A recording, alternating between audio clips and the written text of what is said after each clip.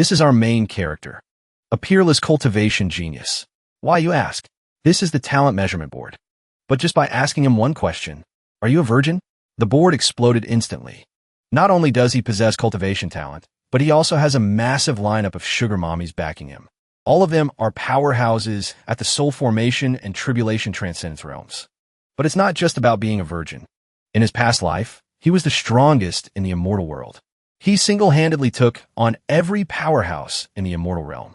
People would shit their pants just hearing his name. Bro, remember to like and subscribe to help the channel survive. Let's get started. The story begins at a certain sect. Inside, two young men, hundreds of years old, are catching up. Tai-bai, haven't seen your eldest disciple in a while. Where did she go? She discovered a peerless genius. She's currently persuading him to join the sect. So, I hope things go smoothly for her. And that peerless genius is none other than our MC. But right now, he's sweating bullets, trying to refuse. Do you really want to refuse such a good thing? What kind of good thing involves pointing a sword at someone's neck to make them accept? Sorry, I was afraid you'd run before I finished speaking, so I had to be careful. I really wouldn't dare. Run my ass. You say I'm a cultivation prodigy, but how do I know that's the truth? Young man, you don't need to worry. This immortal tool can measure talent. Just answer a few of my questions, and we'll know immediately. Go ahead and ask. A farmer like me couldn't possibly have any cultivation talent. You're a virgin like Blitz, right? Hearing that, the MC froze, too scared to answer. Brother, whether you're a virgin or not, answer truthfully. What the hell? What does that have to do with cultivation talent? Seeing the MC getting a bit heated, she pulled out her tool and pressed it against his neck to cool him down. Answer. The MC, shy and obedient as a puppy, replied. Yes. Somehow, the talent board jumped up a level. Holy crap. How is being a virgin related to talent?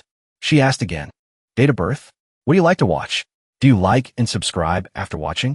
Favorite color? Who do you stan? Year of the rat, year of the ox. Year of the pig, year of the cat. I like reading comics on Vitamin Comics. I always hit like right after reading. Dreamy purple. Fan of MU. Just as he finished answering, the talent board exploded right in his face. Talent explosion. Confirmed, he's a damn cultivation prodigy. I still don't understand what those questions have to do with cultivation. And stop acting so innocent about it. Suddenly, K-Wei grabbed the MC's hand and seduced him with words. Young man, come cultivate with me. Just try it once. It won't hurt. With my 20 years of being single, the MC trembled and panted. Just as the atmosphere was getting heated, someone interrupted. Not good. The bandits are back, Ron. Feeling like a buzzkill, he closed the door. Sorry to disturb. Wait, no. Stop canoodling. The bandits are here. Hearing that, K-Wei calmly pulled out her hot weapon. Why panic? Let this lady handle the trash that dared to interrupt her flirting. Scene shifts to outside. A bandit leader named Fan Dingsung shouted loudly. Listen up, villagers. Bring out all the women and valuables. Before he could finish his sentence, a sword formed of spiritual energy shot down from the sky. Immediately after, K-Wei used the skill 3000 sword kill to send the whole bandit crew to the scoreboard. She walked out from inside with a super cool stride. Sect ultimate skill. Great thunder formation. In the sky, clouds gathered into a lightning bolt that struck down, causing an explosion bigger than a bomb, blowing them to smithereens. The MC dropped his jaw in surprise.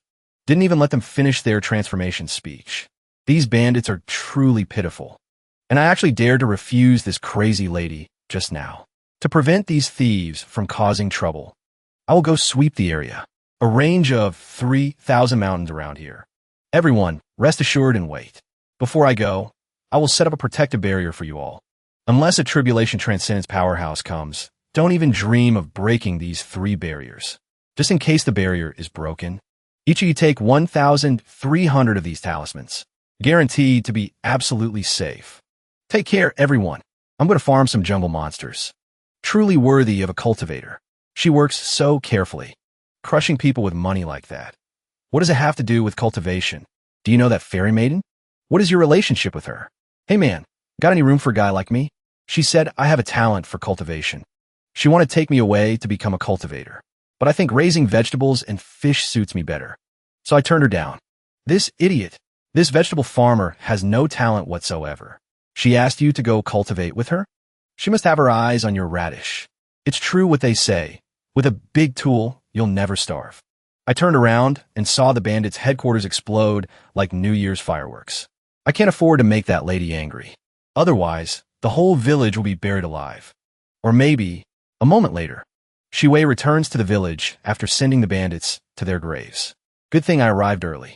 If I had been a day later, that young man might have died at the hands of those bandits. Finished farming the forest mobs. Now I can go have some fun in peace. The moment she landed, the entire village had already tied the young man up, just to be safe. This is the finest specimen in our village. We ask that the immortal lady accept him. Take him back to your immortal sect and enjoy him at your leisure. He's brand new, 100%, warranty included. Shiwei's eyes filled with emotion. Thank you all for your kindness. Finally, a new toy to play with. So how is it? Your first time flying on a sword? Are you feeling ahem? Are you excited? You think being tied up like this is exciting? Only a sick pervert would think so. Sword riding is dangerous. This is all to protect you from falling to your death. Big sis, you're so thoughtful. Hold on tight. I'm about to floor it. With that, Shiwei stomped on the gas and shot off like a madwoman. As for how fast she was going, just look at the guy's face and take a guess. 1 second later, at the Heibai Sect. We're here. This is the entrance to the Heibai Sect. We shouldn't delay your enrollment. Let me take you to register. Scene change to the registration area for the entrance exam. I heard several geniuses at the Spirit Gathering realm are registering this year. You gotta be kidding me. Last year's champion was only at the mid-stage of the Spirit Gathering realm. Our luck is terrible this time. While everyone was in line, Shiwei slammed the young man onto the table, wanting to register him first. Say, senior sister, this isn't right. Who's this person cutting in line? Didn't your parents teach you any manners? Can you believe it? A female disciple of the Heibai sect actually brought a boy toy into the sect. Hearing this, Shiwei's blood boiled. You go ahead and handle the registration first. I'm going to give these guys a deep tissue massage. Is it okay to just beat people up like that? What did you say? I didn't see anything. My eyes are deaf. Didn't see a thing. Here are the detailed registration requirements. Take a look first. Enrollment information. Applicants must meet the following conditions to become official disciples of the Heibai sect. 1. Reach the Foundation Establishment realm before the age of 20. 2. Rank in the top 10 of the entrance combat examination. 3. Be handsome or beautiful, with powerful parents and a massive family fortune. After reading, the young man coldly turned to leave. Other than being handsome, I don't meet a single one of these requirements. This is cultivation, not applying for a government position. As he was despairing, Shiwei grabbed him by the hair. Don't worry. Big sis is here to take care of you, darling. A moment later, the two of them stood before a certain building. For years, all participants in the entrance exam have been housed here. You wait here. I'm going to persuade everyone to withdraw from the examination. That way, if everyone quits, I can make it in the top 10. Something about this feels wrong. How are you going to persuade them? A second after Shiwei went in, a huge commotion erupted. At that moment, the young man knew that Shiwei's method of persuasion was with her fists. A week's worth of time later, I feel my cultivation is insufficient. I voluntarily withdraw from the exam because I forgot to turn on the rice cooker at home, and so he made it into the top 10 for enrollment. Top 10 examination complete. Now, let me dress you up to be a handsome stud, 30 centimeters long. Suddenly, Shiwei looked at the young man with pity. Don't be sad. I'll go tell the elders to cancel this requirement. Are you deaf? How could a guy as handsome as me not qualify? Are their eyes broken or something? Stop arguing. Reaching the Foundation Establishment realm is the key criterion. Suddenly, Shiwei was breathing heavily, her face flushed. Come to my room tonight. I'll make you a Foundation Establishment cultivator in one night. A moment later, at Ubugue's residence. Currently in the inn, sitting on the bed of a beautiful woman. Mortals start cultivation by refining essence. After refining essence comes refining chi. After that is the Foundation Establishment realm. Refining essence, refining chi, Foundation Establishment. These three realms usually take 5 to 10 years. The MC didn't hear a single word. He was only staring at her cleavage. Is that so? What I need to do now? Don't worry. I've already prepared a strategy. This is a Foundation Establishment pill. After a mortal takes it and absorbs the full medicinal power, they become a Foundation Establishment cultivator in one night. Now I will transfer spiritual energy into your body. Listen to my instructions, and you can break through to foundation establishment. Holy crap, this pill is huge. A moment later, both were panting heavily, but not in the way the MC thought. Shouldn't we be face to face like in the novels? Why won't you let me see the goods? Ready. Hurry and swallow the pill. Can this kind of pill really be eaten? Le anhuang protect me. Just as he swallowed it, the MC spoke. Almost choked to death. You can feel my spiritual energy now. Now, focus and compress all the spiritual energy into your dantian. Relax your body. Use your mind to control the flow of spiritual energy here. Suddenly, Kwei's grapefruits touched the MC's back, causing him to spray everywhere and fail the breakthrough. Your mind wasn't steady, wasting a foundation establishment pill. I am sorry. That's why I prepared 80 foundation establishment pills. Tonight, we can go as many rounds as needed. Holy crap, you really are careful. My talent is so poor. I'm sorry. This one night, they did it many times. The next morning, the MC was finally done. I didn't think you could do it 8 times in one night. You're really strong. Suddenly, someone standing outside caught them. Both came out of the room at the same time. Say, senior sister, with a man. Senior sister is no longer pure. The next day at the entrance exam area. Hello, senior. Has the entrance exam not started yet? The elder was trembling with rage. Entrance exam? There's only you left. What the hell is there to test?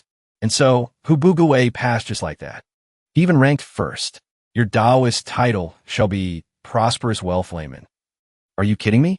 Forcing me to cultivate is one thing. But you won't even give me a cool Taoist title?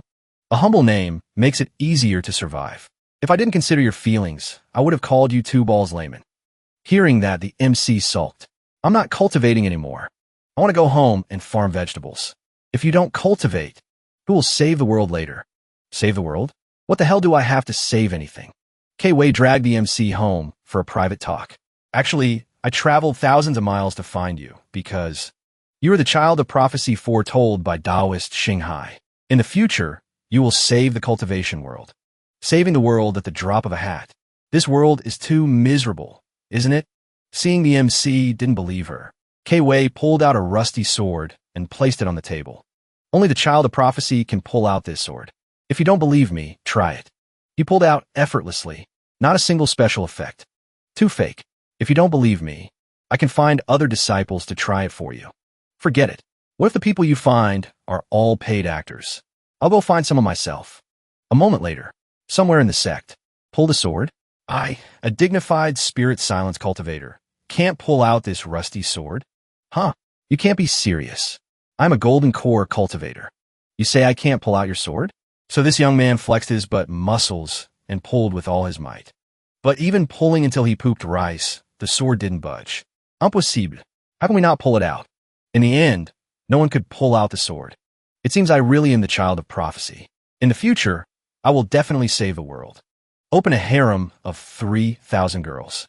Become the king of cultivation. It's definitely me. The MC's delusional monologue made even the mountains seem to cheer. Want to know why no one could pull the sword? Because a few days ago, I notified the entire sect. Senior sister, we did as you said. Please give our magical treasures back to us, big sis. If you let anyone else know about this, prepare for your butts to blossom. Yes, big sis. Little junior brother is the child of prophecy. Whoever dares say otherwise will kick their ass. The next day, both found a place to stay temporarily. These past few days, I've told you the history of the cultivation world. Now I will teach you the 3 laws of cultivation. Great. For a moment, I thought I was becoming a historian. First, be cautious when facing trouble. Hide your trump cards. Plan thoroughly before acting. Kill witnesses to silence them. Holy crap, that sounds like something a villain would do. Second, good kids don't copy those guys. Absolutely do not learn from a certain Long Out Yin. Likes to posture. Challenges those above his level. Builds a harem. Etc., etc. Know what him? Then what's the point of cultivating? Not listening to senior sister. The MC got beaten until his head swelled. Senior sister, I was wrong. Let's leave it at that for now. I have something to do. Stay inside and don't go out. To prevent bad guys from approaching, I set up a few traps outside. Just a few thousand. Stay put to avoid accidental injury. Wait, senior sister. You haven't told me the third rule. The third rule is, you must listen to senior sister. Hearing that, the MC could only obediently obey. Scene shifts to the Pill Hall cave. Pill Hall. Suddenly, a scream rang out. Where did my foundation establishment pills go? It must be that rebellious disciple again. Those pills were exchanged by the sect leader. This old man doesn't want to work overtime refining pills. This old man is K-Wei's master, Tai Bai Jinren. He jumped on his flying sword to demand the pills back, but barely flew a bit before being blocked by a barrier. That rebellious disciple even set up an aerial restriction barrier. A moment later, he arrived at K-Wei's room, but his life wasn't going well as the traps beat him to a pulp. K-Wei, come out here for this old man. Hearing someone call, the MC opened the door only to see a beggar lying there. Are you the cultivation genius K-Wei found? Genius? Actually, I'm not that amazing. I don't care if you're a genius or not. Right now, be my disciple. Normally speaking. While speaking, he suddenly looked at the corner of the wall. 3 harmony pill, chi gathering pill. Insect spirit pill, tribulation pill. Foundation establishment pill. Why are they all mixed together like that? Did you eat all of them, you brat? Senior sister won't let me eat rice. She forces me to eat these pills instead. I'm sick of it. You spendthrift. Do you want this old man to die of anger? Sensing danger, the MC pulled out the hot weapon his senior sister gave him. Fire shot straight from the scroll into the old man's face. His face was char-black. Samadhi true fire. Master, I'm sorry. Senior sister told me to use it when in danger. I took it out instinctively. Brat, K-Wei fed you my pills like rice. You must compensate this old man. Master, just tell me what to do. But no gay stuff. Like this.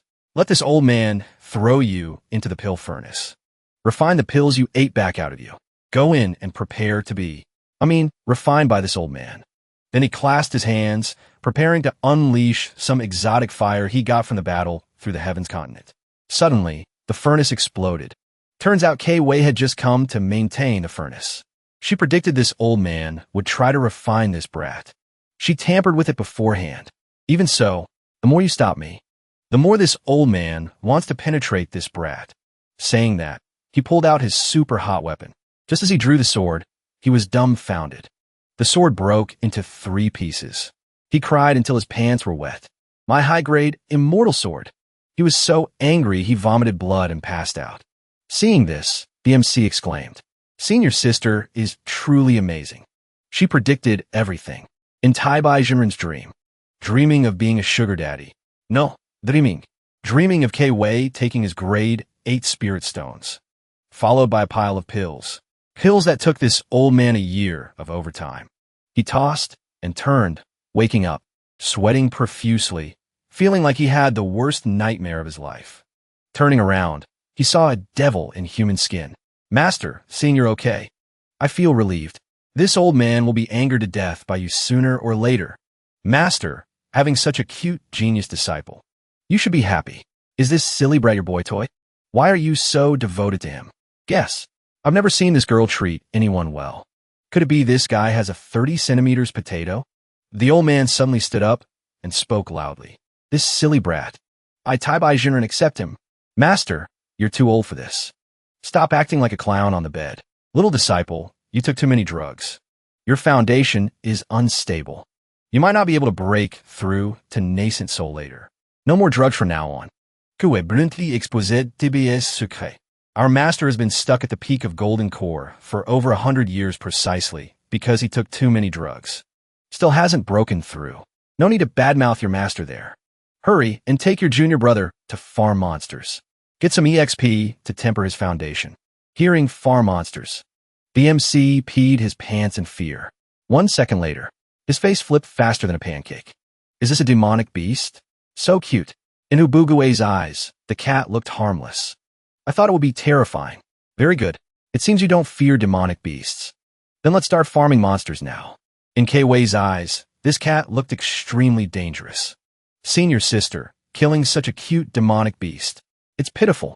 Rest assured and farm. The demonic beast won't resist. A few hours ago, the cat didn't resist because K-Wei threatened to exterminate its entire family. I can't do it. Senior sister, it's too cute. K-Wei glared at the cat, signaling it. Attack him. Force him to act. But don't hurt him. The cat could only cry and follow Senior Sister's orders. Seeing the cat about to attack him, the MC poked it once, sending the cat to the scoreboard immediately. The world is treacherous. Everything is a lie. Don't be deceived by appearances. Otherwise, you won't know how you died. I understand, Senior Sister. All right, let's find another one. In a cave, another cat heard this and peed itself, hiding very carefully. For the past few days, Hubugue cultivated alone in the mountains. Extremely harsh.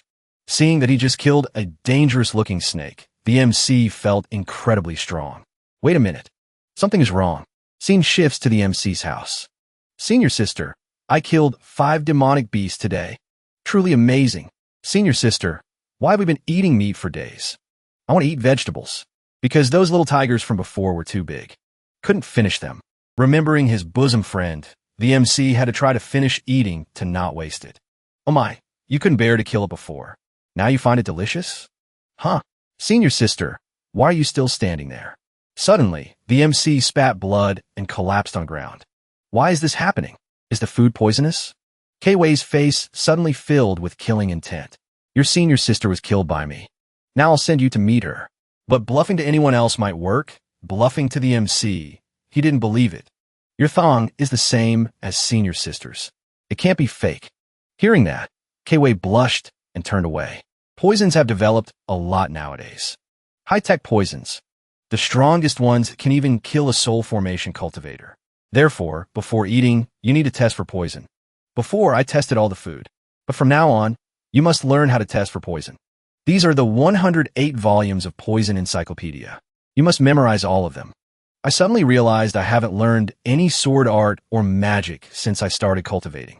After reading, the MC poked a needle into the rice to test for poison. Seems there's no poison. Immediately after, he foamed at the mouth and died instantly. Poison doesn't necessarily have to be in the food. It can also be on the chopsticks. 1 month later, this time it's absolutely safe. As usual, the MC was poisoned to the brink of death. Just because each dish isn't poisonous doesn't mean they aren't poisonous when eaten together. 2 months later, the MC carefully took a bite and wasn't affected, so he ran to show off. Senior Sister, I didn't get poison this time. Actually, I did put poison in it. Let me call Master to taste it. As a control subject. See, it is poisonous. Except because you've been poisoned so much. Poisons no longer work on you. You could say you are invulnerable to all poisons. Senior Sister, stop thinking about that. Hurry and detoxify Master. The next day, in the room of an unlucky disciple, Kwei pointed her sword at his neck and said, Junior brother, please take off your clothes immediately. Waiting for just this moment. This guy jumped straight into bed, ready for action. Senior Sister, please help me take them off. Rumor has it Senior Sister loves dual cultivation with men. Seems the rumors are true. Hee, this is going to be good. With Kwei's skillful hands. This junior brother was stripped clean. But life isn't a dream. Kwei robbed the defensive artifact straight off the junior brother. The Sect trial is about to begin. I'm borrowing your body armor. Huh? You don't need my body? No dual cultivation. Next month is the annual Sect trial. Disciples below the Golden Core realm must participate. This armor is for your protection. Smells terrible. Senior Sister, you didn't rob and rape some disciple with smelly armpits, did you? Participants in the trial get injured every year. These are healing elixirs, chi-gathering pills, and various explosive talismans. Take them all. Senior Sister, did you steal these from Master again? Don't worry, this isn't stealing. I knocked Master unconscious and took them openly. That's even worse than stealing. Master is too pitiful. It's very dangerous down the mountain. You could die without a whole corpse at any moment. This stuff can help you save your life. Consider it Master living up to some use. Indeed, Senior Sister hit him well. At least it wasn't stealing. Scene shifts to 3 days later. The Sect trial assembly has begun. This is the Sect leader of Heibai's Sect. Myiming, the High Immortal. Cultivation at the mid-stage of Void Amalgamation. As soon as the Sect leader appeared, the fangirls dropped their eggs by the basketful. Everyone, please be quiet. This Sect leader wants to say a few words before the trial begins. Just as he was about to speak, it started raining. Myiming frowned. The sky dares to rain just as I'm about to speak? Heaven, are you looking down on me? At least wait until I finish. Saying that, Mieming slashed out a beam of sword energy into the sky. The sky seemed to split in two. The clouds and rain vanished, leaving a clear blue sky, full of sunshine. One sword cuts the heavens. Truly worthy of the sect leader. So terrifying. The sect leader performs this every year. No creativity at all. Huh? It rains on this day, every year, and then he cuts the sky? That's right. Whichever day the sect leader chooses. It rains on that day. The sect leader's luck is really good. Later, the sect leader gave a speech for 20 hours. Transition to Punglai Port. This is the departure point for the trial. Kwei carefully instructed the MC. When outside, remember to brush your teeth and wash your face. Bathe and change clothes frequently. Don't eat food given by strangers. Eat 5 meals a day. Remember to like when reading comics. Don't forget to check the silk pouches I gave you. Senior sister, can you tone it down? People are looking. I am embarrassed. Isn't that the new junior brother? We are in the same team. Come here and gather. Yes, senior brother. I'm coming. Just as he turned to look, he saw that these senior brothers and sisters were a bit in a very secret place. Someone unknown was planning to beat the MC to a pulp. Boo-boo, go away. I want you to go and never return this time.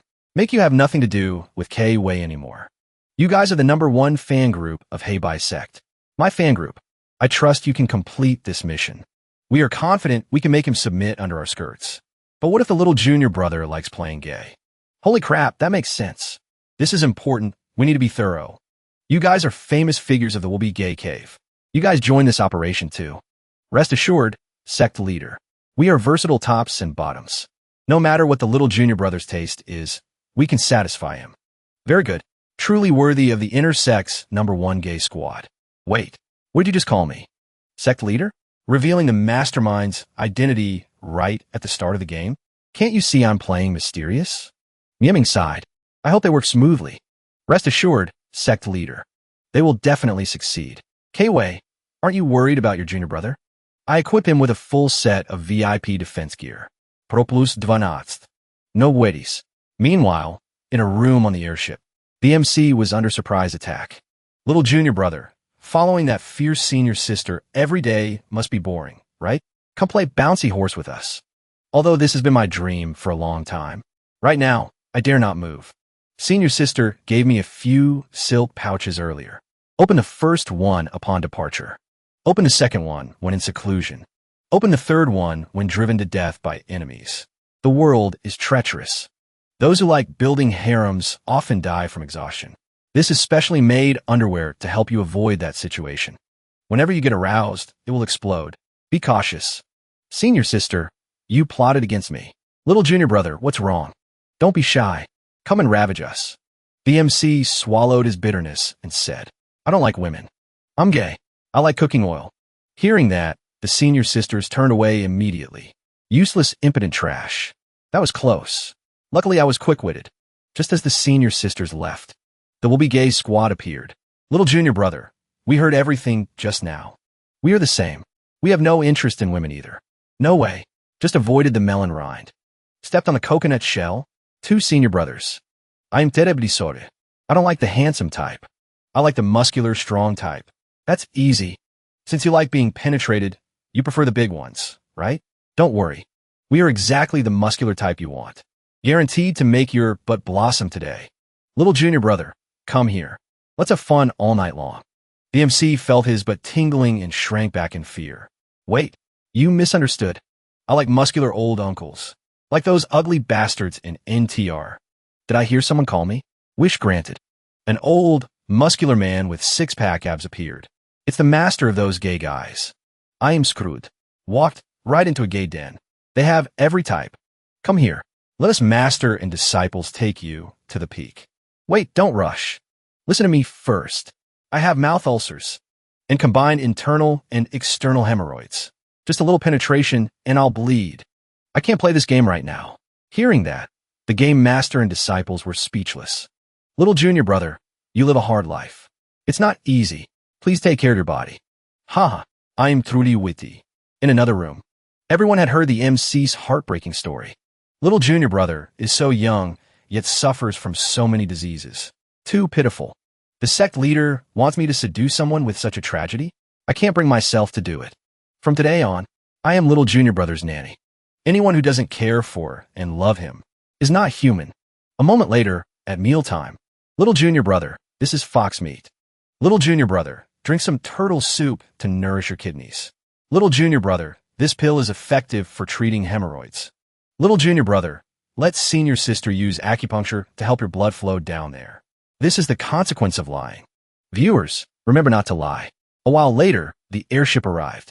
Little junior brother, take care of your body. You must return to the sect alive. What's going on? Why is no one following me? Is this the trial ground? This is just the trial ground for new entrants. Since you're the only new entrant this year, what the hell is their test? This place doesn't look like it's meant for one person to clear it all. Suddenly, a voice echoed from above. Little handsome guy, you're here. You kept this little lady waiting so long. Looking up, the MC saw everything he needed to see. Don't stand so high up. I can see everything. See it then. It was meant for you to see anyway. This little lady's Taoist title is Shiryu, invited by a good friend to be your bodyguard, young master. Why should I trust you? Do you have any proof? This is your senior sister's collection of bodices. Do you recognize them? Holy crap, it really is senior sister's stuff. Token? This style is definitely senior sister's. This place is dangerous. I wonder what cultivation level this sister has. My cultivation is void amalgamation. Ranked third among the 10 great high immortals of the immortal realm. Hearing top 3 server, the MC was shocked to his core. With senior sister's personality, doing something shocking like this is normal. I don't need to show it. This valley is dangerous for you. So your senior sister asked me to destroy this place, then take you to cultivate. What the hell? Stop. Who does that? Meanwhile, at Kwei's house, I am a sect leader of Heibai's sect, the leader of the 10 great high immortals. Miming, the high immortal, just as everyone sees. My looks are number 1 in the world. A beauty that shocks the world, enough to attack any creature. But why does she ignore me like this? Sect leader, can you stop coming to find me? Wasting my green tea. This year, your junior brother went to the trial alone. And he's at the age of puberty, while perverted women and gays are everywhere in the world. Sect leader, rest assured, I've arranged everything in advance. There will be no mistakes in junior brother's actions. Sect leader, if there's nothing else, please leave. I need to bathe. Bathe? It's been 3 days. You rejoice too soon. I always work carefully. Not only are perverted women and gays attacking him, there's also an assassin following him. Suddenly, Kwei turned back and spoke. Sect leader, Kwei, do you have something else? You used this cup. I don't need it anymore. Take it. Why do you despise me so much? Damn Hubugue. I will definitely make you die. Scene shifts to the trial ground. An assassin was hiding, observing the MC. I am an assassin sent by the sect leader. I've been ambushing here for months. But a strange woman arrived, making it impossible for me to act. Stray bullets flew from somewhere toward the assassin. And just like that, the trial area was leveled. A moment later, at a certain lodging, Shiryu interrogated the MC from head to toe. How old are you? Where were you born? How many people in your family? Do you have a girlfriend? What kind of gay do you like? Do you really have nothing to say? Isn't that high immortal Shiryu, the one who eats men without spitting out bones? I don't want to look at all. But my Adam's apple keeps bobbing up and down. High immortal, I know you're a big shot in a certain field. Please spare me. Senior sister, why did you ask her to protect me? You definitely want my pants to explode, right? Suddenly, Shiryu jumped onto the MC. Don't worry. I'm just seducing, not forcing. The devil in the MC's pants couldn't hold on much longer. He pulled out something to drink. This is the Clear Heart Pill. Function: eliminates evil thoughts. Beautifies the skin. Improves cultivation efficiency. The Clear Heart Pill senior sister gave me definitely works. Saying that, the MC downed the whole bottle. I am Ubugue. I don't need female charms. I don't touch worldly desires. No matter how the high immortal seduces, I won't budge. Night raids won't make me budge. Nakedness won't make me budge.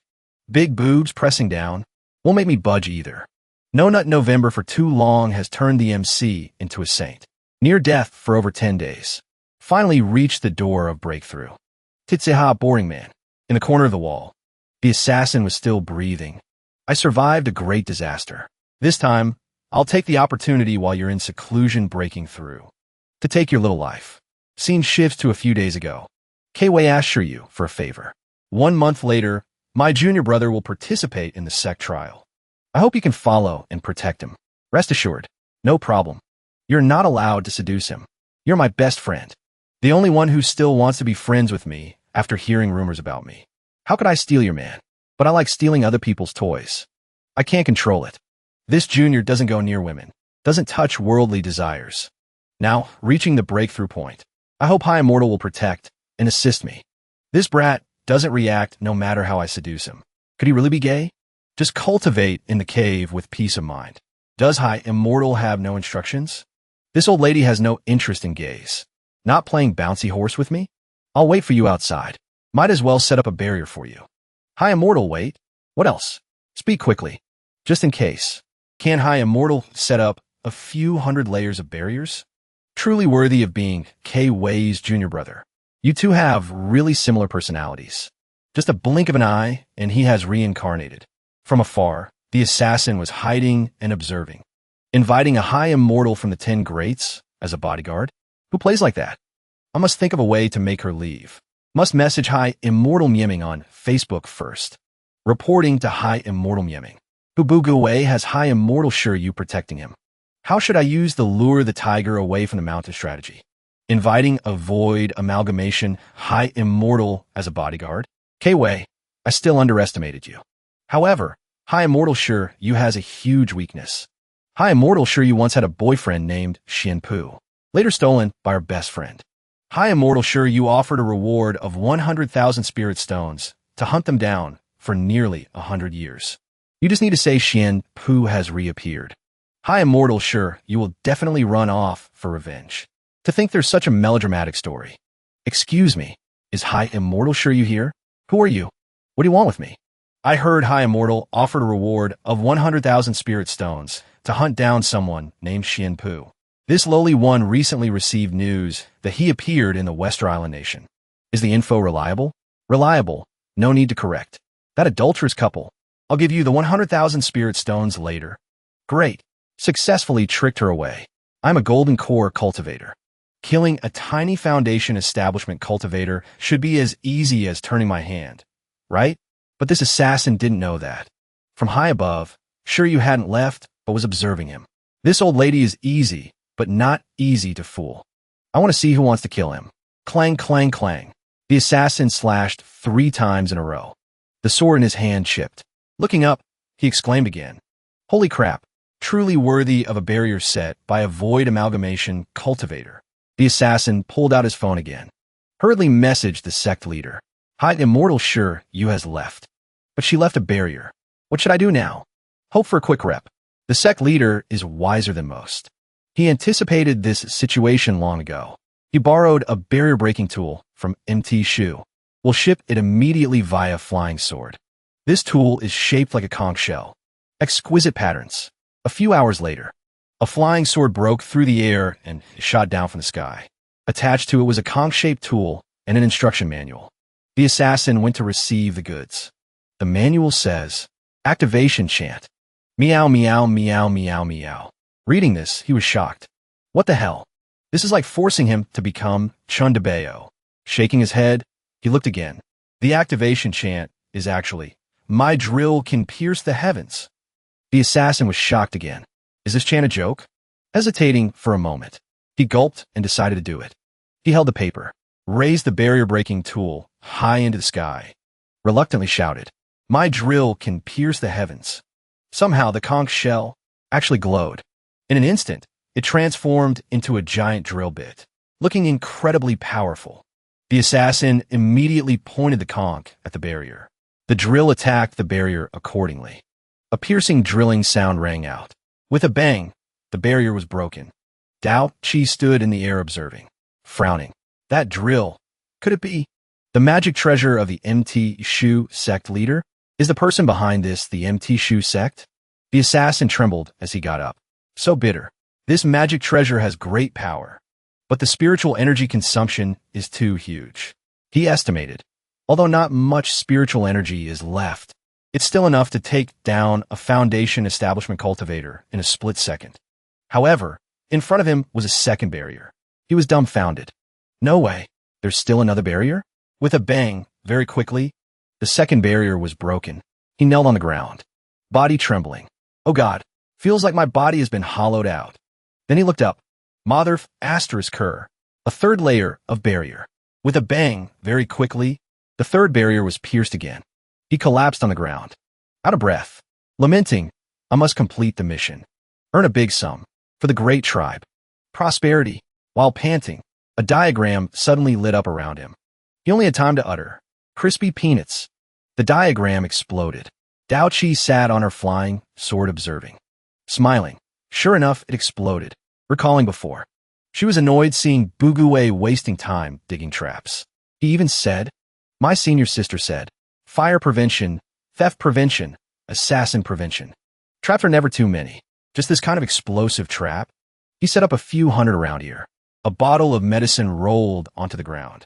The assassin crawled up again, painfully said, if I didn't have a few reviving pills left, my life would be over this time. But for the tribe, he determinedly shouted. If this were a game character, his rage bar will be maxed out. Charge! He ran thundering into the cave, where Bugue was in seclusion. On the way, traps exploded continuously. Boom, boom, boom. The scene looked like a Hollywood action movie. Dao Chi exclaimed. So passionate, also so pitiful. After a while, the explosion subsided. The assassin was covered in wounds. Still confident. How could I be defeated so easily? He raised his sword, shouted into the cave. Bugue, come out and accept your death. At this moment, inside the cave, Bugue was in secluded cultivation. Internal fire rising. He suddenly opened his eyes.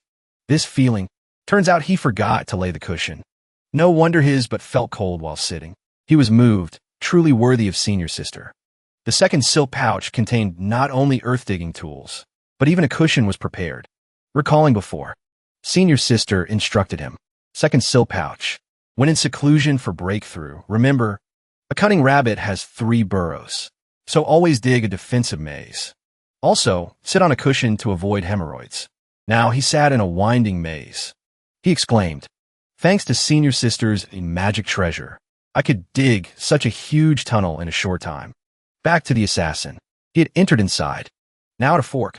There were 3 doors to enter, and every damn door was labeled real. Truly worthy of the person the Heibai Sect leader wants to kill. Mine so meticulous. Without thinking, he rushed into the first cave, shouting, I'll go into whichever cave I see. I don't believe I can't find you. Holy crap. Just enter the cave. A barrage of hidden weapons shot out from all directions. Almost died. The second cave was a pit trap. Countless sharp knives planted at the bottom.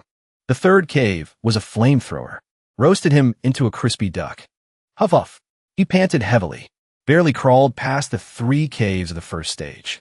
Tired but happy. Finally done. I can find him now. Entering a large open space, he saw a series of new cave entrances. Head full of ellipses. A paper was pasted on the wall. Written carefully, instructions. Real and fake caves. Stage 83. If you need help, call, he cried. Sixi Pig. At this moment, Bugue was cultivating. In front of him, a drop of spiritual energy was condensing in the air. This drop quickly fell, finally merging into a pool of water. Success. He sighed in relief, entering the spirit silence realm. Not only is the spiritual power more stable, even the body is more flexible. While speaking, he bounced up and down. Then he picked up the map. Diagrams everywhere. Muttered, should exit seclusion now. Hi immortal, sure, you must be waiting impatiently. 15 minutes later, Bugue seemed to have gotten lost. He arrived at a fork, scratching his head. Where am I now? And which way should I go? After thinking, his face went blank. Muttered, lost. At this moment, the assassin was also crawling on the ground. Voice trembling. Didn't think I would be trapped to death in this place. The two met, greeted each other with a sentence.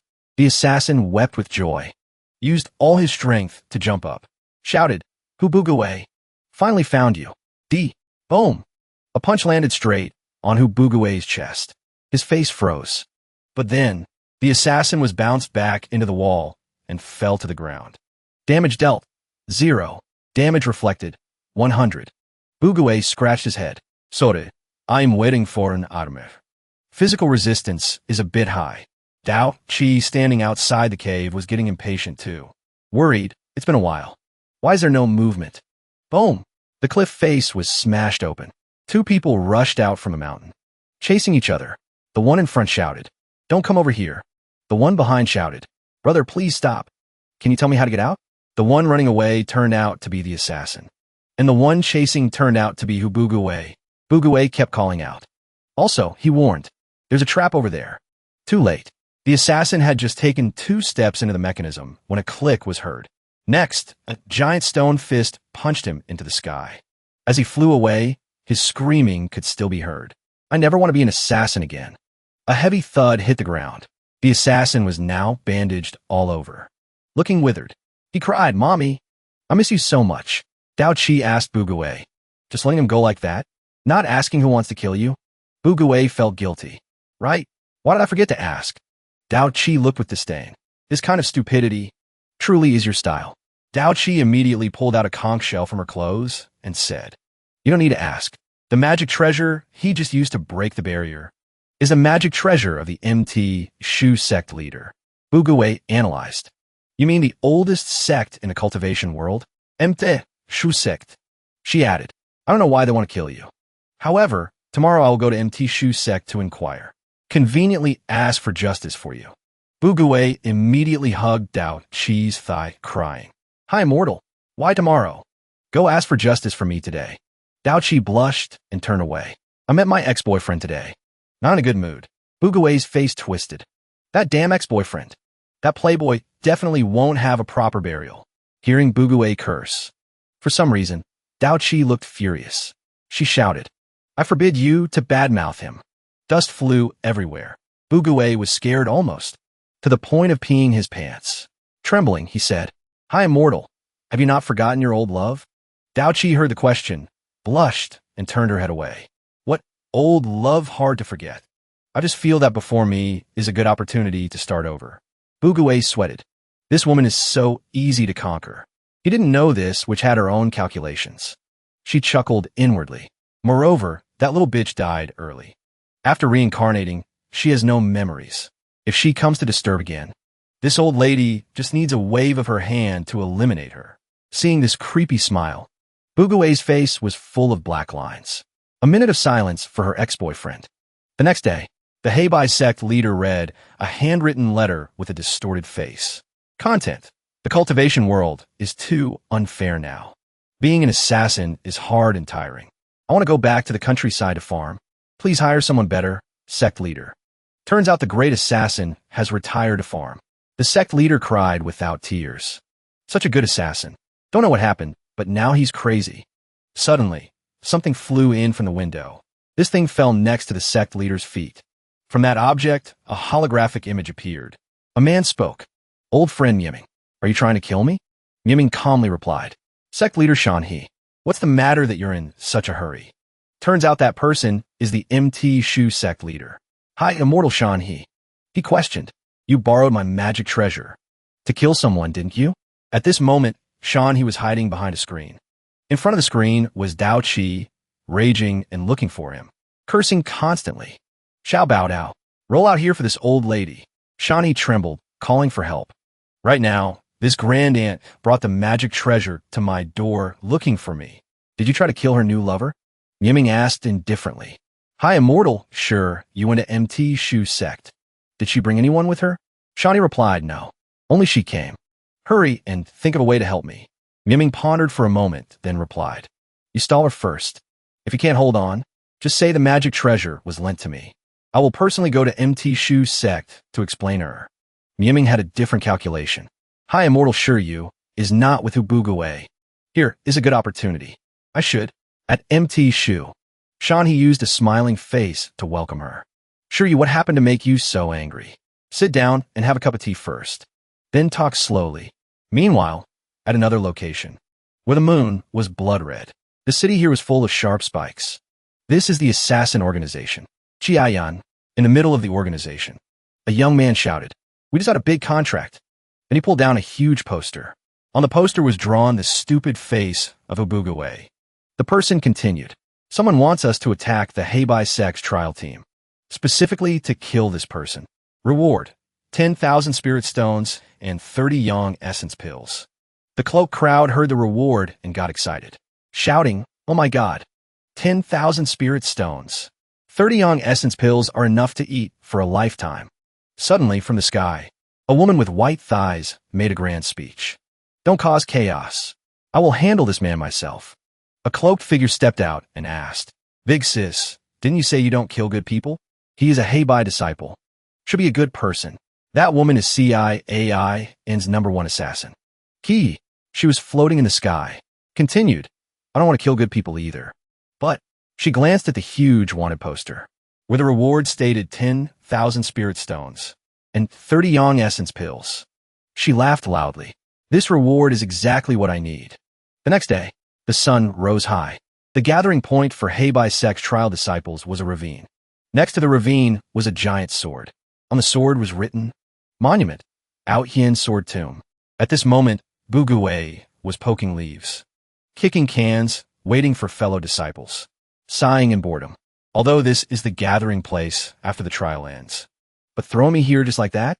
He sighed, didn't even set up a barrier. "What if an assassin comes?" Speak of the devil. Someone actually came. Bugue was stunned. A newcomer. Handsome appearance. Long, flowing hair. Looking at the thighs, it's a beauty. Ignore the chest. This person said, "Are you the Heibai disciple?" "Who, Bugue?" Bugue was surprised. "You are." He guessed in his heart. Could it be the bodyguard Senior's sister found? Senior's sister is so thoughtful. Hearing the question, that person started posing wildly. Posed and introduced. "Since you asked sincerely, then I am willing to answer. I am the head disciple of CIAIN. He, hearing that, Bugue hurriedly bowed. "Thank you, brother, for coming to help." He secretly calculated. Head disciple? Chiayan? Is it a Buddhist disciple? Really don't understand. He heard the word brother. Face turned black. "She is so beautiful, yet called brother." A sword appeared. "I will leave you a whole corpse." He hurriedly drew her sword. Then she shouted, "No need to thank me." Face full of popping veins. Extremely angry, Bugue dropped his jaw, understanding nothing. "Huh? Leave a whole corpse? Aren't you here to protect me?" Hearing that, he was also speechless. Explained, CIAIN is the #1 assassin organization under heaven. Bugue heard the explanation and his mouth formed a no. He pouted. This naive brat. Cultivation is only at the early stage of spirit silence. How come someone offered a high price to kill him? Then she put away the sword. Started calculating. Moreover, I'm a dignified peak soul formation cultivator. Killing a spirit silence kid lowers my value too much.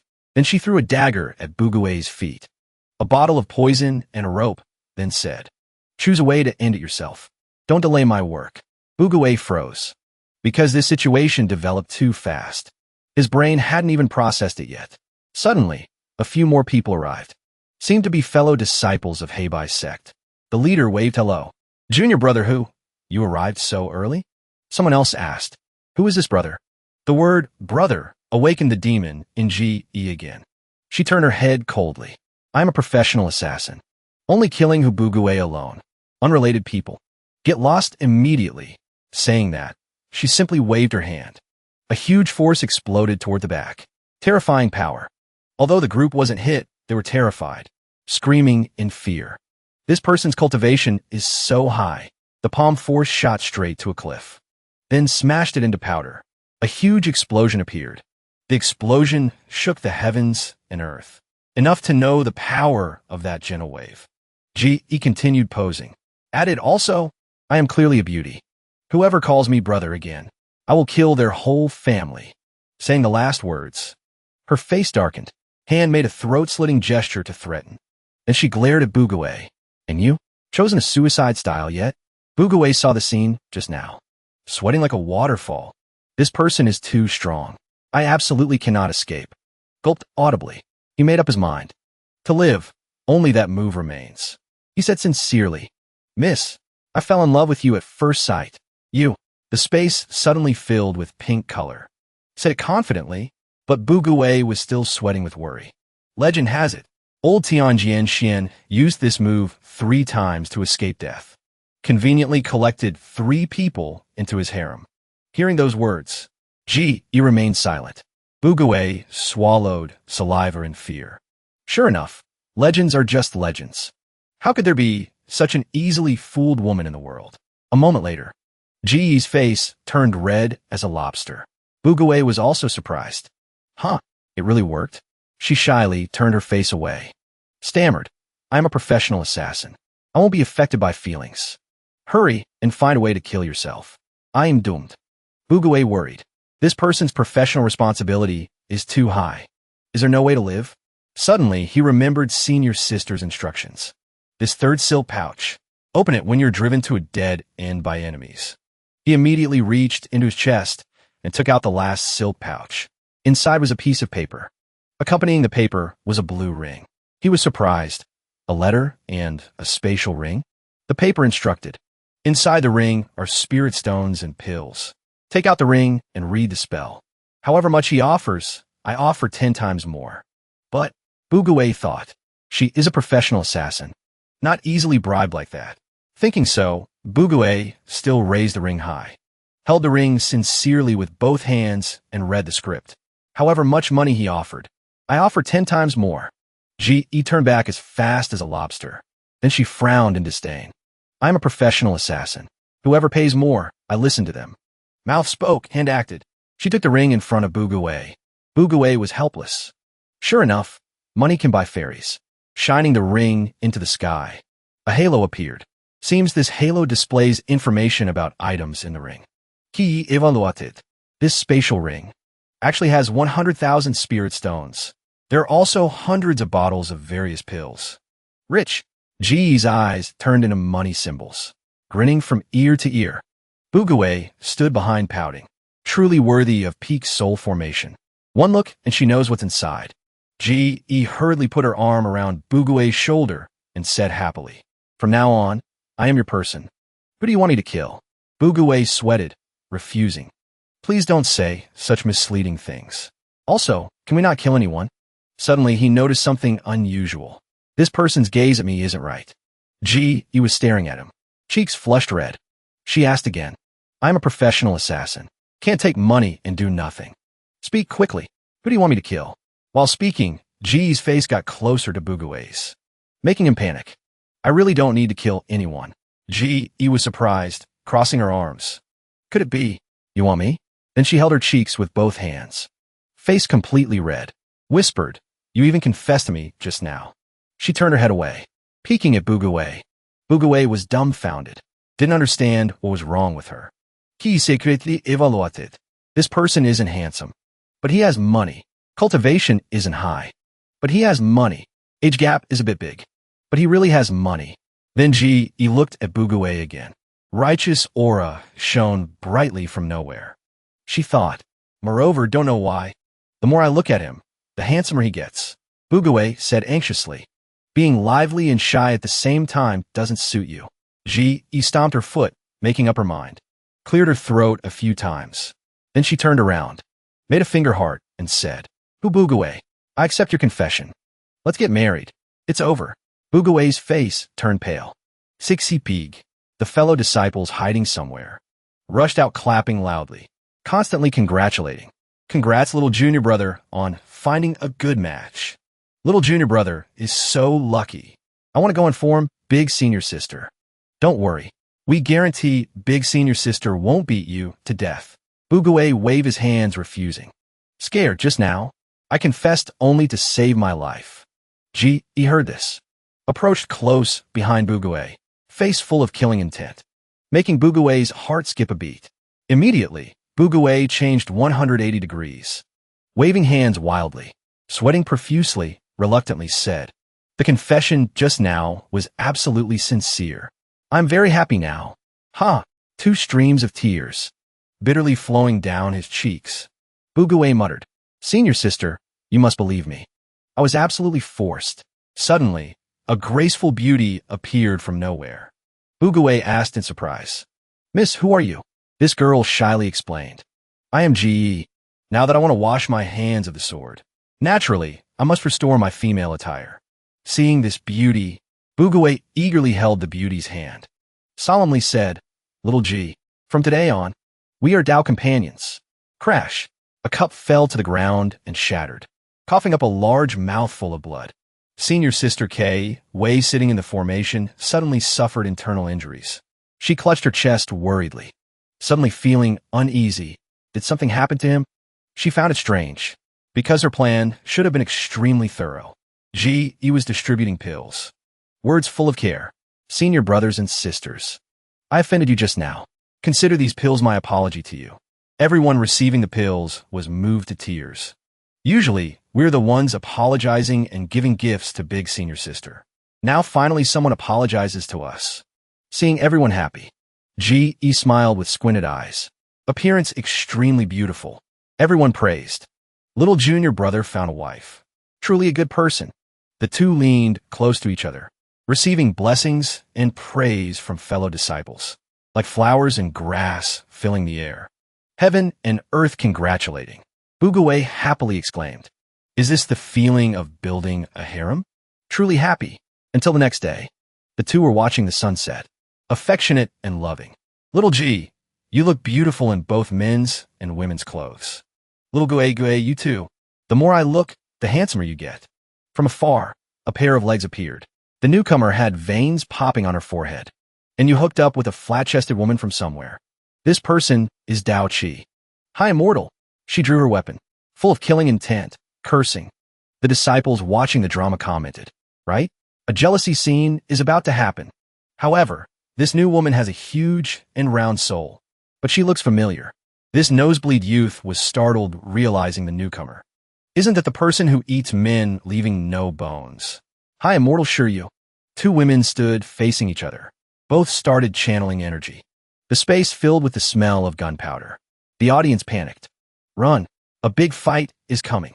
Meanwhile, at MT Shu Sect, Shan was staggering, holding onto a pillar, legs trembling. Shani's face was gaunt. Seemed like he had overexerted himself. He groaned. Truly worthy of the man-eater, leaving no bones. Hi, immortal Shiryu. Little Lan, you killed me. Miming arrived at this moment. Clapped hands in greeting.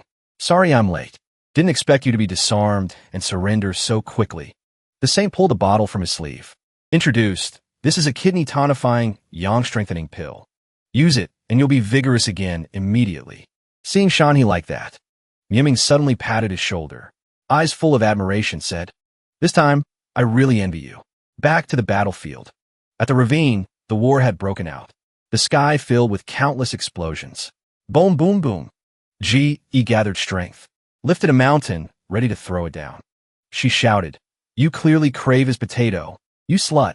Dao Qi shouted back, hand gesturing, as if you don't crave his potato.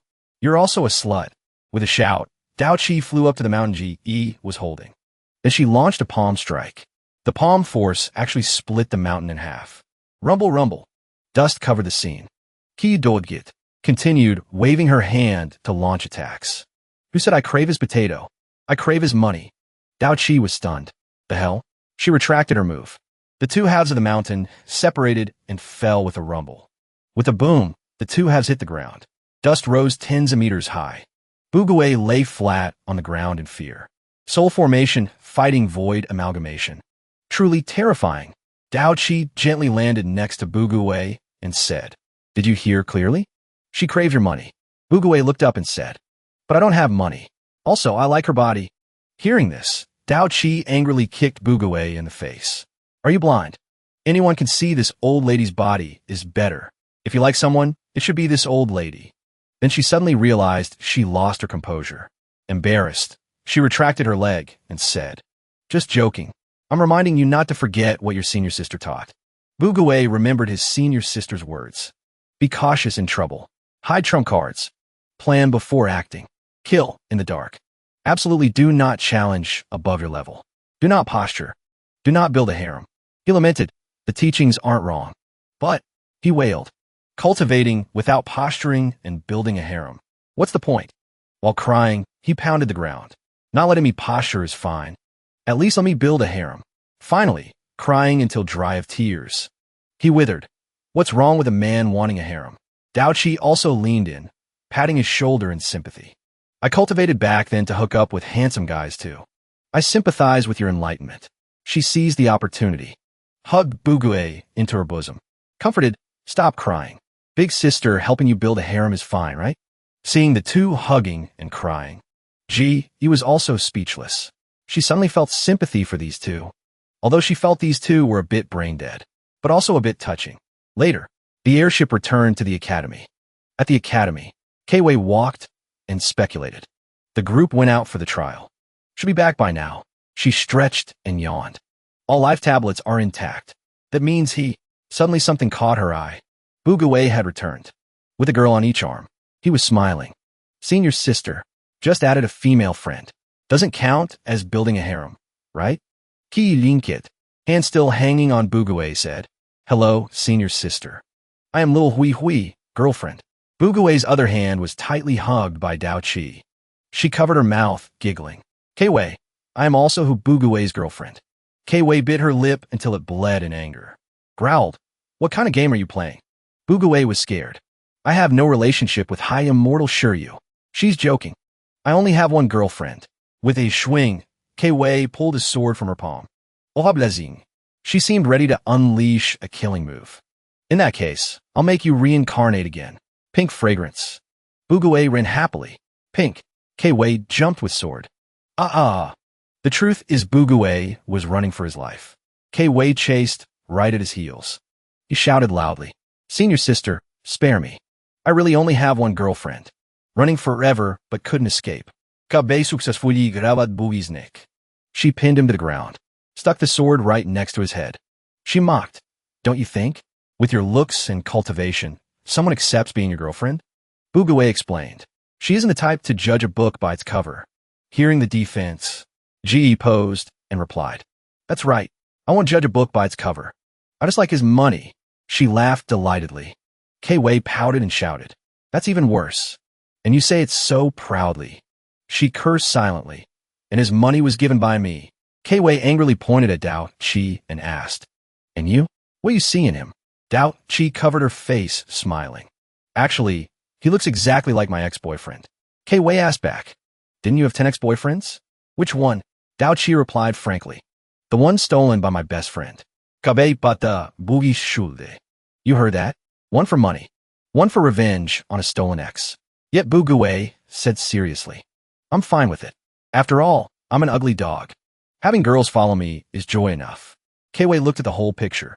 Those three standing together looked exactly alike. She cursed silently. These three are all brain dead. Kwei lowered her voice, as if preparing to say something very important. Since it's come to this, I can only tell you a huge secret. Bugue was stunned. Huh? What?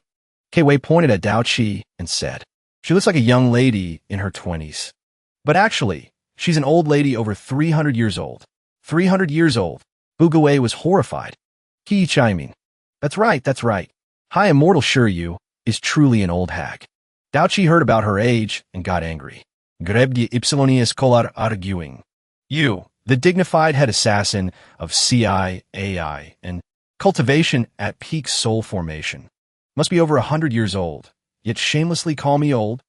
Ignoring those words, Ge stretched and posed proudly. I'm a super genius. No way I'm over 100. I just turned 90 this year. 90 years old. Bugue was shocked again, while his face turned pale. Kwei stood up to comfort him. A young girl can also be an old hag. Now do you know how treacherous the world is? Bugue knelt before the two. Your experience is too vast. I can't handle it. Let's break up. Goodbye. Then he grabbed Kwei's hand. Sincerely said, senior sister, I'm sorry. I was possessed by demons just now. I know I was wrong. He cried emotionally. Senior sister is the best person in the world. Dao Kwei deliberately spoke loudly to Ypsiloni. Little G, did you know? Kwei is also over 60 this year. A 60-year-old mortal is already an old granny. Kwei shyly covered her mouth. Oh my, who cares about age in cultivation? Over 60 for us is still like a 16-year-old girl. Bugue, standing aside, had a pale face. He immediately retreated 10 steps. Looked at the three beauties again. He is 16 years old. Those three beauties? Youngest is you 60. Oldest is you 300. Newlywed wife is you 90. Seeing this, Bugue could only turn away, crying and run. Women are so scary. Boo-hoo. Bastards. Give me back my youth. He ran far away, running and screaming, echoing through the forest. The three remained, looking at each other blankly. K-Wei questioned the other two. You guys came to cause trouble on purpose, right? G innocently raised her hand. I swear, I just wanted to scam some money. K-Wei turned to ask Dao Chi. I didn't steal your ex-boyfriend. Why did you come to sabotage me on purpose? She replied calmly. Sorry, I joked a bit too much. She thought secretly. He was indeed stolen by you. It's just that you stole him in your past life. G hugged both of them, smiling. Hey, now everyone is back to the starting line. Fair competition, okay? Not far away. Watching the whole scene was the hey bye. Sect leader Miming. He sighed. Sigh. Harem struggles. Internal strife. Truth and fake hard to distinguish. Truly a graveyard for idiots. Later, Miming returned home, lit incense and bowed. On the altar was a photo of a black-faced man. Miming prayed, begging Brother Cheng's spirit in heaven. Protect and help Bugue go to his grave soon. At the foot of the mountain, Bugue was still running and screaming. Daokvei spook to ypsilone. Aren't you going to bring him back? K-Wei standing next to them said. He'll come back to eat when he's hungry. Ki-Von did it. Do you treat him like a pet? Hearing this, the three beauties fell silent. K-Wei left to dispel the awkwardness. If there's nothing else to say, everyone go home. Slam. She closed the door. Dao Chi and Ji only had time to shout wait. K-Wei left. Ji asked, what now? She's close to the prize. How can we compete? Ji and Dao Chi made a deal. Let's treat each other frankly and honestly. Join hands and cooperate, okay? Only way. K-Wei from inside the house. Still peeked outside. She evaluated. Sure, you always seduces men she meets. Consider that normal. But that assassin from CI, AI, and definitely isn't simply for money. There must be another reason. Huh? Is it that kind of reason? Dao Chi exclaimed in surprise. Turns out Ji was confessing. She said coyly, when he confessed to me, I fell in love with him at first sight. Although I was deceived, but I was still very happy. Dao Chi asked back, but didn't you say it was all for money before? Ji shyly covered her face. Cheeks flushed red. People get shy. Had to make an excuse. Dao Chi said annoyed. Where did a naive girl like you crawl out from? Ji turned her face and said, now it's your turn. Does he really look like your ex-boyfriend? Dao Chi pondered for a while then said, it's a long story. Then she closed her eyes to recall. She began to recount. His name was Xian Pu.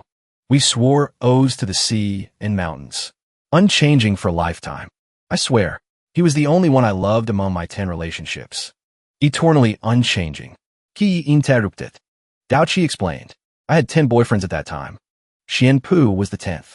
Ki claimed, openly stepping on 10 boats. Truly worthy of the world's #1 scumbag girl. Also, your Daoist title comes from that too, right? Dao Chi ignored her and continued. We were in love for nearly 10 years.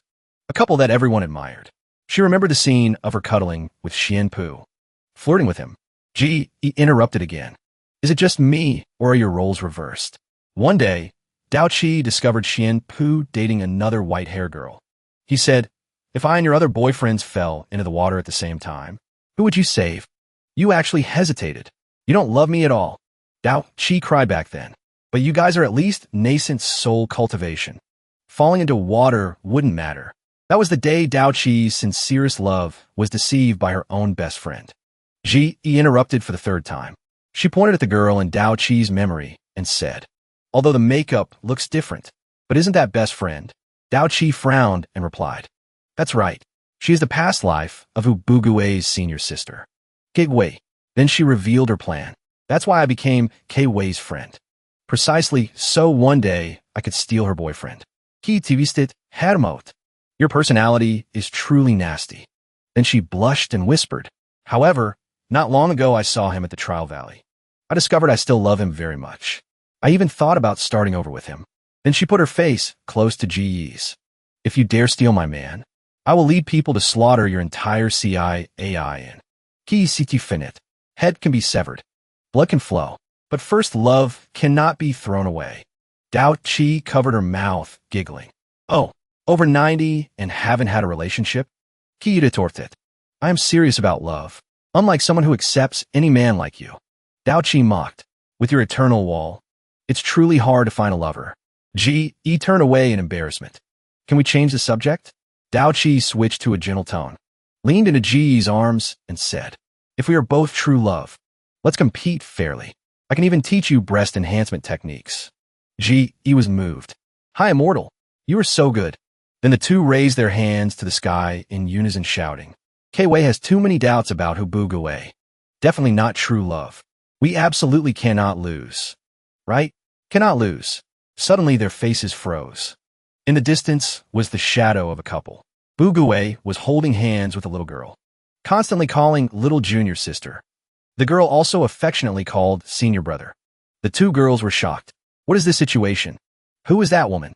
A while before, below Heibai Sect, little flying peak, where female disciples gather. It's a hot spring, always steamy, currently managed by High Immortal Qin Yang, ranked 9th among the 10 great High Immortals. She is elegant and dignified, gentle and kind, like moonlight shining on the cultivation world. Currently, she was dragging Bugawei along, cursing while walking, daring to peek at me bathing. You are the first in nearly 100 years. Bugawei hurriedly defended himself. Misunderstanding. This junior was just passing by. Two girls wrapped in towels appeared from nowhere, pointing at Bugawei. Master, it's that pervert who peeked at us earlier. Hinyang gladet anoyet.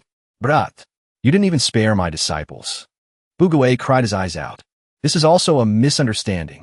This junior recently suffered severe mental trauma, so accidentally barged into where you were bathing. Right now, countless women surrounded him, gossiping. Should we strip him naked and parade him on the street? Or turn him into a eunuch?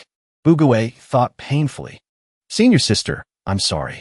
Sure enough, not touching worldly desires, not building a harem is the truth. Suddenly, an arm raised amidst the sea of people, loudly explained, Master, senior sisters, I think everyone misunderstood the senior brother. Wow, a fairy descended to earth. This person was like Bugawei's savior. It was a simply dressed young girl. White hair, looked about 13 or 14. Kinyang asked, Bai, why are you sure we misunderstood this pervert? Bai pointed and said, this is the disciple of Tai Bai Junren, senior brother Hu Bugawei. Bugawei was introduced, eyes sparkling with emotion. Everyone else went, oh, is that so? Seems we really misunderstood him. Bugawei was a bit curious. Boldly asked, I'm very happy the misunderstanding is cleared. But can you tell me the logic in that? The whole sect knows. Bugawei doesn't like women. He likes mature, muscular uncles. Naturally, he wouldn't go peeking at women bathing. Bugawei heard this, black lines all over his face, thinking, although I kept my life, but I still feel life is truly deadlocked. Qinyang helped Bugawei up and said, sorry, we misunderstood you. Bugawei replied politely. Senior aunt doesn't need to apologize. It's all this junior's fault. Qinyang then patted Bugawei's head, smiling kindly. Although it was a misunderstanding, but you still saw all our bodies. Do one thing for senior aunt as an apology. Okay, Bugawei innocently replied. Whatever it is, please say it, senior aunt. Then Bugawei regretted it. He was tied up like a dumpling and thrown on the ground. Qinyang led by dragging Bugawei to Tai Bai Junren's door and shouted, Tai Bai, your little disciple peeked at me and my disciples bathing. If you don't want this spread, bring out 2 foundation establishment pills. Bugawei cried, why are women in this world so terrifying? Tai Bai's voice came from the house. Kill him if you want. This old man doesn't have such a disciple. Qinyang heard that and was stunned. Bugawei cried in fear. Master, save me. Otherwise, your disciple will be chopped up for dog food. Tai Bai shouted. Who are you? I don't know you. Qinyang pointed and questioned Bugawei. What heinous crime did you commit for him to despise you so much? Bai intervened. Master, let go. I can break through to foundation establishment myself. Qinyang said worriedly. Foundation establishment is very dangerous. Failure will harm the body. You're only 14. Cannot be too risky. Hearing that, Bugawei felt guilty. Failing foundation establishment harms the body? Seems I failed 6 or 7 times. No wonder senior sister fed me pills like rice afterwards. Next, Baiyi's image seemed to shine in Bugawei's eyes. A real young girl is here, and she's so cute too. He made up his mind. She saved my life just now. I must help her, he shouted. My senior sister still has quite a few foundation establishment pills. I'll take you to get them. Tai-Bai also shouted out, "That's right. Go ask K-Wei for them. Don't come looking for this old man anymore." Thus, the three rode clouds immediately to K-Wei's place.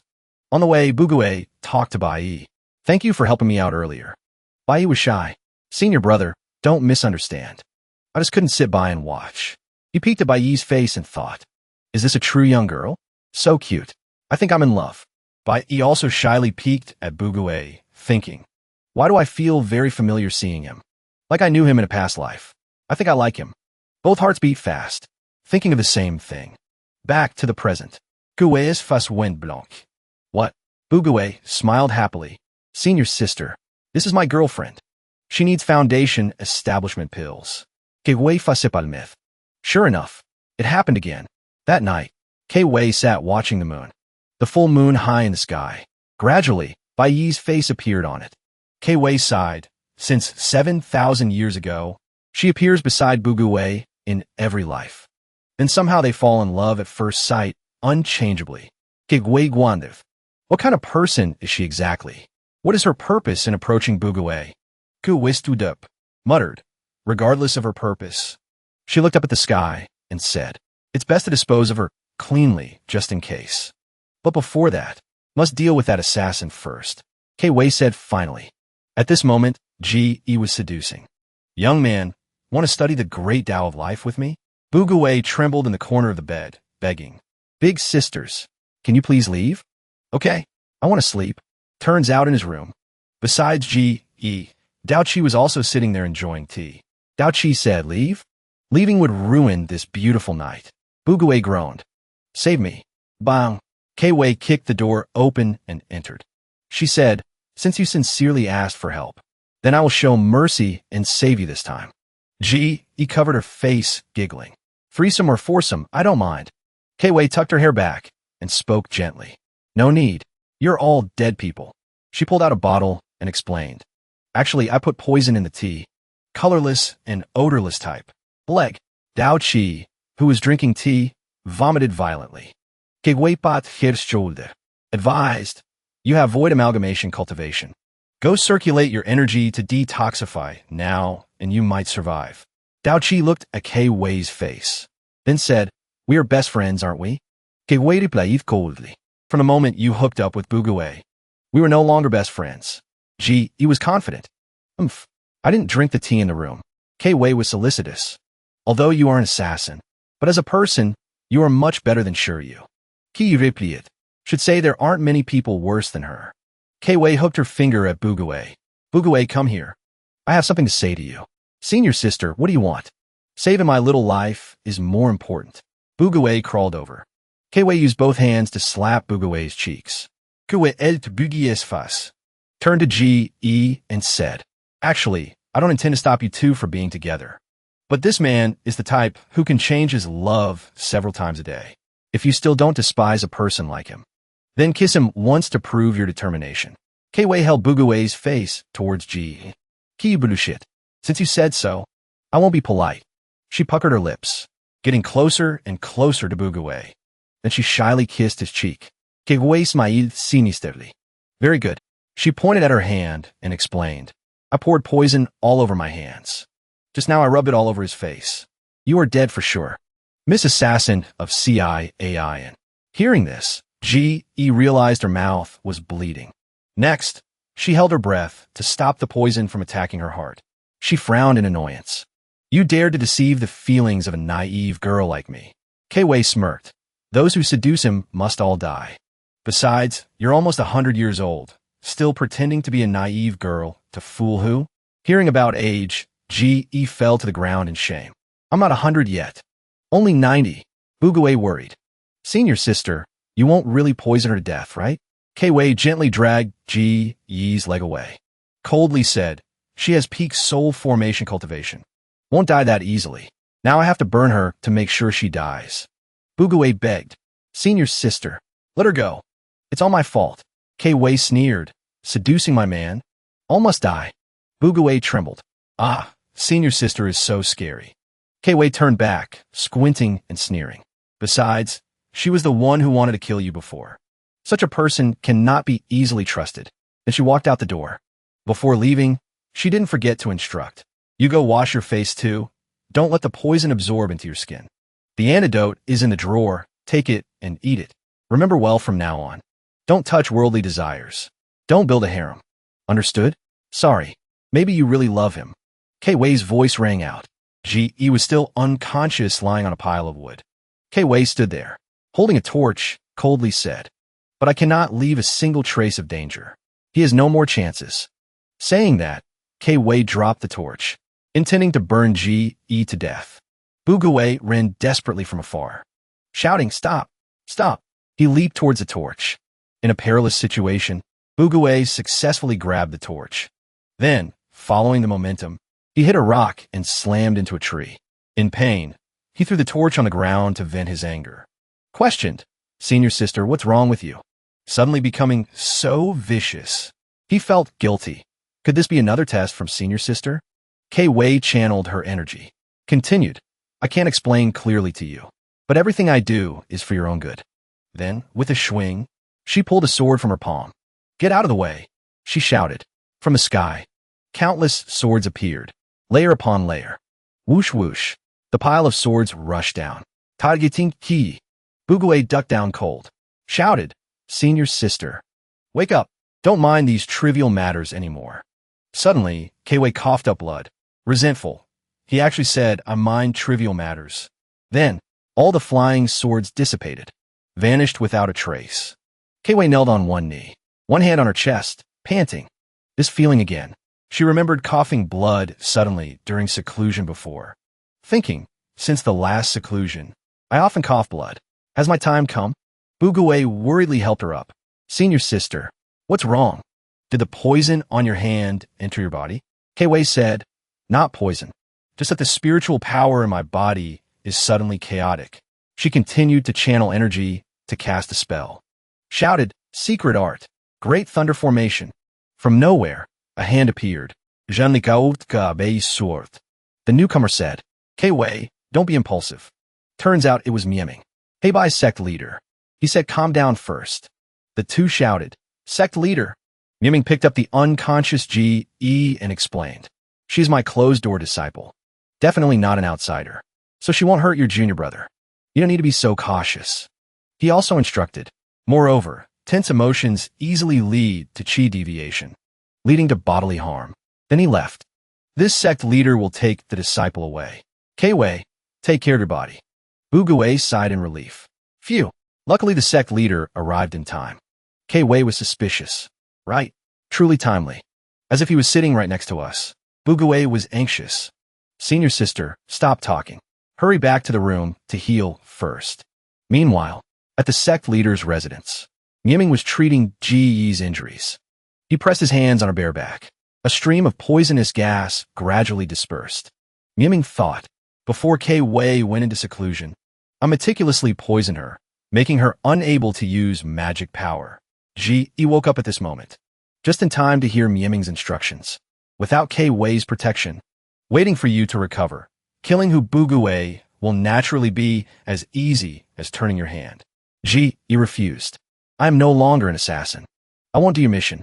Mieming sneered. "Did you really fall for that brat? Remember, you are the head assassin of CIAIN, a devil who kills without blinking." She was angry. "If the sect leader tells me why you must kill Hu Bugui, it's not that I can't continue the mission." From outside, a figure appeared and said, "I also really want to know why a dignified Heibai sect leader wants to kill a small cultivator." Bang! The door was kicked open. "This person is high immortal, sure you. This matter surely isn't just because you like K-Wei and want to kill your love rival, right?" Mieming was scared. "Sure you." Very quickly, he recovered the composure on his face. "Your stealth technique is indeed powerful. Actually managed to hide from even me." Dao Qi put her hands on her hips. "Don't change the subject. Who exactly is Bugui? Why does K-Wei go crazy protecting him like that?" Mieming's face darkened. "I cannot say. But you just need to know who Bugui must die." Dao Qi was angry. Why can't you say?" Mieming reluctantly said, "Because I don't want K-Wei to be killed along with him." Back to where the three were questioning each other, Dao Qi asked, "If you don't explain the truth, I'll go tell K-Wei and Hu Bugui everything right now."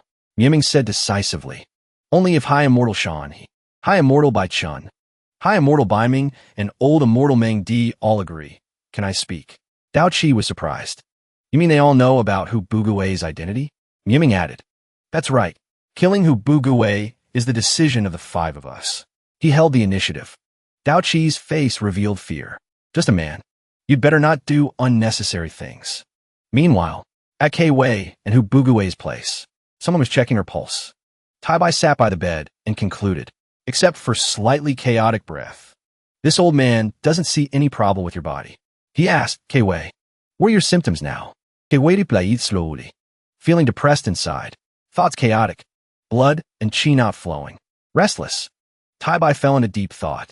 He said firmly, young person, this old man feels you're lovesick. K Wei sat up in shock and asked back, Master, do you actually know how to treat illnesses? K Wei pointed at him and said, this old man is a quack. Junior brother, don't believe him. Bugui was blushing. Senior sister seems to like me, as if reading Bugui's mind. K Wei sat up and punched Bugui, making him spit blood. Stop dreaming. Back to Dao Qi. She was still standing there pondering. Suddenly she thought of a question. Then what is the relationship between K Wei and Hu Bugui? K Wei protected him like that in her past life too. Yiming said gently, not just 2 lives. It's been like this for 10,000 years. Dao Qi was stunned. 10,000 years? Yiming turned away coughing, saying more would violate the rules. But I can swear the person I want to kill is only Hu Bugui. His eyes hardened, filled with killing intent. Only if Hu Bugui dies will K Wei be liberated. Full of doubts. Reluctantly, Dao Qi summoned her flying sword and left. Only Ji remained in the room.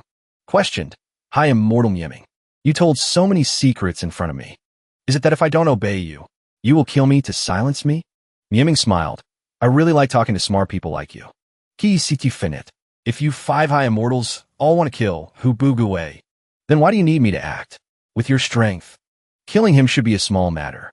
Yiming looked at the moon and said, I don't mind telling you this. The 5 of us have always taken turns to act. This time it's my turn, but I cannot kill him myself. He was curious. Huh? Why? Yiming blushed shyly. If I do that, K Wei will hate me. He heard that and was speechless. Yiming ordered, from now on, take the identity of my closed-door disciple. Find an opportunity in Heibai Sect to kill Hu Bugui for me. He said generously. But I also like a Bugui. He replied. Why said assure you? Applies to you too. He raised his voice. Don't act on emotion. Avoid losing your life. The following days, life returned to normal. Bugui continued training. K Wei prepared food at home. She called Bugui. Time to eat. Thought everything had returned to the way it was. Until little junior sister by suddenly fell ill. Crash. Bugui smashed a bowl. Senior sister, you are too much. K Wei sank into the lake, deep in thought. From past life to this life, I always follow the same old path. She lamented. Why does he leave me in every life? What exactly did I do wrong? Recalling the meal earlier, Bugui smashed the bowl. Angrily said, why do you have to kill everyone? What exactly do you want to do? He held out his hand and shouted, give me the antidote. Otherwise, we are done. Then Bugui stormed off angrily. Goodbye, senior sister. In the room, only K Wei remained sitting there, watching Bugui's shadow fade away. Yiming came to K Wei's side at this moment. Said, K Wei, do you still not understand what you did wrong? He said, young people want freedom, but you always bind him. That's why he wants to leave you. The two were silent for a moment. K Wei pointed, face emotionless, said, there's a pervert peeking. Yiming trembled in fear. Since when did you know how to joke? K Wei asked seriously. And you, sect leader, why do you always cling to me? Yiming replied frankly. Naturally because I like you. K Wei was sad. I don't know what like feels like. Remembering Bugui, she thought, could it be? That is the feeling of liking? At this moment, Bugui was solicitously feeding medicine to Bai Yi. Bai Yi said, thank you for saving me. The girl thought to herself. He is so good, even helping me take medicine. So embarrassing. Bugui replied gently. The medicine was given by my senior sister. You don't need to thank me. He thought, although the poison was also administered by senior sister. Bai Yi asked curiously, what is your relationship with senior sister? I heard she treats you very meticulously. and extremely exaggeratedly and radically. Bugue sighed. Senior sister suddenly appeared in my house one day, tied me up, and took me to Cultivate. Since then, senior sister has saved me countless times. He said sadly, maybe because I'm too useless, senior sister worries that everything in the world can harm me. He shouted, as long as I become strong enough, senior sister won't need to worry about me anymore. Bai found it strange and added, I feel like you misunderstood something. Back to K-Wei. She said coldly, Sect leader, please move aside. I still have to go home and cook for junior brother. Mieming replied, he already broke ties with you. How could he return so quickly? K-Wei was happy. He will return. Because his protective underwear needs a special talisman to take off. At this moment at the door, Bugue was blushing and begging. Beautiful and generous senior sister. Gentle and lovely. I know I was wrong. Begging senior sister to unlock my underwear. He cried, Senior sister, please, I can't hold it anymore. Placing a talisman in Bugue's hand. Kegwe said solicitosely, you can go wherever you want from now on. I won't stop you, but remember to come back on time for meals. Since then, the runaway youth who Bugue always returned home on time for meals. Mieming standing aside commented, K-Wei, this method of yours is too wicked. K-Wei was also worried. Sighed, is doing this right? Blood spilled from her mouth.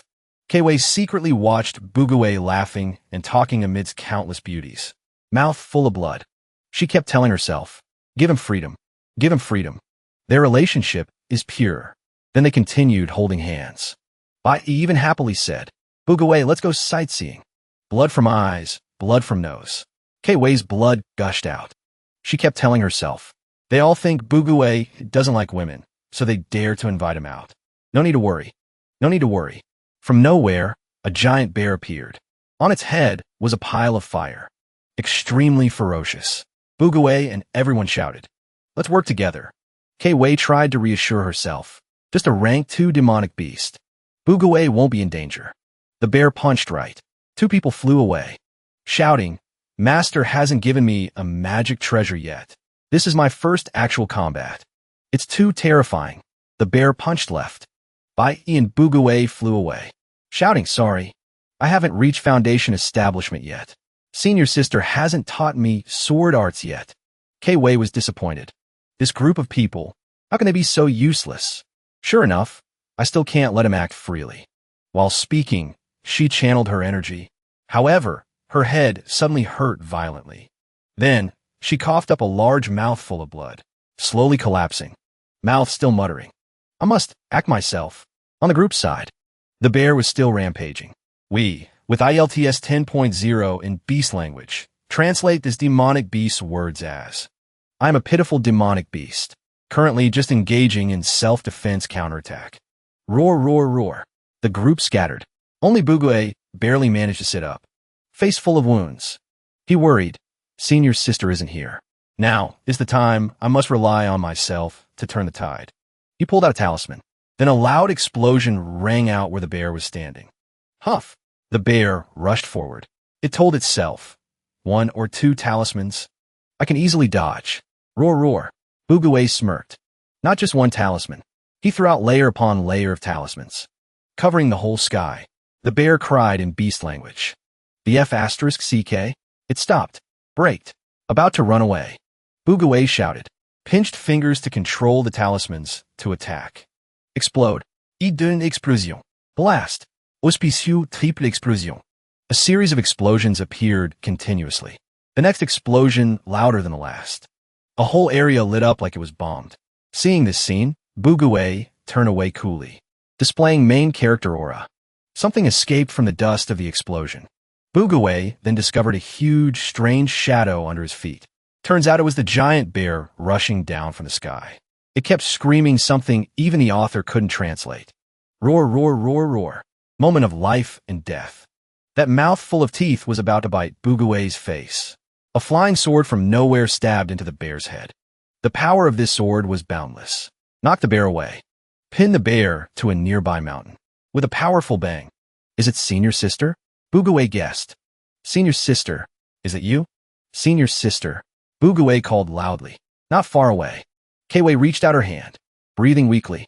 Bugawei happened to run to her. Seeing her like that, he worriedly fussed. Senior sister, what happened to you? A moment later, the group carried K-Wei to rest under a big tree. He led the group to bow in thanks. Thank you, big senior sister, for helping. K-Wei's face remained cold and polite. I was just passing by. Saw you in danger, so I helped casually. While speaking, blood still poured out like a waterfall. Bugawei panicked. Senior sister, stop talking. Blood is flowing like a waterfall. Kabe pata bugis shulde explaining. No need to worry about me. Actually, I cough blood once a month. Bugawei was dumbfounded. He felt guilty. Whispered, Senior sister, I'm sorry. My words before were too much. I know I was wrong. K-Wei replied coldly. You and little junior sister break up immediately. Then I will forgive you. Bugawei hugged Bai tightly and shouted, Senior sister, do you have the heart to make this pitiful, weak little junior sister suffer the feeling of heartbreak? Bai put on a pitiful face. Two big round eyes glistening. K-Wei said calmly, I have the heart. A block of wood like me has no feelings. Bugawei trembled. Senior sister. He frowned in annoyance. Don't force me. Then he knelt on the ground. Shouted, Senior sister. I want to be in love. The space seemed to freeze. K-Wei said, Fine. She set a condition. But when you date, I want to go too. Bai it. Big third wheel. Hearing this, blood gushed from her mouth again. She said, If you don't agree, I'll die for you to see. Bugawei swore. From today on, whenever we date, we will definitely bring senior sister along. Bai pouted. Not happy at all. K-Wei heard this and was happy. Very good. Then she fainted. Collapsed on the ground with a thud. Bugawei worried. Senior sister, don't die. Meanwhile at Heibai's Sect, two women were gossiping. Heard the sect leader just accepted a closed-door disciple. She's been in the sect leader's hall for days and hasn't come out yet. Before, eating goddaughters was popular. Now, eating disciples is popular. Didn't expect the sect leader to catch the trend so fast. Someone approached from somewhere. Two ladies shouldn't spread false rumors behind people's backs like that. This man had white hair, wore European-style glasses, handsome appearance. He smiled kindly and said, Heibai's sect leader is the head of the 10 great high immortals. A respected person. How could he do something improper with his disciple? The two girls with heart-shaped eyes agreed profusely. That's right, that's right. Whatever the handsome guy says is right. When this person turned away, the two girls continued gossiping. But who is this handsome guy? Not someone from our sect, right? I feel he looks a bit familiar. Seems to be. Broder Kuwini? Mieming greeted. Why do you have free time to visit me today? When he went straight to the point. I came to collect payment for the medicine. The prescription last time should be paid for now. Mieming bargained. Wait a few more days. Two people face to face arguing. Is my medicine not good? Very good. The person who took it still hasn't discovered they are poisoned. Did I sell it too expensive? Such a hard-to-detect poison. Not expensive at all. When he was annoyed. Then why does sect leader Lon want to default on my payment? Mieming sighed. Only recruited one new disciple this year. Tuition income is 0, so the sect can't make ends meet. When he brushed past. No money. Then I'll take a few magic treasures and secret manuals instead. The hell? Stepping inside. When he was surprised. In the room, G.E. was hanging from the ceiling, whimpering. When he saw this scene, didn't know what to say. When he backed out, bowed respectfully. I didn't know the sect leader had such a hobby. When he hurriedly left. Sorry to disturb. Goodbye. Mieming stopped him. Brother Wenny, you misunderstood. This is a disciple who didn't follow my orders, so I punished her severely. When he was embarrassed. Sect leader Lon, no need to explain. I understand everything. When he ran away hurriedly. Didn't forget to shout. Heard you guys have been playing for days. Remember to take care of your body. Mieming was sad. This misunderstanding is a bit big. Mieming returned to the room, looked at G.E. and said, All because of you. If you agreed to kill Bugawei, there wouldn't be such a misunderstanding. Now it's spread outside. What if K-Wei misunderstands? K-Wei was coughing blood at this moment. She was being carried by Bugawei. Just then, when he met the two. This brother. You look a bit familiar. Big brother? When he was stunned. Bugawei's head full of question marks. What big brother? When he changed his attitude. Cough, cough. Sorry for my rudeness. Is your name Bugawei? Bugawei replied, That's right. When he held Bugawei's 2 braids, tugged them and added, Daoist title is Prosperous Wealth Layman? Bugawei was annoyed. You dare mention that title again? I'll definitely beat you up. Also, who are you? When he confidently introduced himself, I am Chuweni, a rogue cultivator. Specially came to visit Sect leader Lan today. Bugue innocently said. Guinyi? Never heard of him. Kigwei explained. Chuweni is a famous genius in the cultivation world. Peak soul formation before 80. Rumored to be very enthusiastic, gentle, and handsome. Compared to Sect leader Lan, he is more loved by everyone. Bugue went, oh, so amazing, when he was cheerful again. Big brother, where you going? No, wait. When he recovered his composure. Brother, who, where you going? Bugue replied. My senior sister is injured. I'm taking her to find my master for treatment. When he pulled out a pill, it glowed as he said, this is the 9-turn lotus pill. Can cure 100 diseases. I give this to your senior sister for treatment. Seeing Kuwe's fuss. When he was slightly startled. When he recalled, this woman looks very similar to the person in Big Brother's treasure painting. He pondered, didn't expect to meet Big Brother and sister-in-law when they were young. At Kwei's small wooden house, Bugue was taking care of her solicitously. Bugue put down the medicine. Worried, although I made up with senior sister. But I always feel senior sister is acting with me. Senior sister suddenly got injured for no reason. Even master couldn't diagnose the illness. Too suspicious. Moreover, how could a group of us be bullied by a low-level demonic beast? That demonic beast was definitely arranged by senior sister. Tai-Bai sneered. Clearly you guys are too weak. That kind of demonic beast. Most disciples can kill it. Bugue was startled. Real or fake? Tai-Bai explained. That demonic beast only looks terrifying and immune to common fire attacks. Its actual strength is very ordinary. Tai-Bai was angry. Moreover, your senior sister was seriously injured. Yet specially want to save you. And you suspect her? Did you feed your conscience to dogs? Bugue replied awkwardly. Has senior sister done few things like that? My suspicion is reasonable. Tai-Bai angrily slapped Bugue. Reasonable my ass. Go apologize to your senior sister. Hearing this, Bugue understood a bit. Standing in front of the pill furnace, Tai-Bai said, today, Master put Kwei's blood into the pill furnace. A batch of chi recovery pills was instantly ruined. It shows she has indeed been poisoned by a strange poison that is colorless, odorless, and undetectable. Bugue shouted in fear. Master, you said senior sister is poisoned?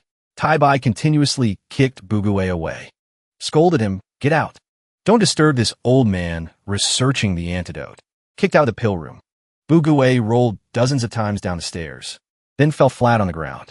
Just then, someone walked by. It was Bai Yi. She asked, Senior brother, what kung fu are you practicing? Bugue replied, I suspected senior sister of faking illness to trick me. Currently reflecting strictly, he looked up and said, however, junior sister, is this your zodiac year? Wearing such sexy underwear. The girl kicked Bugue in the face. Half a day later, Bugue was helped up by Bai Yi and had 2 cotton balls stuffed in his nose. He wondered, junior sister, are you a bit cold to me today? Bai was honest. Master told me to calm down. Re-examine my feelings. Don't be impulsive for a moment. The girl said honestly, senior brother, you have no cultivation. Looks aren't high. Family has no money. Also perverted. Thinking carefully, seems you have no strong points. So Bugue heard this. Heart severely damaged. Turned to stone. Trembling said, junior sister, please stop talking. Bai Yi shyly gnawed on a ginseng because of nervousness, saying, senior brother, don't misunderstand. Although you're a useless trash, with absolutely no strong points. But these words struck hard. Bugue spat a mouthful of blood. The girl had a nosebleed. Stammering, Bugue pointed. Hey, junior sister, nosebleed. Also, you're gnawing on something just now? The girl cried. Oh no, I ate the 10,000-year ginseng big senior brother gave to big senior sister. The girl panicked. What to do? What to do? This is what big senior brother gave big senior sister to treat her illness. Bugue reassured. Don't worry. Just say big senior brother only gave half. Isn't that solved? Bai Yi admitted. Senior brother, you are so smart. Bugue suddenly suggested. By the way, little junior sister, can I lick this ginseng covered in your saliva? Bai Yi froned. Senior brother, you are really perverted. Saying so, Bai still hugged Bugue happily. However, I just like senior brother's perverted feeling. Ha ha ha. Ha ha ha. Is that so? But who is big senior brother? Wind blew rustling. Near a nearby bush. Two people were secretly observing. These two were Heibai disciples. Two people crying. Bad. The pure little junior sister has been infected with perversion. The man with Dan Truong hairstyle suggested. Let's go report to big senior brother. Seihu Bugue gnawed half the ginseng and framed big senior brother for only giving half. See if big senior brother beats him to death. The other person immediately praised. Senior brother, you are so smart. The two happily held hands, skipping away. Singing while walking. Kill Hu Bugue. Take little junior sister back. The next day, in the study, Mieming and Sean, he were sipping tea. Mieming opened. Old friend Sean, calling you here this time, is to ask you to identify someone's true form. Mieming took out Ji's picture. Continued, no, she might not be human either. But the thing you want to find. Shawnee pointed at the picture asking, the only thing that can restore his memories of his past life? You suspect it became a spirit? Mieming was solemn. I made up a reason to keep her. Once the identity is verified, kill immediately. The two then happily drank tea. Far in the horizon, yet right before our eyes. Must do it to save effort. The 10,000-year mission finally ends. So cool. Picking up a pill. A disciple stopped K-Wei on a road to ask, Senior sister, why are you here? Aren't you sick? K-Wei hurriedly hid the pill. Coughing, true, I'm sick. Just taking a walk now. The person said goodbye. Senior sister must take care of your health. He thought secretly. Great. Senior sister is sick. We won't be robbed anymore. Before he could rejoice, K-Wei tapped his shoulder. Knowing I'm sick. And not leaving a get-well gift? He cried. Okay, senior sister. No problem. A while later, K-Wei held up the gift to evaluate. It was a glowing gem. She evaluated this thing. Probably worth quite a few spirit stones. Tai-Bai shook his head. K-Wei, you robbed your fellow disciples again. K-Wei explained. Master, this is a get-well gift. Not robbery. Tai-Bai was annoyed. You're sick like this. Still able to rob fellow disciples. He continued. Are you faking illness? Just now I saw Bugue and Bai going to visit you. Hearing the name, Bai, K-Wei spat a mouthful of blood again. Tai-Bai panicked, pulling out a basin to catch it. You really are very sick. He then retreated. Let me take this blood for testing. Rest assured, Master will definitely save you. He shouted loudly while walking away. K-Wei exclaimed. Master is so enthusiastic about me. Seems my illness is truly optimistic. K-Wei, heard you were sick. Don't know how your health is now. Someone greeted her from behind. It was a handsome, white-haired man. Seemed to be a fellow disciple. This person said, I bought a 10,000-year ginseng branch. Asked little junior sister, Bai, E to bring it to you. Remember to check and receive it. That is the Heibai. Sect head disciple, Dongfang Weiqi. Weiqi pondered. Just now, two people reported to him. Big senior brother, the 10,000-year ginseng you gave to senior sister was taken half by Hubugue. That's right. I saw it too. Now he told the truth to K-Wei. Let's see how Hubugue denies it. Hearing the name by E again, K-Wei continued to cough blood.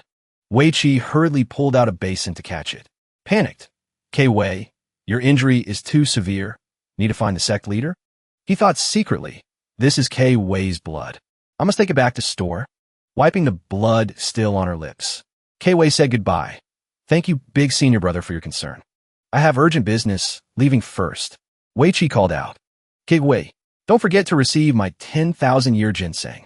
Half a day later, K-Wei looked at 3 stalks of scallions and asked, This is the 10,000-year ginseng? Bugue with a bloody nose proudly said, That's right. This is the 10,000-year ginseng big senior brother gave. Truly a treasure. Cannot judge by appearance. K-Wei maintained. Why are you bleeding from your nose again? Bugue hurriedly covered his nose. Recently got heaty. Bugue worried. Little junior sister's saliva on the ginseng was too attractive. Accidentally ate a bit too much. K-Wei pointed at Baiyi's face. Why are you bleeding from your nose too? Baiyi also replied. I'm also heaty. The girl worried. Did senior sister discover us? So scary, K-Wei exclaimed. This senior brother of yours is always so foolish. He was probably scammed by some black-hearted merchant. The other two pretended to wail. Senior brother is truly pitiful. Then they secretly gave each other a thumbs up for their cleverness. At that moment, Yuji suddenly sneezed. He sighed. I had to sell everything I owned to buy this 10,000-year-old ginseng. I hope Sherway understands my true feelings. The Sect master's voice rang out. Ahem, Donfon Yuji. You want to give Sherway a gift again? Yuji turned around. Master, I heard Sherway was sick this time. Ming pulled out a sword and said, Even so, you can't just sell the token of a head disciple, can you? He threw it back to Yuji and said, This time, your master, helped you get it back. But don't you dare make such a stupid mistake again. Yes, master, Yuji replied. Ming reminded him. Yuji, your talent is extraordinary. You can't let worldly desires ruin your Dao heart. He thought to himself, You rotten brat. How dare you try to steal your master's woman? He added a warning. In a few days, it will be the all-sect martial arts tournament. If you keep getting distracted, be careful that your position as head disciple isn't snatched away by someone else. Yuji lowered his head, blushing, and said, But Sherway is the only one who doesn't scold me. She's really special. I can't let her go. He knelt at Ming's feet and shouted, Master, you must help your disciple pursue his one true love. Ming's facha darkened. I really want to slap this kind of disciple to death. At this moment, Sherway's face was also dark. Hubuguwei, at her feet, shouted loudly, Senior sister, I want to participate in the Sect's martial arts tournament. I want to test my own strength. Kigwei said sarcastically, Your strength is at the very bottom. There's no need to test it. Hubuguwei was determined. Senior sister, if you don't go through the storm, how can you see the rainbow? Let me give it a try. Whoosh, whoosh, whoosh. A storm raged. Hubuguwei was tied up in front of the house. Because he told his senior sister he wanted to experience a storm, he was tied up like this. The next morning, the sun was high in the sky. Swish. Sherway cut the ropes. You've been through the storm. Did you see the rainbow? Buguwei shook his head. Wah. Not yet. Sherway dragged him away. Then go back and cultivate obediently. You're not yet qualified to participate in the tournament. The sky was vast and blue. The mountains rolled on endlessly. The Heibai Sect's Grand Martial Arts Tournament. It's held once every 10 years. The prizes are a large number of high-grade pills and magical artifacts. The top 10 can choose any one set. And for the past 30 years, the person in first place has always been Dongfang Yuji. No one has been able to shake his position. The day before, Ming had instructed him, helping you pursue Sherway. It's not impossible, but you have to help me convince Hubuguwei to participate in the Sect tournament. Yuji was puzzled. Sect Master, why are you so insistent on making Hubuguwei participate in the tournament?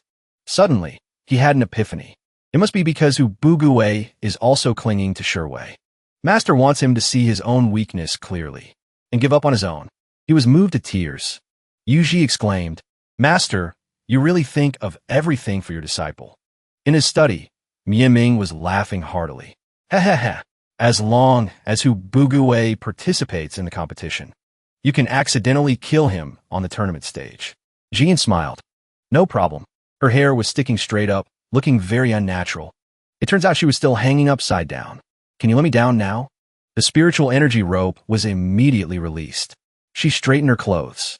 However, since you wanted to kill my first love, you'll have to add more money. Can you add a bit more to the original price? Ming launched into a tirade. Last year's recruitment didn't go well. Our income has dropped. I also spent a large sum to reward that assassin. And yesterday, I had to buy back the immortal sword from my foolish disciple. I still have to prepare the prizes for the upcoming martial arts tournament. I'm broke. Jian said, This time I don't want money, spirit stones, or pills. She snatched the rope from earlier and said, This specialty of the Heibai Sect, the immortal binding rope. Give me 300 million of them. As she spoke, she brandished it wildly. She struck a pose with the rope. Ming turned his face away. Wait a moment. Then he drew his sword and cursed. 300 million. Do you think this is ordinary rope, and you're still trying to bargain? Careful, or I'll wipe out your entire family. Jian broke out in a cold sweat. My apologies. My apologies. Never mind. Never mind. Ming demanded. And another thing. The 100,000 spirit stones and pills I gave you before, give them all back. Jian said shyly. All right, Lord Sectmaster. She then left. As she walked, she worried. My name is Jian. I'm an assassin. I'm being forced by someone to kill my first love. What should I do? Should I wait online for an answer? How's that? Did you see her true form? Ming said, looking into the darkness. He was in there, holding the primordial spirit mirror, a magical treasure of the Shu Mountain. It can see through the soul and true appearance of all things. He was terrified. My guess was right. That great pervert really has become a spirit. If that's the case, she's been acting all along. Her real purpose is to help Bugue recover his memories. Shani gave a thumbs up. Exactly. He asked further, were you really that poor? How about I give you some financial aid? Hearing this, Ming hugged He and cried, old friend, you're such a good person. Shani was surprised. Why does that sound a little strange? At the same time, Yuji was hanging upside down somewhere. I am Dongfang Yuji. I am the head disciple of the Heibai sect. I fell into a trap while looking for K-Wei. What should I do? Should I just wait here? This is the immortal binding rope, one of the specialties of the Heibai sect. Without the specific incantation, even someone at the peak of the deity transformation stage cannot break free. At this moment, Shiwei was looking sternly at Bai Yi, and Bugue was among them. Bugue was tied up. Bai Yi pleaded, Senior sister, we all know how powerful the immortal binding rope is. Please, senior sister, release senior brother. Bugue looked happily at Bai Yi and said, Junior sister, thank you for your concern. But as long as senior sister doesn't agree to let me participate, I'm willing to stay tied up like this. Suddenly, Bai Yi cried out loudly. It turned out Bugue was pressing on her leg. Senior brother, why are you pressing on me? My leg hurts so much. So it seems even at the foundation establishment stage, there are no normal people. Unexpectedly, the immortal binding rope was released. Shiwei warned, you must know that 1,000 swords have no eyes. You could die on the tournament stage at any moment. Your bones shattered, your flesh torn apart. Bugue obediently replied, they are all senior brothers and sisters in the sect. They wouldn't be that cruel, would they? What if a bad person is impersonating a disciple of the sect? They would be that cruel. Shiwei reminded him. Bugue argued, what if I have the ability to protect myself? As long as the bad guy's first move fails. With so many masters in the sect, they'll be able to step in and subdue him. K-Wei gave an order. Then go and rob 3 Golden Core Stage senior brothers. Prove your strength. Golden Core Stage? Bugue was surprised. He pondered, among the cultivation realms. The Golden Core Stage is 1 level higher than my current realm. He gave a confident thumbs up. Isn't that just fighting above my level? Other protagonists can do it. I can do it too. Shiwei smiled happily. Within 10 days, rob 3 Golden Core Stage senior brothers, and I'll let you participate in the tournament. The two of them high-fived with serious faces. A promise is a promise. Bai stood by, smiling. Senior brother, I think you've been tricked again. The next day, in a private room, Bai was panting heavily. What's wrong, senior brother? I can't spread my legs any wider. Bugue was also panting. Blushing, hang in there. Try harder. Persevere. It turns out they were tiptoeing across a lawn. Bugue said angrily, this area is full of traps. You have to step exactly in my footprints to avoid getting hurt. Bai Yivine, it hurts so much. Bugue tiptoed on. Hang in there. We're almost out of the trap zone. Bai Yi hurried to follow. Senior brother, are you making a big deal out of nothing? Suddenly, Bai Yi looked up at a nearby tree and was startled. They both saw someone hanging upside down. They both grunted. The person grunted back. Bugue pointed. Now do you still think I'm making a big deal out of nothing? Yuji spoke up. Junior brother, junior sister. Could you let me down first? Bugue said, you're tied with the immortal binding rope. And I don't know the incantation. Yuji shouted. Then call someone to rescue me. Bugue was suspicious. No way. What if you're a bad guy? Bai Yi whispered in Bugue's ear. This person seems to be the eldest senior brother. Dongfang Yuji. Eldest senior brother? Bugue found it strange. Bai Yi continued. Eldest senior brother is the only disciple who has reached the nascent soul stage. He's been the head disciple for 30 consecutive years. He's a genius. Bugue smirked. Nascent soul cultivation base. Haha. Back at the house, Shiwei coughed up blood again. As she took her medicine, she told herself, I must quickly cultivate his ability to protect himself. From outside the door, Bugue shouted loudly. Senior sister, I'm back. I caught a nascent soul master. Nascent soul? Shiwei was surprised. She opened the door. Outside, Bugue seemed to be carrying someone. Senior sister, Nascent soul is higher than golden core. This should count as a mission target, right? Bugawei said proudly. Yuji explained. Li Kei Wei, I came to see how you were doing. Sure Wei was speechless at this scene. So, robbing 3 golden core masters. He's already completed 1/3 of the task. A while later, Bugawei was with Bai Yi again. They were strolling happily. In less than the time it takes to drink a cup of tea, I've already caught a nascent soul expert. Bai Yi flattered him. As expected of senior brother. You caught a nascent soul right after leaving the house. So amazing. Bugawei grinned mischievously. I have something even more amazing. Do you want to see it? Bai Yi nodded. She lifted her leg, revealing a fair thigh. Bai took off her leather shoe. Bugawei held a bottle of medicine and said, Ha, I've memorized all 18 volumes of the medical classics. This medicine is very potent.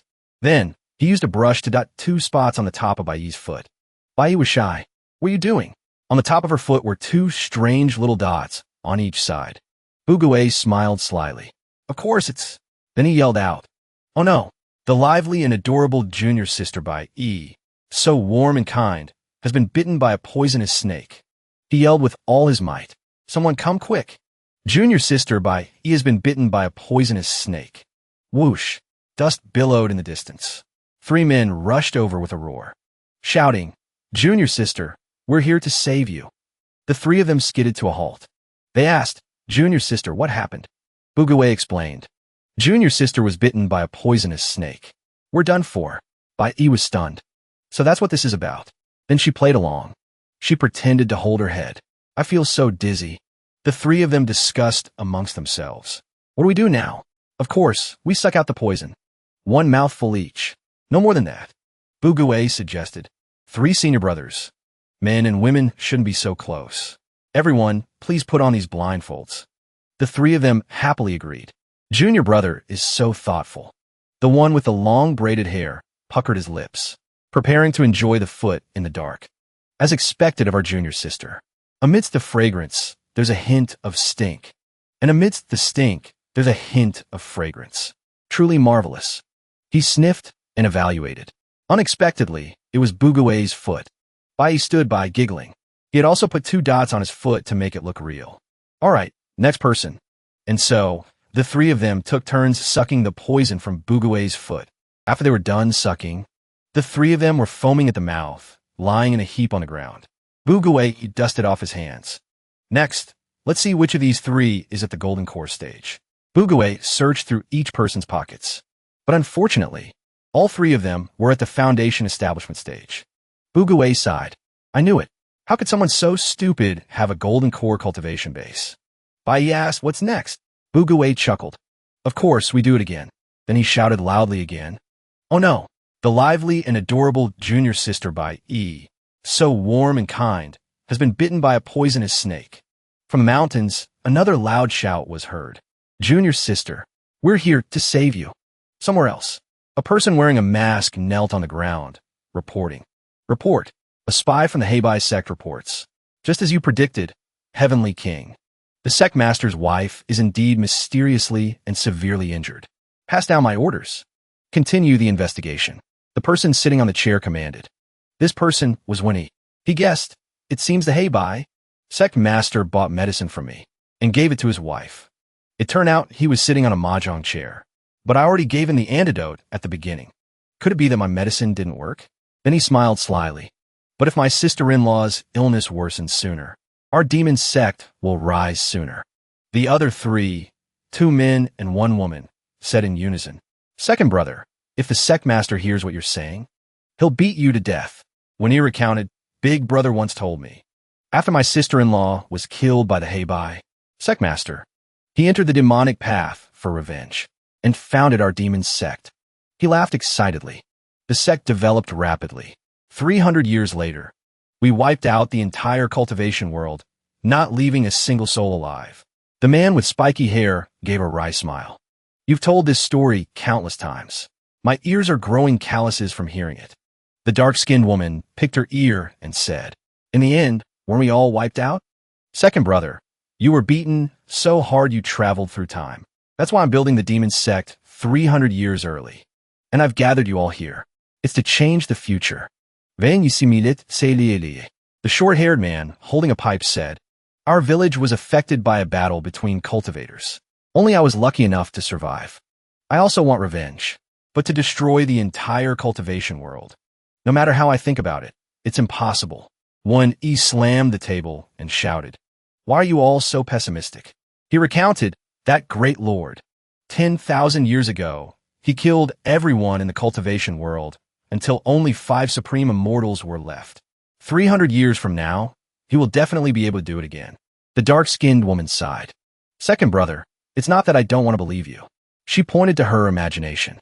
"But think about the content of the past dozen episodes. No matter how you look at it, he doesn't seem that strong. When you wave it off, Big Brother is indeed a sadist now. But after he turns to the dark side, he'll definitely be extremely powerful." One, he turned to the man with spiky hair for support. "Fifth brother, am I right?" Fifth brother pointed to his tiles and said, "Second brother, I'm about to win. I suspect you're intentionally ruining my hand." When he grabbed fifth brother by the collar, angry, "I'm talking about serious business. And all you want to do is play mahjong." The other two quickly intervened. "Second brother, calm down. Indeed, right now, the demon Sect is just a mahjong club." And at this moment, the powerful Sect master from their stories was in the middle of a forest. A large number of Heibai Sect disciples lay on the ground, foaming at the mouth. Bugawei let out a sigh of relief. Holding 2 golden cards, he said, "Done in the blink of an eye. Mission complete." But the next day, a large group of disciples, filled with killing intent, were all looking to hunt down Bugawei. They were searching for him to get revenge for the humiliation of the previous day. Chopping mountains. He's not here. Parting waters. He's not down here. Climbing trees. Target not found. They all shouted loudly. Eldest senior sister is severely injured right now. She can't protect you. Bugawei, you're dead meat. It turns out he was trembling, hiding underground. With determination, he said, "It seems I have no choice but to use my ultimate move." A few minutes later, Bugawei was running happily, shouting, "Ha! Come and get me." Behind him was a group of people with weapons. They all stopped at the edge of a steep cliff. The bottom was nowhere in sight. Bugawei turned around and taunted them. "Dear senior brothers, if you got the guts, follow me." With that, Bugawei jumped straight off the cliff. Countless disciples didn't hesitate to follow, shouting, "You, stop right there." Splash, splash, splash. They all fell into the water. Then they resurfaced, shouting loudly, "Bugawei, you can't escape." However, the next scene made their noses bleed. It turned out this was the bathing place for countless beautiful women. The girls blushed, covering themselves and screaming. "Ah, perverts." Bugawei quickly pointed them out. They were peeping on the senior aunts and sisters while they were bathing. After I discovered them, they even wanted to kill me to silence me. He chuckled to himself. "Haha, good thing I know where the female disciples of Little Fei Peak bathe." Qinyang was furious. Her hands gathered energy, preparing to unleash a killing move. "You all have some nerve." A group of junior brothers cried miserably. They hurriedly explained, "Senor Aunt Qinyang, it's all a misunderstanding. Don't believe that villain's words." Qin Yang's hand created a powerful vortex of energy. She slammed the board and shouted, "All of you, shut up and die. You can explain later." The senior aunt powerfully unleashed her move. Her face was wrinkled to the extreme. She was truly furious. Starfall chess capture. With that, the move caused the entire chessboard to fall. The black and white pieces rained down, aiming straight for the junior disciples. Each of them was hit by a piece. They were all knocked unconscious. I never expected Senior Aunt Qin Yang to use one of the Sect's 3 great secret techniques. With just one move, a large number of participants in the Sect tournament were severely injured and had to withdraw. Looking at his brothers, some being supported, some unable to walk, Bugawei couldn't help but think, "As for me, I think I'm really dead this time." The group of brothers immediately looked over, showing their dissatisfaction. Senior sister quickly reminded him, "As a person, you should make more friends and fewer enemies. Now that you have so many enemies, you're not far from death." Unexpectedly, junior brother Bugawei was just as shameless. He put on an innocent face and said, "Senior sister, you often rob the senior brothers. You have even more enemies than I do." Hearing this, senior sister acted as if it had nothing to do with her. "I'm a beautiful woman. They are willing to be robbed by me. They're not enemies. Junior brother Hubugue was speechless. He was stunned, then sighed. Where is the equality between men and women? What hope did he have for equality in this sect? So you don't have to think too much. Senior sister reassured him. Don't worry, I'll also be participating in the sect's grand tournament. I won't let you get beaten into a pig's head. The two siblings stood tall. He was a mess of tears and snot. Senior sister, you really are the best. It turns out this man is easily moved. While his eyes were filled with tears, he thought to himself, I keep flirting with and peeping on the junior sisters. But senior sister still loves me as always. This made it hard for him to understand. He remembered what the junior sister had once suspected. Could it be that you were senior sister's lover in a past life? Otherwise, why would she care about you so much? He had another question. But the hat she put on me is so green, you could graze a horse on it. She's way too calm about it. He frowned and continued to think. Could it be that senior sister and I weren't lovers in a past life? But his guess was quite creative. A son who's popular with the ladies. A mother would be overjoyed, not upset. Suddenly, he felt he was truly brilliant. He made a triumphant fist. Senior sister looked at him, feeling that this guy had no idea what he was thinking. At the same time, a crowd of disciples was gossiping. Have you guys heard? Hubugue has signed up for the tournament. This made all the brothers unhappy. How many female disciples did he see bathing? I'm so jealous. Another junior brother said resentfully, pointing at his head. Senior sister K-Wei is injured. Let's take this opportunity to get revenge for senior sister on him. The whole group raised their fists. They shouted their slogan with determination. Oppressed people of the sect, unite. Overthrow the tyrannical senior sister. Deal with the lucky pervert. Unfortunately, at the peak of their morale, the senior sister they were talking about appeared. She asked with a dark face, What were you all saying? The crowd fell silent. They turned their heads. It was like a bolt from the blue. They hurriedly explained. We weren't saying anything. In less than an hour, the brothers had been scared out of their wits twice. Truly pitiful. In an instant, the crowd vanished without a trace. The Heibai sect returned to its peaceful state, until the farmers from the foot of the mountain came up and made a strong request. The majestic figure of Sect Master Lon stood in the middle of the crowd. They pleaded, We hope you will start the tournament soon. The crops in the fields below are about to die of drought. The farmers were crying their eyes out. Sect Master Lon announced, The Heibai Sect's Grand Martial Arts Tournament officially begins. The sky rained as the people wished, but whether it was what the tournament participants wished for was uncertain. Hubugue couldn't help but say, The Sect Master's passive skill is truly marvelous. He looked over at the sisters. The beautiful scenery in the rain is exquisite. Was he implying he was a pervert or praising the Sect Master's skill? Their clothes clung tightly to their bodies. The sisters all felt a bit shy. Senior sister was no exception. She didn't know what to say to shut these brothers up. They took the opportunity to get closer. The brothers all said in unison, Sect Master, we love you to death. What exactly do they love about him? Sect Master Lon spoke. Jian, are you still going to keep acting? Let's see if you kill him or not. From the stage, she looked down at the brothers. Hubugue was targeted. As for Hubugue, 1,000 swords have no eyes. You're dead meat. As she spoke, she looked at him threateningly. The entire rain-soaked crowd shared the same thought. This time, I'm going to kill you. It was truly worrying. He had made too many enemies. The tournament officially began. Streams of green and yellow clashed. On the stage, a sword fight was taking place with great intensity. One side unleashed fire. The other side parried the move. The sound of clashes echoed throughout the sect. Under the rain, Hubugue unexpectedly thought, Everyone's combat power and looks are extremely high. He pointed to the stage. He turned to ask his senior sister, Why has the average beauty of our sect suddenly become so high? Senior sister thought for a moment and replied, What are you talking about? Good talent and high looks are the conditions for entering the sect. Have you forgotten? It was also the first time he had heard of such special recruitment conditions. He remembered the bald, long-bearded elder. He asked, but before, the looks of the disciples in the sect were very shabby. Senior sister looked helpless. This situation has happened many times. So she took the time to explain. You probably don't know, but everyone's looks have always been very high. She remembered the images of the devastatingly handsome senior brothers. She described how dazzling the elder's appearance was before joining the sect, and how he suddenly turned into a bald old man after joining. The result, after putting on makeup to become a charismatic, mature man, is that kind of feeling. Bugue finally understood to some extent. He couldn't help but wonder, what on earth did everyone go through after joining the sect? And that makeup skill is really amazing. The rain continued to fall without stopping.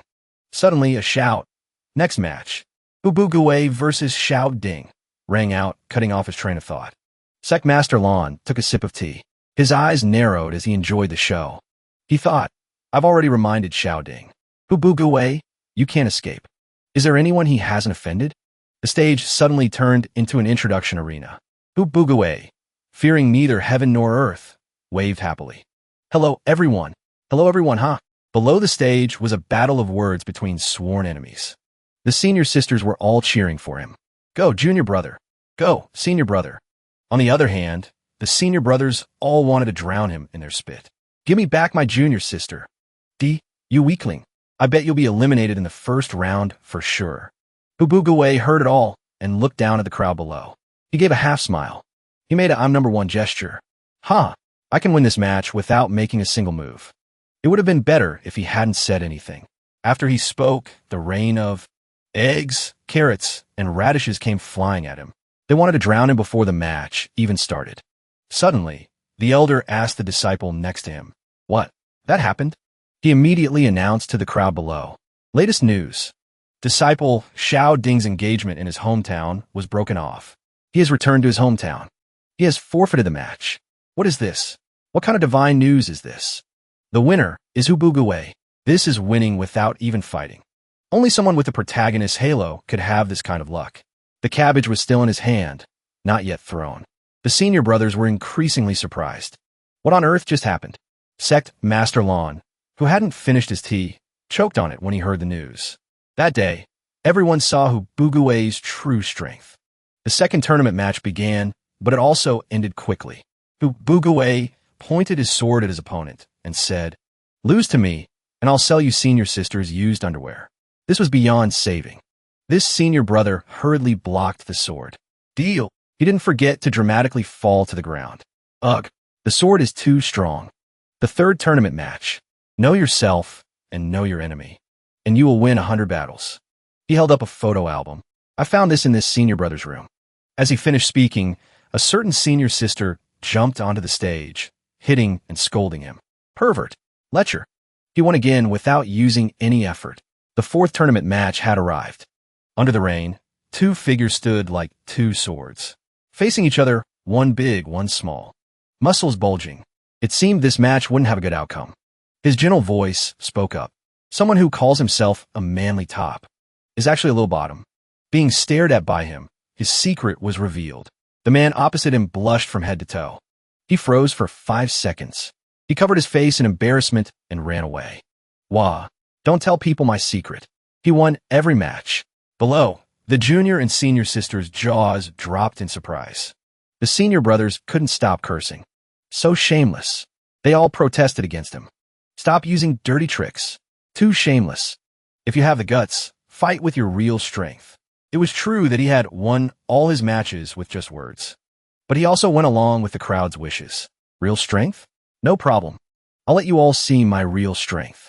With that, he took a step. The senior brother gave him face. Junior brother, you've only been in the sect for a year. You can make the first move. He put his hand inside his shirt. He prepared himself. All right, senior brother, watch this. Boom! A loud explosion rang out. A golden firecracker exploded with a shockwave. The senior brother recognized the move. Auspicious 3 cannons.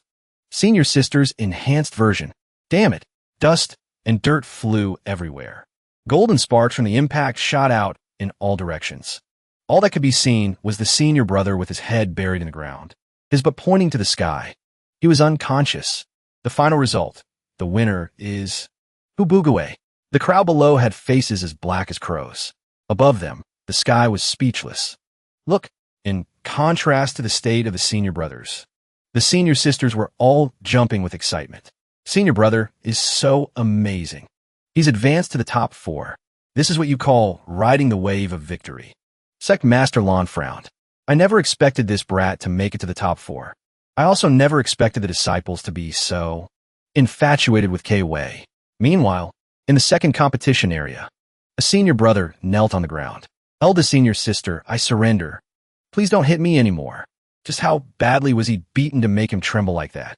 The eldest senior sister let out a breath.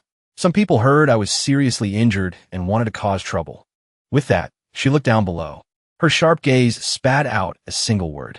The senior brothers felt their hearts being pierced. They immediately made excuses, avoiding her gaze. They acted like, no way, no way. Why are you all so cowardly? A senior brother, who didn't understand the situation, asked the person next to him. Senior sister has never participated in the Sect's grand tournament before. Why did she suddenly participate this year? The person who was asked looked helpless. You're asking me? Who do I ask? This senior brother still hadn't given up. Didn't you say senior sister's health is poor? What are you afraid of? The more he spoke, the more a crowd gathered to listen. The other person replied, although senior sister calls herself Golden Core Stage, when she fights Golden Cores, she always kills them instantly. No wonder her moves are so brutal. Finding it strange, the senior brother cried and said, senior sister must be hiding her true strength. Even if she's injured, she can still kill us as easily as usual. Just then, senior sister looked down and announced, I have never participated in the Sect's grand tournament before. You must all be very interested in my cultivation level. She stood as straight as a statue, but her words carried weight. She stomped her foot. Instantly, a deep pit formed in the competition stage. The crowd immediately buzzed with excitement. Someone recognized the technique. Late stage nascent soul. She's far surpassed him. The announcer informed the crowd. Everyone in the second competition area has surrendered. K-Wei directly advances to the top 4. Senior sister gracefully walked off the stage. The senior brothers immediately formed 2 lines. They bowed respectfully.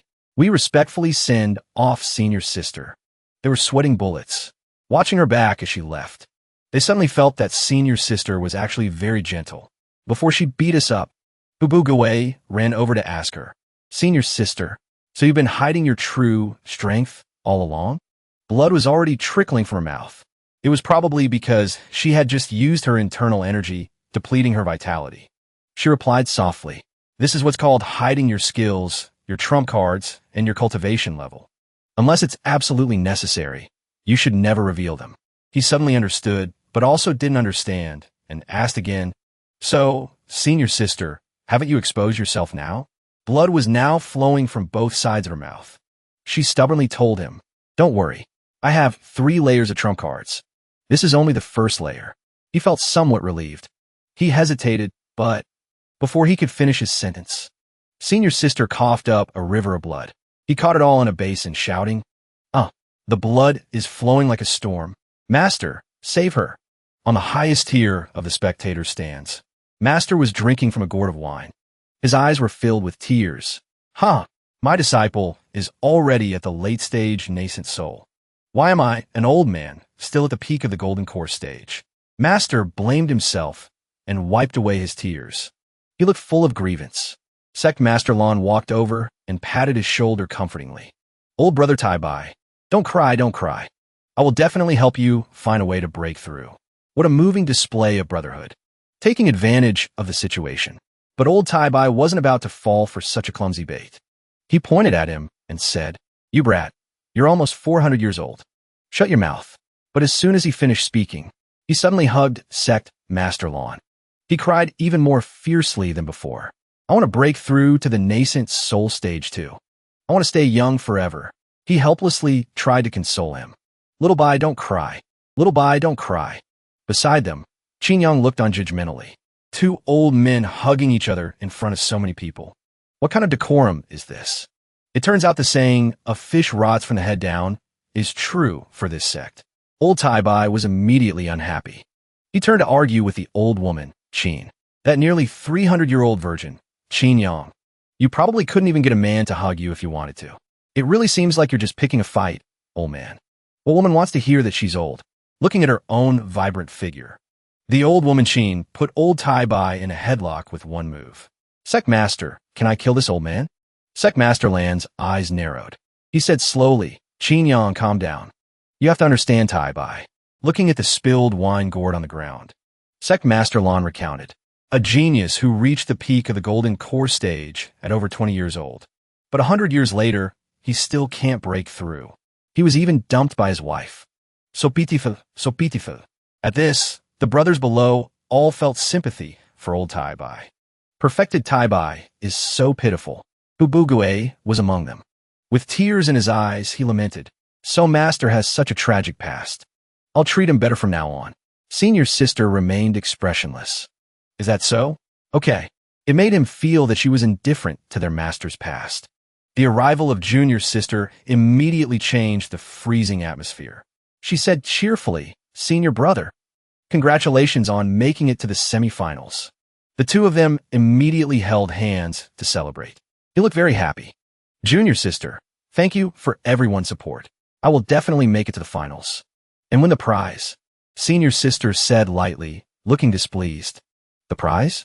You're participating for the prize?" It seemed that whenever she spoke, the atmosphere immediately soured. But the brother and sister didn't care. He then acted as if he were accepting an award. The non-Luke Phi Gwyn feathered robe. Platinum quality. Worth having. Senior sister tilted her head, confused, as she imagined junior sister wearing the prize robe and praised. "It suits you." Hubugue felt the fire wasn't hot enough, so he added more fuel. "Senior sister, you think it suits her too?" He even put on a determined expression. "Then watch me charge into the finals and seize that feathered robe." A bucket of cold water was immediately poured on him. Senior sister announced, "But your next opponent is me. Look at how lovey-dovey those two are. How could she not be annoyed?" She added, "And I don't plan on letting you win." Sect Master Lan's cold face became serious. He gritted his teeth. "The competition has been going on for a while, but I've suddenly realized an important problem." A list of the match pairings appeared. I clearly placed Ji and Hubugue in the same competition area. Looking at the board, his frown deepened. Looking at the third competition area, he became furious. But why is she in the third competition area? The graceful figure of Ji and waved her hand in rhythm. She smiled delicately. With just one burst of internal energy, my opponent was sent flying straight to the heavens, blocking out the sun. The announcer on the stage declared, "The winner of Area 3, Jian, advancing to the top 4. The crowd immediately buzzed with excitement. Their mouths were wide open as they speculated endlessly. "She's the Sect Master's personal disciple. She's not like us. Someone cheated." And Jian's next opponent is Dongfang Yuji, whose face is full of existential doubt. "Oh my God, I can't win. I can't win." The junior and senior sisters immediately spoke up to defend him, proposing, "We protest. It's unfair. The Sect Master cheated. The Sect Master is targeting eldest senior brother." Conclusion. Eldest senior brother is too pitiful. Just look at his face. It's all despair, not a shred of fighting spirit left. Sect Master Lan hurriedly looked at the final bracket. "Miscalculated. I miscalculated. Based on the current situation. Unless both Ji and Hubugue advance to the finals, there's no way they can face each other." Suddenly, he looked down at the stands, suspicious. Could it be that she ruined my plan first? The person he was looking at was senior sister K-Wei. Just then, the announcer's voice rang out again. "Ji is a personal disciple and will not participate in the finals. Therefore, her opponent, Dongfang Yuji, automatically advances to the finals." What kind of competition is this where people can just quit whenever they want, and others can compete whenever they want? Jian smiled as she met Dongfang Yuji. She smiled and asked him, "Winning without a fight. Are you happy?" Yuji looked at her, patting his shoulder. "I think you're much happier than I am." How could she not be happy? A while ago, when Sect Master Lan gave the match order to his disciple, she was the one who knocked him out with an iron hammer, holding the order list in her hand. She immediately felt a sense of glee. Let's change this. And that's how it ended up like this. Hubugue was the champion of Competition Area 1, K-Wei of Area 2, Jian of Area 3, and Dongfang Yuji of Area 4. The scene of the two of them meeting, excitedly showing off their achievements. "Little sister Sherwei, you're truly a genius at predicting things. I did as you said, and sure enough, I perfectly avoided little Gue. So she had told Sherwei everything. K-Wei, now that it's done, said, "The Sect Master wants to kill Bugue. He's still too naive. Only she would dare to call the sect master naive. She looked towards Jian. She said vaguely, "It's just that. If I had known earlier, I would have let you beat him to death." Jian looked back at her with a confused expression. "What's out into you again? Cabéis en gravat airs." She pointed her towards the sunlight. Where that pair of siblings was chatting, the air was filled with pink hearts. The junior sister praised the prize robe, saying it was very beautiful. But Hubuguwe was still oblivious to the drama behind the scenes. He rambled on. "Don't worry, junior sister. Senior brother will definitely get it for you." Jian immediately understood. "Huh, I'm starting to regret it a little too." Her careless words were heard by someone who was listening intently. And so, in the semi-final match, the fight between Hubuguwe and Shiwei was like a wolf versus a chicken. All he could do was run for his life. While dodging his senior sister's attacks, he screamed, "Ah! Help! Who would dare to save him?" This was the path he had chosen. He just had to choose the option that would piss off his senior sister. He couldn't dodge forever. He took a full-force attack from behind. His scream immediately reached its peak. Ah! Just as he face-planted into the ground, senior sister unleashed a move like a green silk ribbon, slashing through the air from a distance. It slashed at his butt. Just looking at it was painful. Her slender body was like a well-oiled teaching machine. He was still wondering, "Senior sister, did I make you angry again?" That was a redundant question. "Serves you right." He continued to cry. Senior sister K-Wei replied, her hands still relentlessly attacking. "I'm not angry at all. It's true." Watching the scene unfold on the stage, the most excited person was Jian. She felt, "This is so satisfying." The surrounding crowd looked at her with suspicion. "Senior sister, what are you so excited about?" On the stage, Buguwe pushed himself up. He looked at his senior sister and said, "Even if you're not happy, I must obtain that immortal grade feathered robe." He pulled out 3 bottles, green, red, and yellow. All that was missing was blue, indigo, and violet to make a rainbow. Essence replenishing pill, spirit nourishing pill, and soul nourishing pill. Instantly, the 3 empty bottles fell to the ground. His ultimate move, 3 nourishments open the way, appeared. A powerful aura immediately surrounded him. Holding the sword in his hand, he growled, "Senior sister, forgive me. I have to use my ultimate move." What ultimate move could he possibly have? The crowd of brothers below was in an uproar. The pill-popping little prince has an ultimate move? Meanwhile, the junior sisters didn't forget to cheer for him. As expected of the handsome senior brother, they were truly blinded by the protagonist's halo. Senior sister Shiwei found it strange. She asked him back, "Ultimate move? I don't remember teaching you any ultimate moves." How could he let his senior sister know his secret? He put on a triumphant expression and replied, "Senior sister, I've been preparing this move for half a year. It's not like you wouldn't have noticed." Senior sister's mind suddenly cleared. She exclaimed, "Could it be a telepathic connection?" He took the opportunity to push the boat with the current and said some harsh words. That's right. The brothers below were extremely tense. Elda senior sister is getting nervous too. Just how powerful is this ultimate move? Not wanting to keep everyone waiting, Buguwe pointed at his senior sister. He shouted loudly, "Senior sister, for the past half year, the 15 pairs of underwear you lost were all stolen by me." He gathered all his strength for the final attack. "If you don't surrender, I'll give those used panties to the most disgusting, perverted senior brothers in the entire sect." Protagonist, you don't think you're perverted enough to even use a move like this? This time, the atmosphere was unusually quiet. The crowd's voices were as small as ants as they criticized. As expected of him. Even Sect Master Lon had a nosebleed. "I want them so bad. I told you this sect rots from the head down." Finally, the brutal move arrived. On the first day, a legend was born. A bolt of lightning struck down from the sky. Late-stage nascent soul. Great thunder punishment technique. A blue ball of energy exploded from behind. It accurately struck the weak chicken who was only at the early foundation establishment stage. A crater appeared in the ground. Anyone who took the hit would surely die. But as the protagonist, he was a weak chicken. But this foundation establishment weak chicken didn't turn to dust. His face was scratched up. He breathed out smoke. He had severe internal injuries. He whispered, "Senior sister, I know I was wrong." Dongfang Yu Ji looked at him in surprise. His defensive power is so strong. This junior brother is terrifying. If it were him, he probably would have died in that pit. The junior sister in red covered her mouth with her hand, worried. Senior brother. Beside her, the senior brothers praised his spirit, as expected of the man who dares to steal the eldest senior sister's underwear. Amazing. Senior sister walked over to him and asked worriedly, Bugue, are you still alive? He staggered to his feet. He covered his mouth, his voice cheerful. Luckily, I had that defensive talisman you gave me, senior sister. I'm actually not seriously injured. He looked truly pitiful. Kei still didn't feel at ease. Looking at him, she held out a stack of defensive talismans. Her voice was neither heavy nor light. Then take these defensive talismans. Let me hit you a few more times, okay? He immediately cried out. Senior sister, spare me. Her mouth was also bleeding from using her internal energy. But I'm really angry now. What to do? Are all angry girls this scary?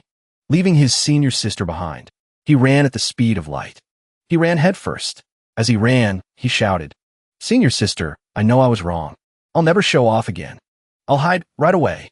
A bolt of lightning rang out. Senior sister was still holding the defensive talismans. Her other hand silently struck the running chicken, which was him. The crowd of brothers below all had strained expressions. They suddenly began to sympathize with this guy. Anyone who has ever been hit by senior sister's moves would sympathize. Bugue fell right at the elder's feet. He begged, Elder, I surrender. Quickly announced the end of the match. The elder didn't agree right away. He looked at him and made a demand. If you give me Kei Wei's used underwear, are you a pervert too? At this point, there was no time to bargain. A moment's delay meant another bolt of lightning. He hurriedly agreed. All right, 15 pairs for you. The elder turned to Sect Master Lon and gave a signal. Deal. Sect Master Lon also agreed. He promised to give him a raise. Men, from top to bottom, are all corrupt. The announcer on the stage declared. The semifinals are over. The winner is perfected Tai Bai's eldest disciple. Kei Wei. She stood alone below, looking up, appearing so lonely. Meanwhile, junior sister and Ji were taking care of Bugue. He was lying on a stretcher.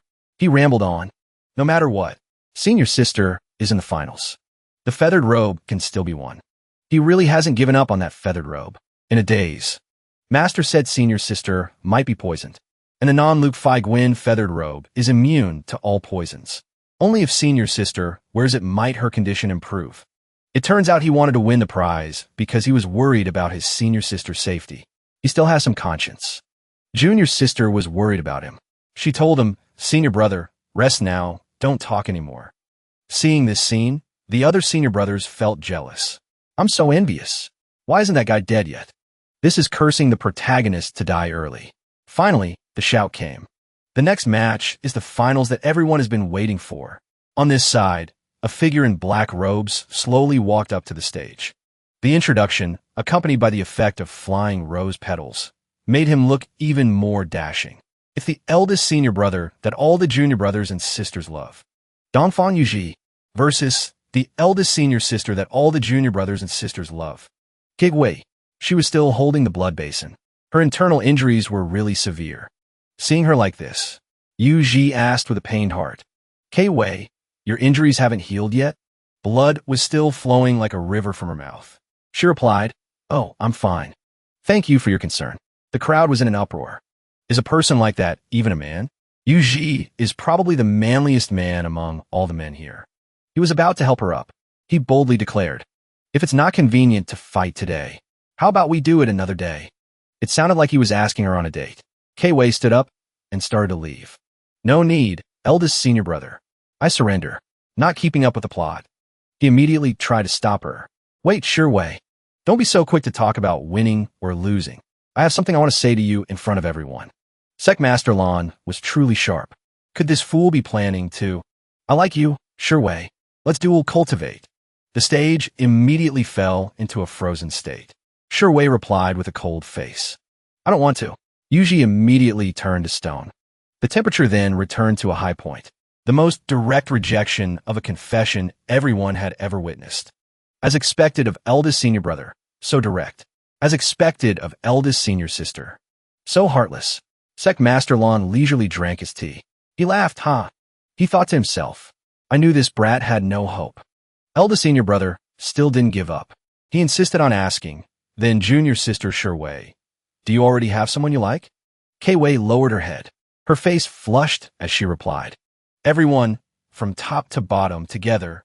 One choked on his tea, the others were completely shocked. Shiwei quietly walked away. Let me introduce myself. Hello everyone, I am Dongfang Yuji. The girl I like has a boyfriend. Meanwhile, Shiwei added more information. The person I like has the #1 cultivation base in the world. He can fight against the 5 great supreme immortals alone. Although his hair is white, he still looks very young. After a pause, everyone fell into deep thought again. Sect Master Lan was suddenly enlightened again. Of course, the person K-Wei is talking about is... She's talking about you, isn't she, Sect Master? A miraculous golden halo appeared, able to fight against the 5 great supreme immortals alone. Only you, Sect Master, can do that, right? Faced with the conflicting public opinion, Yuji cried and accused. Master is stealing his disciple's girlfriend. Wah. Sect Master Lan hurriedly explained. Everyone, it's a misunderstanding. The person she's talking about is... The words were caught in his throat. The old man came and grabbed him by the collar. I never thought you would seduce a female disciple like this. He emphasized, I do not approve of this marriage. Everyone else didn't know, but he knew. #1 cultivation base in the world.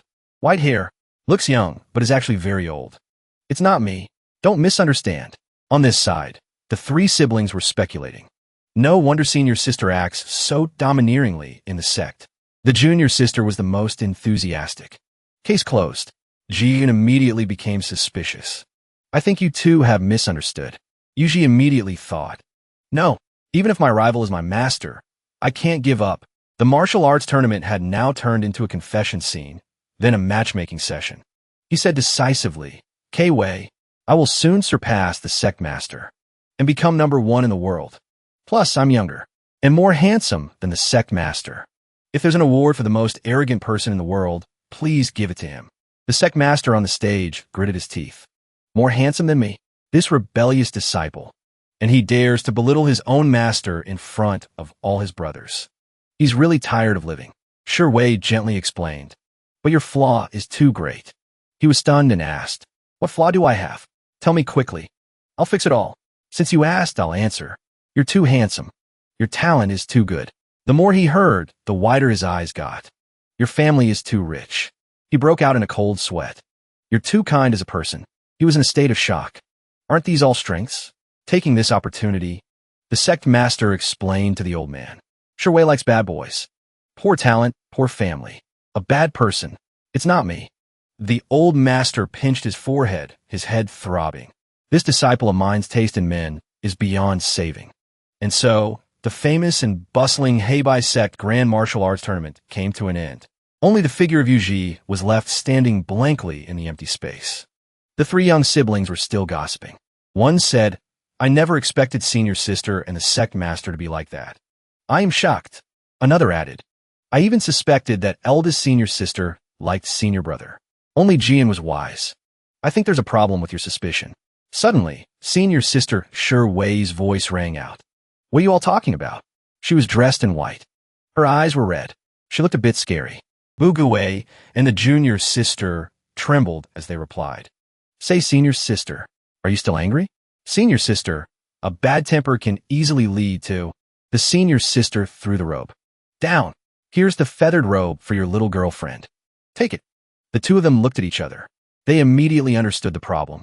They respectfully offered up the robe and friendly reported, Senior sister, this feathered robe is for you. They look no different from 2 house pets, just short of wagging their tails. Buguei continued to explain. Junior sister heard that this feathered robe can cure 100 poisons. So I wanted to win it and give it to you, senior sister. The junior sister chimed in. MHM, that's right.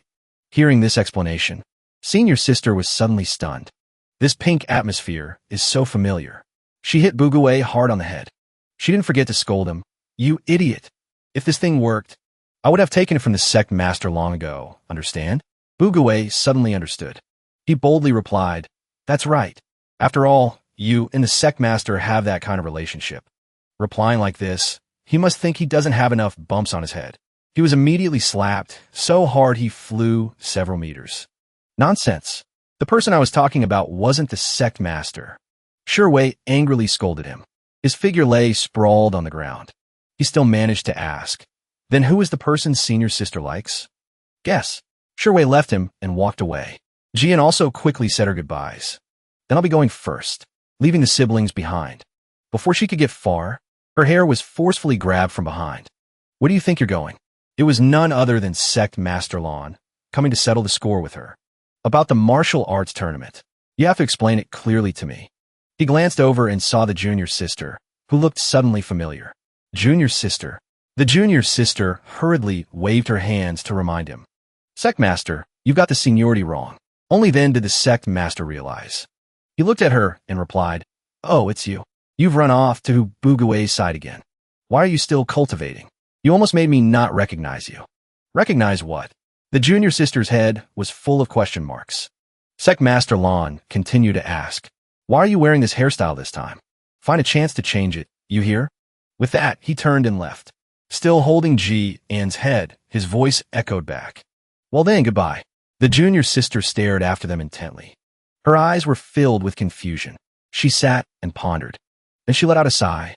"Phew, the sect master seems to have mistaken me for someone else. He even called me junior sister." She asked her master, Qin Yang. "Master, did the sect master have a junior sister before?" Master Qin glanced at her and replied, "Yes, I am his junior sister."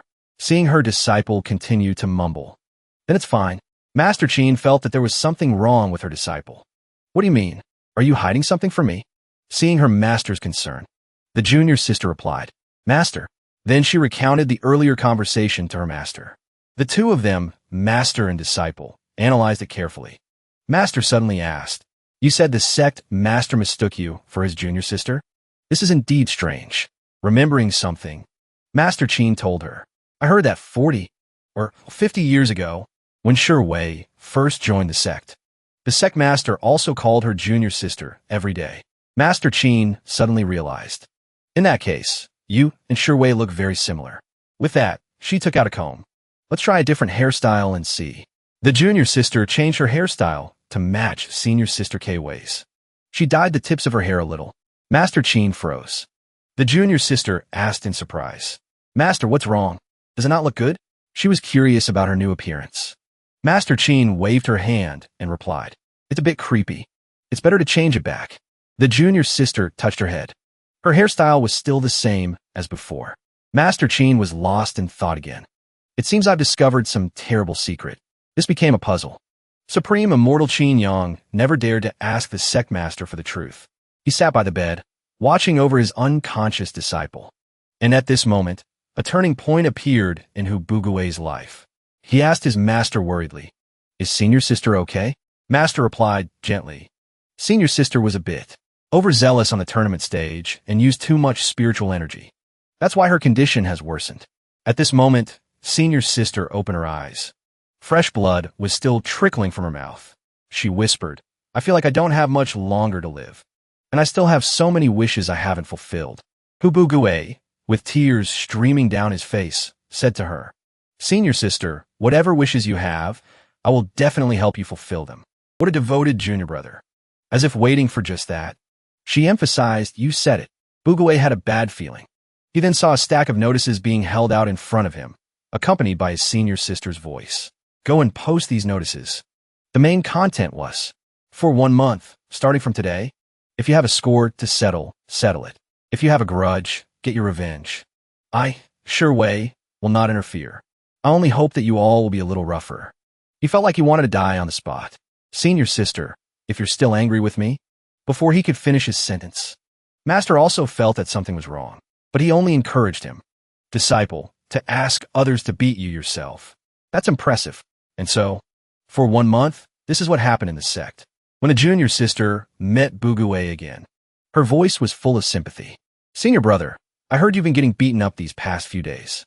Are you okay?" He said. "I'm Yufine." His voice was 10 parts weak. His left eye was bruised. His face was covered in wounds. He said with a resigned voice, "The senior brothers were very gentle. It turns out some people really do like getting beaten up." He handed a glowing green box to the junior sister and said, "Senior sister told me to come here and give you this feathered robe. She said it suits you quite well." a boy and a girl, alone in the forest. The junior sister hurriedly accepted it. She said thank you. Behind Bugue, another crowd appeared. It was the sixth group coming to settle their scores. A voice rang out. Junior brother who Bugue. Having a nice chat with the junior sister. Are we? Before he could react, his teeth were chattering. Senior brothers, please be gentle. It signaled the start of a decisive battle where the outcome was already clear. At the edge of the forest, a senior brother pointed into the woods. Junior sister, there's a small forest here.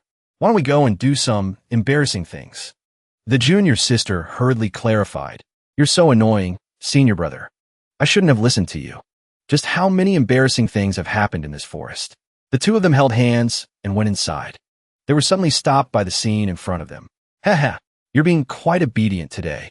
A group of senior brothers was surrounding a junior brother in tattered clothes. Hubugue's figure isn't bad. He has all the muscles he should have. In his ragged state, there's a certain ragged charm. The senior brother whispered to the junior sister. Isn't that the junior brother? I heard he's very flamboyant. It turns out it's true. The junior sister expressed her sympathy. It didn't stop there. Hubugue was beaten until he made sounds. The senior brother even enjoyed it. Junior sister, listen. The junior brother's cries are so stimulating. I, a mere woman, am ashamed that I can't compare. The more these two talked, the more embarrassed they felt. The scenery of the sect was poetic and romantic. Along with the situation when the crowd discovered that Sherway wasn't stopping them from beating Hubugue. All the senior brothers in the sect, from top to bottom, were targeting him. They wanted to make his life miserable. Even during meals, his name was called out. Sorry to bother you, eldest senior sister. Can we borrow Hubugue to beat him up? That's not all. When he went to the bathroom, another group came over. Junior brother, hold it in for a bit. Wait until we're done beating you. Then you can continue. The question is, would he even have the strength to continue? At night, when his old wounds hadn't even healed, a new group of senior brothers arrived at his window. Junior brother, are you asleep? Wake up and get beaten. This time, he paid all his debts in the sect, even when he disguised himself as a beautiful woman, with a large chest and a small waist. The senior brothers didn't let him go. Junior brother, did you think no one would recognize you just because you disguised yourself as a woman? I think they would recognize him even if he turned into a dog. Group after group came to bother him. 1 junior brother, 2 junior brother. They called him until the heavens rang. Even a worm will turn. He roared. One after another, one after another. Can't you just stop? Why can't you all just come at me at once? The moment he finished speaking, a burst of spiritual energy exploded from him. He felt his internal energy. I broke through. He looked at his own hands in shock. Suddenly, perfected Tai Bai, who hadn't been on the scene for a long time, appeared. I'm very unhappy right now. Hubugue was in a state of extreme excitement. He jumped from one side to the other. He shouted, Master, Master, I've broken through to the Golden Core stage. Golden Core, Golden Core. I haven't broken through the Golden Core stage for over 100 years. Master frowned in thought. Bugue pointed to his own head with both hands. His tone was proud. I've only been cultivating for 2 years, and I'm already at the Golden Core stage. Am I a genius or what? Am I a genius or what? This brat. Master was preparing to give him a beating. He raised his voice, immortal binding rope. This disciple of mine can be beaten at will. Be a little rougher. Instantly, Bugue was hung upside down. Around him, the familiar senior brothers appeared again. I heard you've reached the Golden Core stage. Let's have a fight to celebrate. Each sentence was a palm strike aimed straight at his chin. The sound of smacks was deafening. The brother who came after him looked like he wanted to split him in two with an axe. So what if you're at the Golden Core stage? A punch to the teeth is the only proper way to celebrate. The senior brothers even used a fatal blow. I heard junior brother wears underwear. Ha! Here's a little R-rated picture to celebrate. He even deliberately teased him. It made him blush and stare at the picture. Oh, I forgot. Junior brother likes straight men, right? The continuous attacks from the senior brothers made the tied-up him do nothing but scream. Stop! Senior sister K-Wei appeared. Seeing that it was enough, she said, Everyone, the period of freely beating Hubugue is over. Stop! Instantly, the sound of beatings stopped. Everyone replied in unison.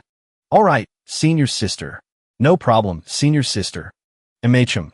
K-Wei looked at her brother Bugue, his eyes and cheekbones full of bruises. A look of evaluation. The disciples began to speculate. Could it be that we were too rough? Is eldest senior sister angry? After that evaluating look, senior sister praised them. You hit him just right. Light, but not too light. A series of beautifully colored jars of beads were thrown out by her. These spirit stones and pills are your payment. Take them and share them with the other junior brothers. The junior disciples held the many treasures in their trembling hands and thought, could it be that eldest senior sister is plotting something again?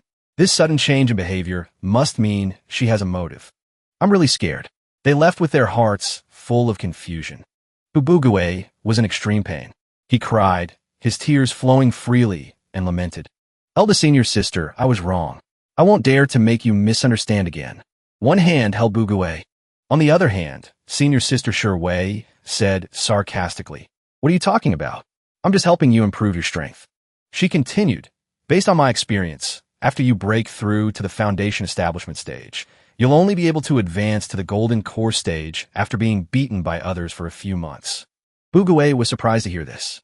Is there such a despicable person in the world? Sherway replied frankly.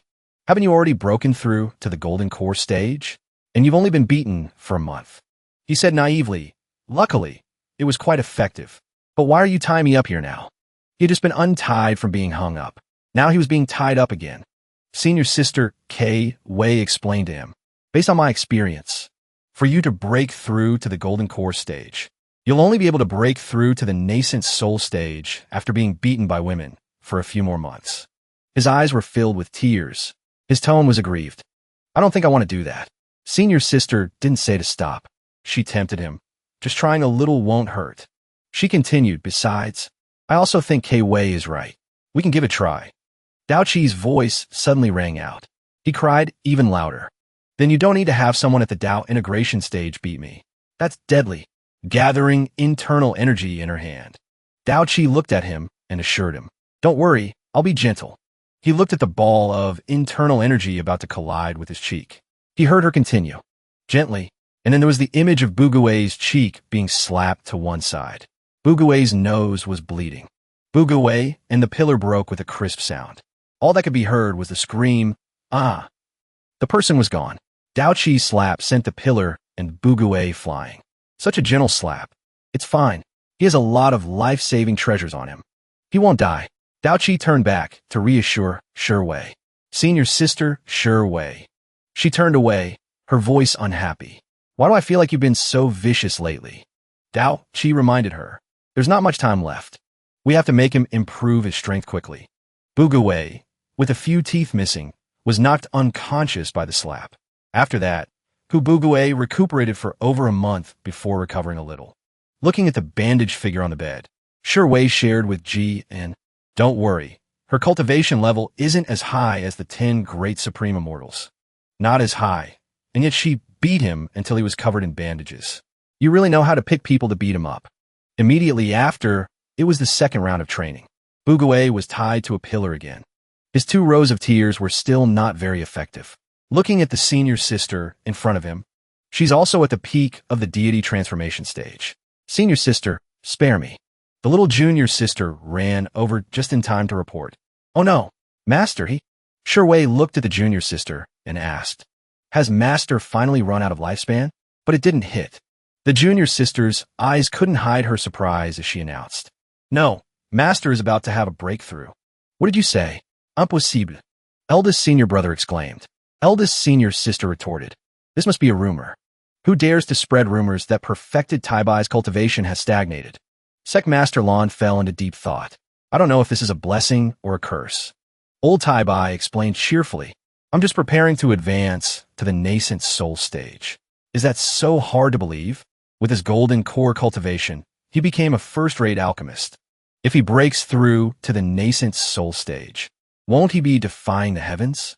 Sect Master Lan's voice had a hint of suspicious reproach. The towering figure of old Taibai appeared. Top 10 in the world of alchemy. Besides, we had an agreement before. When you break through to the nascent soul stage, you will leave the Heibai sect. The sect master held his head and wailed. Old Taibai held the sect master's hand. A pink scene appeared. Don't worry, sect master. You were the one who took me in back then. I won't leave you. Sect Master Lon praised. Tai Bai, you are truly a man of great sentiment and righteousness. The two of them were having a heart-to-heart. She asked bluntly, Master, why did you suddenly decide to have a breakthrough when you have nothing better to do? I'm very busy. Seeing this, old Tai Bai became annoyed. That rotten brat at the Golden Core stage. If I don't break through, I'll have no face left. Having received a satisfactory answer, she said sarcastically, so it was the immense pressure from your junior brother that made you want to break through like this. She didn't forget to add, Junior brother has performed a great service. Shouldn't you praise him a little, Master? Seeing her blatant favoritism, old Tai Bai put on a pitiful voice. Disciple, I beg you, please care about your master a little. It turns out caring, meant she and Bugue would stand guard for perfected Tai Bai's seclusion, asking not to be disturbed. Senior sister, you really do care about Master after all. Bugue's body had fully recovered. He boldly shared his thoughts. Master is a good person. I'm worried he'll explode and die. So I'm watching over him here. Old Tai Bai, you really got a disciple worth your money. She's watching to see if he explodes so she can come to the rescue. Seeing that the situation was a bit unusual, Bugue asked honestly, Senior sister, what did you do to Master? Meanwhile, in the cultivation cave, old Tai Bai held an exquisitely carved box. Inside is the origin flower pill that I've kept for many years. I've been waiting for today's advancement to use it. The box opened. A magical light shone out from within. Outside the cave, Senior Sister K-Wei was talking to Bugue, the origin flower pill that Master was preparing to eat for his advancement. I stole it and gave it to you to eat a long time ago. The moment she finished speaking, a shout came from inside the cave. My life-saving pill. Inside the cave, the figure of old Tai Bai hugged the empty box, looking miserable. He cried, my life-saving pill. Finally, he was so angry he spat out blood. The box was thrown to the side. He wailed, I an old man. What sin have I committed? K-Wei, outside the cave, fearing the matter wasn't big enough, shouted in, Master, you should just die. That's the disciple you raised, old Tai Bai.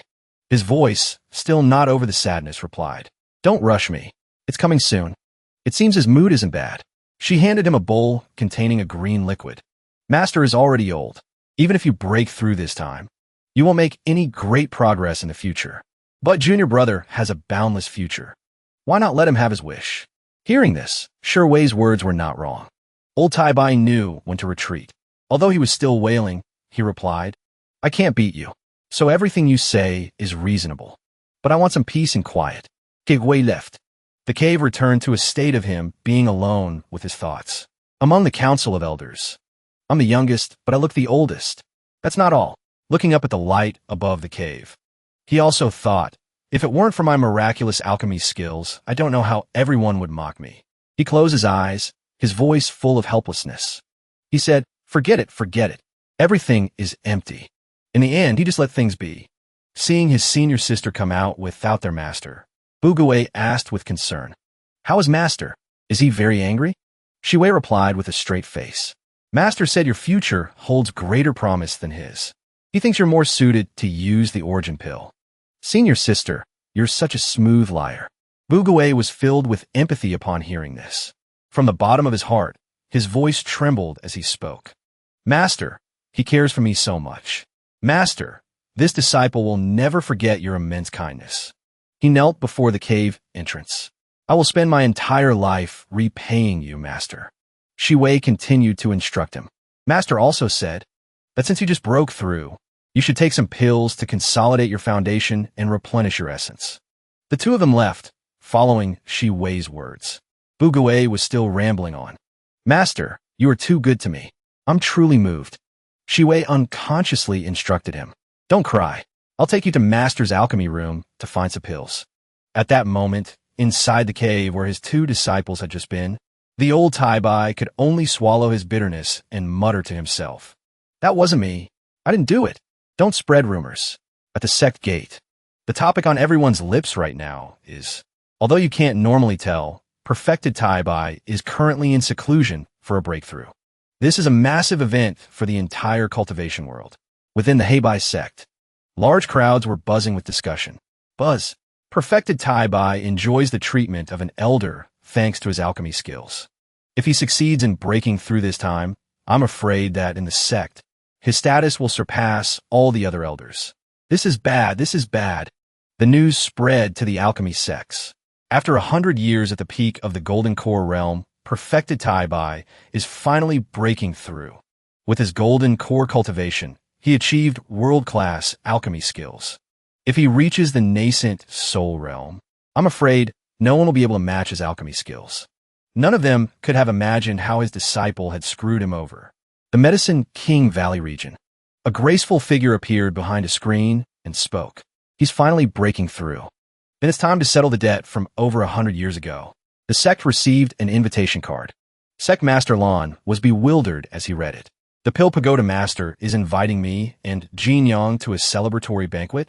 As expected of the Pill Pagoda, they've already managed to draw away the Sect Master and High Immortal Jin Yang so quickly. We must act immediately. Mobilize the disciples. We must stop perfected Tai-Bai's breakthrough at all costs. Old Tai-Bai truly has a reputation that precedes him, but his disciple, Shi Wei, has already beaten you all to the punch.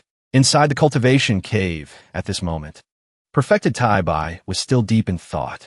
Without the aid of medicinal pills, I can only break through gradually, just when he was at a loss. A voice echoed from outside.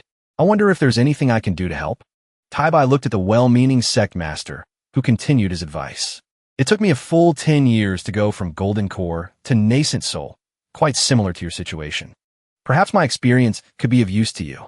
He suddenly realized this man wanted to help. 10 years, huh? Well, thank you very much. This man's experience.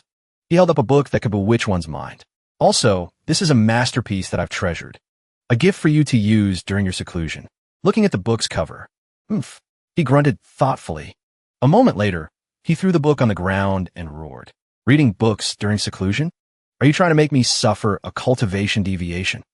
The sect master's figure was instantly kicked out of the cave. A stream of curses followed him. Goodbye, and don't let the door hit you on the way out. To continue his cultivation breakthrough, old Tai-Bai comforted himself.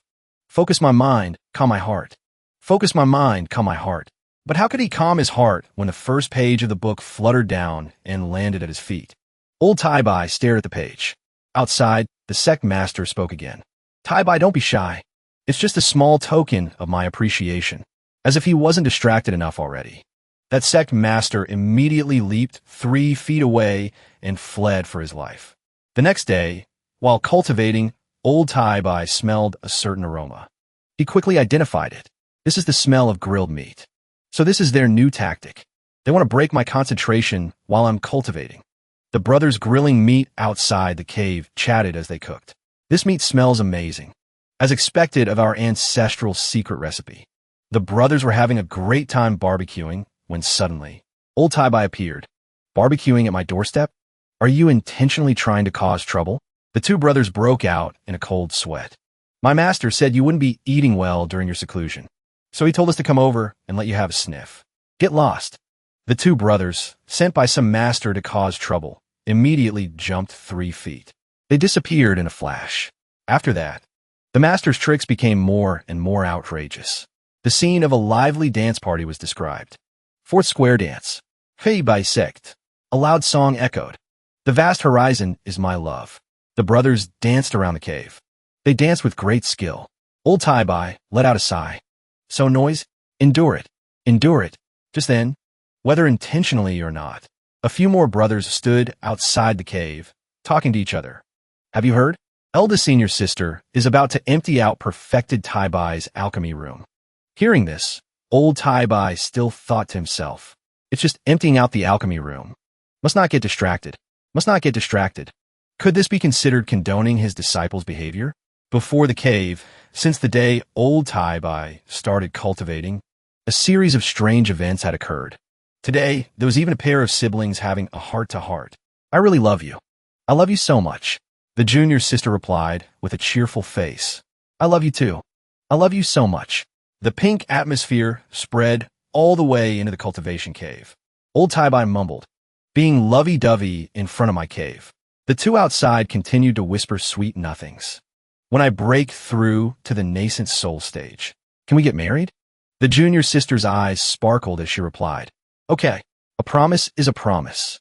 No nascent soul, no marriage." Old Tai-Bai was so hurt he coughed up blood. What did those two say? No nascent soul, no marriage. He clutched his heart and collapsed. The pain in my heart. He was trembling uncontrollably. The situation continued like this. 10 days passed. Wei stood before the cave entrance. She asked, "Master, are you still alive? It's been 10 days. I've come to visit you." She pushed the door wide open. Light shone into the cave. Her shadow stretched across the floor. On the floor, old Tai-Bai lay motionless. So annoying. A breakthrough my ass. His face had aged. He looked at his disciple and said, "Your master is suddenly very tired. I feel that being at the peak of the golden core stage is also good. I'm not breaking through anymore." Huh. Just then, Bugue stood at the entrance and advised, "Don't give up, master." He continued, "Master, your disciple has investigated thoroughly. Someone is intentionally disturbing your seclusion." He grabbed his master's hand and knelt. He continued to persuade, "Master, don't worry. Your disciple will absolutely not let anyone disturb you again." Seeing this, master's eyes filled with tears. "Disciple, is this you caring for your master?" He looked at the junior sister behind him, who was Wei. "Master has lived for so many years, and this is the first time a disciple has cared for me. Someone should learn from him." He meant Wei, right? The two of them talked for a while and then walked out of the cave. Bugue walked in front. Senior sister Wei asked him, "How do you plan to stop others from disturbing master?" Wei said decisively, "Of course, I'll use my strength to do the talking." And yet, immediately after, he begged her, "Help me beat up all those who are disturbing my master." The person he was begging was Dao Qi. He talks about strength so smoothly. It made Wei look at him with contempt. So it's using other people's strength to do the talking. Dao Qi also replied cheerfully, "Bugue, it's not a good time. I have to disperse my power during this period." Bugue looked at her confused. Wei explained, "Her constitution is special. Her body will accumulate countless amounts of spiritual energy. She can't refine it, so she has to periodically disperse her power." Dao Qi looked at him seductively. She lifted a hand and pinched his chin, her voice alluring. "It's a pity you still haven't learned my cultivation technique. Otherwise, I could directly transfer my excess spiritual energy to you." Thinking of the scene of this senior sister transferring spiritual energy to him in the familiar pink-filled image, he exclaimed, "That's right. What a pity." Seeing that it was difficult but not impossible, he thought, "It seems I'll have to find Jian." Jia was found by him. She scratched her head, looking embarrassed. "Sorry, little Gue. I took on a job.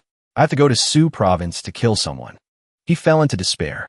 He turned to look at his own senior sister Wei. Then, senior sister, you'll reluctantly. Wei heard him call her name. She coughed up blood. "Young lady, do you just cough up blood whenever you want?" Asking around, no one could help. He decided, "It seems I'll have to do it myself." The scene in the sect was still bustling. Two senior brothers were strolling and chatting. "Old Wu, I heard that if you make noise where perfected Tai-Bai is in seclusion, there's a reward." The other person immediately responded, "Really, old Gua? Then let's go quickly." The majestic figure of Bugue appeared. Gone was the body full of wounds from the last time. He walked over and said, "Two senior brothers, please stop. The senior sisters of Little Fei, Peak, asked me to pass on a message to you." The two senior brothers were confused and asked him, "Junior brother, what is it? Speak quickly." Bugue rambled on. The senior sisters said they've been bored lately, and it just so happens that Supreme Immortal Qin Yang isn't home. They want to invite you over to play some games. Seeing a good opportunity, the two senior brothers said, "Oh great, we're very good at playing games." And so, the scene of preparing to disturb old Tai-Bai turned into two senior brothers flying on their swords to the place to play games. Bugue stood below waving. Then, senior brothers have fun playing. Are you sure it will be fun? At a certain pavilion. To continue disturbing perfected Tai-Bai, the senior brothers gathered their forces. They thought of many ways. Bugue suddenly appeared. "Excuse me, is senior brother Ding of the Four Regulations Pavilion here?" He took out a pink envelope.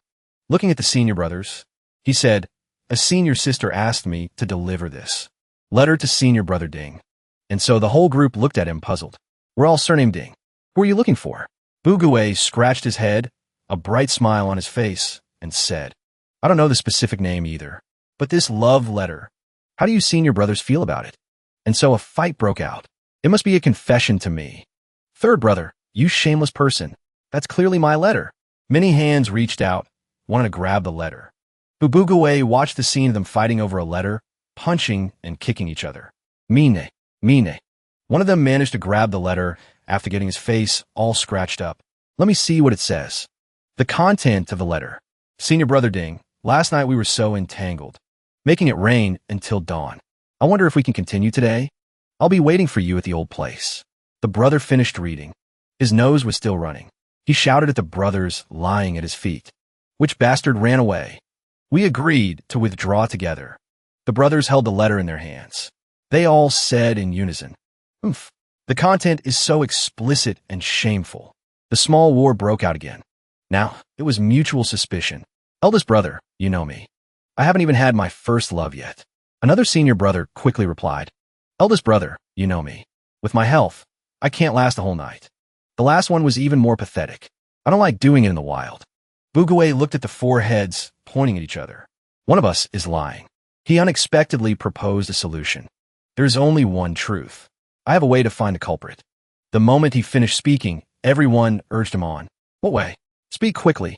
The culprit's energy was depleted last night. As long as you senior brothers have a martial arts competition, the one whose strength has clearly dropped is definitely the culprit. He pinched his chin and declared. This method was supported by everyone. That makes sense. Good idea. And so, because no one wanted to be the culprit, everyone fought desperately, sparing no expense. There's truly no better trick than making men fight over a woman. Fubugawa, he thought to himself as he walked away. Although my tricks are all perfect, this isn't very efficient. I need to find a more focused way to solve this. He's not good at fighting, but it seems he's better at battles of wits. He was on his way to meet his close junior sister. Suddenly, he had an idea. I got it. The junior sister looked at him laughing, confused. Ha ha ha. Senior brother, what's wrong with you? Senior brother then whispered in her ear. All that was left was the sound of their whispering. The junior sister's eyes widened in fear. What? Someone wants to harm perfected by? So I want you to do me a favor, junior sister. Seeing that things were falling into place, Fubugawa clasped his hands and said to the junior sister. The junior sister hurriedly agreed. Oh, okay. What do you want me to do?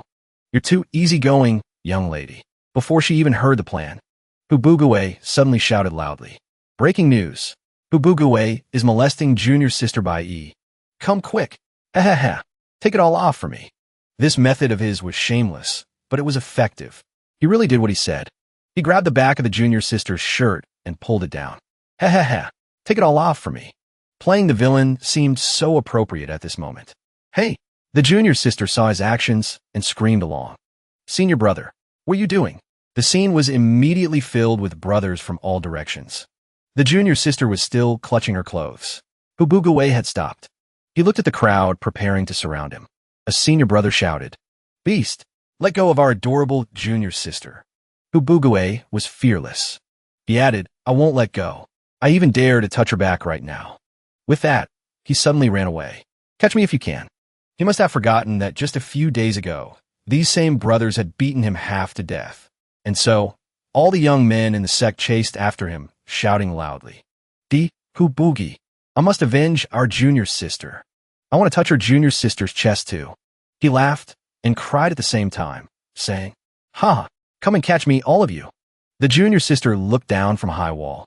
Senior brother is really willing to do anything to divert everyone's attention. Seeing this, senior sister Sure Wei asked her, You're just going to let him use you like that? You're also willing to do anything. At this moment, junior sister by E turned to look at her. What are you talking about, senior sister? She continued, If not for this, how could I take senior brother from your hands, senior sister? Her eyes narrowed as she looked straight at her senior sister. She emphasized, Snatch him back. The junior sister's face was innocent. Sure Wei looked at that face and thought, Although 7,000 years ago, since she's been around me, I've always felt she was a bit of a bitch. The junior sister continued innocently. Eldest senior sister, I won't lose to you. Wei cursed in her heart. Is she really a bitch, or is she just normally naive? Seeing that there was nothing else, The junior sister waved goodbye. Goodbye, eldest senior sister. I have to go save senior brother who now. Senior sister K sighed wearily. I have to go save him too, to prevent him from being beaten to death by someone else. Meanwhile, Hubugue was still running for his life. His mouth wouldn't stop provoking the other brothers. I'm not just going to touch her chest. In the future, I'm going to touch our junior sister's butt too. Come and kill me. The scene was extremely chaotic. One person said, I'm so envious and jealous. Another shouted at him, shut your mouth. If this wasn't a no-magic fighting zone, I would have killed you with one sword strike. But he ran until he hit a dead end. Below the red cliff was a bottomless abyss. Seeing this, the group of brothers threatened. Let's see where you can run now. And yet, Bugue wasn't afraid of the large number of enemies. He raised his middle finger at the brothers. He took a step back. He laughed loudly and replied, "Huh, goodbye everyone." With that, he jumped straight down. The group of brothers was stunned. We will definitely kill that brat. A senior brother suddenly realized. Wait a minute, does this place feel a bit familiar to you guys? As if remembering something, everyone subconsciously looked up. Before them was the place where the female disciples of Little Faye Peak usually bathed. As the leader of the pursuing group, the senior brother tried to stop everyone. There's a trap ahead. We can't go up. But what's one voice against a horde of perverted minds? Immediately, a voice cleared the way.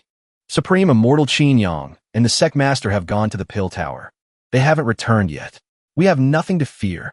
Everyone even came up with a very convincing reason. Besides, we know there are beautiful women bathing ahead. If we don't take a peek, what kind of men are we? He couldn't persuade them. The leader stood and watched as his brothers all jumped off the cliff. Dear senior and junior sisters, we're here. Boom, boom, boom. The sound of impacts rang out. The tragic scene was left with only rocks and mud, and the newly repaired bathing pool, which no one knew about except Bugue. From a distance, the senior sisters looked over and saw many brothers with legs, but no heads. Bugue pointed at the group of brothers and said, Senior sisters, look, I told you these senior brothers were taking advantage of the Supreme Immortal's absence. To come and peep, a senior sister suddenly shouted, The Sect Master and Master aren't home. You've got the guts of God. Another senior sister was preparing to attack. The senior brothers took turns explaining. Beautiful ladies, don't misunderstand. We were framed again. As he explained, the bump on his head was very large. Remembering the scene from before, a voice echoed from above.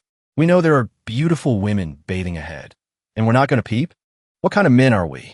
It turns out the senior sister already knew everything. She continued to shout. And what about that passionate speech just now? The eldest senior sister in red stepped forward to reveal more crimes. The complaint area. Before, there were also perverts who came to our door to harass us. That was also being framed.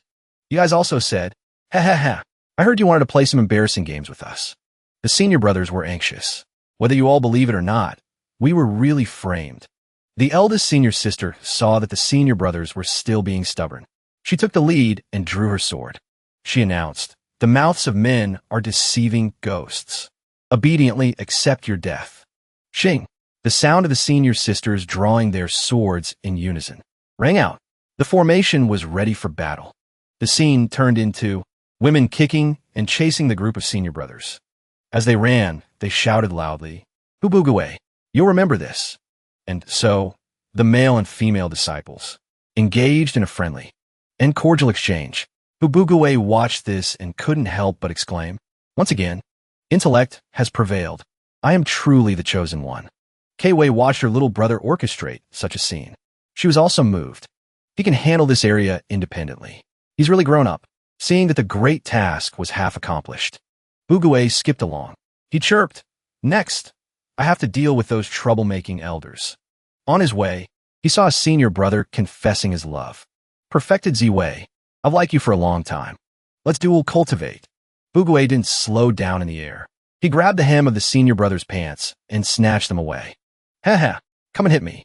The two of them were in an embarrassing situation. The six-pack senior brother was wearing bright pink and purple underwear. Kei was exasperated. I was wrong. He's still just a damn pervert. The female perfected one who was being confessed to looked at the exposed purple underwear. She could only say, You're a good person. She covered her face and ran away. She only left behind one sentence. Your underwear is too flashy. I'm not worthy of your aesthetic taste. Goodbye. The senior brother held on in vain, full of regret. Don't go, perfected Z-way. He turned to glare at Bugawei. This disciple. Do you think your looks are too low? Do you want me to help you reincarnate and be remolded? Baffled, Bugawei asked. Internal energy was clenched in his palm. A boom sound exploded beside him. Bugawei lay deep in the crater. He cried out, "Why did you hit me directly? Isn't there a rule in the sect that prohibits fighting with magic?" The 8-pack senior brother stood above and answered, "That's to restrain the disciples. The elders are not restricted. No wonder the disciples want to overthrow the sect with this rule." The other person continued to use magic. His 2 hands made a gathering sign. Dama idol manifestation. His figure grew large, emitting a dazzling golden light. He growled, "You made me lose Iwei, whom I've had a crush on for 200 years. Bugawei watched motionlessly as the giant foot was about to descend. "I will crush you into meat paste." His face turned green and red as he screamed, "Don't." It turns out he didn't die from the blow, but from, "Your feet stink so bad." He couldn't even form words anymore. The senior brother was still laughing proudly.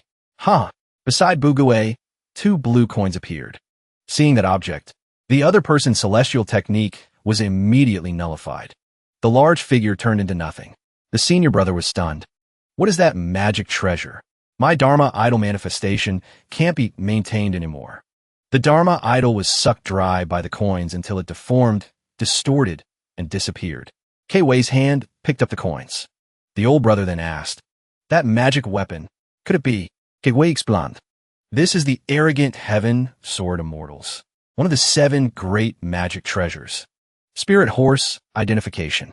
This old brother was still in shock as he recounted. "Impossible. The arrogant heaven sword immortals magic treasures only have 3 sets passed down. The other sets are all lost." K-Wei didn't mind. She presented the magic treasure. She told the old brother, "You can try." The magic treasure was thrown from her hand. It turned into a white horse with glowing eyes, charging towards the old brother. At this moment, the old brother realized the problem. Spiritual energy turning into a horse. Extremely terrifying.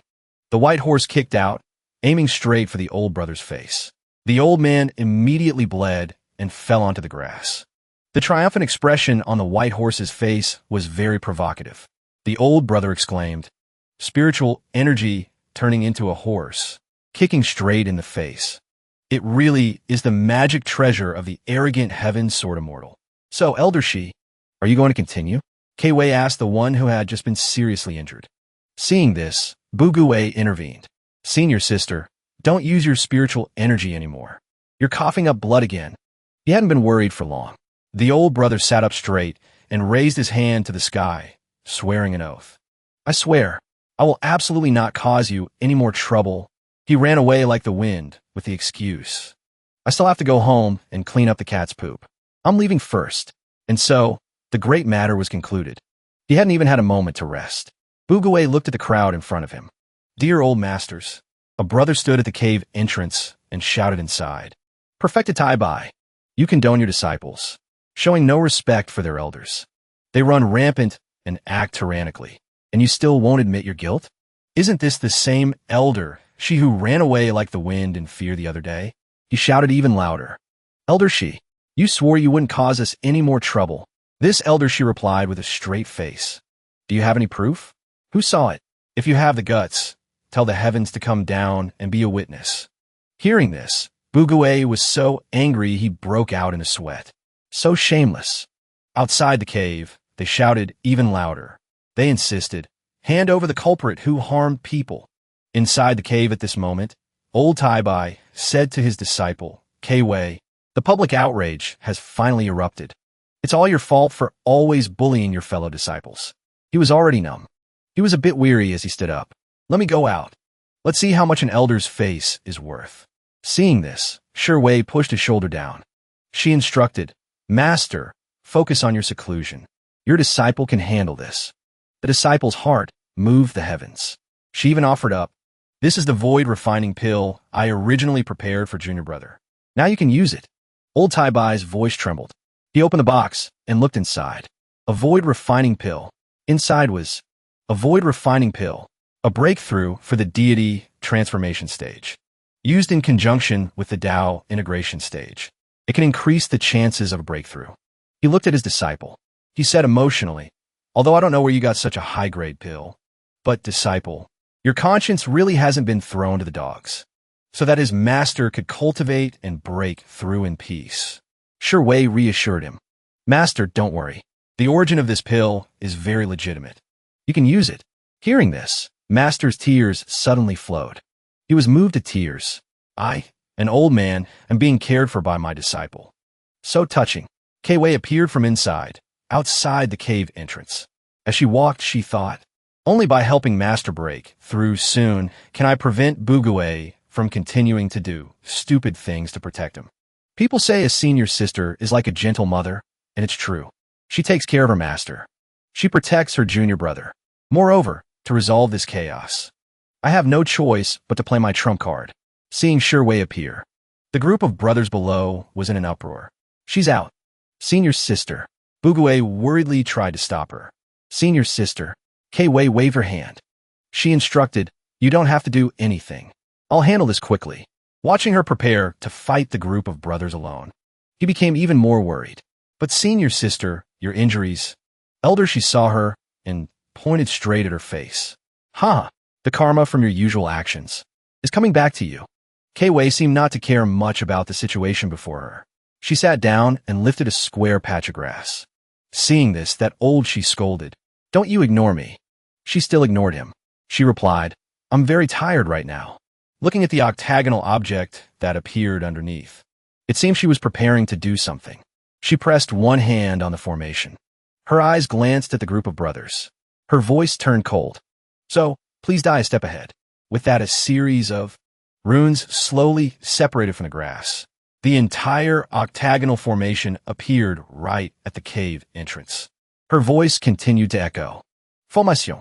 Stunned by this. I'm Elder Nashi. I feel like my opponent is cheating. Elder Shi's hand deployed a protective barrier. The group of brothers felt their breath turn to ice.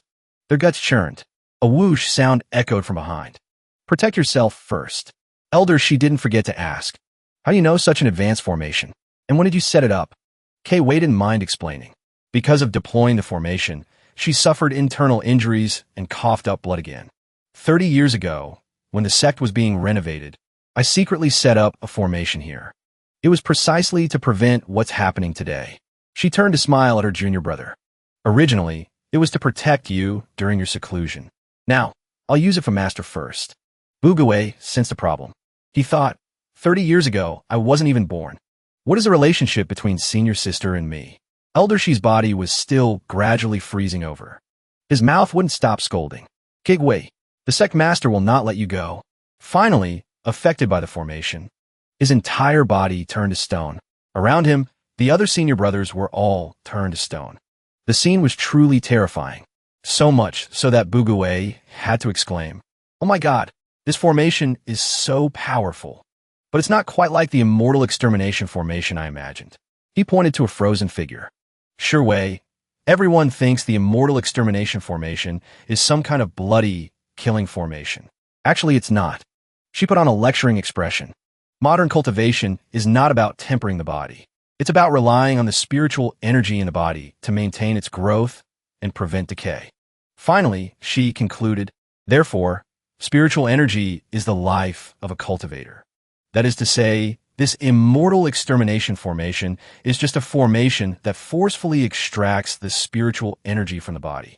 She handed Bugue a golden hammer. She told him, go on. The rest is up to you. Bugue was puzzled. What are you giving me a hammer for? They're frozen, and you're giving him a hammer. She smiled slyly. Smash them. Beating them up is a normal thing. He took the hammer in his hand.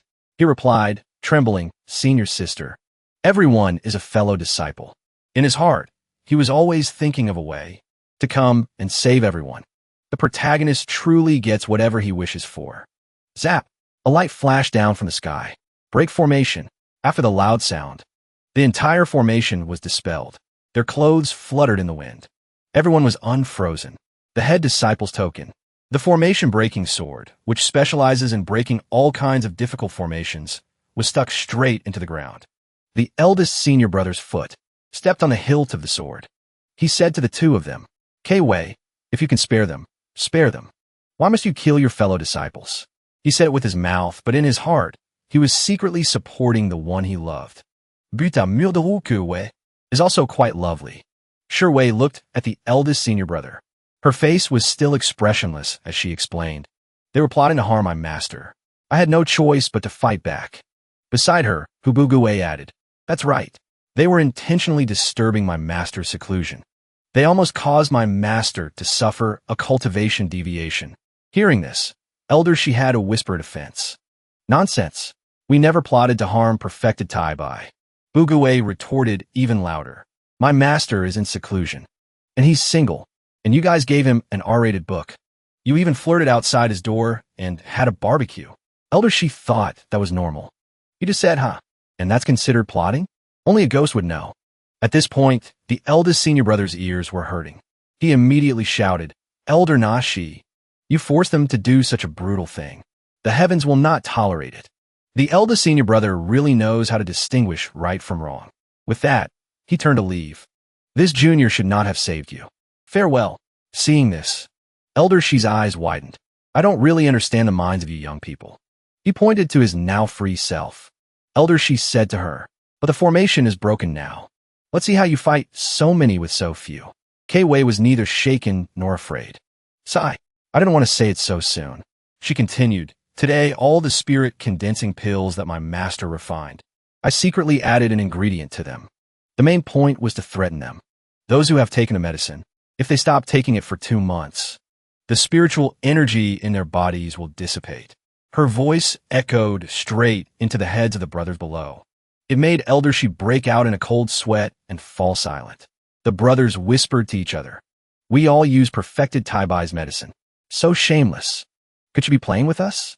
One senior brother even asserted. I think eldest senior sister is capable of doing this. Elder Shi, fearing the crowd would become more chaotic, reassured them, disciples, don't panic. I have a solution. No one knew what method he would use. Hearing that, everyone said in unison, as expected of Elder Nashi. Elder Shi took a step and knelt before Sherwei. He begged, Please give us the antidote. I will never dare to do it again. Seeing the sudden scene before them, the group of brothers thought but dared not say, Elder, you're so weak and useless. Shameless. Sherwei was adamant. When my master comes out of seclusion, he will naturally offer up the antidote. If she offered it up now, and Elder Shi went back on his word, wouldn't it all be for nothing? And yet, at that very moment, a wave of hot air erupted from within the cave. It blew outwards. Buguwe hurriedly ran over and asked, What's happening? All he saw was old Taibai's flushed face and his unendingly angry voice. Adding ingredients to my pills? Kei-Wei, how dare you ruin my 100-year-old alchemy reputation? This time, he was really screaming with rage. He remembered the images of the handsome young men and beautiful women who used his pills. Everyone praised them. See, perfected Taibai's pills are truly first-rate, and the price is only half of others. The admiring gaze of that junior sister. Wow, so amazing. The more he thought, the more speechless he felt. The most handsome and dashing genius. The #1 person in mass-producing pills. Old Taibai's face looked even older. It was described as cultivation stagnated for 100 years. He knows nothing about alchemy. Now, when he teaches his disciples, he's even being disrupted by her. The junior brothers would all protest in unison. Perfected Taibai is making fake pills. Then, my $100 million reputation. Old Taibai's hands were clenched into fists. His angry energy soared to the sky. A series of red, blue, indigo, and purple tremors converged and poured into the cave. Buguwe was worried. That our master is towards the source of the light. Could it be that perfected Taibai has broken through? But this aura far surpasses that of a nascent soul cultivation base. Elder Shi was also immediately startled. Finally, in everyone's anticipation, old Taibai, his hair still white, slowly walked out of the smoke that had shaken the sect. A completely unfamiliar, handsome, and dashing face. But the voice was somewhat familiar. Besides alchemy, I, an old man, have nothing else. He still declared heroically, no matter who it is, who dares to ruin my profession, I will tear them to pieces. Everyone was surprised. Buguwe looked up. Elder Shi scolded. Who are you? Outsiders are not allowed to enter this sect. It turns out no one noticed the abnormality. Only Old Bai continued to clarify. He pointed to himself. I am perfected Tai Bai. Are you all blind? Can't you recognize me? Even he himself didn't know he had a new body. Bugawei looked at the person before him and sighed. My master is an old man. How could he be as handsome as you? Those words sounded like both a punch and a caress. Onikewei promptly brought a mirror for someone to look at. Master, you've advanced. Indeed, just as described. Who is this handsome man? He really couldn't be compared to the old Tai Bai of a few moments ago. He touched his smooth face. Old Tai Bai exclaimed, this peerless beauty. It must be me. Suddenly, his face flushed. He's only half as handsome as I was when I was young. This scene fell into the eyes of the brothers below. Elder Shi mumbled, asking and answering himself so naturally, is it really okay? Only then did Bugawei come to his senses. He hurriedly ran over and asked, Master, are you really my master? That's great. But a moment later, he was grabbed by his master. You just said I was an old man, didn't you? Why does this master only remember the bad and not the good? No. Your disciple also said you're very handsome now. The main issue, he glanced at his beloved disciple. And you, Shiwei, you added ingredients to my pills. Shiwei wasn't one to be trifled with either. She raised her hand to reassure him. Master, don't be angry. I was just tricking and scaring them. The crowd started murmuring again. So you really did scare us. At this point, old Tai Bai let out a sigh of relief. Thank goodness. Then he suddenly unleashed a move on her. But lying will affect my reputation. You know that, right? Shiwei nimbly dodged the move. But he didn't stop. He continued to attack. Who told you to ruin my reputation? She was caught by her master. She could still hear him continue to scold her. Stealing my pills. As he scolded, he spanked his disciple's butt. And burying me. Still not angry enough. Old Tai Bai's scolding and hitting grew louder. Before, I couldn't beat you. I didn't dare to punish you. Now, I can finally get my revenge. The brothers below couldn't help but exclaim. Perfected Tai Bai. Just how much resentment have you been holding in? At this moment, Kei thought about her situation. I can't escape from my master's grasp. Could it be that my master, in his anger, has leveled up twice and reached the deity transformation stage? Still embarrassed from the previous scene, Bugawei still exclaimed, as expected of senior sister. In such an embarrassing situation, you can still think so calmly. Finally, he was also pulled over by old Tai Bai for punishment. What are you praising? You brat, you caused me a lot of trouble too. Below, the brothers whispered to each other. Perfected Tai Bai has advanced. Can't touch him. They planned to sneak away, but old Tai Bai glanced down. And you all too. He grabbed Elder Shi's collar. The ringleader. He whipped him once, then again. His mouth wouldn't stop scolding from east to west. This is for disturbing my seclusion. This is for hitting my disciple. This is for looking down on me. Elder Shi's face was now like a wreck. His teeth and lips were a mess. This is definitely deity transformation. It's no longer peak nascent soul. He found a disciple who was trembling like a leaf. You used to mock me for being old and living alone. Old Tai Bai kicked out.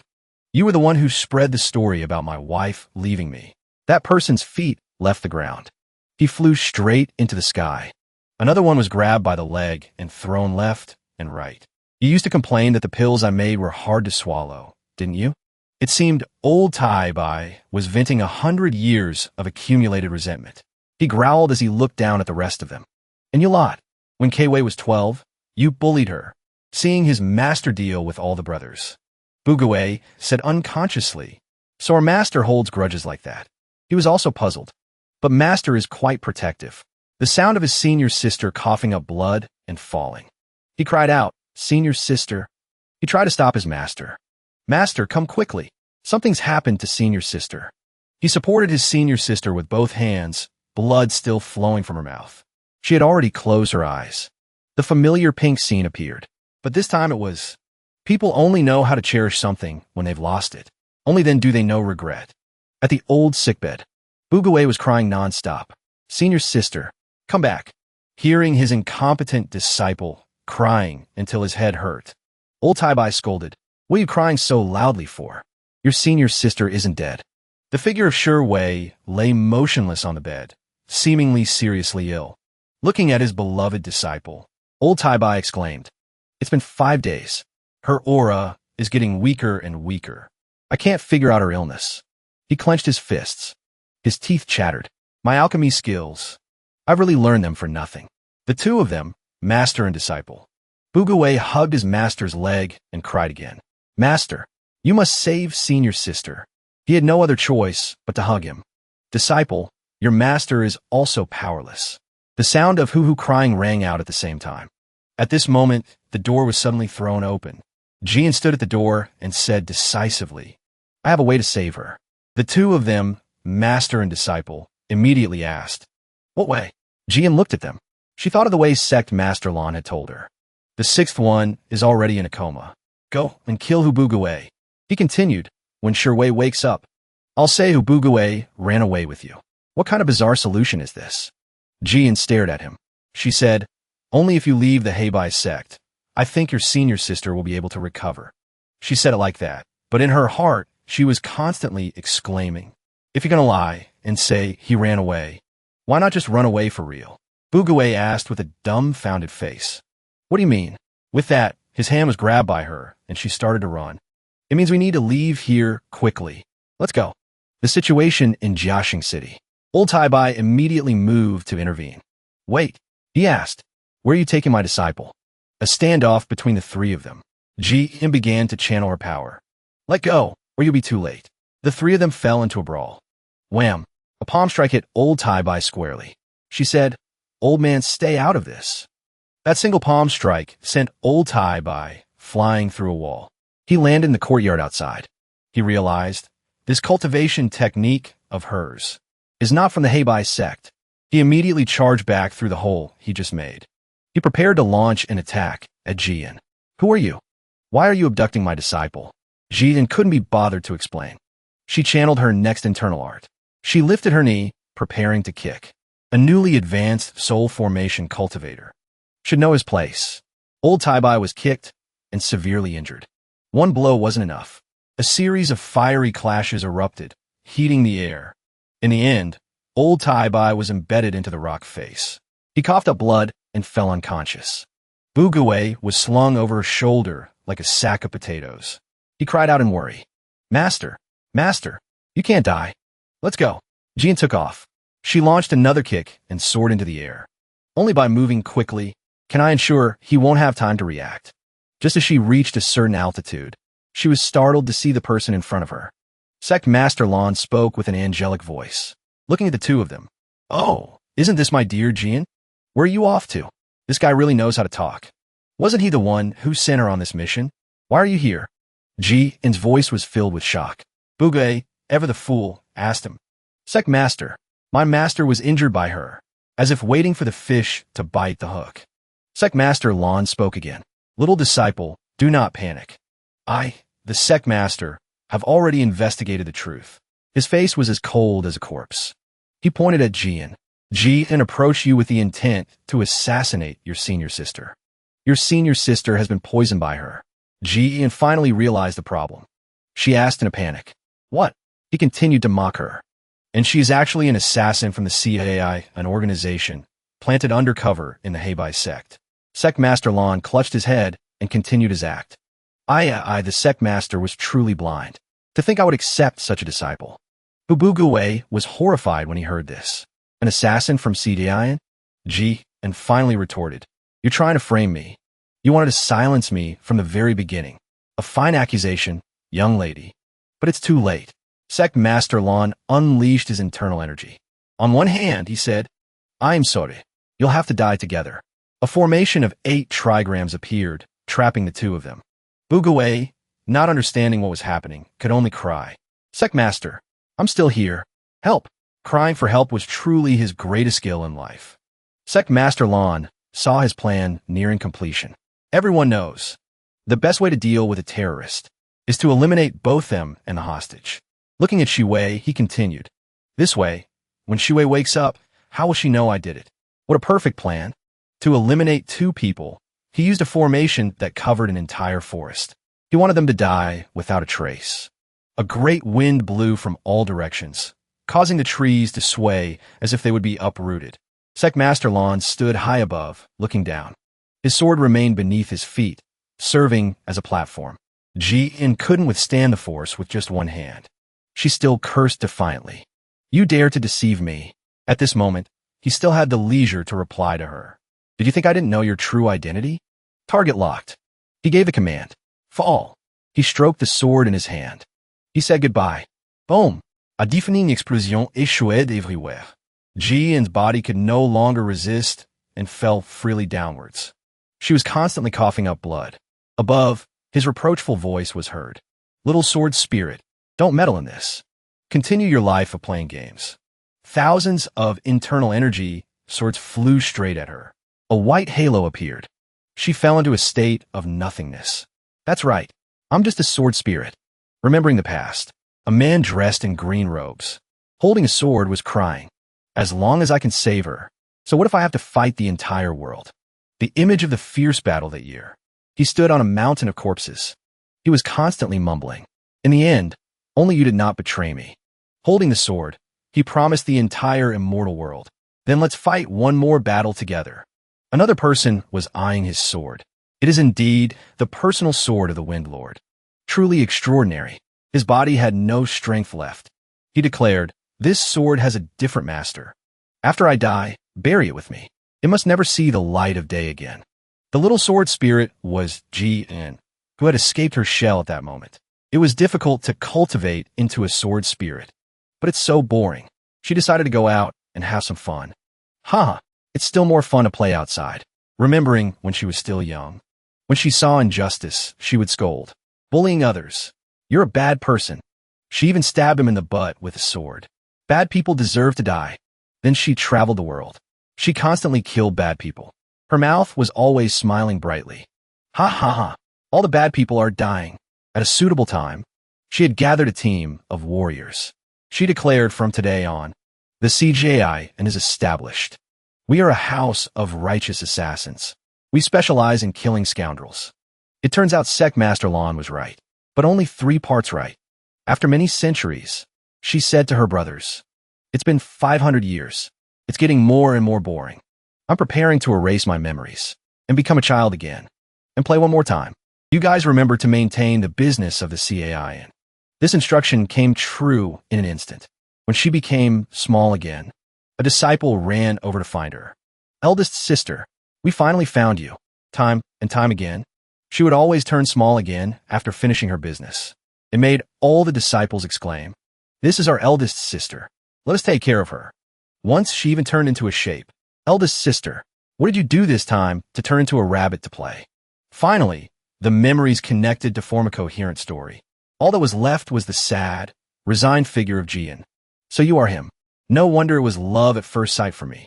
It turns out the love story between the sword and the person was her one-sided love for Sect Master Lan. The reign of 10,000 swords has ended. All that was left were countless desolate sword fragments. A desolate landscape. Looking back, Sect Master Lan said, thus, Bisaitsuke Wei. There are no longer any people or things related to him in this world. Bugue, trapped in a golden cage, was still in a daze. Sect Master Lan had already threatened. Next, it's your turn. At this moment, the intelligent nerve was finally activated. He saw the problem. Jian risked her life to save me, and the Sect Master killed her. Could it be that it was all the Sect Master? Sect Master Lan was still celebrating silently. Hubugue, oh Hubugue, now no one can save you. In a state of not knowing what to do, a voice rang out. Bugue, aren't you going to thank the Sect Master for saving your life?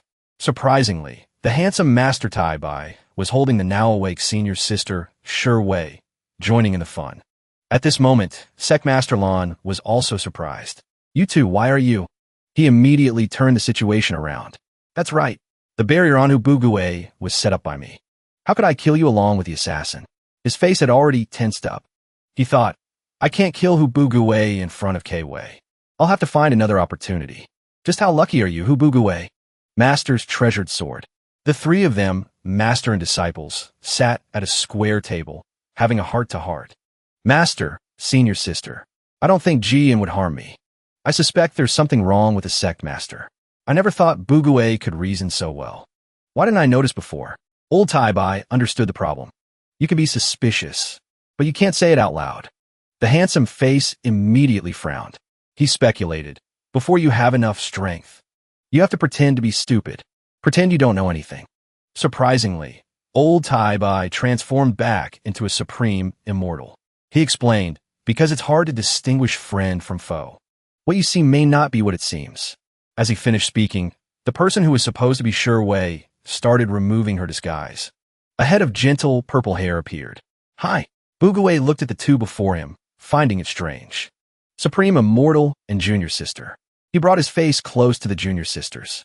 He concluded thoughtfully, I never thought Junior Sister and Senior Sister would look so much alike, especially their appearance. Then he realized, could it be that you two are sisters? It's a bit hard to tell. One is 70 years old. The other is 14. Could it be that you two are grandmother and granddaughter? At this moment, the Junior Sister heard him say this. She turned to the Supreme Immortal, her voice firm. I don't think Senior Brother needs to pretend to be stupid.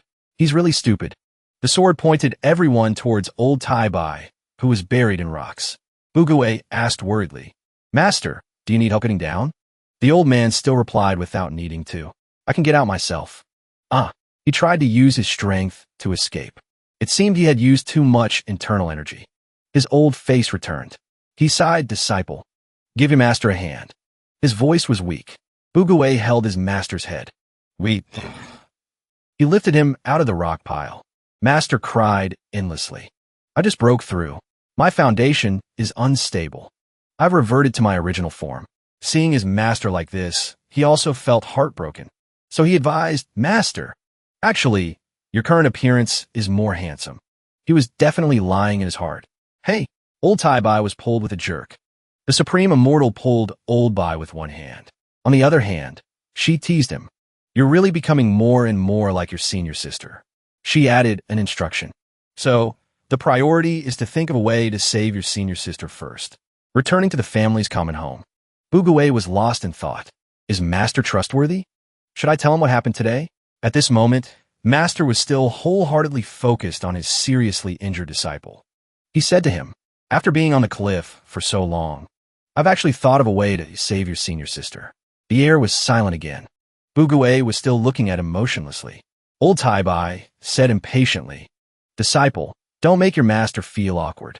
Can you say one more sentence? Bugawei then ordered. He replied on the outside. Then, Master, what divine method have you thought of? In his heart, he had already decided.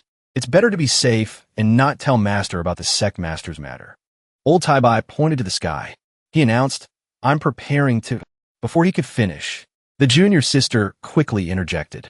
I heard that the perfected one is from the Medicine King Valley. Do you want to go to the Medicine King Valley to ask for help?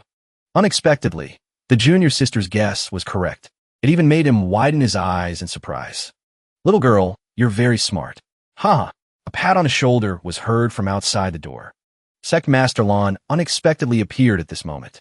That's good too. I will personally take care of Sure Wei. Tai-Bai, you and your disciple should set off quickly. This guy's like an iceberg. Wherever he went, the atmosphere hit a deadlock. He walked past the High Immortal and stopped in front of her. Frowning, he scolded her in a low voice. I was tricked by you just now. If you interfere again, I won't go easy on you. The High Immortal wasn't afraid at all. She even squinted and smiled back. Quick reaction, as expected of you. Huh. He glanced at the Junior Sister again. He instructed, and you too. Your master is preparing to go into seclusion for half a year. Directly ascend to the register. Hurry back. This guy seems good at socializing. He wants a seat at every table. They all spoke in unison. Yes, Sect Master. We obey. 2 streaks of black crows followed the 2 master and disciple. Seeing the situation wasn't right, Byuki was worried inside. Sect Master, those people, they definitely want to kill me. I can't drag Master into this. Seeing his face so tense, Olbai reassured him. Disciple, no need to worry too much. Your senior sister is now being personally cared for by the Sect Master. Nothing will happen to her. You trust that old Sect Master too much. Deep down, he mocked his own words. That's exactly what makes people worry. Arriving at the place where the conflict just happened. Byuki looked down and reported to his master. Wait, Master. I want to go down for a moment. Master also indulged him. Standing aside, watching his disciple dazedly walk down into the pit of the recent chaotic battle. Byuki was still thinking. recalling how the Sect master suddenly killed Jian. It was very sudden. There must be a hidden reason. You're thinking right. Keep thinking. He saw a stone sphere appear. Inside were small fragments of a sword. If looking deeper, this is... His eyes seemed to discover something. All of Jian's memories stored in each fragment were clearly visible to him. He broke out in a cold sweat, looking at the person in those memories, wondering, that person is... Then suddenly, he fainted. A tear of memory fell. The sound of master calling. Disciple. Disciple. He finally opened his eyes, seeing his master's worried face. His voice was still urgent. Disciple, how are you? His face was full of confusion. He called out, Master, looking at his palms, calculating in his heart. These are Jian's memories. And the situation of the Great War, could it be? He remembered something else. Recalling when senior sister taught modern history, she once said, modern cultivation is counted from 10,000 years ago. Before that, doubt integration high immortals were everywhere. At that time, he asked back, then why are there so few high immortals now? Her expression at that time seemed a bit sad. Closing her eyes, she recounted to him, a great war. Tens of thousands of high immortals died. The cultivation world has never recovered its former glory. He asked further, a great war? What caused the great war? Sister K. Wei replied then, to fight for the final chance of feather ascension. Once one achieves feather ascension, the soul becomes immortal and indestructible. Is the supreme realm that cultivators pursue. Only now did he vaguely realize. TSK. I felt like senior sister left something unsaid back then. He thought asking Master now wouldn't be a bad idea. He immediately asked, Master, do you know about the Great War 10,000 years ago? Master couldn't tell the whole story either. There aren't many records of that Great War, neither the cause. There's even a rumor that the entire cultivation world was wiped out by a single person. Who exactly it was is unclear. Byuki hugged his knees and thought, one person fighting the entire cultivation world. Could it be? The image of that majestic man appeared. He grinned. That person isn't me, is it? So cool. Huh.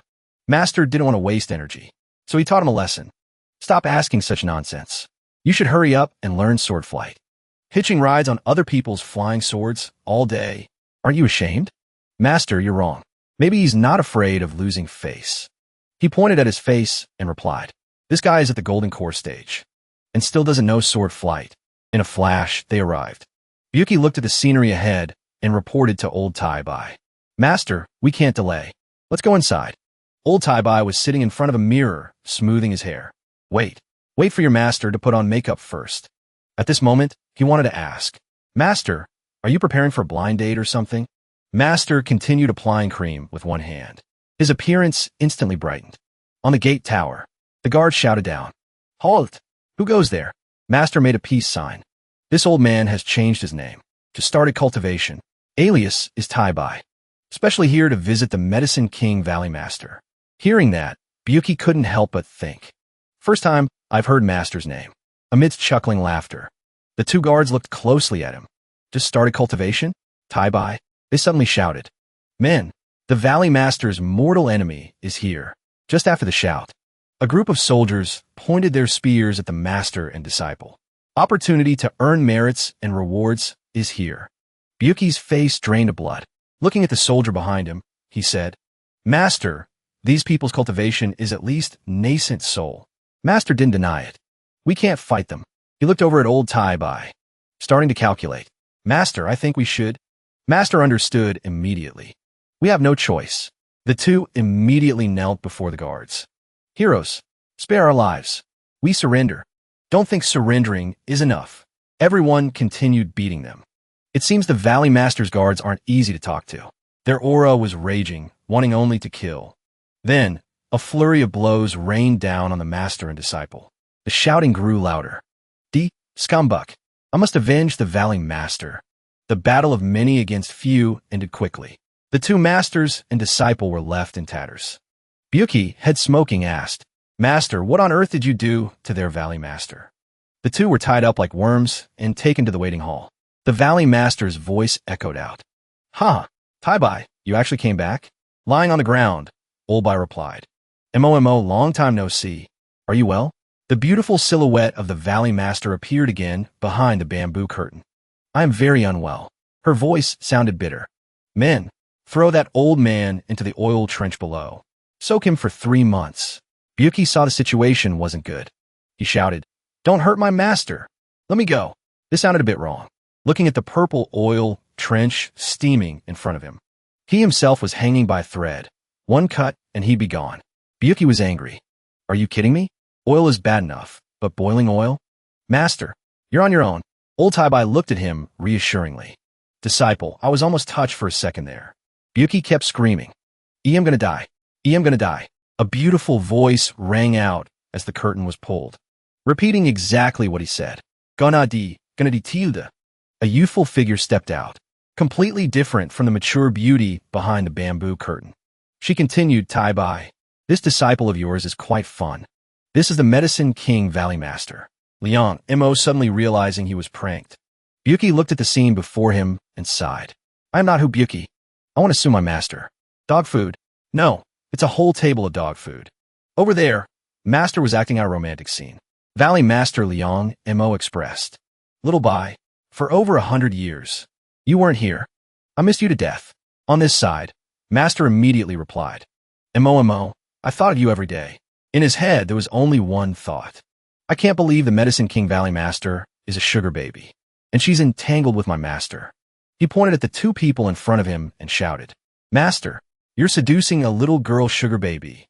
That's a crime. Indeed, this scene looked like the legendary old cow eating young grass. He rushed over to hug his master's leg to stop him. Master, disciple cannot watch you make a mistake, walking down the path of sin. Then he added, one scumbag in this novel is enough, and that's me. Turns out he really knows his place. Master saw that if he didn't teach him a lesson, he'd keep talking. He grabbed his collar and lifted him up. This is your mistress. She is 147 years old this year, because she reached the nascent soul stage of 14. That's why she kept her youthful appearance. The mistress old I mentioned acted shy. Next time you mention my age, I'll beat you to death. Byuki was done for this time. A woman's age is truly terrifying. And then, at the pavilion, everyone ate happily together. And then after that, the master and disciple were poisoned again. Mistress Mo looked at them and announced, Taibai, you didn't think I'd forgive you that easily, did you? Mistress, you're scaring us. She grabbed old Taibai's body, shouting right in his face. You said once you broke through to nascent soul, you'd come back to marry me. You ran away for over 100 years and still haven't returned.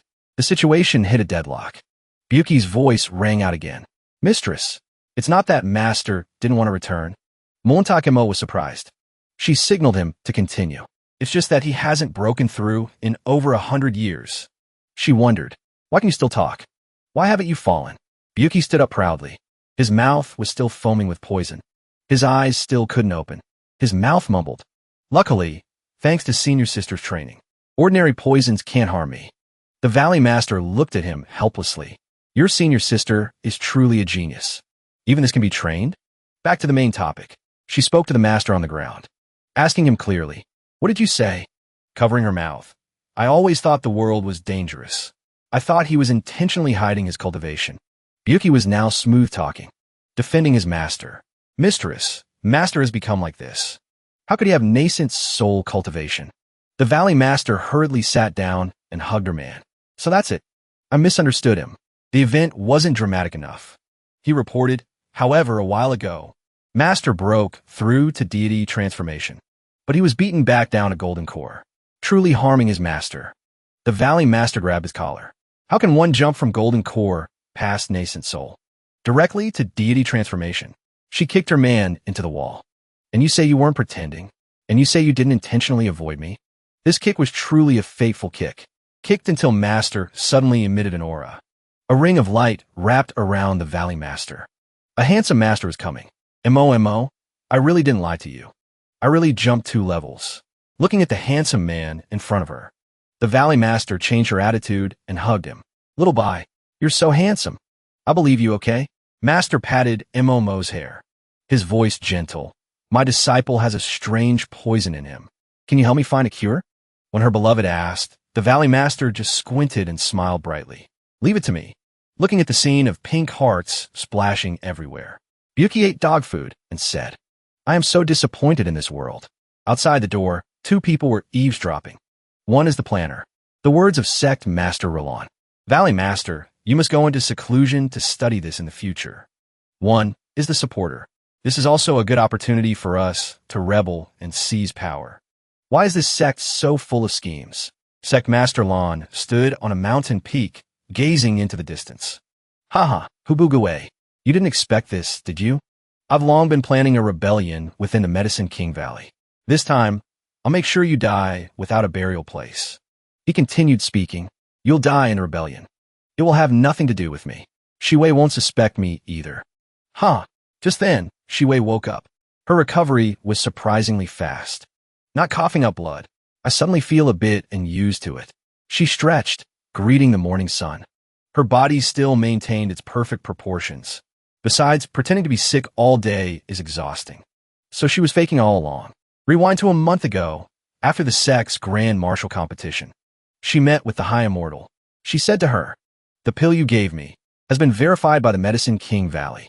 It is indeed the 9 Revolutions, 9 Lotuses pill." She took the glowing pill from the High Immortal's hand. It seems that Shu Wenyu is truly a good person. She popped it in her mouth. Shu Wei devised a plan. Next, watch me fake an illness and fool everyone.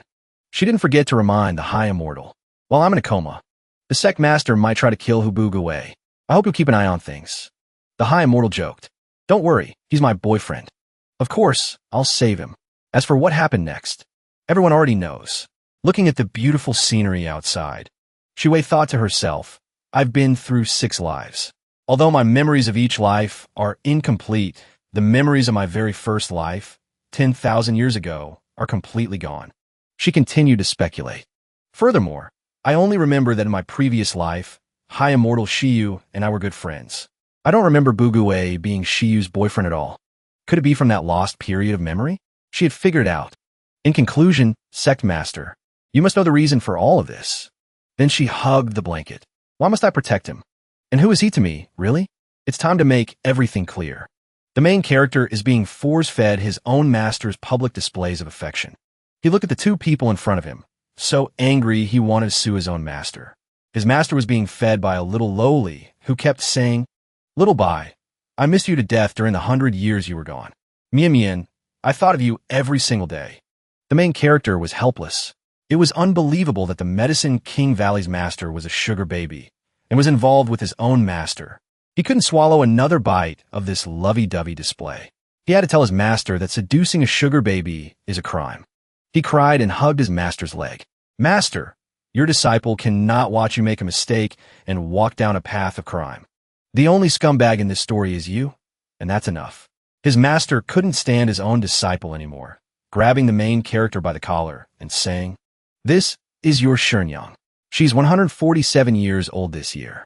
She just reached the nascent soul stage at 14, which is why she maintains a childlike appearance.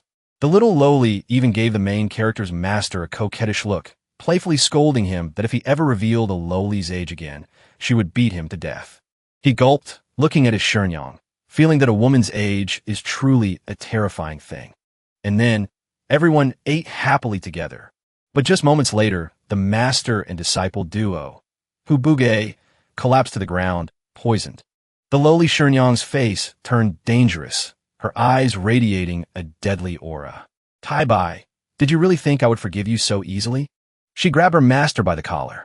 You said you would come back and marry me after breaking through to the nascent soul stage. But you ran off for 100 years and still haven't returned. Ubugawe jumped up to defend his master.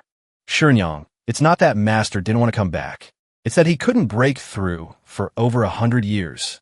The little lowly looked at the person before her, surprised. How could he still sit up and talk? The main character raised his hand, foaming at the mouth, but still full of pride, saying that his senior sister had trained him so that ordinary poisons couldn't harm him. The lowly Shenyang was speechless. His senior sister was truly a genius to be able to train him in this as well. The little lowly then returned to the main character's words, full of shock.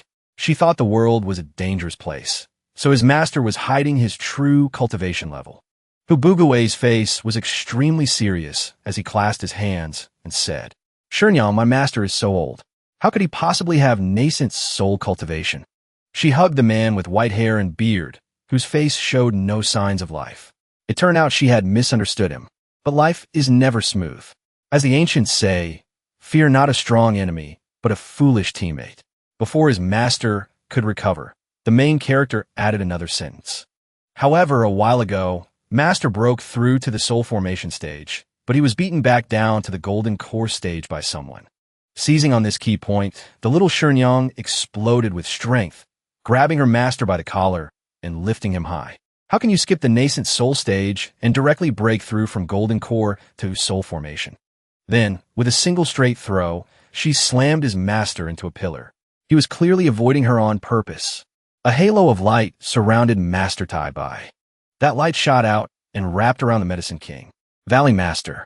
Replacing the old master was a young, handsome man who embraced the little Shenyang. Mian, I really didn't lie to you. I really did jump 2 levels. The little Shenyang was very satisfied with this version of Master Tai Bai. Little Bai, you're so handsome. I believe you, okay? The young master gently patted the little Shenyang's head and said that his disciple had a strange, potent poison in him, and asked if she could help him treat his disciple. The boy crazy lowly hugged the handsome master tightly, constantly assuring him to leave it all to her. The male lead looked at the two hugging and radiating heart auras, speechless. He was too disappointed in the world. The 3 in the room didn't notice 2 people secretly watching them from outside. According to Sect Master Lon, the Valley Master will go into seclusion for research later. This is a good chance for us to rebel and seize power. Meanwhile, far away, the 2-toned hair Sect Master stood with hands clasped, thinking Hubyuki wouldn't expect he arranged a rebellion in Medicine King Valley. This time, he would surely die without a burial place. Scene shifts to the male lead's senior sister far away. She woke up, not used to the feeling of waking up without coughing blood. Moreover, lying down pretending to be sick like this made her so tired. Last month, after the Sect Grand Tournament, she recalled the High Immortal giving her the 9 Revolutions, 9 Lotuses pill. She met the Medicine King Valley Master to verify it was genuine. She felt that Chu Winnie, who gave her the pill, was a good person. Senior sister didn't hesitate to take the pill to pretend to be sick. But she didn't forget to warn the High Immortal that while she feigned illness, the Sect Master might try to kill Hubyuki, so everyone needed to be careful. The High Immortal chuckled, saying Hubyuki was her boyfriend, so she should rest assured. What happened after that, everyone already knows. Having lived through 6 lives, although memories are fragmented in each, the memory of the first life 10,000 years ago is completely lost. Moreover, she only remembers being good friends with High Immortal Shiyu in her past life, but doesn't remember Hubyuki being Shiyu's boyfriend. Could that be the lost memory? The Sect Master must know why all this is happening. And why must she protect Hubyuki? What is he to her? All of this must be clarified. The 2-toned hair, Sect Master, sat calmly on a chair, filing his nails. I am Hackbach, Sect Master Lan Mingzhu. I want to tell everyone a secret. Right? If you don't remember my real name, watch from the beginning again. The 2-toned hair Sect Master has memories of a total of 6 lives. First life, he and junior sister were Mount Shu disciples, loving each other. In year 500, he was at Dao integration stage, but was killed in the immortal Dao Great War. Second life, he was a genius cultivator again and didn't hesitate to express his love to junior sister. But unexpectedly, the Great War was still ongoing and he was killed again. Third life, he transmigrated into a student in another world, then was stabbed to death. Fourth life, he returned to the original Cultivation world, titled Proud Heaven, Sword Immortal. But unexpectedly, the hateful immortal Dao Great War still hadn't ended. However, this time he had a cheat system in hand and won the Great War. But in the end, all Dao integration High Immortals died, leaving only the 5 of them. Everyone can guess that that person is Hubyuki's past life. But that person was half-step feather ascension, soul nearly indestructible. Once reincarnated, it's unimaginable. Once that person is born, they deal with him, making him die in reincarnation, grinding his soul to the end. So the 5 of them agreed to take turns killing that person's reincarnations. In 10,000 years, they have killed him a total of 660 times. High Immortal Shiyu was speechless. What these people did wasn't human. She wondered. Moreover, you said 6 lives. Why only 4 lives listed? Lan Mingzhu explained his 5th and 4th lives were similar. Lifespan ran out, dispersed cultivation, kept memories, reincarnated. His current life is the 6th. Shiyu fearfully looked at Xiao Sandao with suspicion. The person next to her quickly waved his hands. I didn't die that many times. I only have memories of 3 lives. Shiyu widened her eyes and asked hurriedly. Then what about Kei Wei? What about her? Lan Mingzhu closed his eyes and sighed. Kei Wei lost her mind, always thinking of ways to save that person. But after her lifespan ran out and cultivation was insufficient, she could only discard her spiritual root to preserve memories, then reincarnate. She also has 6 lives. Xiao Sandao quickly interjected. Because her memories are incomplete, she seems to only keep memories she deems important. Shiyu frowned, slightly angry that she only remembered a man and not her. Turns out she didn't consider a best friend like her important. Lan Mingzhu spoke steadily. Kei Wei is trapped in 10,000 years of reincarnation. Her soul and spirit constantly damaged, emotions constantly lost. She used to be someone who loved to smile so much. Only by completely destroying that person's soul can Kei Wei regain her freedom. In a blink, Lan Mingzhu and Xiao Sandao flipped their faces, smiling maliciously, indicating Shiyu had boarded their boat and couldn't get off. Shiyu broke out in sweat, firmly stating she dared not be an enemy with the 5 great high immortals.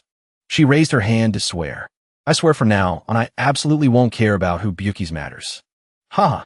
Shiyu never keeps her oaths. Lan Mingzhu filed his nails and said, I've had people capture all your boyfriends. Don't flip-flop. No wonder these 2 showed their hand. She had no way to help anymore.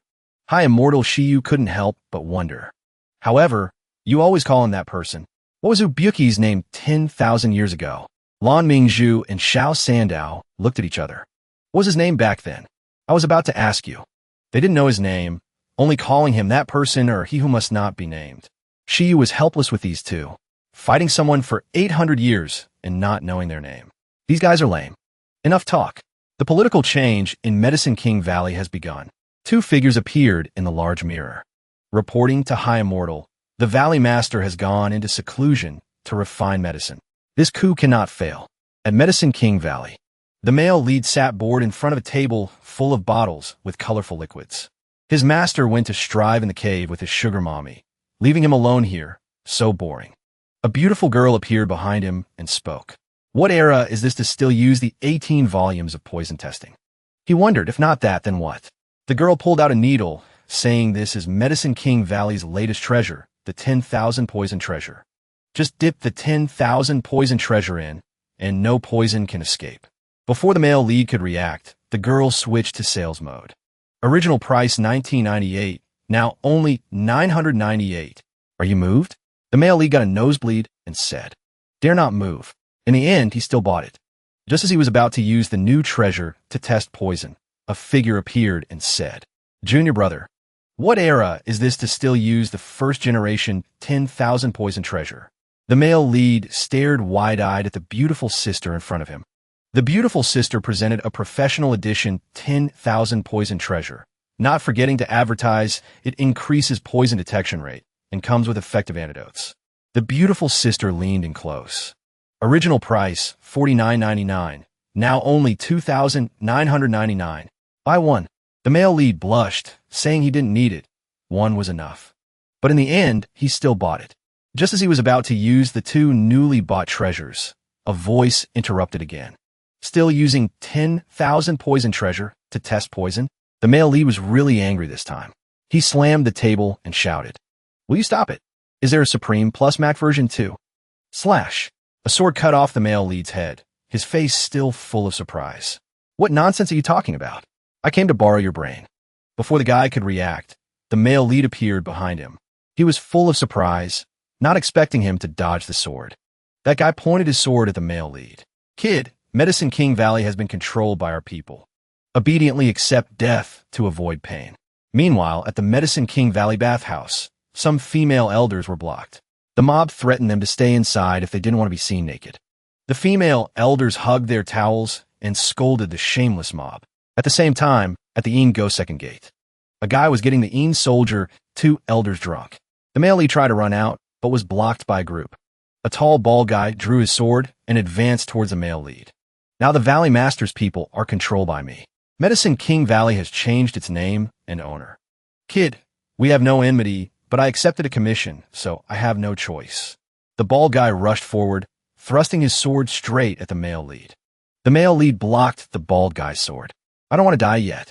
The bald guy wasn't weak either. With a flick of his hand, the male lead flew into the wall. The bald guy raised his sword. Everyone dies eventually. You're just dying a bit sooner. Don't be tense. That image appeared clearly on the Valley Master's crystal ball. Indeed, as she thought, they rebelled. Taibai saw things were bad. He had to go save his disciple. Before he could take a few steps, he was pulled back by the little lowly. He shouted. Although Wei told High Immortal Shiyu to inform the little lowly, and they had arrangements, he couldn't ignore his disciple's life or death. The little lowly then said, last time High Immortal Shiyu came to me to test the 9 Revolutions, 9 Lotuses pill. Not only did she talk about preparing for the coup, she also gave me a letter. Said I must show it to you at this moment. Old Taibai took the letter. He was surprised. This was the handwriting of his eldest disciple, Wei. Master, I suspect Junior Brother is hiding something. If he encounters danger in Medicine King Valley, please sit back and watch temporarily. He will surely reveal his secret. Old Taibai looked at the person in the crystal ball. Could it be that this kid, Hubyuki's face turned serious as he spoke. Who dares to disturb the Valley Master refining medicine for my senior sister? Suddenly, a powerful energy radiated from him. Prepare your own coffins. Time rewinds to the very beginning. The male lead was still drowsy in class. He didn't like fighting, making money, or chasing girls. He just wanted normal life. As everyone guessed, the male lead, King, transmigrated. Are you kidding me? I don't want to transmigrate. Can't I just have a normal life? The male lead not only King transmigrated, but also got a super cool cheat system. And a fairy actively came to tell him to cultivate. It's too cliché. According to records, he's about to turn the tables and become the most hateful male lead. To make senior sister give up on him, to avoid cultivation, the male lead decided to become a scumbag pervert. He thought, a male lead this rude and disgusting is hard to find even with a lantern. But man proposes, God disposes. He didn't expect so many girls to surround him. The world line is binding. Could his rebellious behavior not change fate, still becoming a top male lead? I'm just a normal person. Clearly didn't want any relationship with them. Hubyuki bowed his head, the energy around him growing stronger. But I've decided, I have to start acting cool. The bald guy paled, not understanding what the person opposite was saying, thrusting his sword straight at the male lead. Hubyuki gently caught the sword with just 2 fingers. The sword shattered. The bald guy's primordial spirit was also burned and slashed to dust by Hubyuki. Hubyuki's face was full of killing intent. Those who disturb my senior sister's treatment. Are you ready? A group of people fearfully pointed swords at the male lead. Who exactly are you? In a blink, the male lead stood in front of one guy, a sword piercing his neck. Red blood splattered everywhere. A fire flared up, burning him to ashes. The male lead pointed his sword at the remaining crowd. All right, your turn. Are you as stupid as those 2 elders? The crowd knelt down begging for mercy. Today's matter has nothing to do with us. Those 2 elders killed each other, understand? The crowd trembled. We understand. The boss wasn't at the scene. The boss did nothing. The male lead turned away, thinking this way no one would disturb the Valley Master refining the antidote for senior sister, and he could go back to being a pervert. Hubyuki put on his perverted face. That face appeared huge in the Valley Master's crystal ball. Old Taibai couldn't believe his eyes. His scumbag disciple was pretending all along. The little lowly assessed that he only hid his strength, but the scumbag pervert nature was his true self. Old Taibai sweated. Not only hiding strength. Pretending to be a scumbag is real. This Hubyuki's mentality is terrifying. The little lowly was also angry with this old man who wouldn't listen. I told you. Maybe he's acting based on his true scumbag nature. The 3, Lan Mingzhu, Xiao Sandao, and Shiyu stood in front of a large mirror, watching the people opposite carry Hubyuki's body, pierced with swords. Reporting to High Immortal, Hubyuki is dead. The 2-toned hair, Sect Master Lan Mingzhu, gave a thumbs up to the crowd. He dropped his image, happily skipping out of the hall. Back to Medicine King Valley. The cave door opened. The Valley Master and Master Taibai came out. It was already evening. Seeing them, Hubyuki, covered in swords, happily ran over and asked, Master, Mistress, is my senior sister's antidote ready? The 2 froze, looking at Hubyuki in front of him. Old Taibai looked at his disciple in horror. Disciple, why are you stabbed like this? A pile of fake swords fell from the male lead's body. The male lead earnestly recounted how the two elders of Medicine King Valley rebelled, so he had to feign death to escape. Old Taibai played along, asking what happened to the two elders. The Valley Master also played along with them. That happened. Watch me destroy them later. The male lead rubbed his hands together, face dangerous, and said, they bit each other, killed each other, and died. Oh, that's truly a tragedy. Hubyuki, impatient with his two elders, asked, Master, stop changing the subject. Where's senior sister's antidote? Old Taibai silently lowered his head. The male lead glanced at his mistress. She also sighed and turned away. The male lead shouted, could it be the antidote hasn't been refined yet? The two elders held back the panicked male lead. They had tried their best. Hubyuki burst into tears. He knelt on the ground. My senior sister is the best in the world. She poisons others. How could others harm her?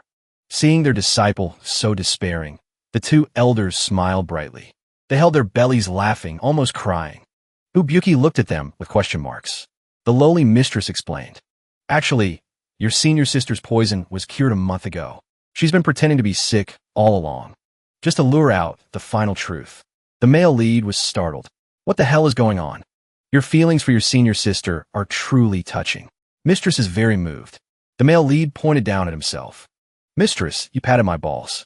And you patted 3 times. The little lowly froze. The Valley Master cried and hugged old Taibai, feeling her body was defiled. The male lead looked at the person in front of him, looking like he wanted to sue. Lan Mingzhu walked and sang. He opened the door to Kei Wei's room. In his hand, he held a pill intended for Kei Wei. Just take the pill, Kei Wei, and you won't suffer anymore. Just kill Hubyuki a few more times, and you'll never suffer again. If he hadn't taken you from me back then, you wouldn't have sacrificed yourself to save him, and wouldn't have endlessly searched for his reincarnations for 10,000 years, even destroying your spiritual root to keep memories when your lifespan ran out. He trapped you in miserable reincarnation, unable to regain freedom. Lan Mingzhu shouted, face full of joy, laughing loudly. But in a few decades, it will all end. Suddenly, a voice from behind interrupted his joy, making him jump. So noisy. Sect Master, can you be quiet? The two-toned hair Sect Master spun around and saw Kei Wei had woken up. He widened his eyes in surprise. Why did Kei Wei wake up? Kei Wei yawned and explained she was never in a coma from the start, and she heard everything he said. Lan Mingzhu broke out in sweat. Indeed, villains die because of their big mouths. He regretted it too late. Kei Wei looked at the Sect Master in front of her and spoke evenly. In summary, my first life and Hubyuki's were killed by you guys. Lan Mingzhu was extremely tense, quickly waving his hands. It has nothing to do with me. Other high immortals harmed you. Kei Wei's face became extremely terrifying. Oh, then why did other high immortals want to harm us? Lan Mingzhu insisted he knew nothing. Kei Wei wrapped her arm around his neck and said gently, if you tell me what happened back then, I might accept your confession. Who can resist a beauty? Lan Mingzhu closed the deal in a second. Back then, Tao integration high immortals were everywhere, but no one could undergo Feather Ascension tribulation. But then rumors spread that you held the secret to Feather Ascension. The Mount Shu Sect Master, Taoist Shan Shuang, questioned his disciple about the rumors. Just tell me, and I will definitely protect you. Kei Wei's first life, named Shurchioju, called out softly, Master, heaven and earth separate pure and turbid. Spiritual energy cannot be completely refined, and humans themselves produce impurities. After Tao integration, turbid qi makes absorbed spiritual energy unrefinable, accumulating in the body. Thus, everyone must periodically disperse their cultivation. Therefore, cultivation stagnates, and tribulation is hopeless. Qiuju's master wondered, since Tao integration, have you never dispersed cultivation? Qiuju was honest. She thought everyone was like her, but by the time she realized, rumors had already spread. Her master panicked. So you can really refine spiritual energy infinitely without dispersing cultivation? She nodded. She had never been affected by turbid qi. Master nodded repeatedly, feeling very good. She didn't understand what her master meant by good. The old master's face became dangerous. If the rumor was true, he had hope for tribulation, which was naturally good. He channeled energy into his hand and struck a palm at Chiozhu. I've been at Tao integration for 3,600 years. Finally, a chance for feather ascension. Chiozhu was terrified. She didn't expect her master to treat her like this. The old master's face became more and more twisted as he spoke. Disciple, help me become the first true immortal in 10,000 years. Your death is worth it. From the ceiling, a figure jumped down, speaking sarcastically. Humans are disgusting. The old man shouted. The arrival was Ubuki's first life, aka that person. He looked at the old man with disdain. Damn old man. For ascension, you won't even spare your disciple. In an instant, he teleported next to Chiozhu. He pulled her close and spoke calmly. She is my woman. That person is mine. Dare to touch her and see. The old man angrily unleashed his full power, thinking the man in front of him was just a brat from nowhere. Repeatedly disturbing Mount Shu. Today I absolutely won't spare you. He channeled energy to form a sword. That person signaled Chiozhu to dodge. He conjured a sword. Isn't it Tao integration peak? I beat Tao integration peak. A beam of light blasted through the roof, shooting straight into the sky. The old man thrust straight at him, but he quickly blocked it. The old man didn't give up. He channeled energy to knock him to the ground. Litatif, D. Not far away, Lan Mingzhu in his first life was witnessing the chaotic battle. They fight each other, I watch. The old Sect master channeled energy, levitating thousands of head-sized stones. Before he could launch them, the old Sect master took a steel kick from his opponent. He was kicked into the ground, cracking it. He didn't expect this person to have such terrifying physical strength. Before he could recover, the person appeared behind him. Where are you looking? Another kick straight to the face, making him spit blood, flying meters away. He didn't know who this brat was. He couldn't sense his cultivation. Yet why did he have such strength? The old man sweated, using his ultimate move, shouting. Purple-green dual swords, come out. 2 swords appeared from the sky. Because the purple-green dual sword's killing intent was too heavy, the old man coughed blood. He told himself to end it quickly. Chiozhu's loud shout rang out. Run. That's our Sect's mountain-guarding treasure. You no match. He looked at her. At this moment, the old man rode the swords closer. Too late to run. Watch me kill you. The 2 swords flew fast towards him, but he felt he could. The power was too great. The sword in his hand shattered. He was thrown a distance away. The old man shouted again. Purple-green dual swords. The 2 swords flew straight at him again. A huge explosion occurred. The old man was exhausted. If that person persisted for even a second, the old man would collapse first. The purple-green dual swords are extremely vicious. Everyone thought that person was dead for sure. But who would have guessed that person had no injuries at all? A face full of disdain. He was originally a sword seed that gained sentience. Attacking his true form? He should light fireworks to say thanks. A powerful tornado appeared. Lan Mingzhu gaped at the sight. Ubuki's first life raised his hand to the sky and said, My sword of destiny is all the scrap swords of Mount Shu. A tornado of swords rushed straight at the old man. The old monster widened his eyes. Did this brat refine all the immortal swords Mount Shu discarded over thousands of years? A giant sword appeared in front of him.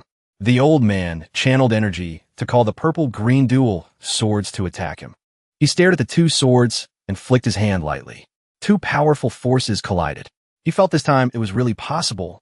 A large sword flew straight and stabbed into the old Sect master's leg. He still spoke arrogantly. Purple-green dual swords are Mount Shu's treasure. How can a random sword? Before he could finish, he coughed blood and collapsed. The dual swords and his consciousness were linked. The dual sword shattered. He couldn't live much longer. He walked past him. You, as Mount Shu Sect master, forgot that the purple-green swords were also once in the sword grave. 1,000 years ago, Mount Shu didn't forge swords. All immortal swords came from the sword grave. Scrap swords take form according to their master. He was unwilling. What kind of sword took my life? That person said coldly. What took your life was your killing intent towards her. Suddenly, Chiozhu ran out from somewhere, wanting to stop him from killing her master. With his last breath, he gasped. Monster, the cultivation world won't spare you. A sword strike descended, splitting the mountain. Back to reality. Kei looked at Lan Mingzhu and asked, Then what? Lan Mingzhu stood. I don't know. I was already dead by then. I was just watching from the sidelines. Died on the spot. I don't know what happened after that. Wei was speechless. This Sect master died a bit too fast. Lan Mingzhu added, however, my primordial spirit left my body, so I preserved my previous memories. Then tell me, how did I commit suicide to save Hubyuki? Lan Mingzhu sighed. That was 150 years later. My primordial spirit didn't die. So I started cultivating from scratch. Wei Eskith. Why were you a rabbit? Lan Mingzhu Kai Ziva. Mount Shu was remote. He flew for 7 days without finding a human body. To prevent his spirit from dissipating, he settled for a rabbit. Then he found a village nearby. Before he could finish, Wei interrupted. She didn't want to hear his rambling. Get to the point. Lan Mingzhu cultivated for 150 years. When he broke through to Tao integration, he returned and saw a familiar figure. He was stunned. Why is that guy still fighting? A group of cultivators surrounded him, constantly demanding he hand over Shi Qiuzhu. That person curled his lips. Do you know how many people have said that? He swung his sword. As long as I'm here, no one touches a hair on Shi Qiuzhu. The two sides fought for hundreds of rounds. That person frowned. Because of the Feather Ascension Tribulation, truth or fake, all Tao integration, high immortals in the world want to kill her. Then I will kill every single Tao integration cultivator. Let's see who else dares to attempt feathering tribulation. Lan Mingzhu's face turned pale with fear. This guy kills Tao integration experts like he's chopping vegetables. He'd better stay far away. Before he could move, he was struck down and killed on the spot. When Shi Qiuzhu woke up, she knew nothing, but that person was already by her side. But she didn't know who he was. Shi Qiuzhu reached out, wanting to touch his face. She suddenly started crying. She couldn't stop. The person gradually faded away before her eyes. She couldn't hold on to him. She didn't know who he was, but she knew she loved him. She had forgotten everything, but her soul still remembered him. Decades later, as she was walking down the street, a voice called out, "Beautiful lady, do you have time for a cup of tea?" She thought it was him, but when she turned around, it was a chubby young man. "Beautiful lady, I have a feeling we were definitely in love in a past life." She pretended not to see the person in front of her. But when he gave her a flower, she was certain it was him. As Qiuzhu reached out to take the flower, a man beside them shouted, "Beauty, what kind of taste do you have? How could you let that fat pig hit on you?" In an instant, the chubby man appeared before the other guy. Fast as the wind, his expression grim. "Who did you call a fat pig?" The man was terrified. "Zulfust, this cultivation level is too high." The chubby man spoke up. "Kid, want to find a place to duel first?" The man was furious. "Hey, I'm from the Shushan Sect." The chubby man grabbed him by the collar and dragged him away, not forgetting to leave Qiuzhu with a promise to meet another day. But after that, she waited for 48 years and never saw the chubby man again. A beggar stood before her. "Beautiful lady, can you spare some food?" "It's him again," she thought to herself. She treated him to a meal, but because he ate too fast, he choked to death. When he was peeping on her while she bathed, he was eaten by a bear. In 300 years, she met him 13 times, and he died all 13 times. She remained persistent. "Handsome, let's go cultivate." She thought that if he had cultivation, he wouldn't have to fear death anymore. But she was wrong. Even while flying on a sword, he could fall off and die. 14th life, died from falling off a sword. Later, during the entrance exam of some sect. 15th life, stabbed to death by an opponent with a single sword strike. After wiping out a group of bandits, he was ambushed by the bandits' comrades in revenge. 16th life, died after being stabbed into a honeycomb. After that, he was reincarnated, still retaining the memories of his previous life. "Hello, nice to meet you for the first time. Please take care of me." A talking newborn monster. 17th life, dropped and killed by the nanny, lived for half an hour. "Actually, I'm not a virgin anymore." Shi Qiuzhu stabbed him with a sword, blood splattering everywhere.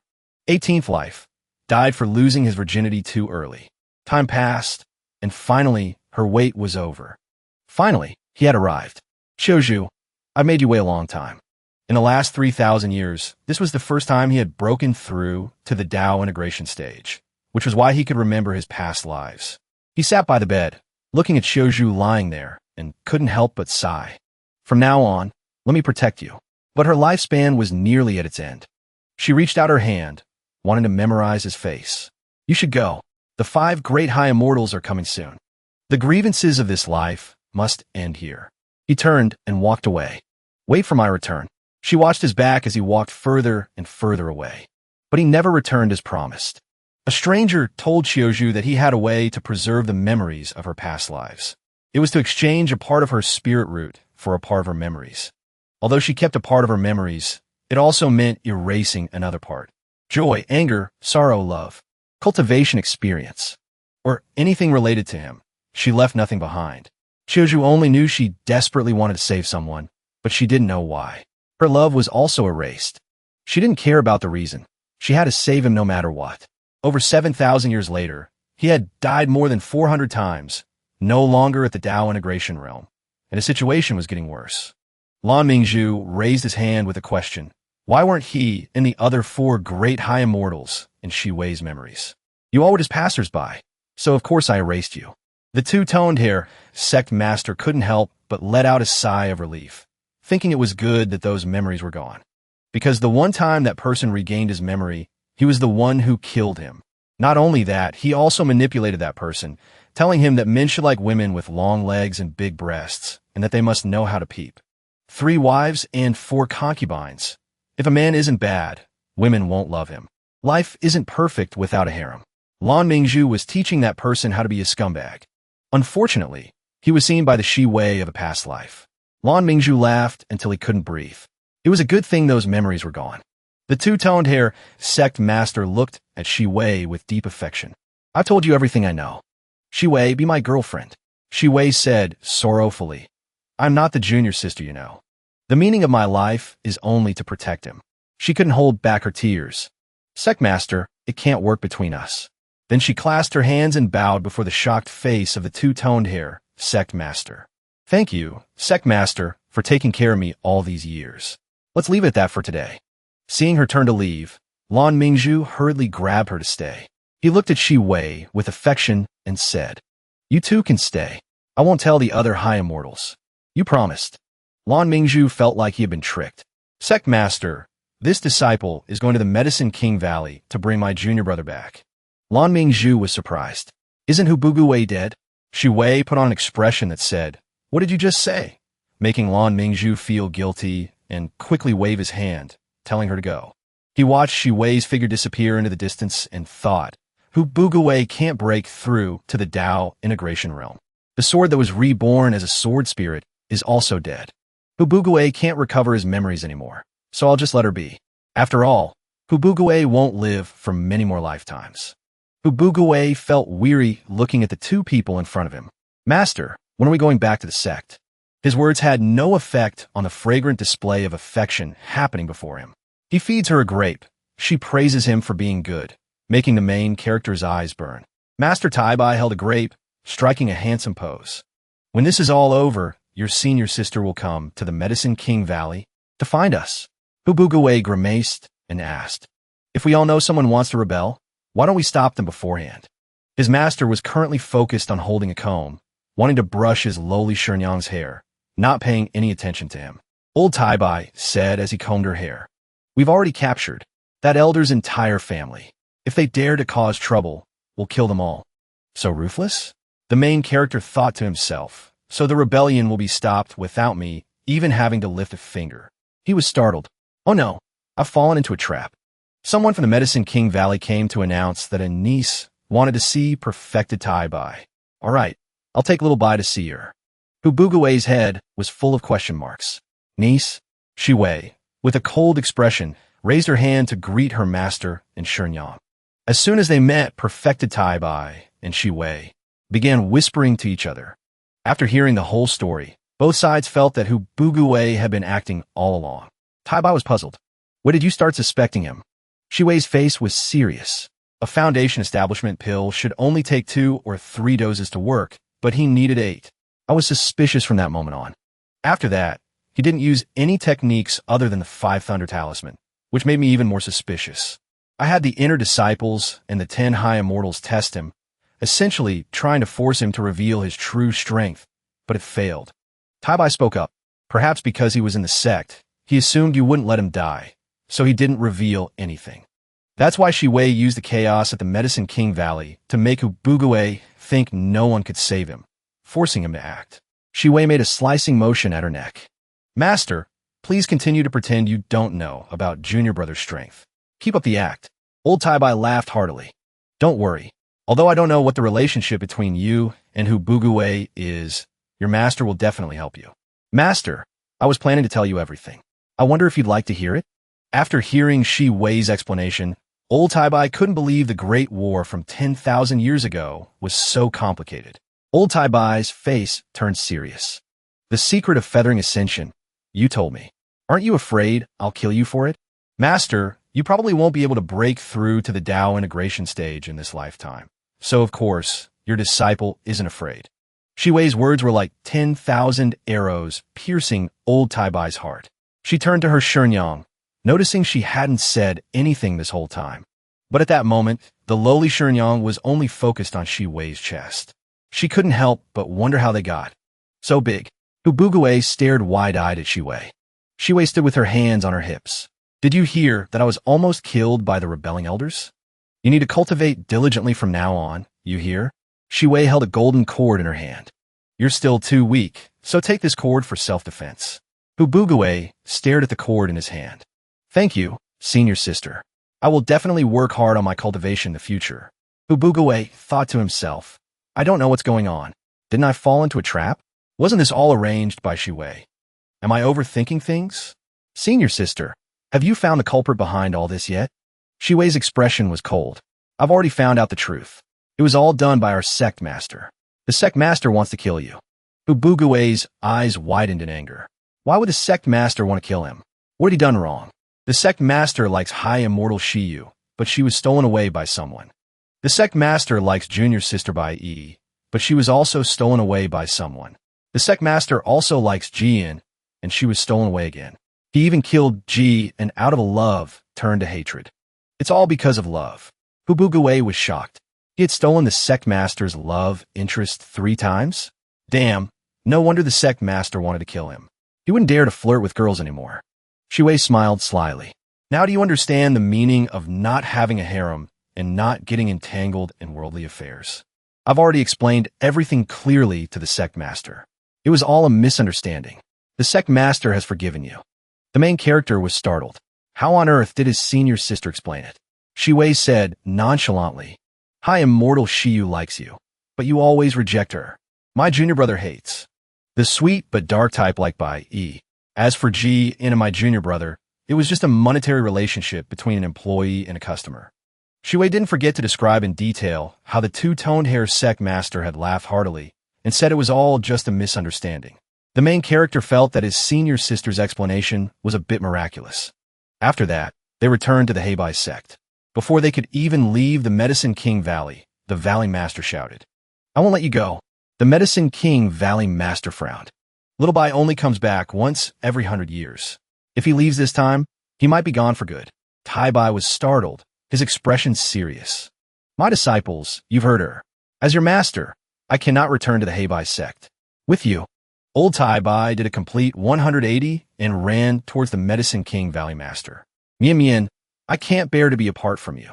The Medicine King Valley Master also threw her image to the wind and ran towards perfected Tai-Bai.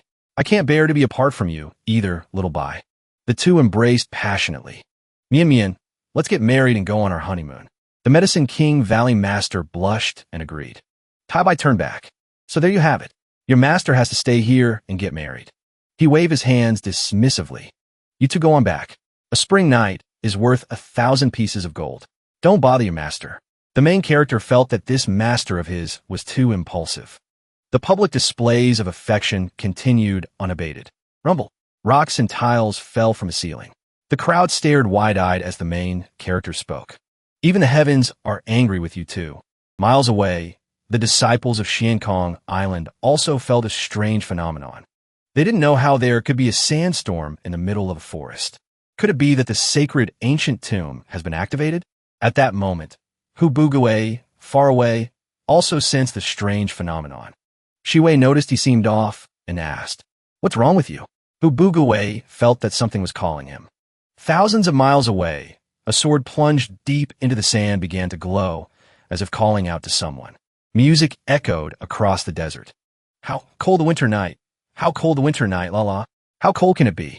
I'm in the northeast, catching grasshoppers. The girl did a one-handed somersault, singing. The northeast is tiny. I'm a Dalian with no home. An old man with white hair and a beard, leaning on a staff, his face gaunt, watched the girl dancing before him. Miss, my soul hasn't completely dissipated yet. Could you please stop dancing on my coffin? Jihin stood with her hands on her hips. Didn't you teach me this? You even said it was the personally transmitted out-yin sword technique. The white-haired old man's eyes widened with grievance. Isn't it because you were so bored after coming here that you knocked on my coffin every day to call me up for a chat? The girl pouted. I'm injured and can't go outside. If I don't have anyone to talk to, I'll die of boredom. The old man, unable to cry, knelt and begged. I beg you, miss, let my remnant soul live a few more years. Why did I bring that great god of slaughter's sword home back then? What disaster. The sword emitted a purple light. A strange aura radiated from it. What the hell is going on? The purple-haired girl thought to herself, he's back. She thought of the image of the righteous who Buguay, his murderous aura affecting her senior sister's treatment. She used her power to draw the sword towards her. She had to go see him. She channeled her power, and the sword flew up, attempting to shatter the barrier. The barrier was too strong. The sword flew back and stabbed into the coffin at her feet. Her face darkened as she pulled out the sword. I have to get out of here. She held the sword and charged towards the barrier once more. The barrier refused to yield, knocking her back again. She fell straight onto the coffin at her feet, shattering it to pieces. The white-haired old man was so scared he was about to dissipate. His coffin was gone. We've broken countless immortal swords and magic treasures. The purple-haired girl hacked repeatedly at the barrier. She still couldn't break the barrier of this place. A huge explosion occurred. Her spirit root was also absorbed into the sword. Before she faded, she still hoped that he would come here to find her. Buguay stood on a tree branch, looking towards the source of the strange phenomenon. A desert in the middle of a forest, truly a wonder of the century. Shiwei's voice came from beside him. A golden core cultivator who doesn't even know how to ride a sword. Perhaps you're the wonder of the century. Shiwei surveyed the surroundings. For a desert to suddenly appear here, it's either a secret realm where an ancient immortal buried treasures, or it's a graveyard full of corpses. In short, there will be many hidden traps and dangerous magical beasts. You must be careful. The main character screamed in fear. Senior sister, stop explaining. Senior sister, save me. He was being held in the mouth of a monster. Shiwei wondered how long he was going to keep up this act. What? You said you can handle it yourself? He wailed even louder. Senior sister, help. Save me. The main character was swallowed whole by the monster, leaving behind a long, drawn-out scream for those outside. Shiwei was speechless. She summoned her sword. Sect's secret art, Great Thunderquake. A bolt of lightning struck the giant snake's head. Sect's secret art, 3,000 sword slashes. The cultivation of the snake before her was quite high. The large snake opened its mouth, trying to swallow Shiwei. She hastily dodged. It pursued her relentlessly, making Buguay, inside its stomach, feel uneasy as well. The snake was cut into many pieces. The main character crawled out from its stomach and said, Senior sister, thank you for saving me. He stared wide-eyed at the tall, muscular figure before him. Little junior brother, are you all right? Judging by your clothes, you're from the Heibai Sect, aren't you? Buguay clasped his hands in a salute. This junior is a disciple of the Heibai Sect. Thank you, senior, for your help. May I ask how I should address you, senior? I'm the master of Xiankong Island. Just call me High Immortal by me. The High Immortal's face was full of pride. This place was first discovered by the disciples of Xiankong Island. It should rightfully belong to Xiankong Island. Little brother, you may leave this place to avoid interfering with my official business. Of course, your senior sister must also leave with you. Shiwei propped up her chin. She had been so close to making him reveal his true strength, but in the end, her plan was ruined by this idiot. Buguay looked at the man before him. Hey, High Immortal, isn't it hot wearing a fur coat in the desert? The man's face darkened. His disciples also felt guilty. It was a question they had never dared to ask, but now someone brave had finally asked it. The muscular man kicked Buguay away. You idiot, it's called fashion, understand? Quickly, escort these two out of the secret realm. This place is closest to the Medicine King Valley. Why do you have to kick us out? Perfected tie-bai arrived with the Medicine King Valley Master on his neck. You think you're so great just because you dress fashionably? High Immortal Biming found it laughable. Just a mere soul formation medicine-selling Valley Master. If you provoke me, you're dead for sure. He was about to strike when a gentle voice rang out. Old brother Biming, don't be so hasty. Let's talk things over. We're all friends here. Wouldn't it be better to cooperate? The three of them, Shiyu, Lan Mingzhu, and Xiao Sandao, appeared on their swords. Seeing Shiyu, High Immortal Biming's nose started to bleed. He stopped his attack and asked why Shiyu was here. Seeing the muscular High Immortal's fawning, lovesick appearance, the main character couldn't help but feel that something was off. The whole group sat down to talk. They were all reputable figures. It wouldn't look good if they were seen digging up someone else's grave themselves. The entire group agreed. Lan Mingzhu said, "How about we let the kids under 100 years old go dig? It'll be good practice for them." High Immortal Biming smiled faintly, thinking to himself that his sect had a genius soul formation kid. This proposal was beneficial to him. The Medicine King Valley Master also felt that more people meant higher medicine sales. This proposal was very beneficial. Lan Mingzhu saw through their thoughts. These two had yet to witness the power of the Heibai Sect's deadly duo. In another room, the main character had cornered a disciple from Xiankong Island against a wall, making him blush. Brother, the martial world is a dangerous place. When a boy goes out, he must know how to protect himself. The other person trembled. What do you want? The main character took out the myriad poison treasure he bought from the Medicine King Valley. Use the myriad poison treasure before every meal, and from now on, your mother won't have to worry about you being poisoned again. Just a little money, and you can take the myriad poison treasure home.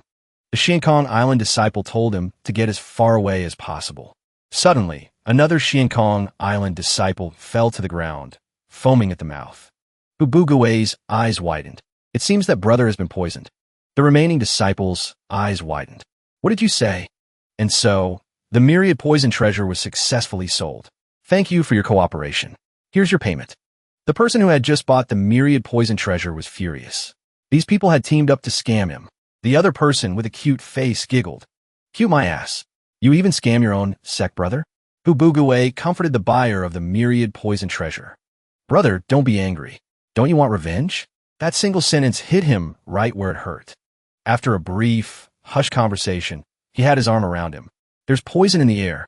Even my myriad poison treasure can't detect it. We're dead. We're dead. We're dead. We're dead. The one who had just received the money was frantic. Senior brother, what's wrong? At that moment, Bubugue appeared like a god, glowing all over. The myriad poison treasure, professional edition. Enhanced poison detection rate. And it even comes with an antidote formula. He hurriedly said, "How much? I'll buy it, I'll buy it." The item was exchanged, and money changed hands.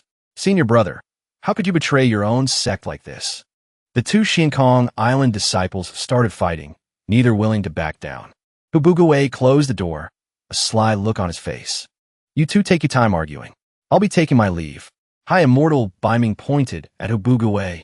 Sect Master Lan, you're not sending that monster into the secret realm, are you? Lan Mingyu smiled like That's a bit difficult. He's not even 20 years old yet.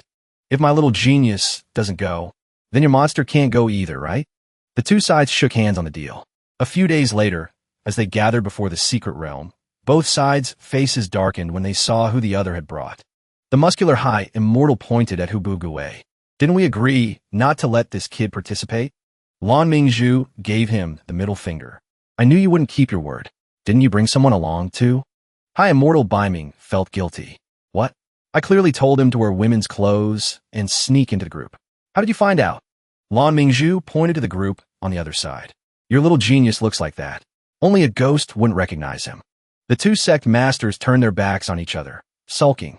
You broke your promise. Lan Mingzhu gave serious instructions. Disciples, be careful. That guy pretending to be a woman is at the soul formation stage. Once you're inside, team up and take him out immediately. High Immortal Biming also glanced at the opposing side. The Heibai sect has a little demon king. Everyone needs to be careful. Don't get tricked into buying things from him. In a dangerous situation, buy pills to protect your life. Medicine King Valley Agency, buy 3 get 1 free. Seeing his disciples scrambling to buy medicine from them, High Immortal Biming was at a loss for words. In the past, the sect masters were all idle and would go find treasures themselves. Their cultivation levels were high, so they wouldn't buy medicine, and thus the Medicine King Valley's business was slow. Now, by letting disciples under 100 years old into the secret realm, the Medicine King Valley masters face bloomed. Business is booming. We can't even keep up with demand. High Immortal Biming looked at the Medicine King Valley master. Where did all these random sects come from? You didn't spread the word, did you? The Medicine King Valley master felt guilty. Am I the kind of person who would leak secret information about a secret realm just for business? High Immortal Biming's face darkened. It seems you really did do it. The Medicine King Valley master broke out in a sweat. The pills are all sold out. Everyone back to the valley. The people from the Medicine King Valley ran faster than a dog with its tail on fire. Looking at this, there seemed to be no less than 10 sects and nearly 100 people. The muscular High Immortal looked at his disciple. Little genius, as soon as you enter the secret realm, you must deal with the people from the Heibai sect. Understood, Island Master? The number 1 genius of Xiankong Island, Zhu Tiankai, 32 years old, soul formation stage, clasped his hands in a salute. As you command, Island Master. Meanwhile, Lan Mingzhu was also instructing his disciples. The genius from Xiankong Island is very strong. Be careful not to let him ambush you. But he's already at the soul formation stage. He could wipe all of us out. Shuwei said coldly. Senior brother, don't worry. My junior brother and I have already figured out a way to deal with him. Hubuguei appeared behind a group of women and shouted, Hey, the little genius from Xiankong Island is super handsome. Then he ran to another group. Handsome my ass. He looks like a pig's head. Let's team up and take care of that pig's head. The genius's face was livid. How can a pig's head be a genius? He must be a fake. I'll never be able to look at a pig's head the same way again. That cross-dressing pervert is so scary. The genius, panting with rage, blew away the crowd in front of him. Help! There's a murderer. The genius's eyes were bloodshot. I'm going to kill all of you. Leaving High Immortal Biming to watch his disciple completely forget all of his master's instructions. A senior brother gave Hubuguei a thumbs up, full of admiration. The pig-headed genius has been lured away. The people of the Heibai Sect, let's move out together. They didn't know that another group was also watching them. Their mission this time is to deal with the disciple of the Heibai Sect, Dongfang Jiyu. The pink-haired girl spoke up. Although he will become the leader of the Immortal Alliance in 300 years. If we kill him first, will someone else appear to take his place? Don't worry about that. Let's just kill Dongfang Jiyu first and see what happens. While we're at it, let's kill that Zhu Tiankai too. He'll be a handful later on. We also have to protect our big brother. Don't let him die in the secret realm. And while we're at it, let's grab some treasures from the secret realm. Killing and looting is fine too. The face of the man with glasses became even more twisted as he continued. If we have the chance, find an opportunity to kill sister-in-law too, and blame it on the Heibai Sect's master to force Big Brother to turn to the dark side. The rest of the group was helpless. Second brother, you try and get a lot done while you're at it. Besides, if Big Brother finds out about that last, while you're at it, he'll probably beat you to death. The man with glasses was still determined. What's there to be afraid of?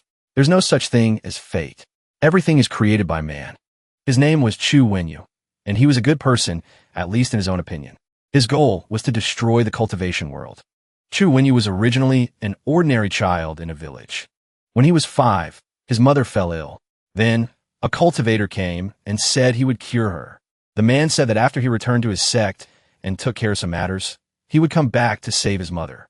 But he only returned 3 years later.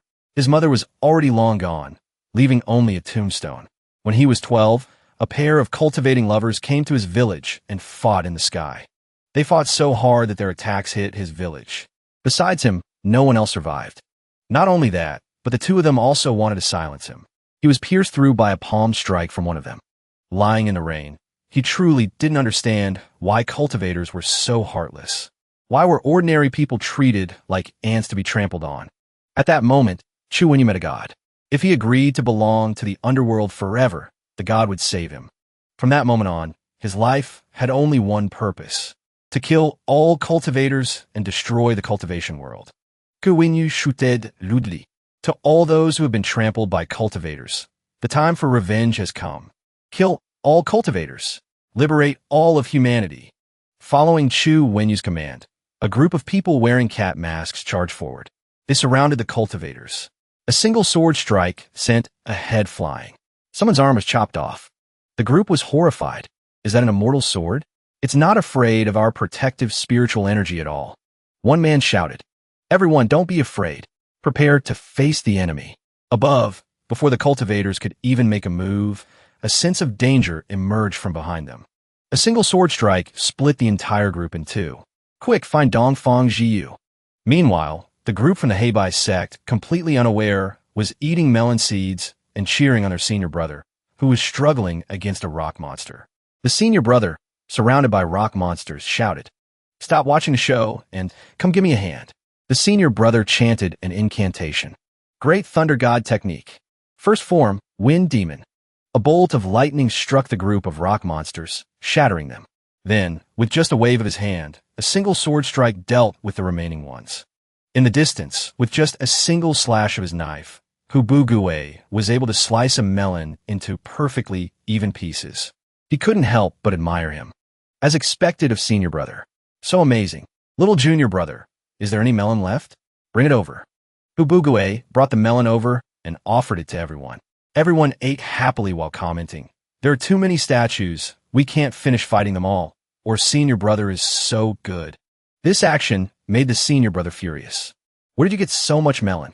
Get over here and help me." The shattered rock monsters were reforming into a three-headed, six-armed rock monster. The Heibai sect disciples ran faster than a dog with its tail on fire. "Senior brother, you stay here. We're leaving first." The main character thought, "Senior brother is a good person, and we won't forget him." The senior brother was terrified. A six-armed rock demon. It roared at the senior brother, and a huge explosion occurred, sending the fleeing main character's group flying. The senior brother, his clothes tattered, held his sword and ran for his life. It's really a six-armed rock demon, as strong as a soul formation expert. The senior brother ran through the sand and suddenly saw Shi-Wei. She was walking towards the six-armed rock demon. "Shi-Wei, what are you doing? Let's go." The six-armed rock demon became even more frantic. Shi-Wei clasped her hands in front of her chest and spoke. A mother's love for her child is a story in two parts, a love that begins in the womb. Come hide in mother's arms. Through wind and storm, mother will lead you. The senior brother was utterly confused. Why was she singing at a time like this? The main character's group, standing far away, was also full of question marks. The six-armed rock demon actually knelt down obediently. The entire group was shocked to their core. The rock demon looked at Shi-Wei and kept calling out, "Mom, Mom, Mom, Mom." Shi-Wei explained. The master of this place was an orphan, so when he created the rock demon, he left behind a verbal command. That command is truly magical. But isn't Shi-Wei being a bit too gentle with this blockhead? The senior brother and the main character both had the same thought. The rock monster hugged Shi-Wei tightly. Don't cry, don't cry. Mom has some Xinjiang flower stones for you to eat. Is it tasty? After you finish, can you help Mom kill someone?" Shi-Wei showed the rock monster a 2XL size photo of Zhu Tiankai in women's clothing. "This is the person. Do you see clearly?" The rock monster gave a thumbs up. A second later, it skipped off to find someone to kill. How does Shi-Wei know all these secrets? The main character lamented, offering his condolences to Zhu Tiankai. "Big brother genius. Even though you only appeared for one chapter, you were a good person." Over 4,000 years ago, Shi-Wei and the purple-haired girl met in a deserted village. Shi-Wei, holding a sword, asked if the girl had killed everyone in the village. The girl cheerfully said, as if it were nothing, "At that time, from a distance, I saw an idiot crossing the road. I took a closer look. Wow, isn't that my long-lost brother?" The girl, sitting on a roof, said this was a village of bandits. They did many evil things and harmed many people. They all deserved to die. Shi-Wei pointed her sword at the corpse next to her. Even an innocent passerby was killed. The little girl scratched her cheek shyly. "That was an accident. Would you believe me?" The little girl saw her long-lost brother and rushed forward. But she forgot one important thing. The little girl was a sword spirit. Rushing to hug someone would kill them. This person was stabbed to death. It wasn't intentional. Shi-Wei's head was spinning, unable to process the information she had just received. The little girl rubbed her chin. "You look very familiar." You're my sister-in-law." Shi-Wei covered her mouth with her hand. Could it be that this short-lived guy was in a past life? The purple-haired girl was surprised. Oh my God, sister-in-law, you don't have your past life memories? Can you tell me what happened before? The little girl thought for a moment. At that time, I wasn't a sword spirit yet. I didn't have consciousness, so I'm not very clear on the specifics. The little girl pulled Shiwei's hand. Well, how about... Actually, I have a way to help you remember. I'll take you there. The two of them rode a sword to the desert's secret realm. A large snake opened its mouth, about to swallow them. The little girl shouted at it loudly. Get out of the way. Be careful, or I'll pickle you in wine. The entire group of monsters stood still, not daring to move. The little girl was full of pride. They're all scared of me. They won't dare to do anything. When they met the six-armed rock demon, the little girl sang, a mother's love for her child has 200, a love that begins in the womb. Then the little girl gave the rock demon a Xinjiang flower stone, wanting it to lead them to the main hall. The six-armed rock demon led the two of them to an ancient tomb deep in the desert. Surrounding the ancient tomb was a barrier. The sword spirit walked straight through the barrier, not forgetting to call for Shiwei to follow. Shiwei touched the barrier. A powerful force knocked her back. Shiwei coughed up blood. The sword spirit then poked her small head out of the barrier. Sorry, I forgot that nothing but spirit bodies can enter the barrier. Shiwei thought this sword spirit was truly a piece of work. Shiwei recalled that time. Back then, she still couldn't get inside. But this time, she had to get in. The disciples of the Heibai, Sect stood on the roof of the ancient tomb on their swords. Shiwei raised her hand to stop them. Everyone, let's go. This place has a high-level barrier. With my current cultivation, I'll just be courting death. The senior brother, however, didn't detect any barrier aura at all. Hubugue also spoke up in agreement. Besides, there's a big hole in the roof. We can just go in that way. Shiwei said coldly. This place was made by an ancient immortal, so the barrier isn't so easy to detect.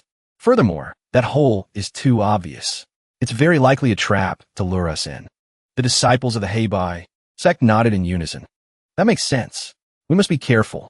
Our cultivation must be too low, which is why we can't detect the barrier's existence. Shiwei held a magic treasure in her hand that she had prepared beforehand. This is the Shushan barrier-breaking treasure, temporarily lent to me by High Immortal Shiyu. The disciples applauded and praised her. As expected of senior sister, she's prepared for everything. Before the main character could rejoice, Shiwei had already given him the magic treasure and forced him to read the incantation and attack. The main character held the piece of paper in his hand. On it was written, "My drill can pierce the heavens." He looked at the embarrassing incantation and really didn't want to read it. Hubugue quickly threw the magic treasure and the incantation to the senior brother. This incantation is so stupid. Let's have our senior brother read it. The senior brother's face turned pale. The group around Hubugue cheered him on relentlessly. The senior brother clenched the incantation slip, a fire of determination in his eyes. He thought, to hell with my pride, and prepared for battle. He gripped the magic treasure tightly. The senior brother shouted, "My drill can pierce the heavens." A massive drill appeared in the sky. Seeing the senior brother's expression, Hubugue's group snickered. The senior brother glared at the group, his face grim, and said through gritted teeth, "Who is it just now that sent?" Just as he spoke, the magic treasure's drill punched a large hole in the roof, striking straight down onto the coffin of the person in the ancient tomb. The soul of the white-haired old man in the ancient tomb stared wide-eyed, tears streaming down his face as he screamed, "My coffin!"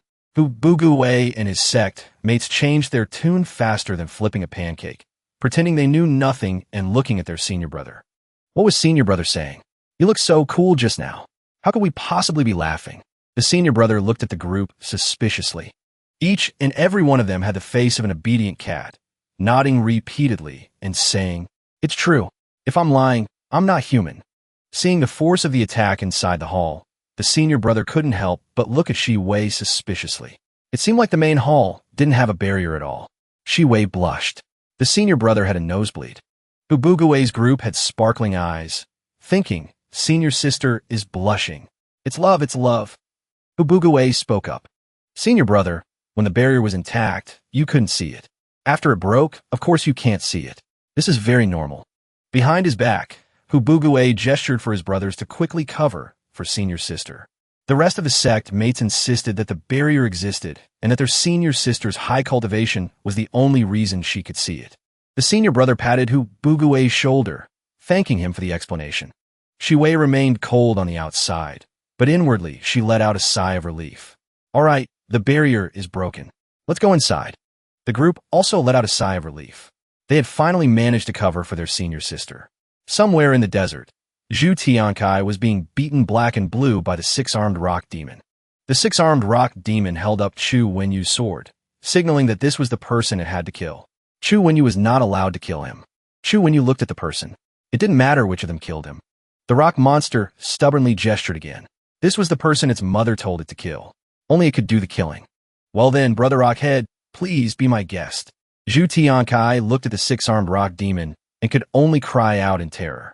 A man in a princess dress introduced himself. I am Zhu Tiankai. I am very talented.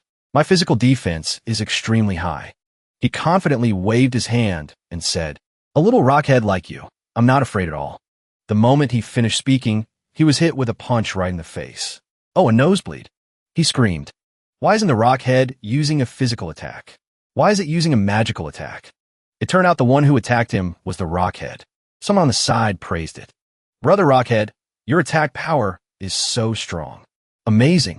The rockhead blushed. It held up a sign. Thank you for the compliment, uncle. The man wiped his sweat. He forced a smile. Uncle? Suddenly, the rockhead launched a palm strike towards Zhu Tiankai. The man in the dress ran and screamed, save me. While running, he suddenly stopped when he saw a glowing green sword stuck in the ground. Scene changed to a ghost lamenting. Oh my God, my coffin. In contrast to the ghost's suffering was the pity, yet indifference, of the people passing by.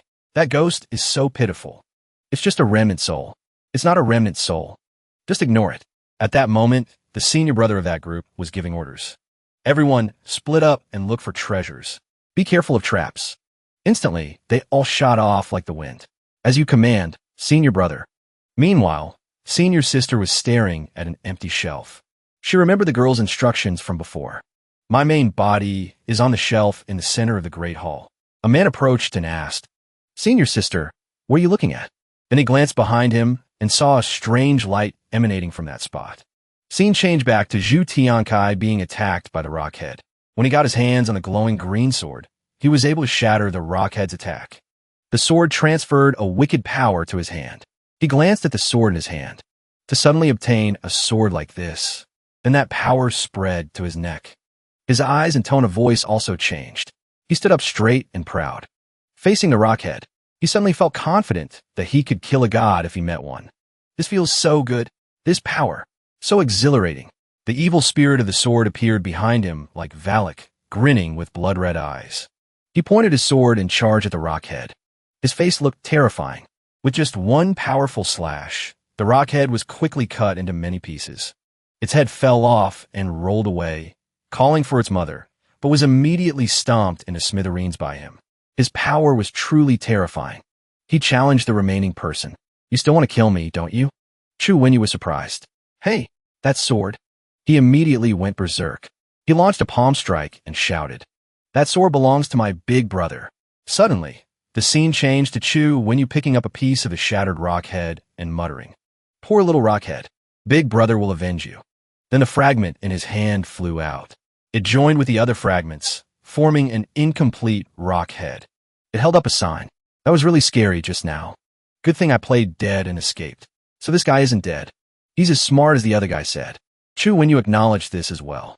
You really are a clever little devil. Back to the battle between the man in the dress and Chu Wenyu. As Chu Wenyu launched an attack at him, he thought, all things are divided into yin and yang. The chi of living beings is yang. The chi of the dead is yin. Big Brother's sword is a sword of death. It is the natural enemy of all living things. My chi was created by Big Brother, so it is also the chi of death. Chu Wenyu's power was no less terrifying. He instantly sent the other man flying. He frowned and shouted, My Big Brother's sword. A cross-dressing pervert like you has no right to touch it. The man, possessed by the demon, went berserk. He looked terrifying. His eyes were completely red with no whites. Black veins crawled up to his face. He quickly stood up. He unleashed a world-shaking attack. Chu Wenyu was so scared he wet his pants. He marveled, as expected of Big Brother's personal sword. Such a murderous aura. The man just stood there, pointing his sword at Chu Wenyu. He kept muttering, "Kill, kill." Chu Wenyu had no strength left to fight. All hope was lost. He's been completely controlled by the murderous aura. To think I would die by Big Brother's personal sword. But then, Zhu Tiankai brought the sword to his own neck, startling Chu Wenyu. He cut his own throat and died. Blood spurted out like from a slaughtered pig. That power vanished, and the world lost the cross-dressing Zhu Tiankai. Chu Wenyu, witnessing this scene, was stunned, bewildered, and fell backward. Huh? Suicide also counts as killing someone? As expected of Big Brother's sword. The man who was next to Senior Sister earlier suddenly ran over. Life has its ups and downs. Suicide doesn't solve any problems. But his words of wisdom came too late. The guy was already dead. He knelt and spoke as if reading a eulogy. How foolish. Even if you were a pervert who likes to wear women's clothes, you didn't have to kill yourself. Is this what they call kicking a man when he's down? Suddenly, Zhu Tiansai's eyes shot open and he roared. Who are you calling a pervert who likes to wear women's clothes? He wailed with injustice. My master forced me to wear these clothes. I'm the victim here, okay? The Big Brother was surprised. He's alive? Chu Wenyu watched the scene from afar. As expected of Big Brother, he easily does things that ordinary people cannot. The Big Brother pointed at the body of the man in the princess dress and declared, Brother, rest assured, I will definitely save you. The man was on his last breath. My primordial spirit has been damaged. Ordinary pills absolutely cannot. At that moment, the Big Brother brought out a sparkling box. Primordial spirit, great restoration pill. Want some? The man's eyes bulged, so shocked he coughed up blood. After taking the pill, Zhu Tian fell into a deep sleep. His primordial spirit was recovering. Zhu Tian lay on the bed. He said softly, Great Master, you are so kind. It turned out he wasn't lying on a bed, but on the same ground as before. The Big Brother stood up. Phew, I finally made it in time. Que Winyu Outpost, seeing en crédit. Why? Why did you save him? In the future, he will be... But the Big Brother asked a question. Do you need a reason to save someone? This made Chu Wenyu freeze. He cried out as if he had seen a ghost. Someone so righteous. This isn't the Big Brother I know. The Big Brother looked at the cursed sword from before. The aura I sensed a few days ago seems to be from this sword. Then he reached out to touch the sword. Just then, Chu Wenyu came to stop him. Big Brother, wait. That sword. But he had already touched it and pulled the sword out. He turned back innocently and asked a question. What's wrong? Instantly, the dark energy from the sword wrapped around his hand and exploded. Scene changed to the past, when that Big Brother was still cold and taciturn, different from his current appearance. He was calmly fishing. He said to Chu Wenyu behind him, You are absolutely not to touch my sword. Understood? Chu Wenyu was startled. He was about to sneakily grab the sword. With innocent eyes, Big Brother, just let me hold it for a little while. The Big Brother's face darkened. Anyone below the soul formation stage who touches it will die. Chu Wenyu clasped his hands behind his back and asked, For real? At that moment, a person flew by on a sword. The Big Brother raised his hand and shouted, Hey, brother from the Shushan Sect, could you come down for a moment? The person from the Shushan Sect hovered over the water and asked, What can I do for you two? It was Lan Mingzhu from 300 years in the future, transported to this world. The Big Brother quickly drew his sword and handed it to Lan Mingzhu. A favor, help me hold my sword for a second. The moment the sword touched Lan Mingzhu's hand, it made a boom sound. Boom! Fragments of something flew everywhere. To the young Chu Wenyu, it looked like the man had exploded. Seeing is believing. The evidence was too real. Chu Wenyu was now endlessly surprised. He looked at the terrifying energy before him and shouted, What is that? Everyone standing there was stunned by the pillar of powerful light that pierced the heavens. They asked each other, How can this be? But the Big Brother just looked dumbfounded. The effect is really exaggerated. He held the sword and turned to point out to Chu Wenyu. Hey, did you see that light just now? Could this be a divine artifact? Chu Wenyu covered his face. I don't know if it's a divine artifact or not. But for you not to die with your cultivation level, that's a miracle in itself. The Big Brother looked at the sword. The power of this sword feels very similar to mine. Could there be some secret? Then, as if discovering something, he shouted, What's going on? A vortex of energy was drawing in a large amount of his evil chi, forming a circle. The sword plunged into the ground. He panted, "What the hell was that?" My body was almost hollowed out. Instantly, the sword transformed into a beautiful young woman. She yawned. That was a nice, long nap. So refreshing. The big brother looked dumbfounded. The young woman patted his head. "What? You don't even recognize me?" He guessed wildly, but all his guesses were wrong. Suddenly, he remembered and pointed at the young woman. "You must be Ji An's daughter. She's almost 100 years old. It's normal for her to have a daughter." But the young woman punched him. Oof, coughed up blood. "Daughter, my ass. I am Jian." And she grabbed him by the collar. "Have your memories not been restored yet?" But he asked innocently, "What memories?" She sat right on top of him without any hesitation. "I remember now. His cultivation isn't high enough. He can't break the memory seal on the sword." The big brother was confused at this point. The sword's memories? Besides my memories from before I transmigrated, are there other memories? His companions finally ran over. "What happened?" Jian quickly hid the sword behind her back. She said, I'm back with all my memories." The others were speechless. A white-haired man among them said matter-of-factly, "Yahello, miss. You must be Ji An's daughter." Instantly, he too was punched and coughed up blood. Senior sister, seeing this scene, was fuming. Last time, it was the adult version, and I successfully killed her. This time, it's a child. Should I let her go? She turned her head and said, getting jealous of Sword Spirit, "You're pretty pathetic. You guys came looking for treasure, right? Need me to lead the way? Let's go empty out that old man's vault." That old man was the wandering spirit. Suddenly, he felt a bad premonition from behind him, so that people wouldn't be suspicious. Hubuguwe, who was the big brother from before, could only introduce the young woman, Jian. This little sister is the daughter of Jian. Everyone, please take care of her. The Sect master suddenly sneezed loudly. Both senior sister and Jian had the same question. "Hubuguwe, have you recovered your memories yet? His cultivation isn't high enough. He can't break the memory seal of the sword yet." Jian said, "My memories have all returned.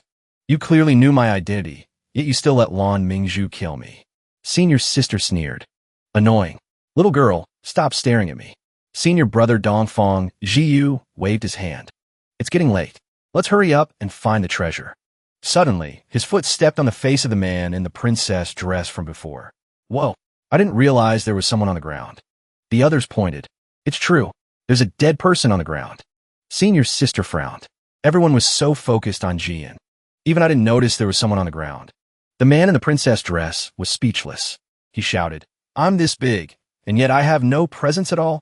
Everyone turned to look at the big brother. The senior brother said, "Little junior brother, don't worry. Even though you killed the great genius of Xiankong Island, we won't tell anyone." Senior sister conjured a shovel. "Burn him, then mix the ashes with the treasures. Guaranteed to be seamless." Hubuguwe's face turned pale. "Wait, I think everyone has misunderstood something." Senior sister immediately dug a large pit. "Don't worry. With no body, there's no evidence. Xiankong Island won't come for revenge." The man in the princess dress coughed up blood in anger and cried out, "What are you doing? I'm not dead. Just now, a rock-headed guy suddenly rushed over to kill me. But brother who saved me." The senior brother turned to look at senior sister. A rock-headed person suddenly ran over to kill someone? Hearing this, senior sister said fiercely, "He must be the guardian of the secret realm. We'll have to be careful from now on."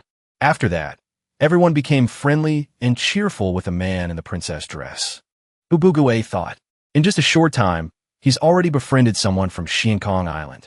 Little junior brother is truly amazing. After that, everyone continued to search for treasure.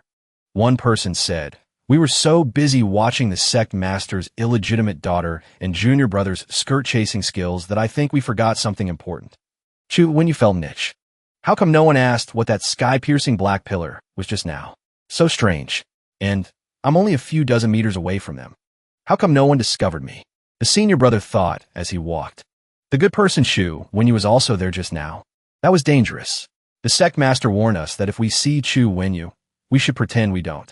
Don't let him come to collect his debts. The Sect master was currently standing alone under a large tree. If the harvest is good this time, I might be able to pay off my debt to Chu Wenyu. So this was the poorest sect master in the history of the Heibai sect. A tall man walked over and asked the sect master, "Hey, don't you find that pillar of light from just now very familiar?" But the sect master asked him back, "Pillar of light? What pillar?" He turned to ask the person next to him, "Did you see it?" That person waved his hand. "I didn't see anything at all." Then both of them said in unison, "You must have seen it wrong. It's easy to see mirages in the desert." The tall man laughed on the outside. So that's how it is. But in his heart, he thought, "I absolutely did not see it wrong. That was the power of that person. I must quickly report this to the other high immortals. It's possible that person has reappeared in the world. Furthermore, there is a traitor among us." At that moment, Jian was inside, directing everyone to help her. The second pillar on the left has a magic scroll. Inside the coffin are high-level cultivation techniques. The stone tablet in front of the coffin has the secret key to open the treasure pavilion. Don't forget to take the ashes. The ashes of a high immortal also count as treasure. The wandering old soul cried and trembled. "Even my ashes are gone. What a sin." The big brother pointed at the old man's soul and asked Jian, "Does this soul count as treasure? Should we take it too?" Jian smirked. Besides being able to talk, he doesn't know anything else. He probably doesn't count as treasure.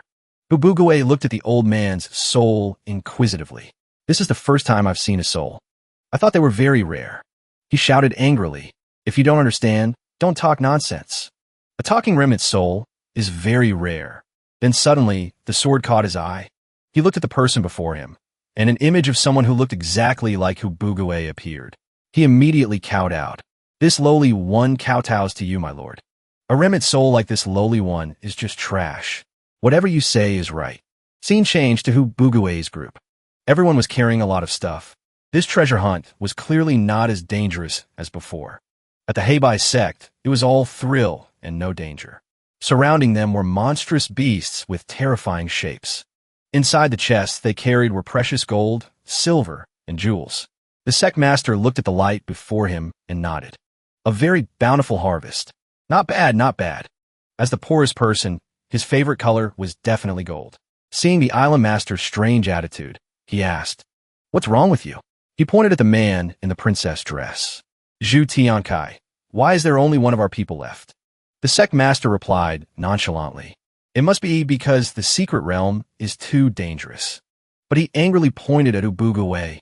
"Dangerous my ass. Your disciple didn't even lose a single hair."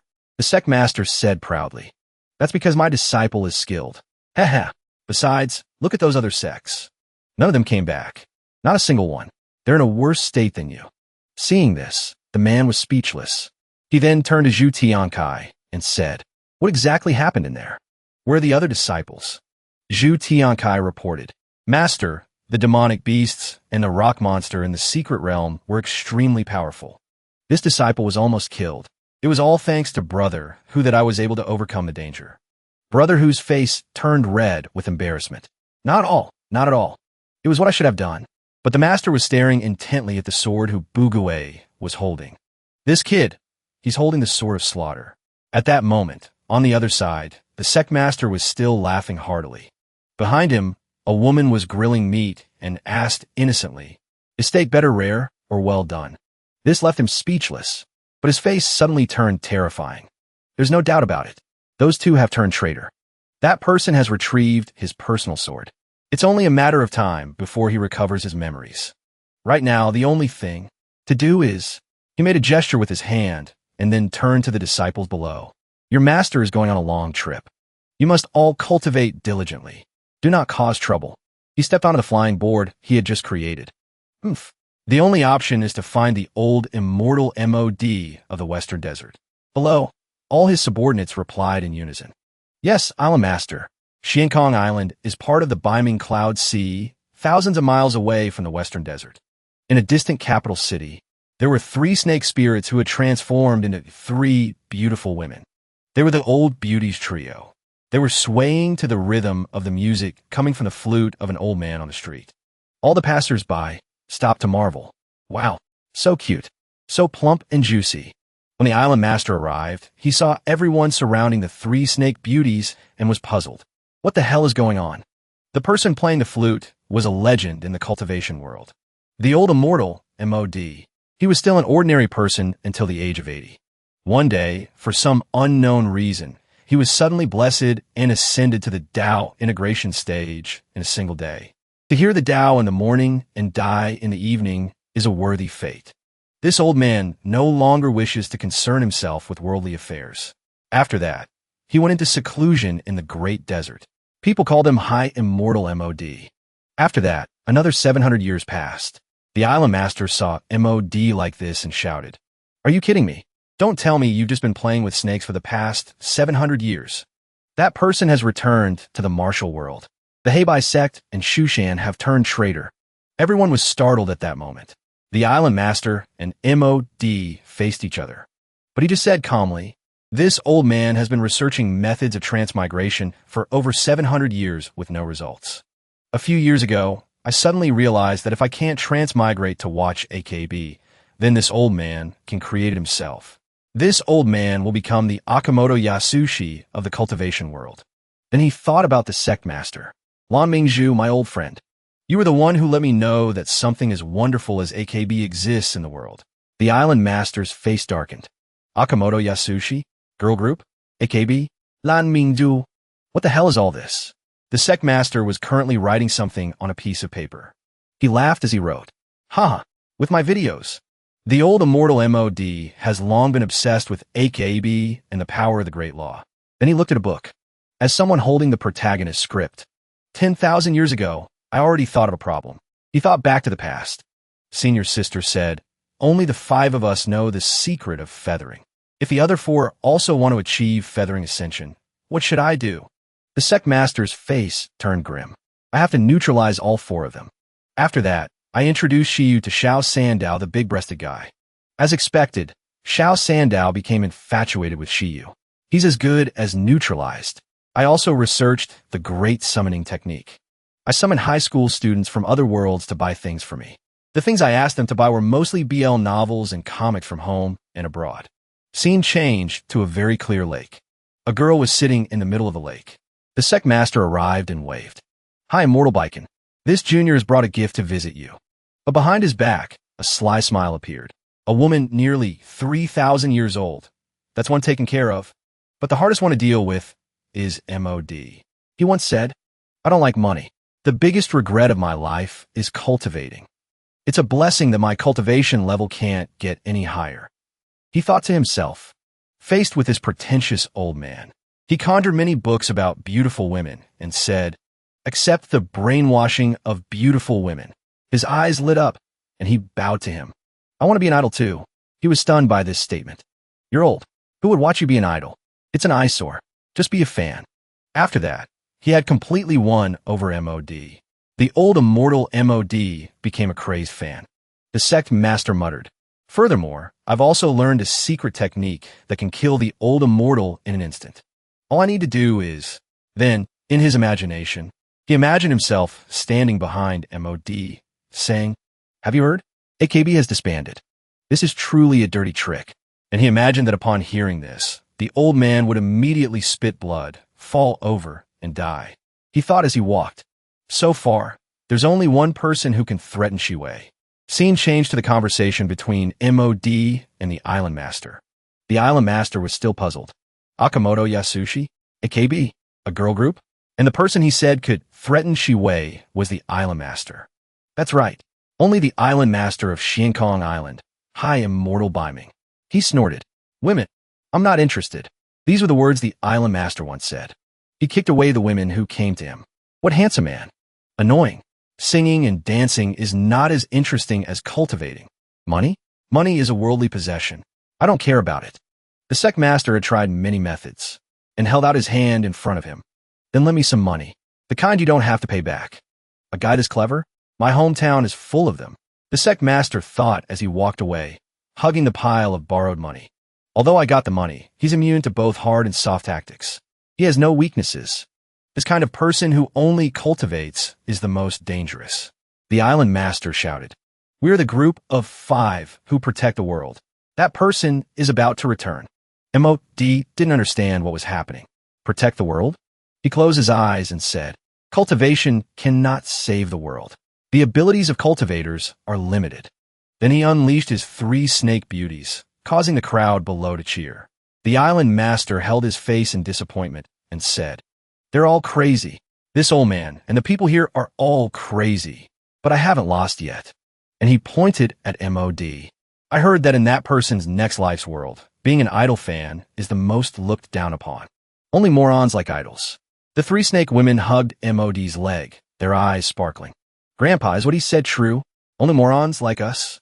Everyone in the crowd below turned to look at the island master with menacing eyes. "How dare you say such things?" Montauk was furious. This old man must beat up that bastard. But just then, the 2 of them saw Hubugue run over and take the hands of the 3 snake women.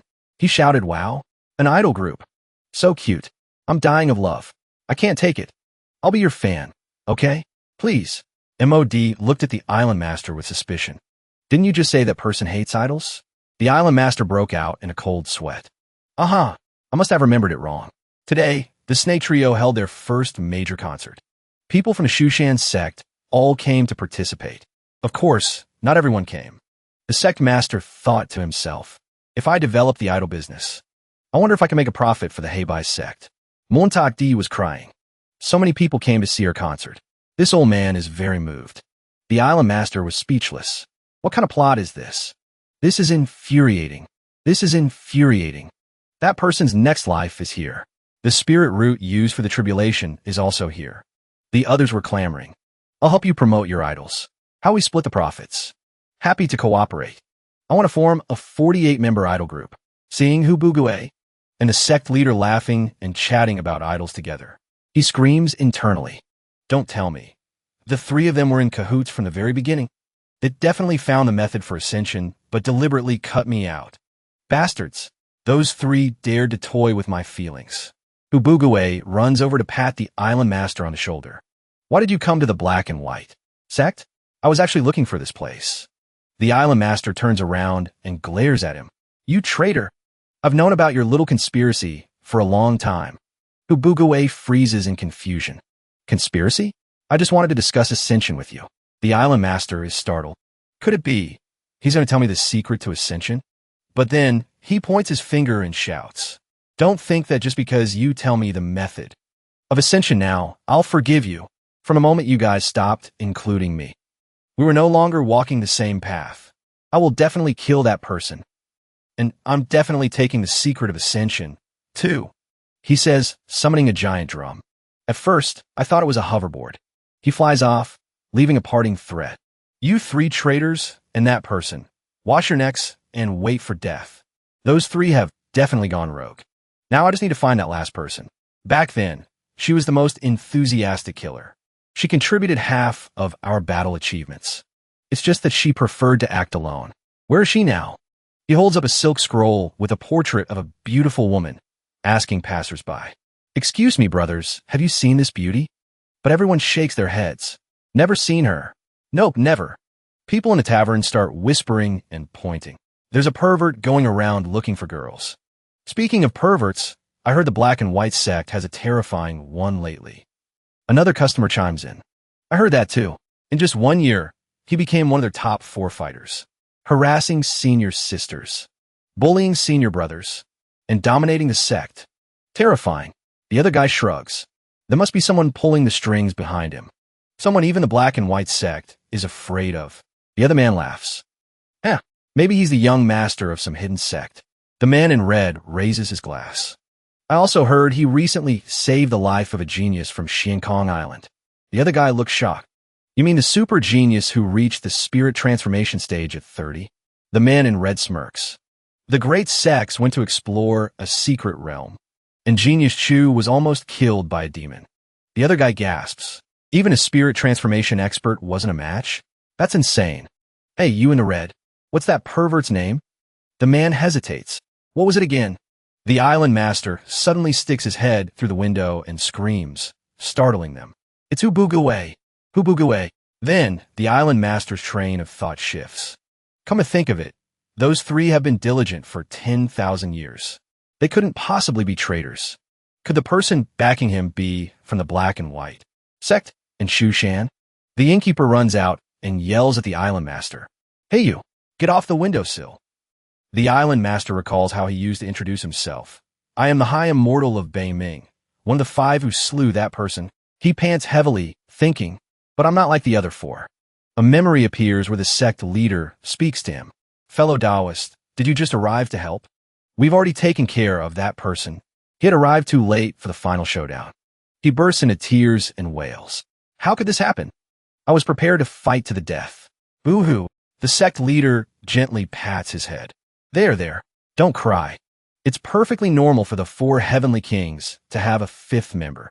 And that's how I joined the 5 great high immortals. He angrily punches a pillar. Asterisk, that's right. I'm not like the other high immortals. Asterisk. I am useless.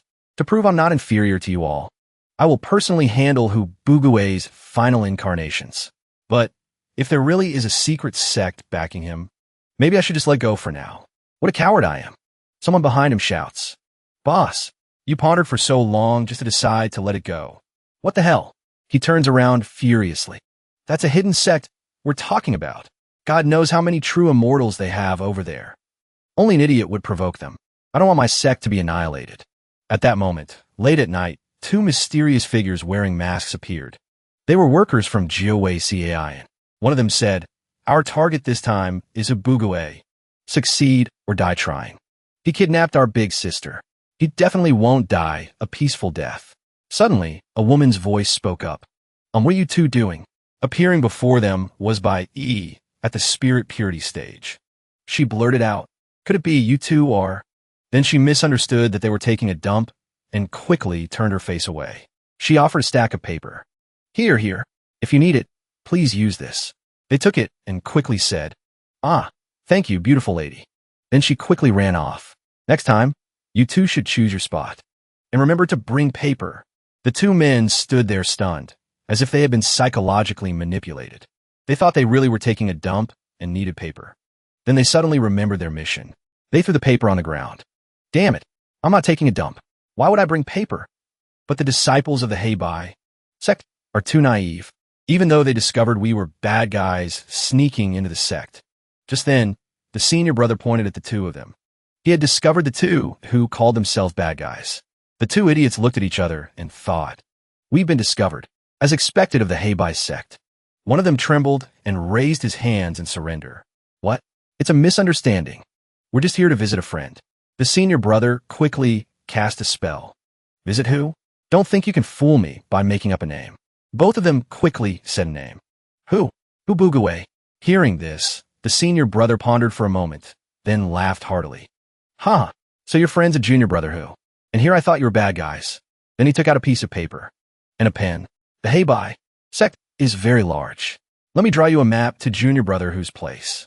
The 2 men took the paper, bewildered, but still said, thank you. The senior brother bid them farewell. No need to thank me. I'm just happy to help. They got the paper and were overjoyed as they headed to Hubugue's room. It's just as the rumors say. The disciples of the Heibai Sect are indeed idiots. According to the map, we just have to cross this area and we'll be there. We're here. We're finally here. Why are there talismans on the tree? The 2 villains looked at a tree trunk covered in talismans. The moment he touched it, he was immediately blasted away by the power of the talismans. They only had time to scream, damn it.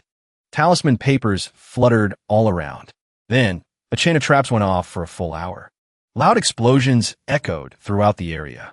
Hubugue was surprised to see the 2 villains lying on the ground. I've told you so many times, yet people still try to break in. Then he quickly tied up the 2 villains. He glared at them. Our Heibai Sect is, after all, the #1 sect in the world. How can we let any random cat or dog sneak in? Could there be a spy in the sect? Speak. We'll let you in. He pressed his sword to one of their necks. They were terrified. If you ask and we tell you right away, wouldn't that be very embarrassing? Besides, you're already a dead man. Behind Hubugue, many more masked figures appeared. He was shocked. How could this be? Has the sect's barrier failed? One of them laughed heartily. Brothers, before he dies, let's tell him how he got in. One of them dropped a piece of paper with the word tour on it and said softly, didn't expect this, did you? We bought entrance tickets at the foot of the mountain. At the foot of the mountain, a small house had been set up to sell tickets. The people lining up were all complaining. We bought a group ticket for 5 people, averaging 80 per person. 100 spirit stones per ticket is too expensive. One man said proudly. Haha, I bought a 1-year, 10-visit pass for a total of 1,000. What a bargain. The others were suspicious. I suspect you've been scammed. With that, they started chattering amongst themselves. Hubugue stood there, speechless. So the main culprit behind this was the Sect master. He was even standing leisurely next to the ticket booth, asking, "Sold a lot of tickets today, huh? At the end of the month, I'll give you a bonus."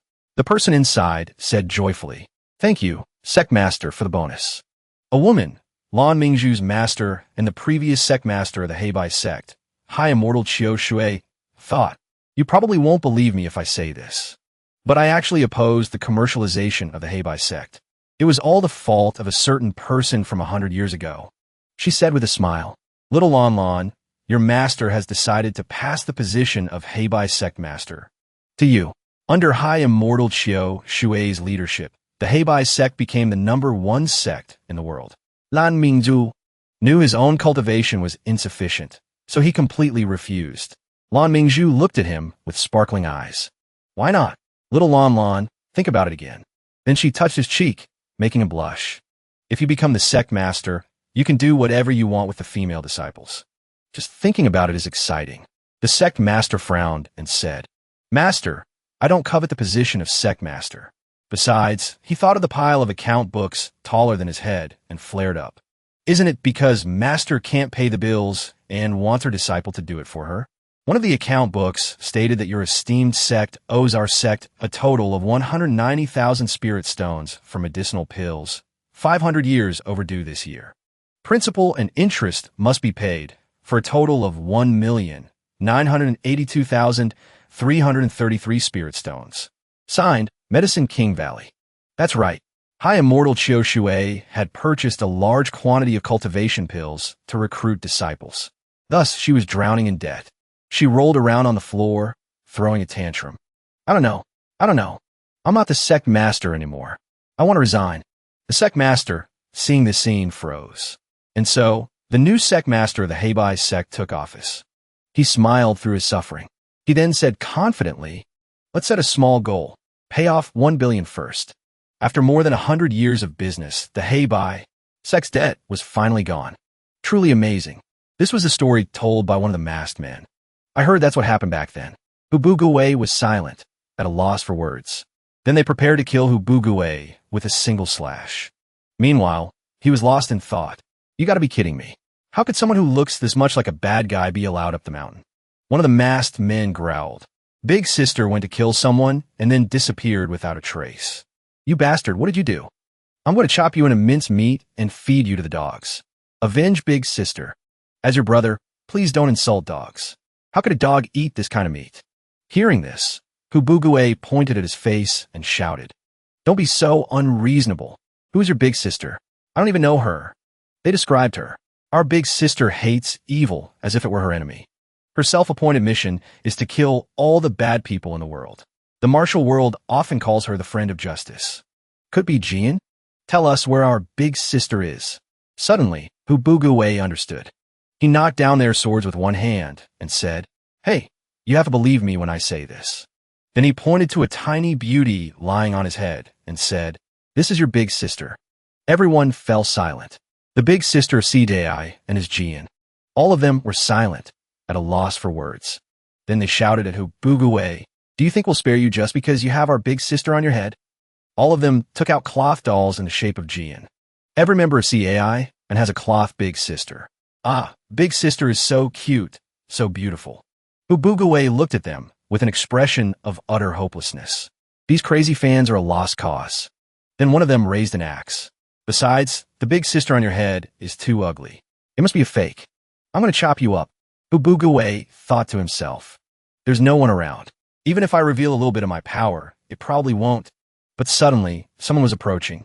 A masked man, seeing Hubugue's guard was down, said angrily, Bastard, where are you looking? The woman cried out, Senior brother, be careful. An illusion of Hubugue was decapitated, while he himself quickly dodged the blade, as if hiding something. The junior sister behind him thought, I wonder if my junior sister saw my perfect dodging posture?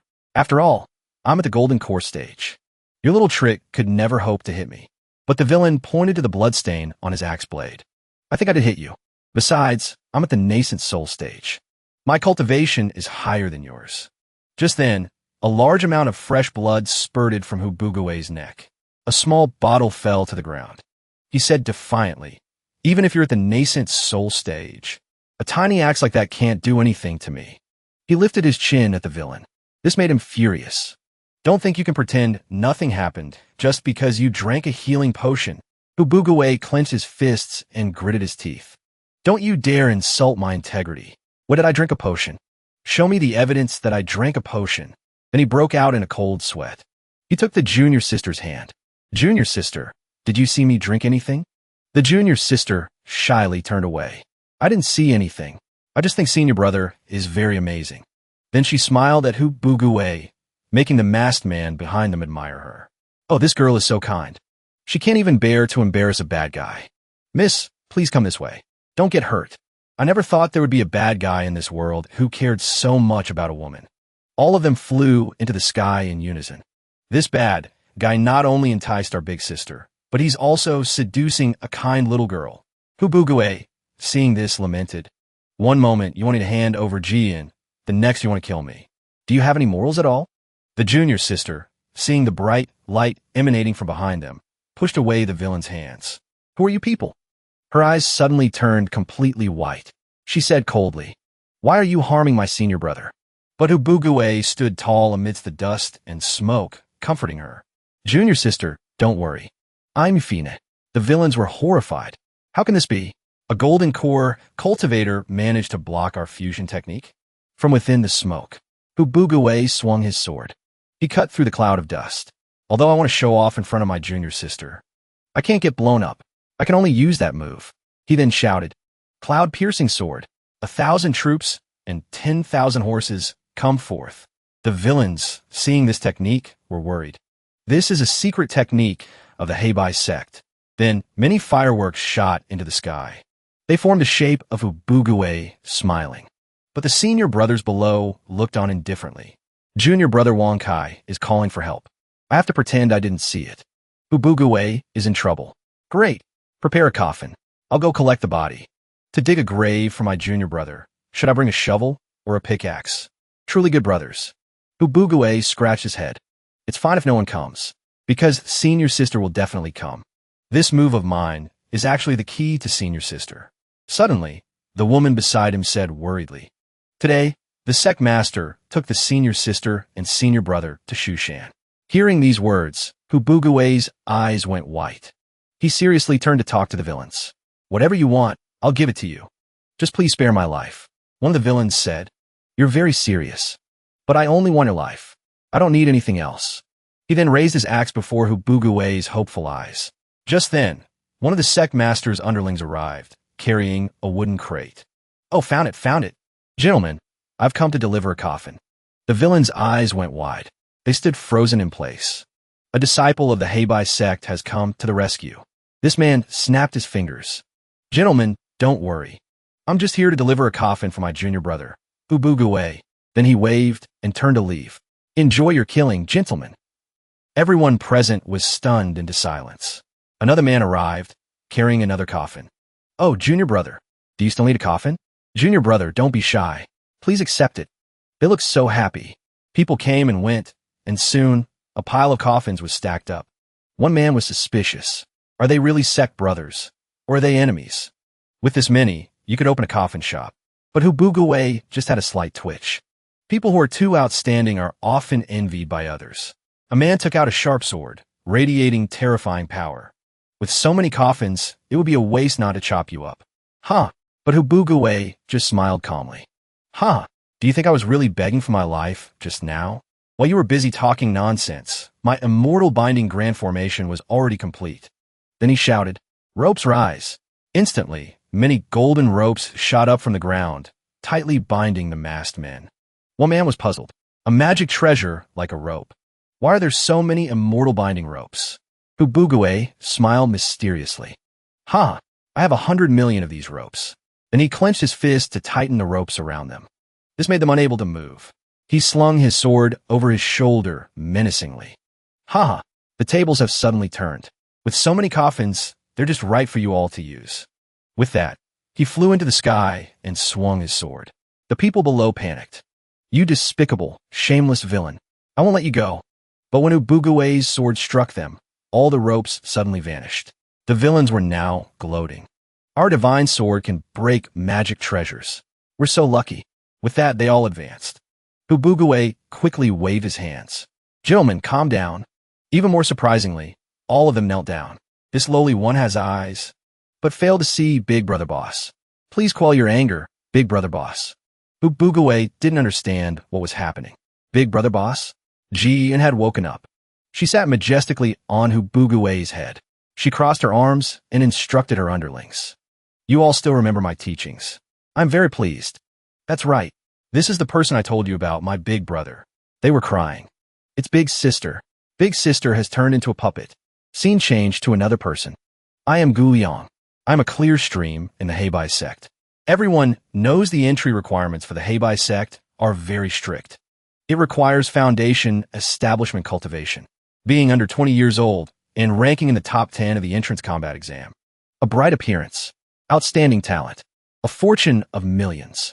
My grandfather is a naval admiral. My father is a sect commander. My mother is the king's younger sister.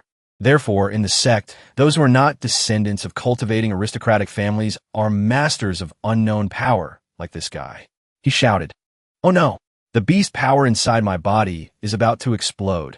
Not only that, but there are also people who can make a living just by their looks and rich kids with stupid brains like this guy." He was hawking, buying medicinal pills and magic treasures.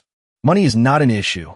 Only I am an ordinary person, relying on my own strength. One day, I will trample all of you under my feet. Just then, someone stepped on his head and pinned him down. He said angrily, "Why haven't you gone to get some pills from Ubugue like I told you to?" The narrator from before quickly held his head and cried, his nose bleeding. Ubugue is already at the golden core stage. Plus, he has the senior sister backing him. Who would dare to provoke him? The other guy cracked his knuckles menacingly. So you dare to provoke me, don't you? At that moment, he was walking through the forest, furious. Truly a habit of evil. I absolutely must not submit. A great man can endure humiliation. A gentleman's revenge is not too late, even after 10 years. As long as I cultivate diligently, sooner or later I will trample you all under my feet. Especially Ubugue. We're both from the mountains. Why did he cultivate so quickly? And he even has someone backing him. I must find a chance to beat up Ubugue. But just as he finished speaking, a foot pressed his head into the grass. It turned out to be one of the masked villains who had fought Ubugue. He shouted, "Big brother, there's a Heibai Sect disciple who says he wants to beat you up. How should we deal with him?" He lay under the man's foot, surprised. Who are these people? And when did I say I wanted to fight their big brother? Just then, Ubugue suddenly appeared before him. Ubugue stood with his hands behind his back. Don't be rude. This is my senior brother.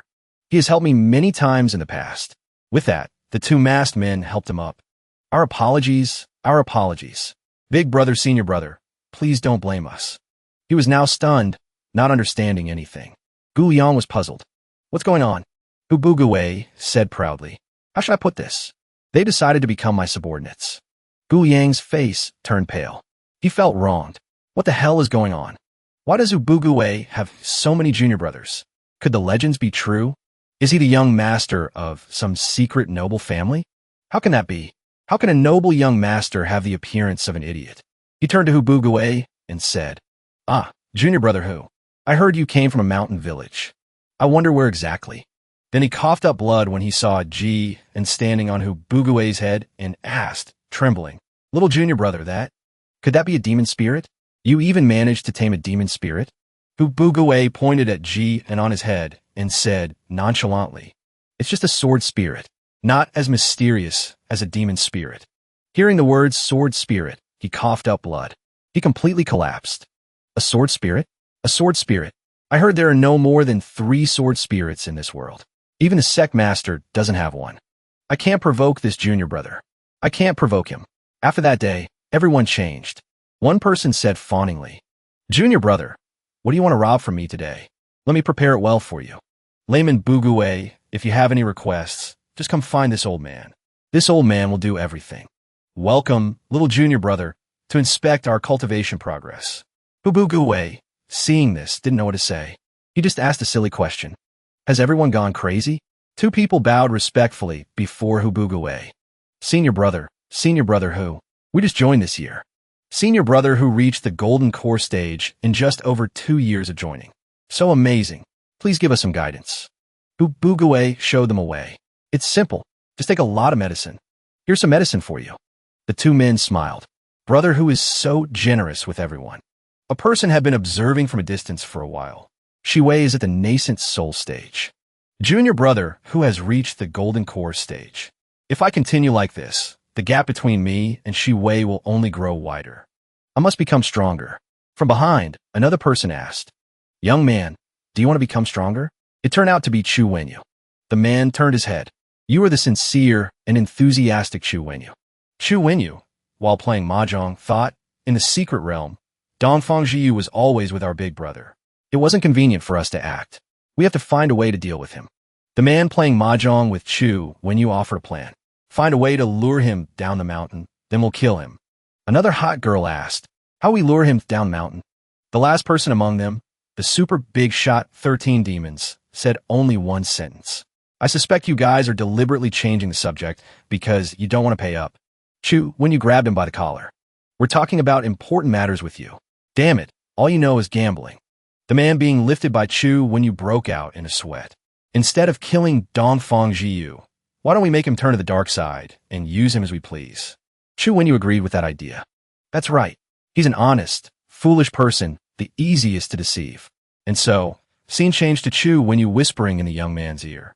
Little brother, I understand your dilemma. You like Shiwei, but she doesn't like you. You're the chief disciple, but only at the golden core stage, while Shiwei is already at the nascent soul stage. You're worried Hubuguwei will surpass you. You're afraid people will say you look a lot like Sect Master Lon, that you're his illegitimate son. These words of unrequited love, weakness, and jealousy, and being illegitimate, struck the man's heart, leaving him defenseless. But the label of being Sect Master Lan's illegitimate son didn't worry him. Chu, when you said proudly, some people even say I look a lot like Shiwei. Maybe we're siblings. The other man was indifferent. Is that so? Haha. Chu, when you narrowed his eyes. Although I only deliberately made myself look like sister-in-law to get big brother's attention. I'm on your side. Here's some 3 flowers chi refining pill for you. With that, he presented a box glowing with a golden light. The other man took it, stunned. This is a high-grade chi refining pill. Why are you helping me? He lied shamelessly. Actually, I used to like Shiwei too. Thinking of Shiwei being defiled by a pervert like that, my heart aches. Then he cried and hugged the junior brother. Junior brother, you must win Shiwei back from that pervert. In his heart, Chu Wenyu thought, go ahead and eat it. There are extra ingredients in the pill. Within 3 months, you will suffer a cultivation deviation. The man looked at the box of pills in his hand with suspicion. Chu Wenyu was worried. Could he be suspicious of me? You shouldn't be that smart. But, contrary to Chu Wenyu's worries, the man just closed the box and said, this is too much. It's not right for me to take it. It would be better if I paid for it. Chu Wenyu was indifferent. Oh, all right. As you wish. I really shouldn't have doubted this guy's intelligence. Even after 300 years as the main character, he's still like this. With that, he ran off. Wait for me a moment. I'm going to sell my pots and pans. When Hubuguwei saw Chu Wenyu, he greeted him. Sincere and enthusiastic Chu Wenyu. Hello. Chu Wenyu turned back with a fake smile. That's me. Big brother. Big brother. Do you think Zixiao soup is nutritious? Hubuguwei pouted. It's probably very nutritious. But he thought, what's wrong with him? Why is he talking about Gao Zixing? Chu Wenyu quickly turned and left. All right then, I'm going back to cook. The flame of extinction that Big Brother obtained after slaughtering 10,000 immortals has probably been retrieved. Big Brother also gave me a portion of his power. If it resonates, I'll be exposed. I must leave quickly. Hubuguwei shouted from behind. Wait, Senior Chu Wenyu. This junior has a matter to ask. Please wait, Senior. Chu Wenyu was still lost in his own thoughts. According to Big Brother, this black flame is the chi of despair. In the battle 800 years ago, Big Brother slaughtered nearly 10,000 high immortals. The murderous aura, resentful chi, and death chi lingered, gnawing at his organs. It entered Big Brother's soul. One body, two souls. After that, I received Big Brother's gift, and my soul also absorbed this terrifying power. When faced with this power, immortal swords, magic treasures, spiritual chi, and spells all dissipate. It is called the Immortal Killer. Furthermore, as long as Big Brother uses this flame, the black chi in my body will also resonate. More importantly, Big Brother loves to play with the flame in my eyes. The resonance is really interesting. That's right, very interesting. It's like our minds are connected. Chu when you praised. Then, the Big Brother patted Chu Wenyu's head and said, "Next time you say such vicious words, be careful I don't snap your neck." But Chu Wenyu just smiled foolishly. I really want Big Brother to pat my head. Back in the present, Hu Bugue stood with his hands on his hips and asked, "Senior, are you all right? You were smiling a bit wickedly just now." Ku Wenyu coughed. "I'm fine. What did you want to see me about?" Hu Bugue asked. "Is Senior Chu Wenyu very skilled at alchemy? I want to ask a few questions." He raised an eyebrow and asked, "About alchemy? Isn't your master, perfected Tai Bai, also an alchemy expert?" But Hu Bugue said firmly, "This matter cannot be known by my master or my senior sister." Chu Wenyu was puzzled. "What's so secret?" Then Hu Bugue stealthily approached him. "Senior, I'm clearly at the golden core stage, but the spiritual chi in my body is no different from a foundation establishment cultivator. How can this be?" Hu Bugue leaned in close to whisper. Chu Wenyu trembled with pleasure. The first time whispering with Big Brother. "I'm so moved." Then he froze, forcing Hu Bugue to wave his hands in front of his face. "Senior, did you hear what I said?" Ku Wenyu smiled. I heard. Golden core, cultivation, but only foundation establishment spiritual chi, right?" Hu Bugue nodded repeatedly. That's right. That's exactly it. Because of that, not only can I not ride a sword, I can't even use common spells." Ku Wenyu smirked. Normally, this happens when one is severely injured or their lifespan is about to end. But Hu Bugue denied it. "I'm not severely injured, nor do I feel like I'm about to die." Chu Wenyu then raised an eyebrow. "Then I understand your problem. Could it be the black flame?" Hu Bugue smiled. "Let me ask you one more question. Actually, I accidentally formed a black golden core." Hearing these words, Chu Wenyu was shocked and horrified. He remembered what his Big Brother had said before losing his memory. The black flame is terrifying and requires a large amount of spiritual chi to suppress. It must not be used recklessly. If you have the opportunity, you can try to comprehend the way of the black flame. Then he covered his face with his hand. "I think I understand what's going on." He thought, my transmigration here probably affected Big Brother's cultivation process. He patted Hu Bugue's shoulder. "Big Brother, you struck it rich. You should be happy." But Hu Bugue was surprised by his form of address. Before he could react, Chu Wenyu had turned around. "Goodbye. Just keep cultivating. Good luck." And he said to himself, "Big Brother has refined the invincible black flame." But Hu Bugue didn't understand. Am I really okay? One person forming two golden cores. No matter how you think about it, it's unusual. A golden flame in his left hand, a black one in his right. The two flames vibrated. When they combine, they instantly vanish. I thought it would create some terrifying power. Hu Bugue looked very confused. It's one thing not to turn into a fire lotus, but even an explosion would be fine. What the hell is this vanishing act? A junior sister behind him saw this, and Hu Bugue's expression suddenly changed. "Oh no, was I discovered?" He turned back to explain. "Junior sister, listen to me. I was just practicing a type of spell, so..." The junior sister quickly covered her mouth. "A spell? Impossible." Hu Bugue was scared. Junior sister doesn't seem to believe me at all. Can I not hide it anymore? But the junior sister was crying. "That's great. Senior Brother has finally learned his first spell. We must congratulate Senior Brother." But Hu Bugue was not satisfied. "After all, I'm at the golden core stage. It's very normal to know one spell." Gu Liang, standing behind a pillar, heard the entire conversation. His face turned pale. "What? Junior Brother Bugue knows how to use spells now? Spirits of heaven and earth. Junior Brother Wang Kai knows magic." Hu Bugue pointed at the dancing figure and asked, "Why is everyone so shocked that I know magic?" The woman said something that left Hu Bugue speechless. "We all misunderstood you before. We thought you only knew how to take pills and use talismans." But Hu Bugue admitted, "You all didn't misunderstand. It seems I really only know those two things." Ji-in was approaching at that moment. Riding on her sword, she said to Hu-buge, "The Sect Master has returned. He has summoned all the disciples, saying he has an important matter to announce." Hu-buge walked over to his senior sister and asked, "Senior sister, what's going on?" Senior sister said, "From today on, the cultivation world will no longer be peaceful." The day before, at Shushan, a man reported to the Sect Master, "My men found the last words of the deceased and remnants of magic in the secret realm. It was likely the work of the demon sect." The island master reported. The little genius reported that the monster in Chu Wenyu's secret realm wanted to kill him. The Sect Master was puzzled. Could it be that Chu Wenyu is connected to the demon sect? The other man said, "The more someone seems like a good person, the more likely they're a bad person." The Sect Master stood on a high platform and announced to everyone, "Not long ago, the major sects suffered heavy casualties while exploring a secret realm. We have now investigated and found the culprit to be the demon sect." The people below whispered among themselves, "The demon sect? How could that be?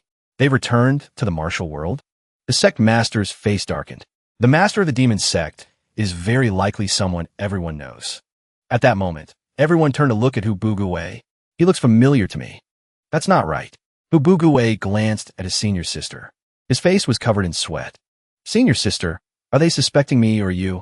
Senior sister stood a distance away from him and said, "Of course they're suspecting you." The junior sister chimed in, "Senior brother, so you're the master of the demon sect. No wonder you're so despicable." Hu-buge explained, "Are you mistaken? Have you ever met a demon sect master who doesn't know a single spell?" The senior brothers all looked skeptical. "That's true. The master of the demon sect can't be this weak." The Sect Master raised his hand to quiet everyone down. "Disciples, do not joke around. The leader of the demon sect is not Hu-buge. The master of the demon sect is the warm and enthusiastic Chu Wenyu." Hu-buge was even more shocked now. "How can that be? Chu Wenyu is a bad guy? Impossible. He's clearly a good person. He's a genius, he likes to help others, and he's handsome too. He looks like a bastard." At that moment, everyone was talking about Chu Wenyu. But Hu-buge remained steadfastly loyal. "Everyone, your standards for a bad person are too strange." The Sect Master raised his hand and gave an order. "To prevent the demon sect from infiltrating, from today on, the sect will be sealed. Except for the tax collection team, no one is allowed to enter or leave. In the future, there may be a war with the demon sect. This year, we must strengthen our preparations of spirit stones and medicinal pills. I hope we can overcome these difficulties. To complete this arduous task, and to prevent a sneak attack from the demon sect, only disciples of the Golden Core stage and above may go down the mountain to collect spirit stones and immortal herbs." Since Hu-buge was a Golden Core master, he also received a mission. One man said, "Junior brother Wong, we're a team. Let's do our best." Hu-buge looked worried. "Senior brothers, this is my first time on this kind of mission. I hope you will guide me." The other man said, "Oh, I almost forgot. Junior brother Wong has only been in the sect for 2 years. It's normal to be inexperienced." One man explained to Hu-buge, "Everyone knows that cultivation requires a lot of medicinal pills, spirit stones, and heavenly treasures. But if we have to go find them ourselves, it's time-consuming, laborious, and like finding a needle in a haystack. So we let the major cities we protect help us collect them. This is the best way. We go to collect taxes once in a while. It's called Trin Fam, and it's very simple." Hu-buge looked very surprised and nodded in understanding. Hu-buge recalled the Sect Master's words. "From today on, the sect will be sealed. Except for the tax collection team, no one is allowed to enter or leave." And he thought, collect and receive goods, but the Sect Master clearly said collect taxes before. The man with the Neza-like pigtails said, "Junior brother Wong, today's mission is heavy. Time is short. Let's set off quickly." Just then, senior sister walked over. "Wait a minute. You all don't need to go out this time. What does your collection mission this time include?" One man took out his account book. "Senior sister, we are responsible for 9 cities and 71 towns. We need to collect 10,000 pounds of spirit stones and 20,000 stalks of various immortal herbs." Senior sister then conjured a ring and said, "Let me take care of it. Your mission is complete. You don't need to go down the mountain." Then she gave the ring to the man and took Hu-buge's hand. "Let's go." The man holding the ring was full of admiration. As expected of her senior sister, so generous. The man with the Neza hairstyle asked, So what do we do next? The other man was gleeful. Of course, we continue to go collect. When we complete the mission and exceed the quota, the Sect Master will naturally reward us. The other man agreed with this clever idea. Fubugue asked as he followed his senior sister. Senior sister, where did you get so many spirit stones and immortal herbs? Senior sister replied leisurely. The spirit stones were gifts from the junior brothers and sisters over the past 10,000 years. The immortal herbs are from Master's alchemy inventory. Fubugue was full of admiration, as expected of senior sister. So amazing. Fubugue asked as his senior sister pulled him by the hand. Why won't you let me go down the mountain, senior sister? Senior sister glared at him. The demon sect has already killed over a dozen golden core cultivators. If you go down the mountain, you'll die without a trace. That does make sense. That night, Fubugue lay with his hands behind his head, thinking to himself. But actually, I don't believe that senior sister won't let me go down the mountain. It's actually related to the Trin fam. Periodically going to the cities and towns to collect spirit stones and immortal herbs feels really strange. No, I must find out the truth. As he was about to leave, he suddenly saw senior sister standing outside, her arms crossed, asking, Where are you going? Fubugue broke out in a cold sweat and said, Tio, the bathroom. Ah, my stomach hurts so much, I almost wet the bed. Senior sister looked at him dejectedly. It's time for him to make that choice again. Jason flew over to senior sister and said, If that's the case, why are you stopping him instead of helping him? Senior sister explained, I'm not like him. I don't have the courage to confront the entire cultivation world. At that moment, in another place, underlings were kneeling before a man in red, saying, Immortal Master, next month is the harvest season. Suddenly, the immortal tax has increased. We don't have enough manpower to find treasures. The immortal master put down his teacup. The demon sect has appeared. You can't even contribute this little? When the demon sect comes, without our protection, none of you will survive. If you don't want to do it, I'll find someone who does to replace you. Do you understand? Then he placed his sharp sword on the man's shoulder. All the other underlings, seeing this, screamed in fear. We will definitely do our best to help the immortal master defeat them. A child in the village asked innocently, Grandpa, where did Mom and Dad go? The old man beside him said, They went with all the uncles and aunts in the village to find immortal herbs and spirit stones. In the future, you must also become a cultivator so you won't suffer like your parents. The child was puzzled. Everyone wants to cultivate. What's so good about cultivating? The old man explained. You don't have to pay taxes to the court. You don't have to go to desolate places to find immortal herbs. And you don't have to toil planting rice. Seeing the golden rice fields in front of the house, the child asked again, Why is Big Sister planting rice? A beauty, presumably the child's big sister, was standing in the middle of the rice fields, casting a spell. Compared to being an assassin, planting rice is obviously more suitable for me. She even turned to ask the people watching the screen, Do you all still remember me? She shouted, waving her hands and casting a spell. Flying sword harvesting technique. Flying sword plowing technique. Sowing technique. Irrigation technique. Harvesting, plowing, sowing, irrigating. Using magic to plant rice is really efficient. If we had this magic in real life, it would be so much easier. The child stood beside her with his hands behind his back. Big sister is clearly a cultivator. Why are you still planting rice?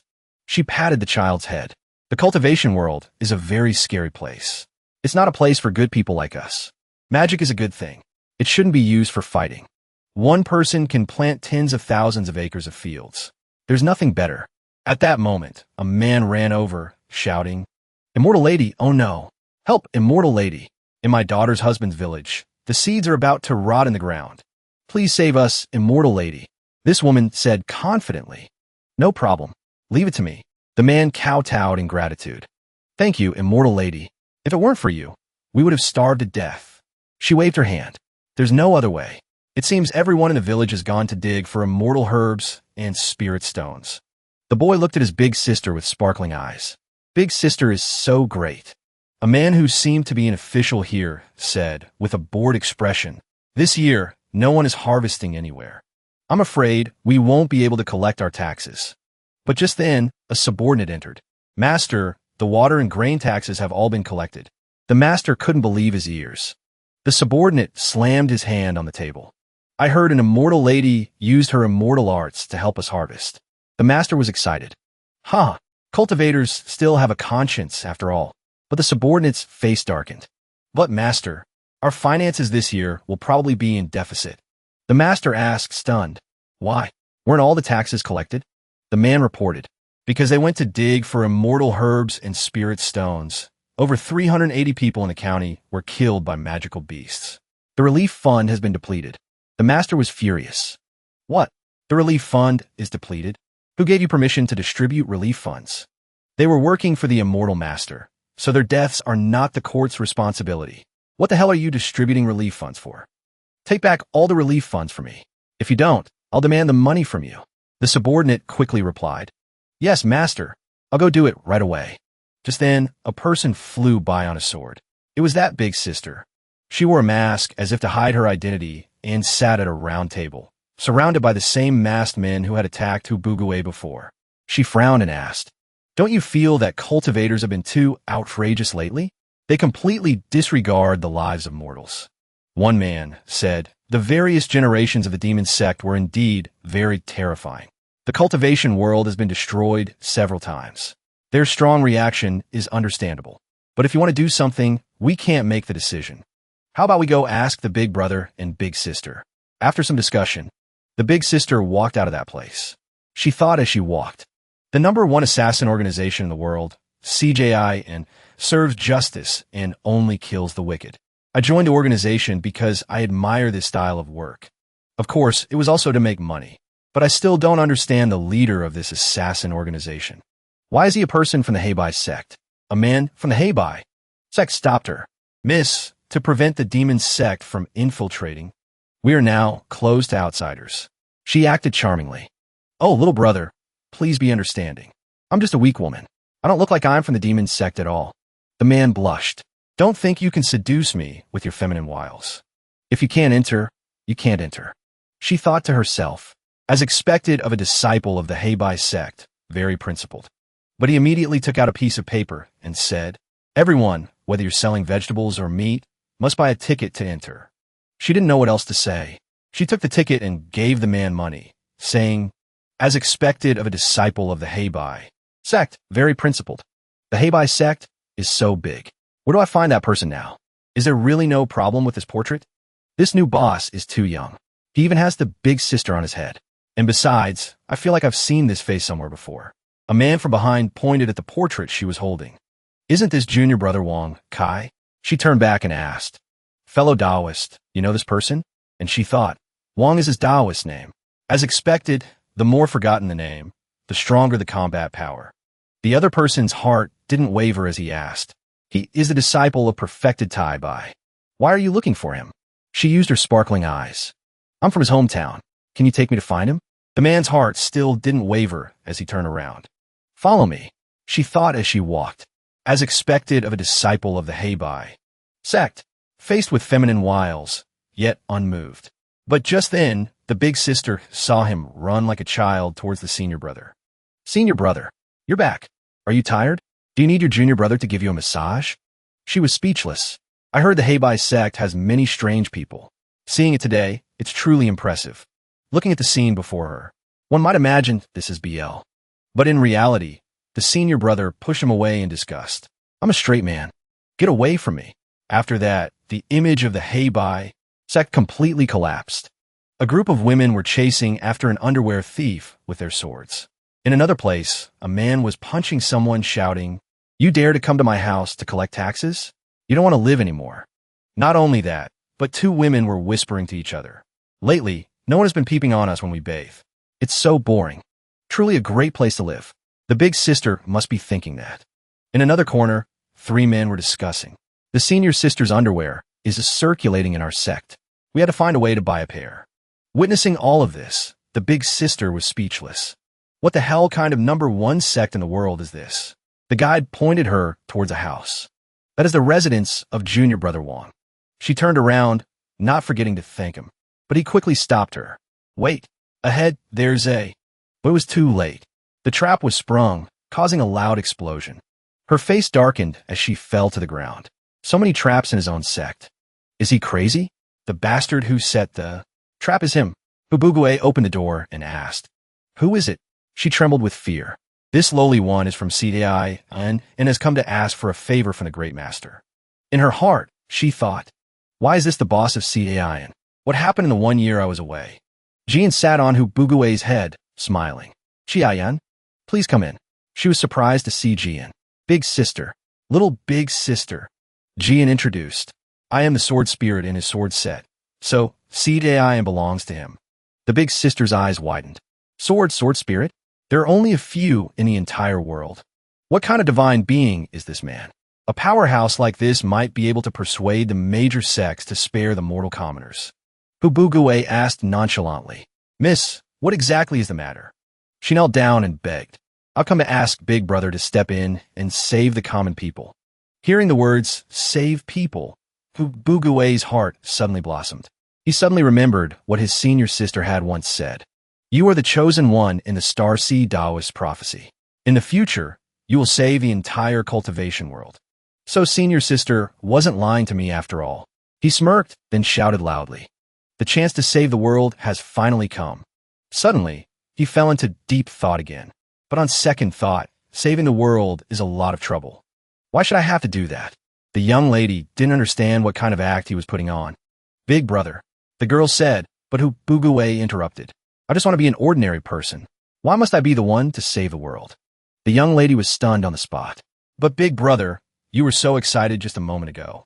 He waved his hand. You saw wrong. You definitely saw wrong. The young lady shouted. But now the fields are barren. The people have no way to make a living. Countless have starved to death, and innumerable families have been torn apart. But he just replied coldly. The world is so big, there are bound to be hardships everywhere. How can I possibly solve them all?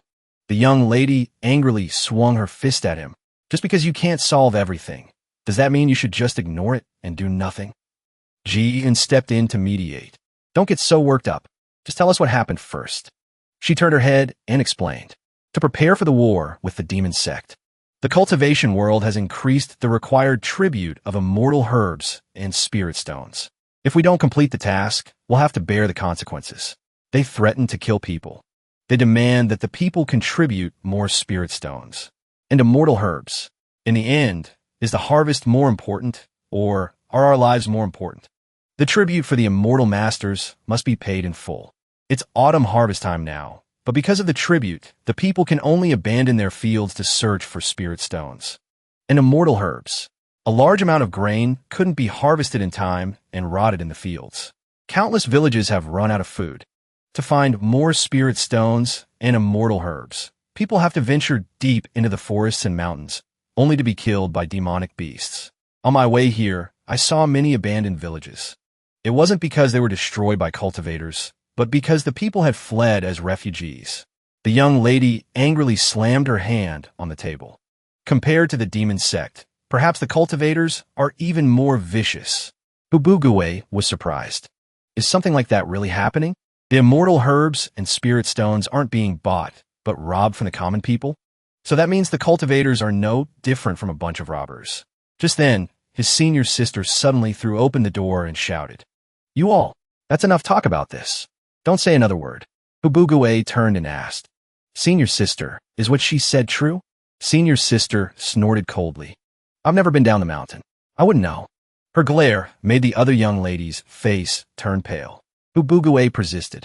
In that case, I want to go down the mountain and see for myself if it's true. Senior sister was cold. Even if it is true, what do you plan to do? Hubugue couldn't answer. She continued, Are you going to betray the sect for those commoners? Do you even have the ability to do that? Hubugue lowered his head. I just want to know the truth. I don't want the immortal herbs and spirit stones I use to be stolen goods. Senior sister frowned. If that's the case, you can protect him. I won't be going down the mountain with you. Hubugue still didn't understand her meaning. Senior sister, are you agreeing to let me go down the mountain? The scene changes to Hubugue and Ji and descending the mountain with the young lady. He frowned. Why do people in this world cultivate? Jian answered. My purpose is to become a sword. The purpose of my cultivation is only to protect my master. The young lady said, At first, I wanted to earn money to improve my family's living conditions, so I started cultivating. Little junior sister added. To consolidate their rule, Members of the royal family with talent must cultivate. That's why I was sent to the black and white sect. But Bugue and the young lady were suddenly startled. Junior sister? Why are you here? Junior sister held up a token and smiled. Big senior sister told me to bring you the travel permit. Besides, I also wanted to go down the mountain and look around. Senior sister stood on a high place, looking down at them and asking herself, and me? Why do I cultivate? If I cultivate, I won't die so easily. If I cultivate, my lost memories can be restored. If I cultivate, we could be together forever, for hundreds, thousands of years. My cultivation has always been only for the two of you. Meanwhile, Bugue took the token, worried. We are the reconnaissance squad, tasked with going down the mountain to check on the situation in various places. It turned out they were being stopped by 2 guards. One of them asked, Junior brother, didn't senior sister forbid you from going down the mountain? Why are you saying you're on a mission? Furthermore, junior sister he hasn't even reached the golden core stage. She isn't qualified to join the reconnaissance squad. Hearing this, Bugue anxiously wrung his hands. Little junior sister stepped forward to save the day. I am the 3rd princess of the empire. I have the authority to inspect the various regions. The guard's eyes went wide. 3rd princess. This declaration surprised even Bugue and the other girl. One of the guards grew suspicious seeing their reactions. Aren't you all on the same team? What's so surprising? At the same time, the girl and Bugue had the exact same thought to answer the guard's question. The 3rd princess's identity was supposed to be a secret. We never expected the princess to reveal her identity herself. That's why we were so shocked. They even made up the same story.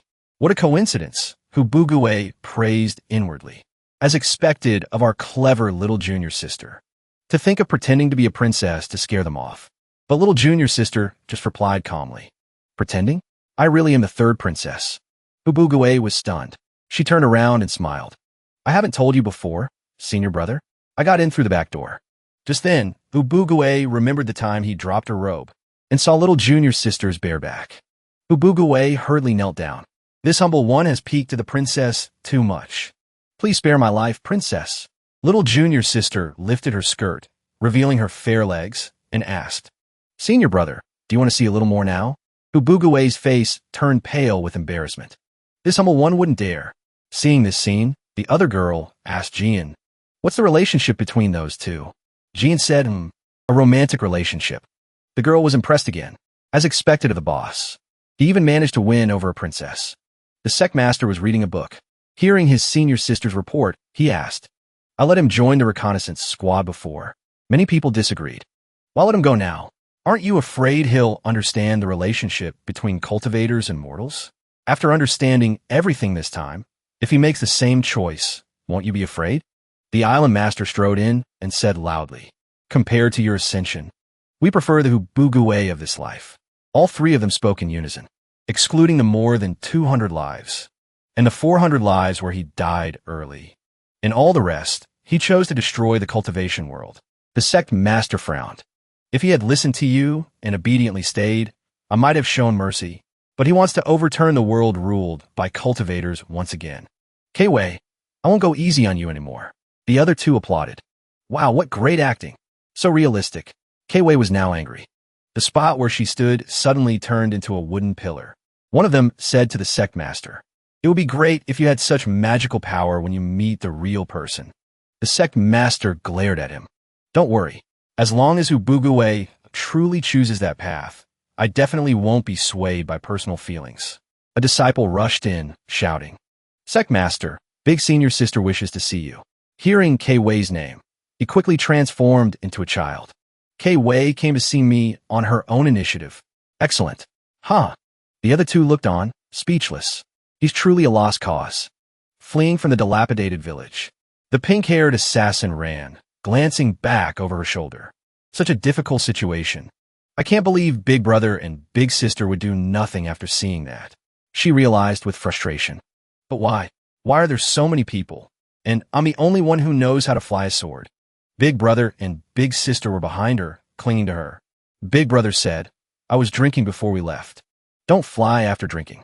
Don't drink before flying. Big Sister had a more reasonable excuse.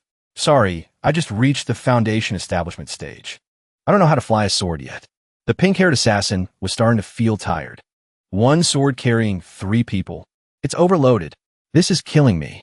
Big brother said, we have the old and the young. Overloading could cause an accident. Why don't we go down and rest for a bit? That sounded reasonable. So she landed the sword to rest. Elsewhere, a man was beating another. I already reduced your county's spirit stone quota by half. And you still couldn't collect enough? Are you looking to die? He brandished a whip and shouted. The county magistrate cried. Covered in blood, he answered. Immortal Master, you increased this year's quota by 5 times. Then you reduced it by half. That's still more than twice as much as last year. The man didn't seem to care for reason. He immediately whipped the county magistrate again, a painful blow. Just tell me, did I reduce it by half for you or not? Keep arguing, and I'll make you an up like the others in this yamen. The county magistrate wailed. I've lost several teeth. His face was swollen as he cried out miserably. Oh heavens, we mortals. We can't live like this anymore. Suddenly, a shout came from the distance. A cultivator bullying the common folk. The judges of justice have arrived. The cultivator, who was about to strike again, had to stop. He turned and yelled, Who's there? His fierce expression suddenly changed. As if he recognized something, 3 mysterious figures appeared, striking poses like the Power Rangers. Each one had a unique style. No 2 were alike, and they all wore mysterious black masks. He took a defensive stance, ready for battle. Where did you people come from? How dare you interfere in my sect's affairs? The 3 spoke in unison. We don't care what sect you're from. If you bully the common people, then it's our business to interfere. And so, a great battle erupted. The pink-haired beauty retreated behind him. Big brother, I'll cheer for you. But he was terrified. I wasn't paying attention earlier. This guy's at the golden core stage. With all the sects coming down the mountain, golden cores are everywhere. But I can't reveal my true strength in front of junior sister. He was worried, but the man had already swung his whip. Kid, you want to play with me? He spread his arms wide. This is the only way. Summoning his sword spirit. Jian, you're up. Jian shot forward like a streak of light and struck the arrogant cultivator in the stomach. His face was bruised and battered. He didn't even have time to say his last words. How can this be? His clothes were torn to shreds. He knelt down. The young man spoke arrogantly. With your level of strength, there's no need for me to act personally. Now get lost. After hearing that, fled in a panic. Senior, I'm sorry. This junior was blind and failed to recognize a master. I won't do it again. The young man turned to his 2 junior sisters. Turning around. All done, big brother. My big brother. You're so amazing. After seeing such a display, the beauty couldn't stop praising him. You idiot. Can't you see? Your senior brother couldn't beat him himself. Is that why he didn't fight? His other junior sister, annoyed by their display, retorted. If you use me as your hired muscle again, I'm going on strike. And kicked him in the head. He immediately tried to appease her. Big sister, I'll even give you a head massage. After seeing the thug driven away, the county magistrate's eyes filled with tears. It's over. An even more powerful immortal master has arrived. He's probably here to take over the territory. The taxes will start all over again. The young man turned to the county magistrate. Old sir official, are you all right? Let me untie you. The ropes binding the county magistrate were released. He quickly adjusted his hat and robes, watching the young man approach from a distance. He wondered, Old sir official? What's with this immortal master? Could it be a smiling tiger? First the carrot, then the stick? The young man offered a pill to the county magistrate. This pill is for you to heal your wounds. He was terrified. Immortal masters have never treated us like humans before. Why would he suddenly give me a healing pill? I'm dead, I'm dead, I'm dead. You're the only one left in the yamen. Where's everyone else? He trembled, bowing his head as he answered. Reporting to the immortal master. Everyone else is in the yamen. Inside the yamen, there was only darkness. He pushed the door open. Before his eyes was a shocking splash of red. Everyone was lying in pools of blood. None of them were moving. Junior sister covered her mouth in horror. To actually slaughter commoners. Seeing the scene, he became furious. Which sect was that man from just now? By the time morning came, a group of strangers returned to that place. The man who was defeated yesterday appeared with them. He tattled, Senior brother, it's this county. Someone from the black and white sect stole our territory. The long-haired man spoke. The black and white sect and my Shushan sect have always had a good relationship. to steal our territory today. This is an insult we cannot tolerate. Thud. Someone was just knocked away. He stepped out, sword in hand. Cultivators ahead. Stop. You are not qualified to enter this city. The man who was defeated yesterday pointed at him. That's the kid who stole our territory. After he finished speaking, the whole group charged forward. Every one of them radiated killing intent. Brothers, let's go. Teach this kid a lesson. Facing the danger before him, he remained calm and stood tall. Then he closed his eyes and drew his sword. There are 2 reasons for your deaths. When he opened his eyes, they shone with starlight. His expression was solemn. First, a life for a life, a debt for a debt. Second, I don't want to expose my true strength. He rushed forward, sword strike after sword strike.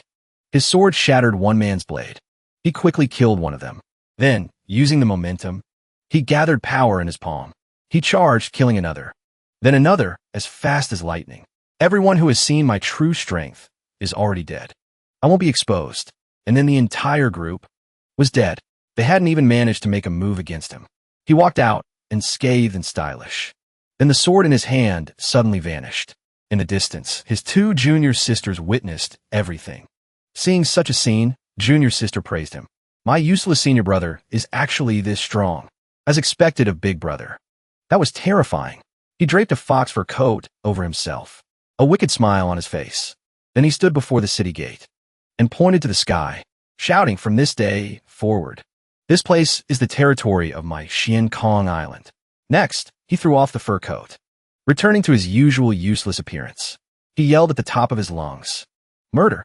The immortal master from the Shushan sect was killed by the immortal master from Xian Kong Island. Hearing this, everyone ran over, led by the county magistrate. He still hadn't stopped yelling, murder! The immortal master from the Shushan sect was killed by the immortal master from Xian Kong Island. The people joined in, shouting along. They ran around in a panic. Seeing their enthusiastic acting, he gave a thumbs up.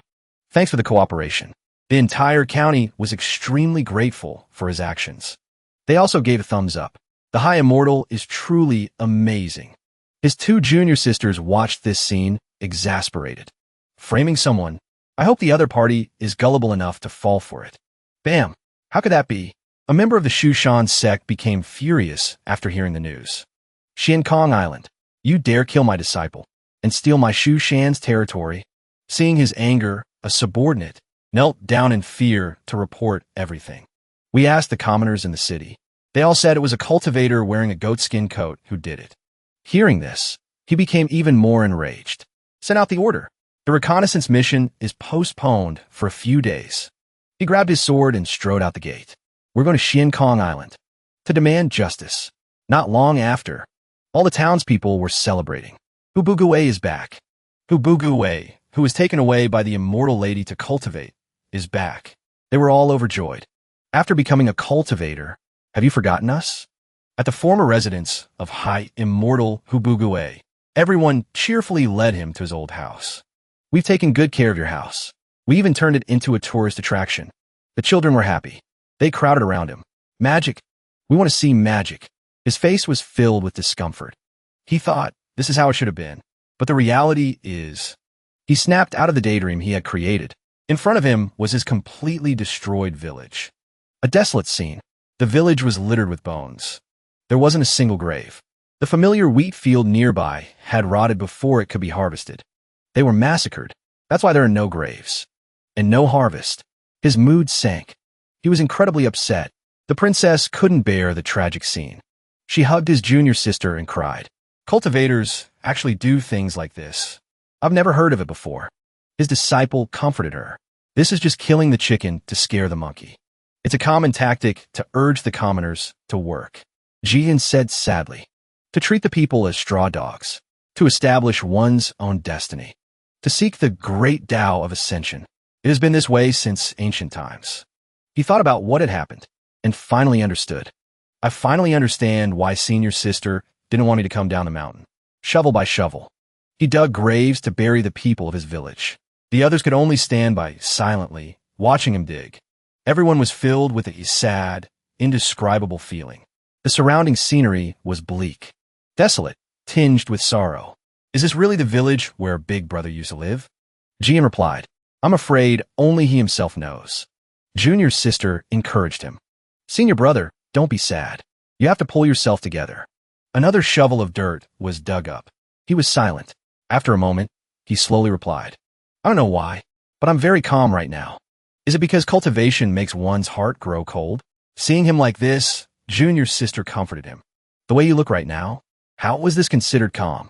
Tears and snot streamed down his face. I'm not crying. Their souls all flew into my nose. I'm just choking. His mask had also fallen off. Senior brother, don't say such foolish things. If you want to cry, just cry. He wiped his tears. Don't misunderstand. I'm not heartbroken at all. Tears still lingered in the corners of his eyes, but he had stopped crying. He spoke to the two of them again. I'm preparing to go back and report to Big Senior's sister. But before that, I have to do two things. I hope you two can help me. First, I have to throw the relationships between the major sects into chaos. Standing on the city wall, sword in hand, surrounded by corpses, he announced, his eyes filled with anger. From today on, this city is under the protection of my Shushan sect. As soon as he said that, his two junior sisters, Ng and immediately cooperated, shouting loudly. Murder. The immortal master from the Shushan sect killed the immortal master from the Yuntai sect. Then the two of them turned to instruct the commoners. 1, 2, 3. Everyone say it together. Murder. The immortal master from the Shushan sect killed the immortal master from the Yuntai sect. An elder from the Yuntai sect saw him and was confused. Bugawei, why are you wearing the clothes of the Yuntai sect? Bugawei waved his hand. Elder something or other. This junior has a favor to ask. I hope you can help. The man was still leisurely drinking tea, but he didn't sense the danger. If you want someone's help, go find your master and senior brother. What does it have to do with me? Before he could finish his sentence, blood gushed from his mouth. A sword pierced his heart. He said with a vicious look in his eyes, I want to borrow your life for a little while. Only you can help me with this, elder. He ruthlessly pulled out the sword. The man's body also began to burn. He shouted, oh no. Elder something or other was ambushed and killed by the Yuntai sect. Hearing the signal, his two junior sisters immediately instructed the people. 1, 2, 3. Shout after me. Murder. The immortal master from the Yuntai sect ambushed the immortal master from the black and white sect. Murder. The immortal master from the Yuntai sect ambushed the immortal master from the black and white sect. Murder. The immortal master from the Yuntai sect ambushed the immortal master from the black and white sect. The man inside the house was startled by the noise. He stopped what he was doing to the tied-up girl. Confused. What? He quickly ran outside. Elder, what happened? With one sword strike, his head was separated from his neck. The pink-haired assassin's eyes were bloodshot. The one who abducts women. He came over and said to the beauty. And so the black and white, Shushan sect, Xian Kong Island, and Yuntai sect, the four great sects, became enemies. While you're all busy fighting amongst yourselves and have no time to pay attention to the world, we can start on the second matter. Go and mobilize the branches of the CIAIN. Help the common people reclaim their food. Help them with the winter planting. The pink-haired beauty heard this and was exasperated. You expect the people of the CIAI and to go farm? Is that difficult? He was surprised. And waved her hand. It's not just difficult. Go to the nearest branch and announce that a Taimu meeting will be held in 3 days. Let this boss of yours know what a professional assassin is. Someone who only knows how to kill and nothing else. That is a professional assassin. The black-haired man licked his blade. Big Sister Head is back, and she brought the legendary Big Brother with her. He threw a dagger. The dagger embedded itself in a person. Flesh and blood flew everywhere. I really want to see just how capable this Big Brother is. The taste of this flesh and blood. Still not enough. Needs a little more salt. Two people on a rooftop watched the black-haired man at work. They wondered, what is the elder doing? Don't mind him. He's crazy. A streak of light passed between the two of them. A knife embedded itself deep into a wooden beam. A chill ran down the two followers' spines. You two over there. Don't think I can't hear you just because you're far away. Who are you calling crazy? He shouted, his hands still busy with his work. Elder, spare us. We won't do it again. As you can see, I am one of the 8 great elders of the CIAIN. As he roasted the meat, he introduced himself. But this is just my public identity. My true identity is 75 years ago. Under the orders of my benefactor, I infiltrated the CIA and as a spy. As for my title, God of Cookery, it's not worth mentioning compared to my identity as a spy. He had just finished the final sprinkling of salt. Someone appeared behind him. Holding a cup, they greeted him. Your roast pig. How much longer will it be? Sister, it's almost done. He picked up his knife. With a chop, the roast pig was served. He knelt down. I made you wait, sister. Please try it. The senior sister was drinking tea. She replied coolly, if you make me wait this long again next time, I won't eat it anymore. Next, he offered her chopsticks with both hands. Don't be angry. I'll definitely improve my cooking skills in the future, so you can eat quickly and well. The senior sister took the chopsticks and reached for the roast pig. As if realizing something, she stopped her movement. Wait, the knife you used to cut the pig. Did you lick it beforehand? As if he'd been found out. His expression changed. Cold sweat beaded on his forehead. He presented 2 knives. I have 2 blades. The one on the left is for licking. The one on the right is for cutting food. Really? Seeing him like this, the senior sister let it go. I'll trust you this once. He put a piece of pork in his mouth. Because it was really that delicious. It makes you want to explode. Her whole body twitched. The taste is average. She evaluated it with a blush. He saw all of her movements just now. He said sadly, Sister, you were clearly enjoying it just now, weren't you? Can't you praise me a little? Her mouth was full of food. She said as she ate. So delicious, as expected of a god of cookery. So amazing. On the table, the pig was picked clean. Only bones remained. To think it was eaten so quickly. She wiped the corner of her mouth. I've eaten the delicacy you've been researching recently. Now it's time to talk business. He put his hands together in front of his head. Don't worry, sister. I guarantee I'll make Big Brother's aura refined, profound, and outstanding. I'll help him take over CDIN. But in his mind, a different series of thoughts appeared. I don't accept you, new Big Brother. If you have the guts, fight me. He held 2 leaf swords. Thinking about that mysterious Big Brother. He feigned weakness. He coughed up blood after one move. As expected of the Big Brother recognized by the Big Sister. His strength is indeed formidable. Handsome and elegant. En extraordinaire aura. This lowly one is thoroughly convinced. The sister pointed at him. Make your acting more believable. It's best if you injure yourself. Vomit a lot of blood. He cried silently. I've been following you since your previous life. Can't you be a little nicer to me? The sister took out a bottle of white medicinal pills. Then this medicine is for you. Use it to heal your wounds after it's done. He felt disappointed. He clutched his chest. My heart hurts so much. A few days later, the highest decision-making representative of CJI, the Iron Tomb Conference. It began. The conference participants included the 8 great elders of CJI and all the branch leaders. I heard the new Big Brother wants us to go farm. I'm not doing it. We are assassins. Farming? Farm my ass. If it can save the people from their suffering. It's not impossible. The people in CAI and were arguing fiercely. Impossible my ass. Which of you has ever learned to farm? If you force me to farm, I'll rebel. As expected, everyone has a strong opinion about farming. This is difficult. He thought to himself. Big Brother and Big Sister have arrived. The 4 of them, including the main character, the junior sister, and Jian, entered with great momentum. Everyone long time no see. We respectfully welcome the return of our Big Sister. Jian smiled happily. Everyone said in unison. We respectfully welcome the return of our Big Sister. Anyone who witnessed this scene would be overjoyed. Jian smiled happily. The 2 sides stood facing each other. Everyone clasped their hands and bowed. Greetings, Big Sister. Greetings, Big Brother. After settling into their seats at the table. Everyone, please be seated. No need for formalities. Jian instructed. Everyone immediately sat down. Big Sister. The 2 of us don't have seats. Jian pointed at the pink-haired assassin. And the princess. These 2 are honored guests I invited. Great talents. Give your seats to them. You 2 can make do.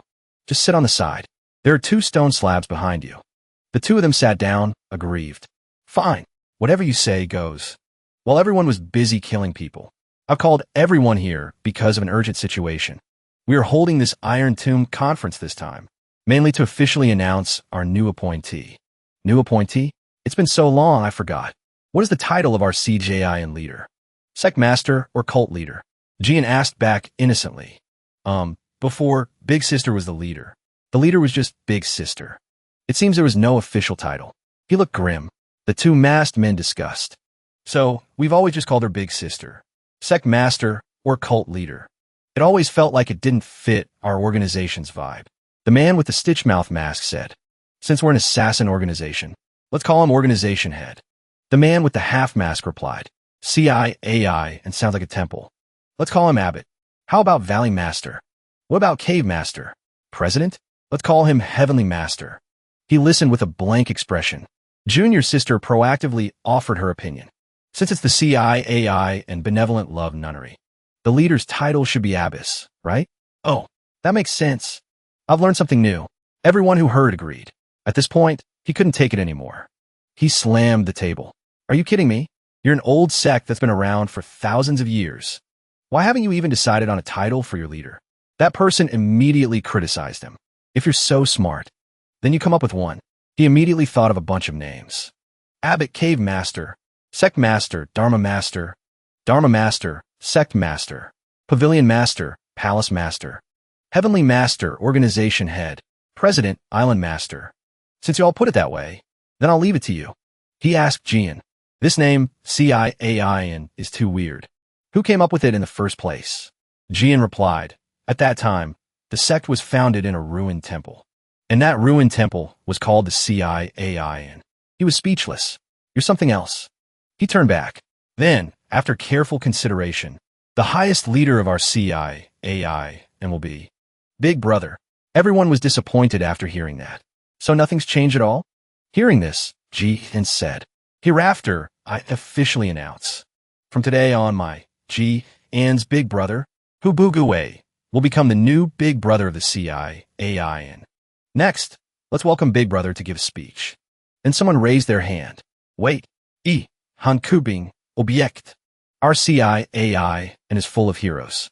If the new Big Brother doesn't show us a few moves, I'm afraid it will be difficult to win our respect. He said loudly with a wicked smile. That's right. The new Big Brother looks ordinary. Nothing special. What's his strength really like? Everyone immediately chimed in. Yeah, show us a move. Show us a move. We are the CIAIN and make friends through martial arts. Hubuguwei said solemnly. Since everyone has so kindly invited me, then a few of you can come and spar with me. He recognized a familiar figure below. What's going on? Why is Senior Sister here? Senior Sister looked at him coldly. Hiding your strength. Keep pretending. Huh? Hubuguwei's face turned pale. Cold sweat dripped down. I'm the new Big Brother of the CIAIN. I'm panicking right now. Why is Senior Sister here? I must be seeing things. She just looks like her. Senior Sister waved her hand. Senior Sister looked at him coldly. Looks like her, my ass. It's definitely the real Senior Sister. He trembled, his head filled with fear. In the spar later, I absolutely cannot expose my plug-in abilities. He turned his back and faced the junior brothers of the CIAIN. He said seriously, the major sect have increased the immortal tax, oppressing the common people. The people can't survive. We must do something. Han Tsubing was annoyed. Hey, don't change the subject. He shed a tear. While we are sparring, the common people are constantly dying. How can you all be so heartless? So let's just skip the spar. A brilliant halo appeared around him. Seeing this, everyone was indescribably disappointed. Hearing Buguwei's compassionate words, his two junior sisters shed tears. He's such a warm person, so eager to go and save the common people. So touching. Someone said, or maybe Big Brother is actually a weakling and doesn't dare to fight. But we are an assassin organization, after all. If you don't show us a move or two, how can you convince us to do work outside our scope? K-Wei thought, no way. No way, no way, no way. The underlings' morale wavered upon hearing this. They whispered among themselves. Could Big Sister Head's Big Brother really be scared? Could the new Big Brother be a weakling? A weakling? He's a weakling. He was furious. Damn it. What kind of underlings are these? Who challenges their new boss on the very first day? If I don't fight, I'm afraid it will be truly difficult to win their respect. But my real strength is only SOSO. If I use the Black Flame plugin, Big Sister will see it. Senior Sister deliberately tried to force him to fight. She shouted, if Big Brother is a weakling, we quit. We oppose those who get to the top through connections and freeloading. He really wanted to kneel and beg. Senior sister, please stop fanning the flames. Seeing that things wouldn't stop unless he fought, he sighed. There's no other way. Very well, everyone. I shall make a fool of myself. He drew his sword. I can only use suppression talismans. Besides, I also have my plug-in treasure sword. An underling gave directions. Then let's move to our CIAI and dedicated dueling platform. At the dedicated dueling platform, it was surrounded by a row of stone lions. A formation had been set up. Each stone lion was a node in the formation. The two people sparred in the center. For the fairness of the spar, our CIAI and has always stipulated that spars must be conducted on this designated dueling platform. Within this formation, one can only rely on their own strength. And cultivation level, all talismans and magic treasures lose their effect. Han Subing threw off his coat, returning to his usual appearance. Hearing that magic treasures couldn't be used, he was terrified. The people outside discussed. We have such a powerful dueling platform? I don't remember. I haven't fought an internal duel in hundreds of years. Han Subing continued. Furthermore, to level the playing field in terms of equipment, both sides in the spar must use weapons of the same grade. An underling presented a sword. Big brother, this is your sword. He silently calculated. Everyone was surprised to hear about the equal equipment rule. There's an equal equipment rule too? Yes. I've always fought barehanded. Han Subing took the sword. He pointed the sword at him. Big brother, this little brother will make the first move. To show my respect, Bugawei was in a disadvantageous situation. Damn it, damn it, damn it. It's over. Talismans and treasure swords can't be used. What the hell am I supposed to fight with? Could this all be Senior Sister's doing? He remembered the person behind him. Senior Sister looked at him expectantly with a happy smile. You fool. He was on the verge of despair. This dueling platform must have been newly built by Senior Sister. The sparring rules must be new rules too. His mind was in turmoil, but on the outside, he had to try and remain calm. He gripped his sword. It's all over. I can't keep up the act anymore. The sword was shiny. He could see his reflection in it. Forget it, forget it. If I can't act, then I won't act. For the sake of the common people. So what if I'm exposed? Welcome everyone to the Who's Honest Bullshit show. I am your host, not a person. G sat on one side. On the other side was Ubugawei. On this episode of the show, we have invited our somewhat foolish male lead, Mr. Ubugawei. He said unhappily, "Who are you calling foolish? I only pretended to be a fool to save my own life. They scared me right from the start, made me hide my trump cards. I'm not learning from Long Outyin. I'm just following the trend." He thought of the image of his senior sister. Jian crossed her arms, not listening. The Long Outyin trump card. I only see you hiding your intelligence. Bugawei explained. If you don't hide your intelligence and let your domineering aura show, others will know at a glance that there's something wrong with you. How can you hide your trump cards then? A scene in Bugawei's mind. Look at that person. Handsome and suave. His whole body is glowing. You can tell at a glance that he has a halo and a plug-in. Old brother, you speak the truth. Still a scene in his mind. 30 years east of the river. 30 years west of the river. Bugawei walked with style. The people behind him whispered, look at that person, rich without cultivating. His domineering aura is exposed. You can tell he's a Long Outyin. Old brother, you speak the truth. Still a scene in his mind. Great master, please spare my life. Bugawei knelt and begged for his life. Look at this person. He looks like a terrified passerby. Definitely a weakling with no combat power. Old brother, you speak the truth. Of the 3 types of people above, who are all pretending to be a pig to eat a tiger, which one do you believe? Jian answered, I believe you. You look like a real pig. Bugawei crossed his arms and said magnanimously, when you have the aura of a pig, and then use a plug-in to make a comeback in an instant, that kind of drama has the greatest impact. Returning to the battlefield, Subing was ready to charge. Killing intent appeared around him. Big brother, to express my respect, I will use my full strength from the start. Ready, begin. Bugawei was sweating profusely, terrified. He's using his ultimate move right off the bat? That's too damaging to our harmony. Can't you hold back a little? His legs were trembling. Subing saw this and was surprised. No way. Is he so cowardly that he's not even trying to hide it? The surrounding people were also full of concern. This big brother couldn't really be a wimp, could he? Subing scratched his ear. All right then, I'll hold back. Before he could do anything, Bugawei had already rushed to his side. He was surprised. When did he get in front of me? He answered, while you weren't paying attention. but his sword strike was blocked. He stopped in front of him. Everyone was stunned by this scene. A sneak attack right from the start. That's way too shameless. Subing also felt the difficulty. Cold sweat began to break out. That was close. I was supposed to probe Big Brother's strength first, and then act like I was defeated. But I almost got insta-killed instead. He gathered his energy.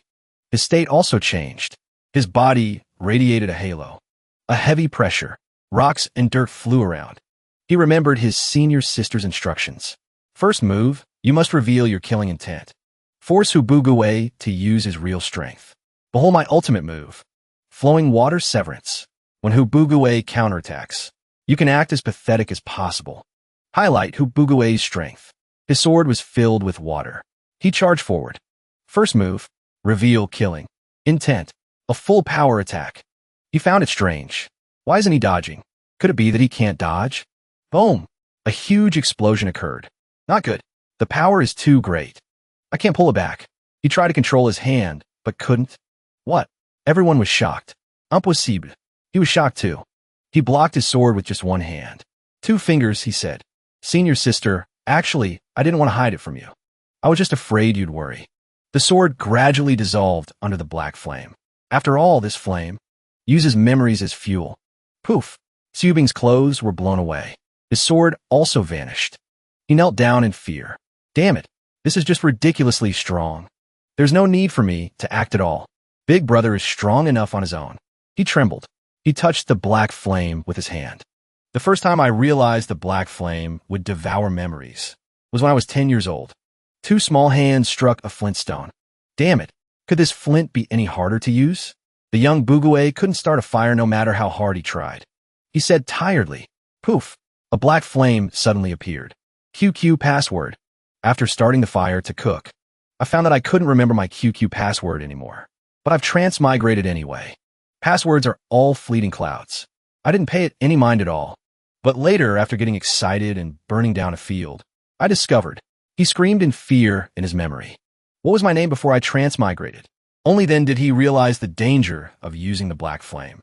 He decided, it's better not to use this thing in the future. But in the Medicine King Valley, I used a little to save my life. Poof! He immediately forgot whether he was male or female in his previous life. Holy crap. Why did such an important memory disappear? He decided, forget it. It doesn't have a big impact.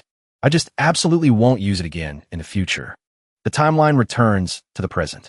After blocking Subing's sword, and then destroying the sword in a fit of excitement, I ended up using it several times in a row. His eyes were determined, but to save the common people. Besides, the lost memories might be, or might not be, a cubic function. He chuckled to himself. I really lucked out. He sat alone in the middle of the dueling arena, laughing to himself. Everyone who saw him judged him. This new Big Brother's laugh is so vulgar. Then he stood up and walked over. He's coming. He's coming over here. He placed his hands on the table. He said seriously, everyone. The major sects have increased their tax collection, causing people in the mortal world to starve to death everywhere.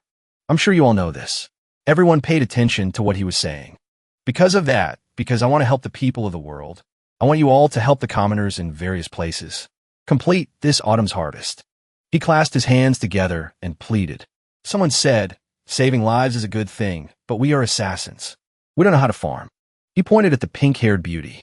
He continued, this is Li Yujia, a farming expert, elementary school level. You'll know how once she teaches you. Yujia didn't know what to do for a moment. Is this fake certificate of mine really necessary? Not an expert. Everyone who heard this was full of praise. It's the first time I've heard of a farming class mage. Amazing. Their attitude changed immediately. But for a bunch of us cultivators to go farming, it's really too cringy. Their faces showed that they couldn't accept it emotionally. He offered a price of 1,000 mu of land. For 100 spirit stones, everyone's attitude changed again. Farming for the common people, the best kind of farming. I will become the king of farming. Earning money isn't cringy. He continued happily. Next, I invite the elders to discuss the learning plan. Let's complete the harvest mission as soon as possible. As you command, Big Brother. The underlings had formed a circle, surrounding him. And so, the great farming study movement began. But Hubuguwe's difficult trial had only just begun. Senior sister was behind him, annoyed. She pressed her fingers into the cliff wall. He timidly ran over to his senior sister to explain. Senior sister, that. Then his senior sister grabbed him by the collar and dragged him away. Come on, let's talk about your little secret. Snot and tears ran down his face. He cried, Senior sister, I shouldn't have hidden it from you. I'll tell you everything. As the person he trusted the most, who Bugaway told her the secret of him being a transmigrator and having the golden finger of the black flame. Of course, the part about the black flame burning. Memories, he didn't say.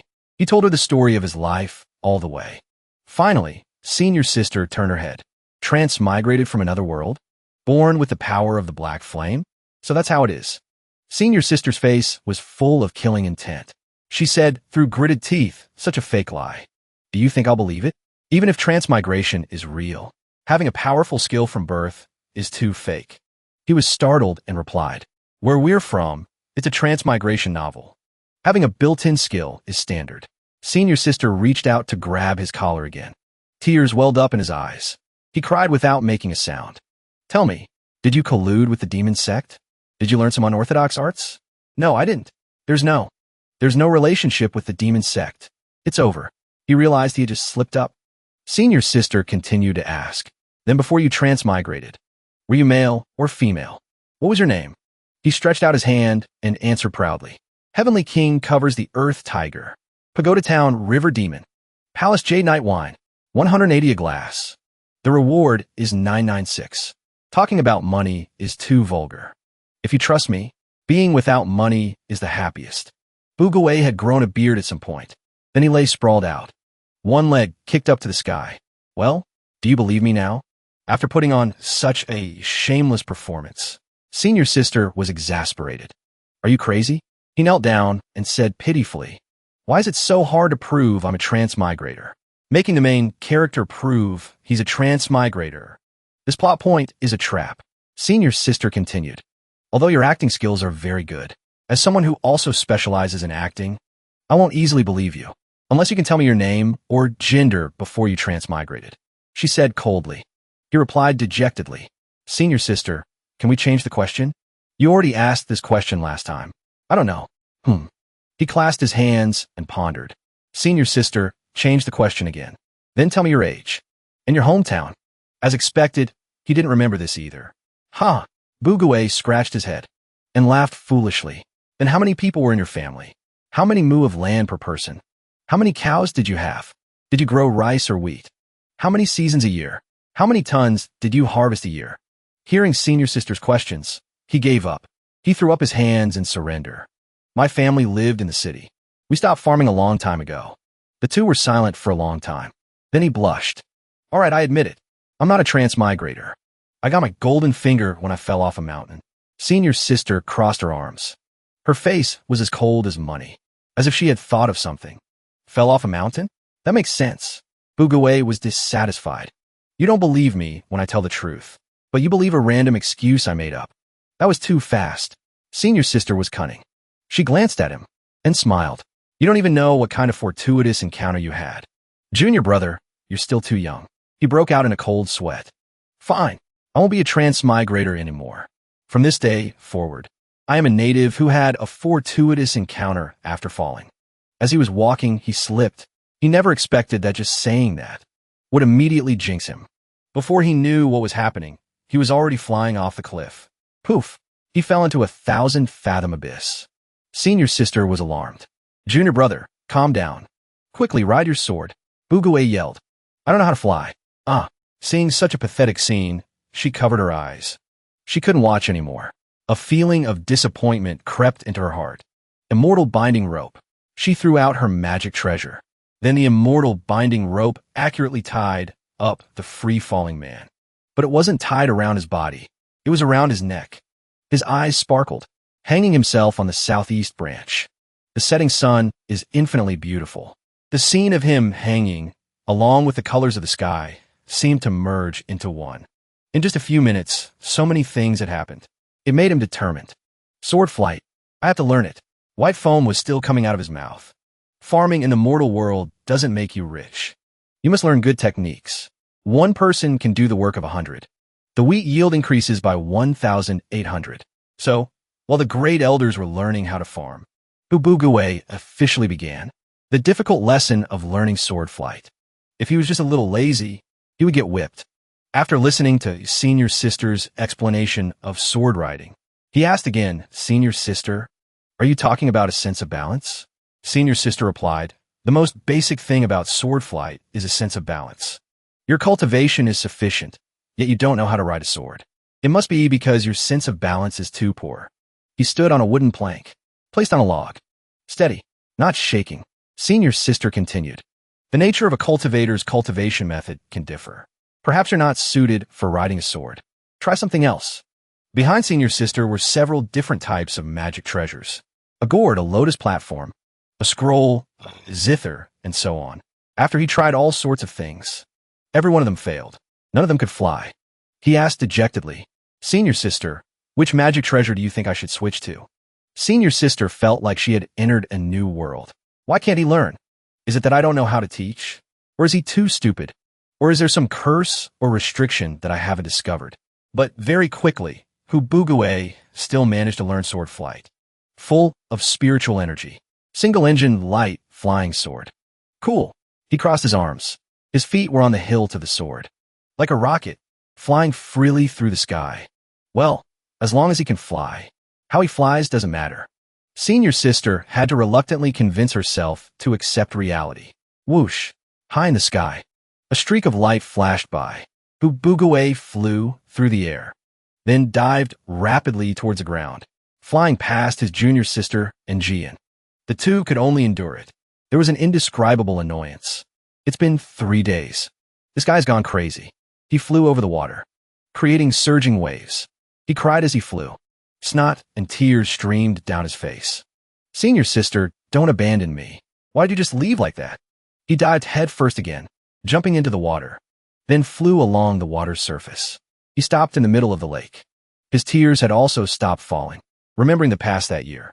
Senior Sister placed both hands on his shoulders and entrusted him with a great responsibility. "You are now a mature cultivator. It's time for you to go out and make your own way." He said sadly, "But I'm still too weak." Senior Sister replied, "You've already beaten several deity transformation stage cultivators in the Medicine King Valley. How much stronger do you want to be?" Then she turned and walked away. "There's nothing more I can help you with." He knelt down and cried, "Senior Sister, don't go." As if remembering something, she stopped. "Oh, right. These tokens are a parting gift. Keep them." She took out a pile of tokens. There were green, red, purple, and yellow ones. From left to right, they were for Blackwood Cliff, Holy Fire Cult, Golden Blade Sect, Giant Sword Sect, and Gourd Island. Then she threw them to him. "Remember to go and take over the position of Sect Master when you have time. Even a mere sword spirit can establish a sect. How can I be idle?" She looked at him and thought to herself. Hearing her words, he drooled. His eyes sparkled as he looked at the pile of tokens. "Sect Master, there's also this. Take this too." She took out a yellow cloth bundle and gave it to him. He asked curiously, "What is this?" As soon as he opened a small corner, a dazzling halo appeared. "This is the dragon's seal." Senior Sister explained. "This is the imperial seal of the Eastern Continent. When a nation was founded, it was announced to the world. You can take this imperial seal to claim the throne." He coughed up blood and asked, "Senior Sister, what kind of divine being are you exactly?" This time, she finally turned and left. Without looking back, "I put in a little effort for you before. No need to mind it," leaving him all alone. "On the day the world is saved, you and I will meet again." She left on her sword. "On the day the world is saved, we'll meet again." He lay on the surface of the lake, muttering the words his senior sister had said back then, looking at the pile of things his senior sister left behind before she left. He wondered, so next, should I go and take over the position of Sect Master of these 5 sects? Or should I go and claim the throne? This is so stressful. Jian and his junior sister saw him like this and said, "If you act like that, you're going to get beaten up." His junior sister explained, "I heard long ago that the founder of the new dynasty of the Eastern Continent was a female cultivator. The current royal family is just ruling in her stead. But I never expected the founder to be senior sister." Jian couldn't believe her ears. Her eyes widened in surprise. "Sister Jian, what's wrong with you?" Junior sister asked gently. I always thought he had to inherit the throne of your family. It turns out there are many other countries in this world. Jian replied. Junior's sister showed a look of contempt. Ignorance is truly terrifying. Then she turned and called to Hu Bugue. Senior brother, hurry up and get ashore. The teaching of the great farming method is almost finished. He immediately waded ashore in a hurry. His eyes were determined. He said to the two of them, since Senior's sister has given me so many resources, I cannot let her down. Next step, we will discuss how to popularize the great farming method throughout the world. He raised his hand to the sky and shouted resolutely. But when he got ashore, hey, the two of them said with disgust, their eyes judging him. Your pants fell off. In a field somewhere, there was a scarecrow. The rice was ripe in the fields. The people celebrated happily. Immortal masters, thank you. They were still waving goodbye as they walked away. The old farmer cried with happiness. In all my life, this is the first time I've seen cultivators like this. Which sect are you from? In the future, we will definitely worship you. A flag was raised. On it were several words. Benevolent Mobile Harvest Team. Squad 102.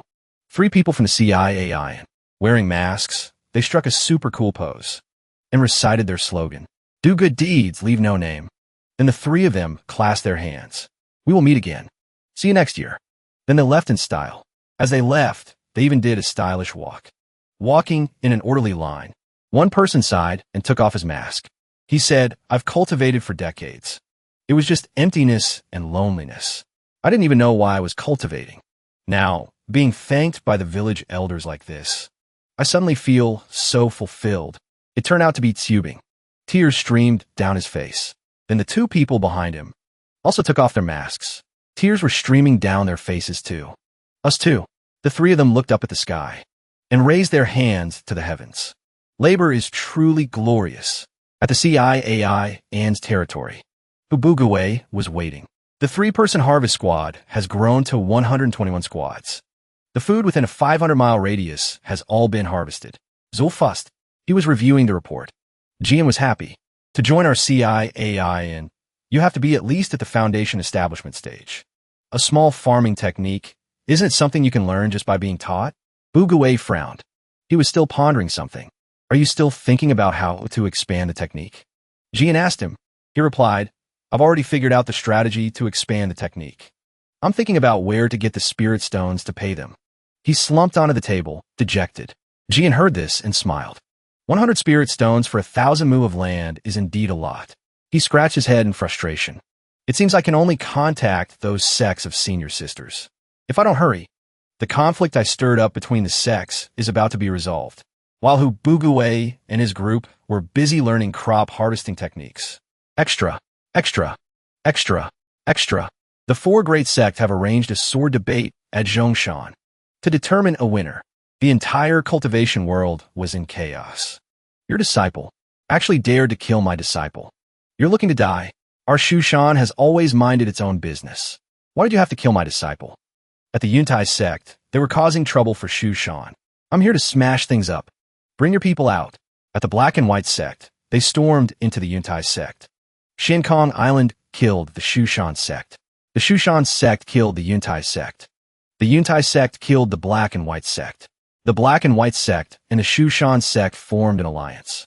The current relationship map of the sects. Shinkong Island offended Shushan. Shushan offended Yuntai sect. Yuntai sect offended Black and White. Black and White sect allied with Shushan. Currently, this is the relationship between the 4 great sects. The Black and White sect and Shushan are in an alliance. Enough to keep the other sects in check. Senior sister continued. Only by breaking this balance of power can we create greater chaos. How do you plan to do it?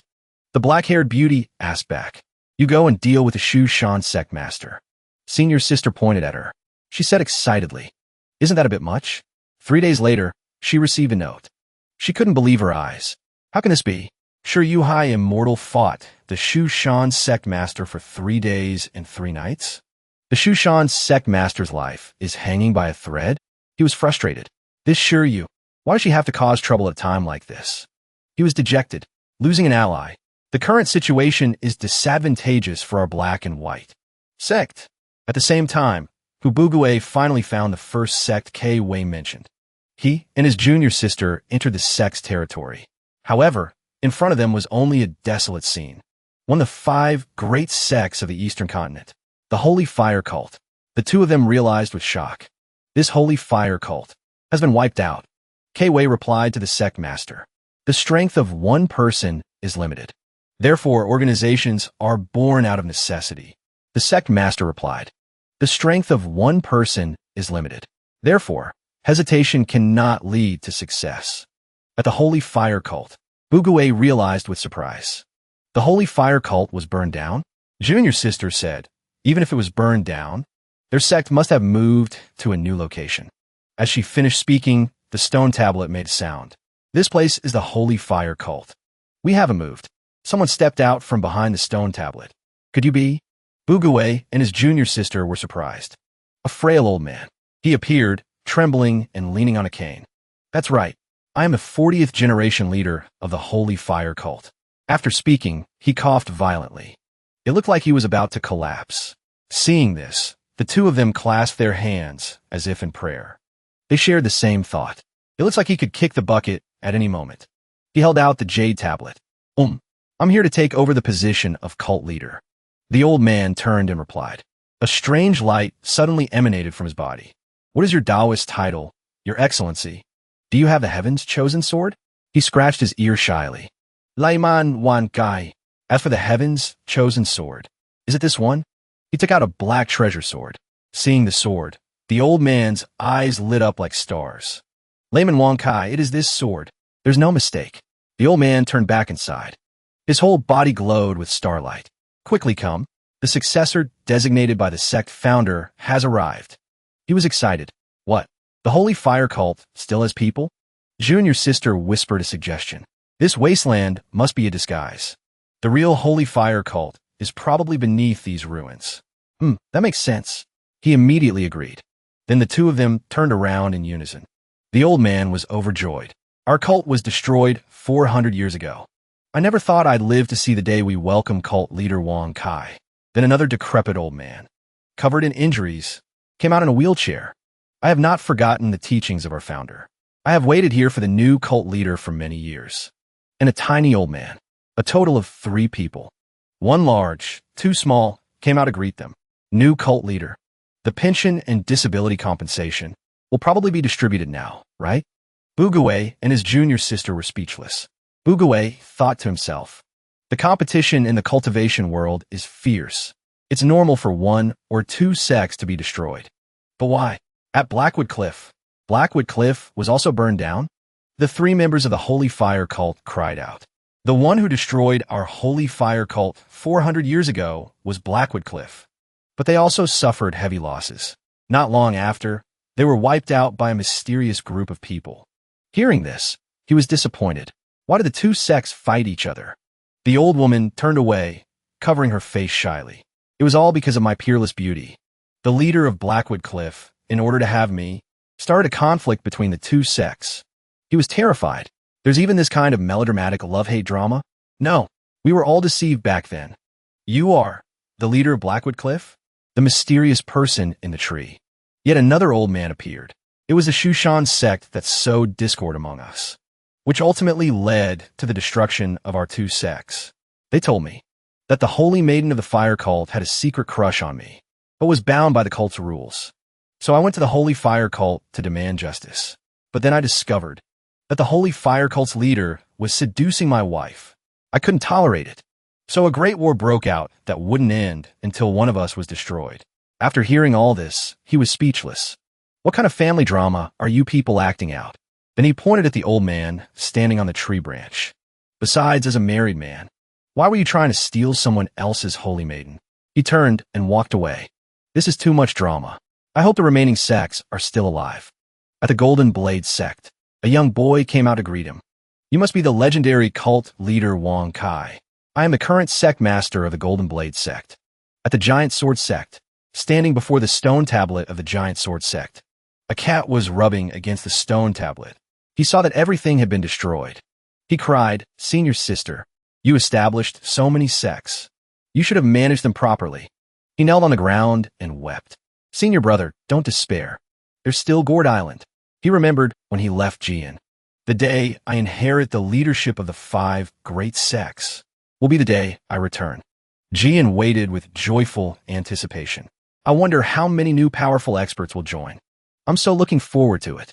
The two of them raised their hands, showing their determination. No turning back. Wait for my good news. Back to the present. What good news? This is a disaster. The 3 big shots of the Holy Fire cult were happily eating. Cult leader, when will our pensions be distributed? The leader of Blackwood Cliff was chewing on a vegetable. A single tough stalk of vegetable. You think I can't handle you? The sect master of the Golden Blade sect was gnawing on a chicken. Big brother, are you a cultivator? Are you really a cultivator? Finally, a cat of unknown origin was eating a fish. The two of them looked at this scene, dejected. Each one was a unique character. A sense of failure spread. This invincible team. Besides, where on earth is Gourd Island? Why has no one ever heard of it? He buried his face in the table and cried. Remembering, he had asked around everywhere. Gourd Island? Never heard of it. It's probably some minor sect. Among the 5 great sects. Our 5 great sects here are East Hall, West Poison, South Emperor, North Beggar, and Central Stone God. Holy Fire, Blackwood, Golden Blade, and Giant Sword were glorious 3,000 years ago. But they declined after that. As for that Gourd Island, I heard they moved over 1,000 years ago.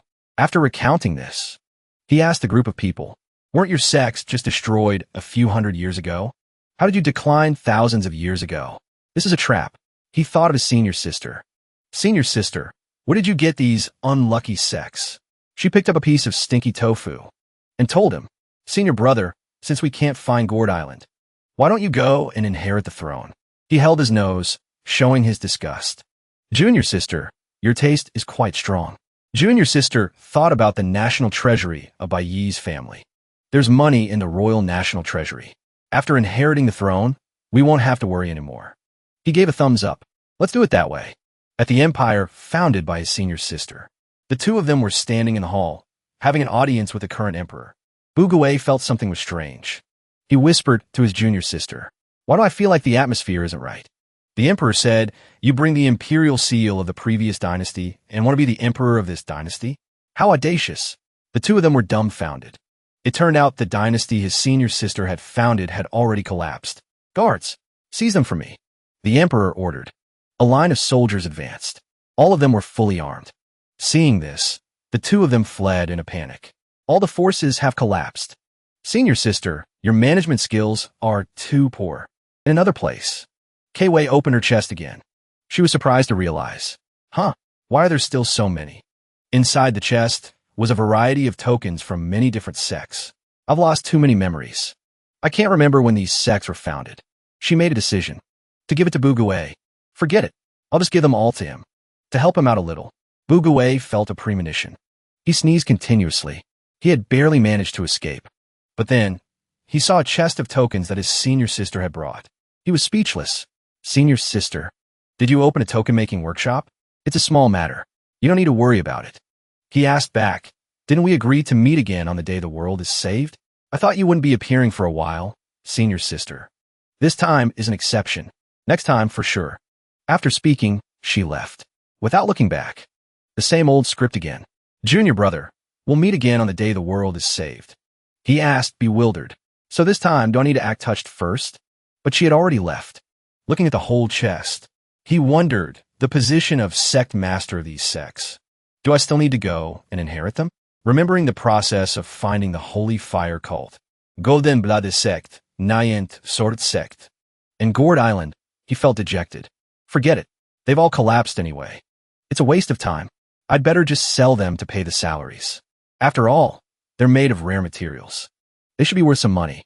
In that chest, among a pile of different tokens, the ones that lit up were for the Yuntai sect, and some other unknown sect, in a place of overlapping mountains. Stone pillars, each just big enough for one person to stand on, appeared. Sect Master of Black and White, Miepeng High Immortal, Island Master of Xian Kong Island, Baining High Immortal, Sect Master of Yuntai Sect, Xiao Yao High Immortal, Sect Master of Shu Shan, Shan He High Immortal, appeared with trembling legs. The Sect Master of the Black and White Sect spoke first. The grudges between our 4 great sects. Let's end them completely today. The island master of Xian Kong Island replied. That's right. This battle must prove that I am not a pretty boy high immortal. I, Lan Mingzhu, must let the world know who is the #1 handsome man in the world. Miepeng High Immortal asked. Who might you be? A character who suddenly appears on stage like you. Shouldn't be trying to steal the show. I'm the 6th of the 10 great high immortals. Sect master of the Yuntai sect. Xiao Yao High Immortal. The man shouted in embarrassment. To appear on stage after more than 100 chapters. You're probably not an important character. Hearing this, he flew into a rage. Xiao Yao High Immortal charged forward. You joke of a character. Shut up. He launched countless swords towards the sect master of the black and white sect. His expression was fierce. Who are you calling a joke of a character? You passerby character. Miepeng High Immortal prepared to block the attack. A formation to gather spiritual energy appeared behind him. He counterattacked. A huge explosion occurred. The island master of Xian Kong Island saw the two sides fighting to the death. He was pleased. Wait for them to both be heavily injured, and I will be the one to reap the benefits. If the current situation is divided into 3 factions, then the sect master of Shushan didn't belong to any of them. He stood alone, watching. He patted his waist. My back hurts so much. Beining High Immortal noticed him and said loudly, before the Zhongshan sword debate, you fought with Shiryu for 3 days and 3 nights. Then the island master of Xian Kong Island took out his own weapon and joined the battle. He shouted as he charged. I'm so jealous. Boom, boom, boom. And so, the chaotic battle began. Rocks and dirt flew everywhere. A mountain peak was even cut in half. Boom, boom, boom. One mountain after another was destroyed. Not long after, the terrain was completely transformed. A man and a woman were observing the situation from the side. They exclaimed, the combat power of the Dao integration stage, is this strong? No wonder the current terrain can't withstand the classic of mountains and seas. Dao integration stage cultivators are all monsters. Can we really collect their heads?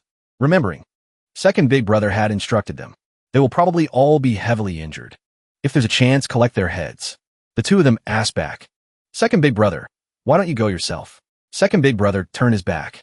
I have to go find big brother and explain the purpose of our demon sect's establishment to avoid any misunderstandings. If I can get big brother to join, that would be great. However, my identity has been exposed now. How can I get into the black and white sect? He had thought of a way. I've got it. At the black and white sect, he disguised himself as a woman and blended in. This way, no one will recognize me. Suddenly, someone called out. There's someone over there. Wait. He turned around with a murderous look. What? Is there a flaw in my disguise? That brother over there handed him a ticket. You need to buy an entrance ticket to enter the mountain. So, it was a misunderstanding.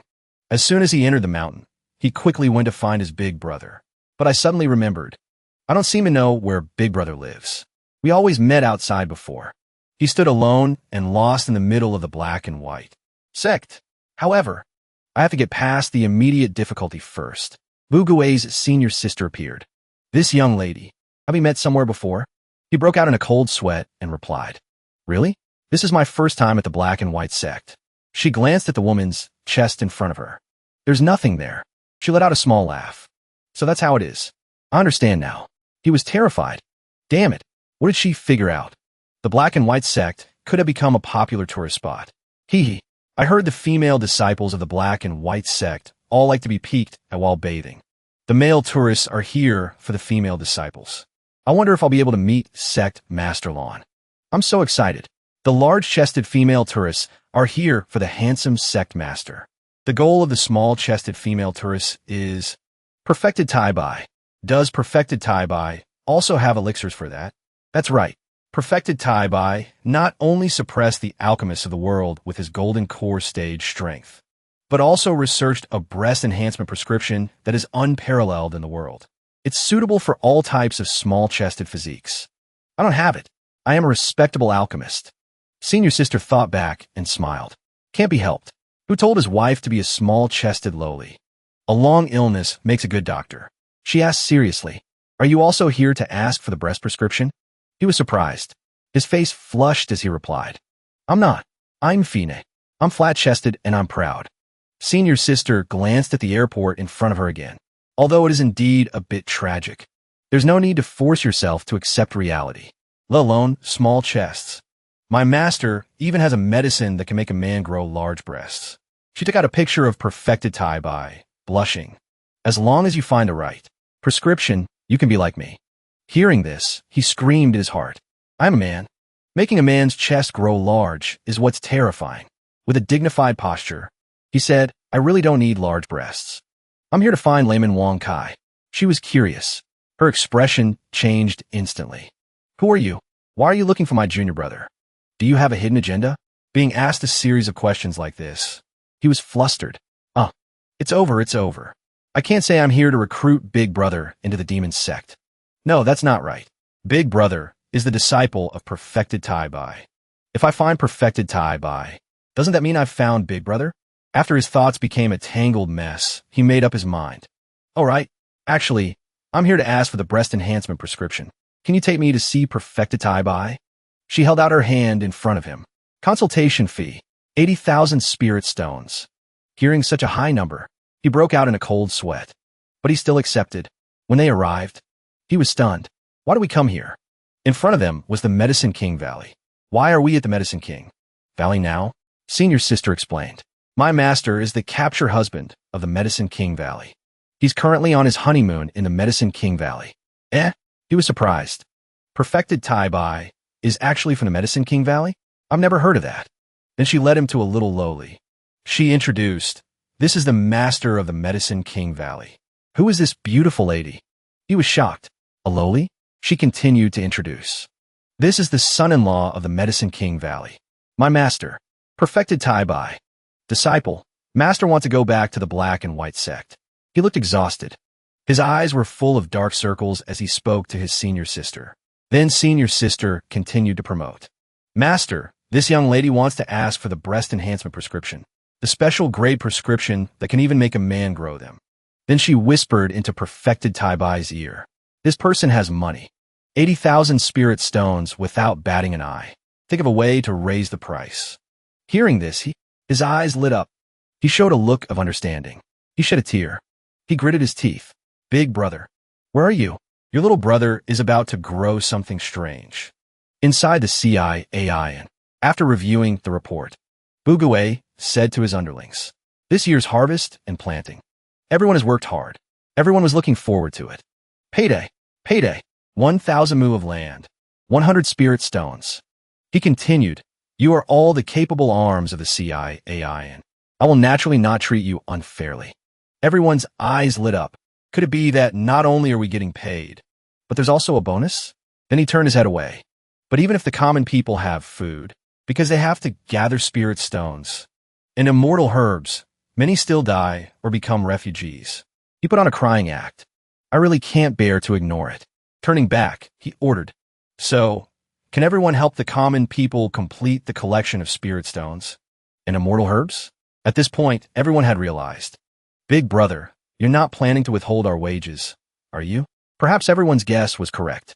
Bugue put on a generous expression. He continued, everyone, rest assured. After the work is done, elixirs, spirit stones, you can have as much as you want. After the common people hand over the spirit stones and immortal herbs to the major sects, we will pretend to be the demon sect and rob them halfway. Rob it all back. Hearing this, no one had any more questions about their salary. Everyone praised him. As expected of Big Brother, that's truly a brilliant idea. Ji-in and his junior sister witnessed everything from the side. They were exasperated. The problem of not being able to pay salaries can even be solved like this.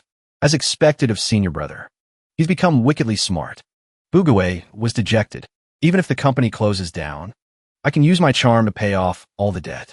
A failed leader must use their own money to pay off debts. Capitalist Bugue, the company is in difficulty. Deducting salaries will make employees aware of the crisis. An ordinary leader uses employee salaries to pay off debts. Despicable Bugue, who will continue to invest. I'll definitely return to my country next week. A smart leader tricks others into paying off their debts for them. After thinking about the 3 leadership models, he realized that using the spirit stones they mined to pay their salaries. I'm just an ordinary leader. This year, we harvested farmland within a 500-mile radius. Nearly 10 million mu. costing 1 million spirit stones. Although I can manage for now, what about next year? So many spirit stones. Where am I supposed to find them? He buried his face in the table. He mumbled, Junior sister, I can only wait for your good news. Remembering the past. Junior sister, you must convince father to help our cause. Junior sister affirmed with certainty.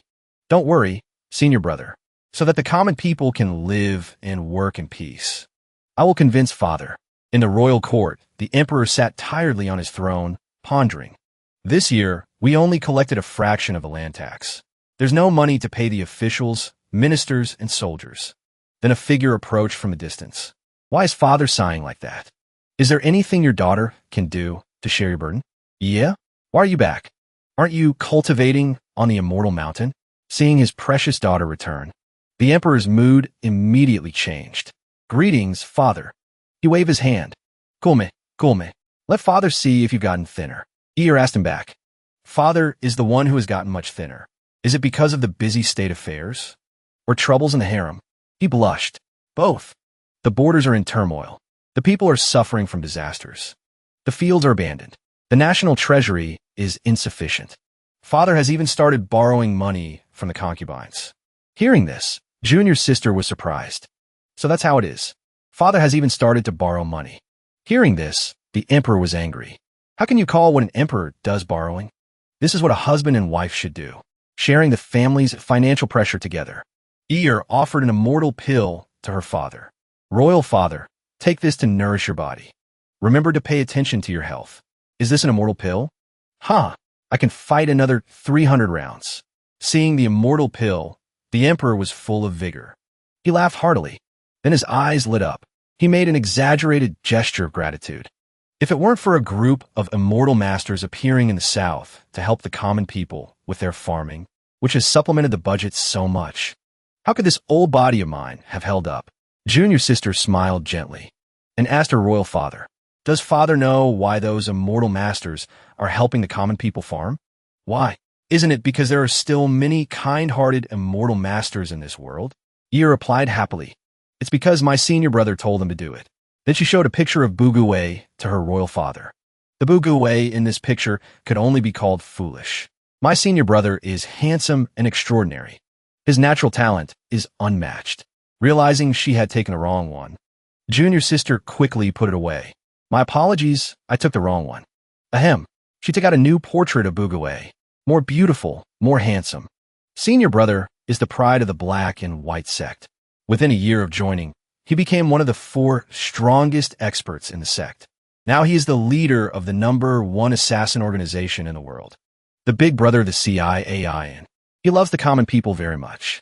He has helped countless assassins become people who know how to farm and raise livestock, helping the common people live and work in peace. Hearing this, the emperor was moved. There's such a noble cultivator in the world. This is so touching. Junior sister continued. Senior brother has also written a strategy for governing the country. I hope father can implement it nationwide. Crying, he opened the strategy that Ear had just presented. The strategy of an immortal master. It must be incredibly miraculous. The strategy stated, one person's work can feed 100 people. It can even be done like this? Bugue's plan, in summary, was very simple. First, select cultivators and skilled craftsmen from all over the world. Then, popularize farming techniques. Expand the talent pool. Second, send these people to every county. Begin compulsory education in farming. Third, establish a collection team to search for treasures and cultivate talent. Increase the probability of finding treasures. Fourth, establish a professional engineering team to build and repair roads and pathways, and water pipes to ensure smooth irrigation and transportation. Essentially, to get rich, you must first build roads. After that, Bugue became a brilliant leader. With investment from the imperial court, the funding problem was solved. He laughed with joy. Someone came to report. Stop laughing. The spirit stone miners have discovered an ancient dragon. Hurry and send people to save them. Hearing this, he was startled. An ancient dragon? He remembered his past encounter with an ancient dragon. Kid, were you the one who sent people to destroy this old man's toilet? Seeing the ancient dragon, he trembled like a leaf. His expression was frozen with fear. Ancient dragon, An ancient, desolate beast with intelligence surpassing that of humans. A desolate beast with power greater than that of divine beasts, true immortals, and Tao integration stage cultivators. A single drop of its blood can turn a mortal into a golden core or nascent soul cultivator. Its flesh and blood can turn a mortal into a deity transformation or Tao integration cultivator without much difficulty. For tens of thousands of years when the world could not ascend, the ancient dragon was one of the few beings that existed as a true immortal. The ancient dragon took a deep breath. I'm also a person who knows etiquette. Tell me, why did you destroy my toilet? The ancient dragon let out a long roar. Its eyes were angry. I. He held out his hands, signaling for it to stop. His hair was standing on end. The light had gone out of his eyes. Then he bowed his head. I'm deeply sorry. The ancient dragon pointed its toe at him and scolded. Using explosives for mining is destroying the environment. You know that? Are all cultivators so selfish nowadays? They used to be so pure. As expected, the human heart is unpredictable. Bugawei thought. This dragon seems to be very good at talking. The dragon's claw tapped on its scales, click-clack. Then it rested its foot on its body. It said to Bugawei with suppressed anger, Do you know, I needed to go to the bathroom and found that my toilet had been destroyed. How sad I was. Moreover, there were so many people watching. I had no choice but to find some other place to relieve myself. The dragon looked wronged. Dragon bro, why are you talking about going to the toilet at a time like this? So, may I ask where your toilet is exactly? Dragon bro pointed at that mountain. The crap that I excrete is what you humans call spirit stones. The spirit veins you speak of are my toilets. Hearing this, Bugawei was speechless. In short, you 10 groups of people stay 300 miles away from this place. Wait for me to finish my business before you continue. Well, the dragon blushed. I don't like having people nearby when I go to the bathroom. At this point, Bugawei also relaxed his tension. As you command, Dragon Bro. Then he ordered the entire group from the CI, AI, and to leave. Ji-in and Bugawei could only watch as the group departed. Bugawei whispered to Ji-in, My worldview seems to be having a problem today. Just pretend you don't know.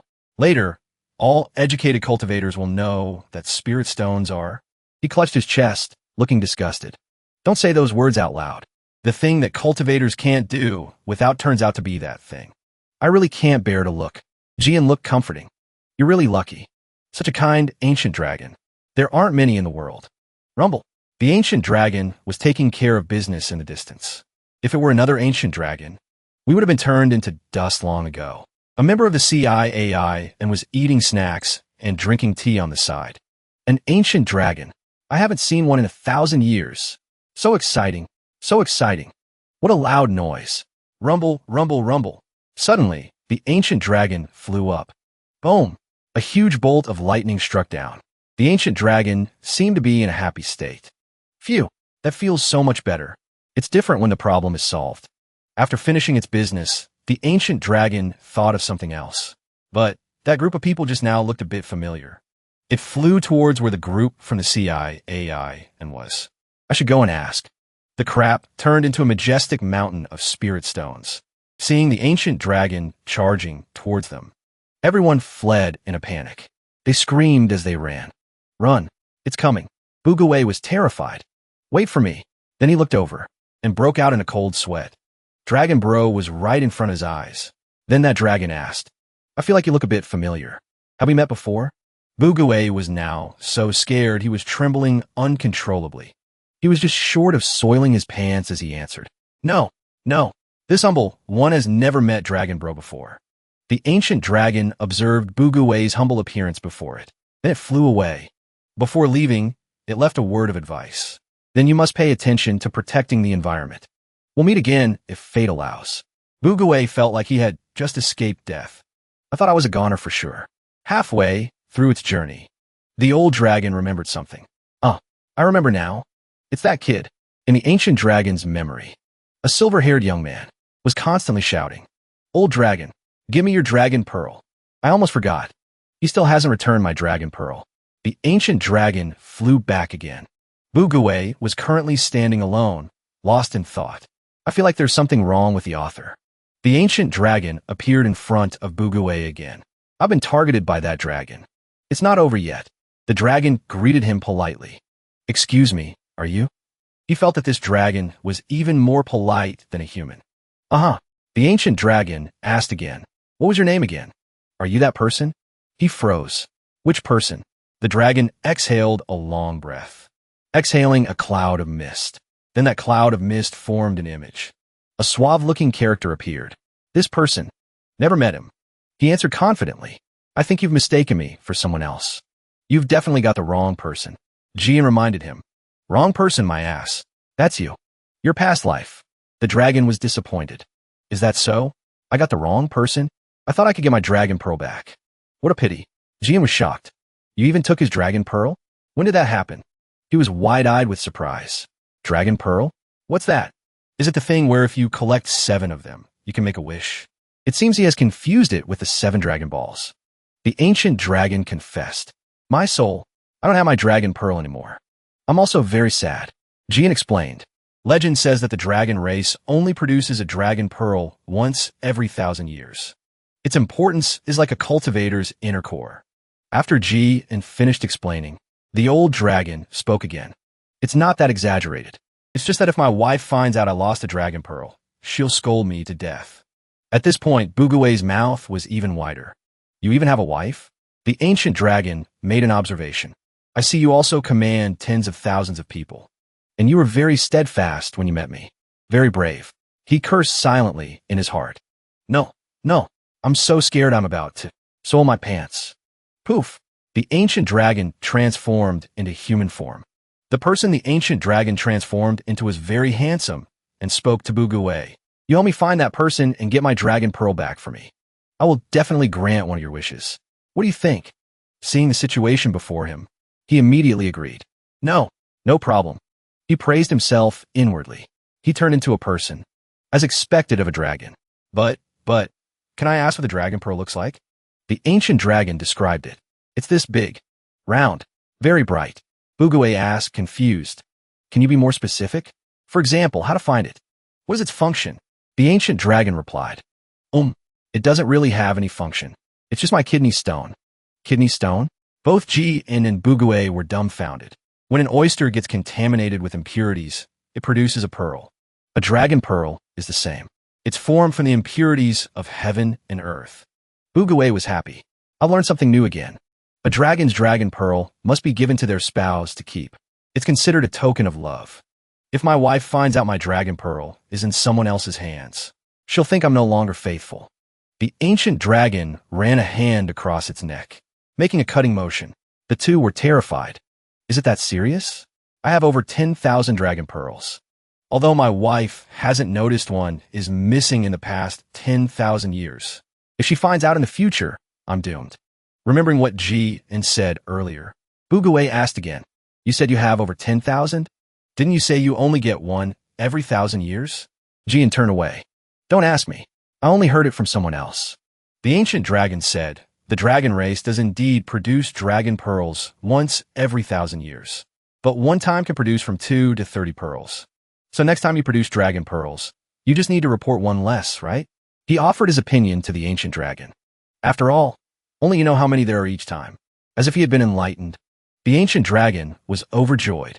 "There's a way like this too? I haven't thought of it in tens of thousands of years." The ancient dragon grabbed Bugue's hand affectionately. "You are truly the most intelligent creature I have ever met." He was also happy. "So I'm that smart?" The ancient dragon put his arm around his shoulder and spoke like two friends. "You guys are mining for spirit stones, right? To repay you, next time, I'll bring them to you myself. You won't have to dig anymore." Bugue thought again. "I forgot. Spirit stones are that thing. From that day on, there's no need to worry about a shortage of spirit stones." Jian felt something wasn't right. Watching Bugue and the ancient dragon being so friendly, she thought to herself, he could even borrow a token of love. 10,000 years ago, what exactly was your relationship? That person's past is becoming even more mysterious. In a certain mountain cave, two figures were discussing an important matter. "This project is very important. How is the progress?" "Don't worry, big brother. We have built it to a once-in-a-thousand-year standard." That person pointed to the space in front. A bridge made of spirit stones appeared before their eyes, surrounded by water. Something was written in untranslatable Chinese characters. Subing reported back, "We have flattened 2 mountains and dug out a piece of land this large. Even if the ancient dragon is constipated, this place can handle it. Last time the ancient dragon went to the bathroom, there was thunder and lightning. Therefore, we have set up lightning protection formations on the nearby mountains. In addition, we also considered the possibility of the ancient dragon having diarrhea, so we built this lake so the spirit stones wouldn't be washed away." Bugawei praised Subing, who was laughing proudly over there. "You're truly thoughtful." Then he turned around. "What do you mean by building a toilet at the entrance of our sect?" Subing replied, "Of course, the closer it is, the easier it is to dig." He placed his hand on Subing's shoulder. "I want to ask you this question. Do you go to the bathroom at your own front door? Rebuild it immediately." He scolded Subing. An underling from the CIA and ran over, crying, Big brother, you have to stand up for us." Bugawei asked, "Weren't you guys delivering spirit stones to the counties? How did you end up like this?" The underling recounted, "We followed Big Brother's orders and went to deliver spirit stones to the counties. We were indeed loved by the common people and respected." The county magistrate clasped his hands in thanks. "The High Immortal is truly virtuous. Thank you for saving our lives, High Immortal." Then the black and white sect came to collect the goods on time. "How is the spirit stone collection going? If it's not enough, then the consequences will be, We ambushed them halfway, preparing to rob back the spirit stones. The entire group from the CIA and charged forward after receiving the signal. The people from the black and white sect were caught off guard. Hearing this, Bugawei felt confused. Isn't this going according to plan? Was there a problem? But we couldn't beat them. The 3 of them wailed as if they had been greatly wronged. Instead, we were robbed by the black and white sect. Everyone pulled out their pockets. Everyone's pockets were empty. The 3 of them knelt and cried. "Boo-hoo, the black and white sect are bastards. Those are my savings for the past 80 years. They're too much. More and more trump cards are appearing." Seeing this, Bugawei was exasperated. "Stop crying. How much did you lose? I'll compensate you, all right? I'll pay your salaries too." As soon as he said that, a whole crowd from the CIA and rushed over from nowhere. "That's great. As expected of Big Brother. Is there compensation money?" A bunch of people appeared at the same time, smiling, turning left and right. Seeing the whole crowd gathered, Bugawei broke out in a cold sweat. "Don't tell me you all failed to rob them and got robbed instead?" The entire crowd immediately knelt down. "That's right, Big Brother." The opponent was indeed too strong. He was terrified, not knowing what to say. In the end, a quarter of the team succeeded in their robbery. The other 3/4 went to rob, but ended up being robbed. Not only did they use up the generous gift from the ancient dragon, but they also lost 300,000 spirit stones. Bugawei sat on the chair and pondered for a while. The major sects that come down the mountain to collect taxes are all skilled experts. If we split up to rob them, it's indeed difficult to win. We must concentrate our forces and fight one battle at a time. But what will I use to pay the salaries? If I delay the salaries again, I'll be struck by lightning." He slumped onto the table and wailed. Jian came back to report. "I've looked through that box of tokens of yours. There are quite a few rare items." He immediately changed his mood. Joyfully, "How many spirit stones can they be sold for?" "One piece is worth 300,000. In total, it's about 2,700,000. Jian laid out about 9 storage rings on the table. He picked one up to examine. As expected of a sect master's token, the material is so good. At that time, I also found the tokens of the black and white sect and the Yuntai sect. Jian took them out of her pocket. "Huh, weren't these 2 sects also founded by Senior Sister?" Bugawei asked, confused. "I realized it when they were halfway fused. The result turned into this." Jian took out a fragmented jade tablet. "Do you want to try and inherit the black and white sect and the Yuntai sect?" Looking at the half-baked jade tablet, Bugawei was dejected. It's become like this, who would recognize it? One of the 4 great sects of the West Continent. The Yuntai sect. Bugawei presented the fragmented token. The group of elders was stunned.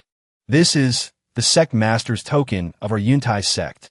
My name is Yi Jiangnan. I am a sect master of the Yuntai sect, one of the 4 great sects. My title is Xiao Yao High Immortal." The man with the crescent moon mark finished his introduction. He then looked straight at the person opposite him.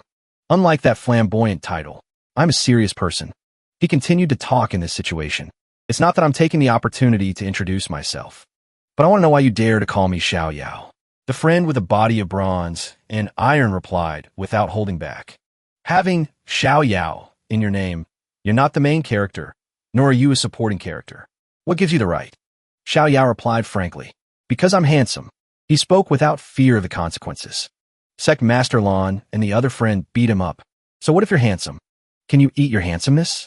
Sect Master Lon was angry. Are you as handsome as me? He then cried out. Xiao Yao. He hurriedly explained. My master's name was Xiao Yao. Later, he ran away because of his debts. The creditors gave me this title to mock me.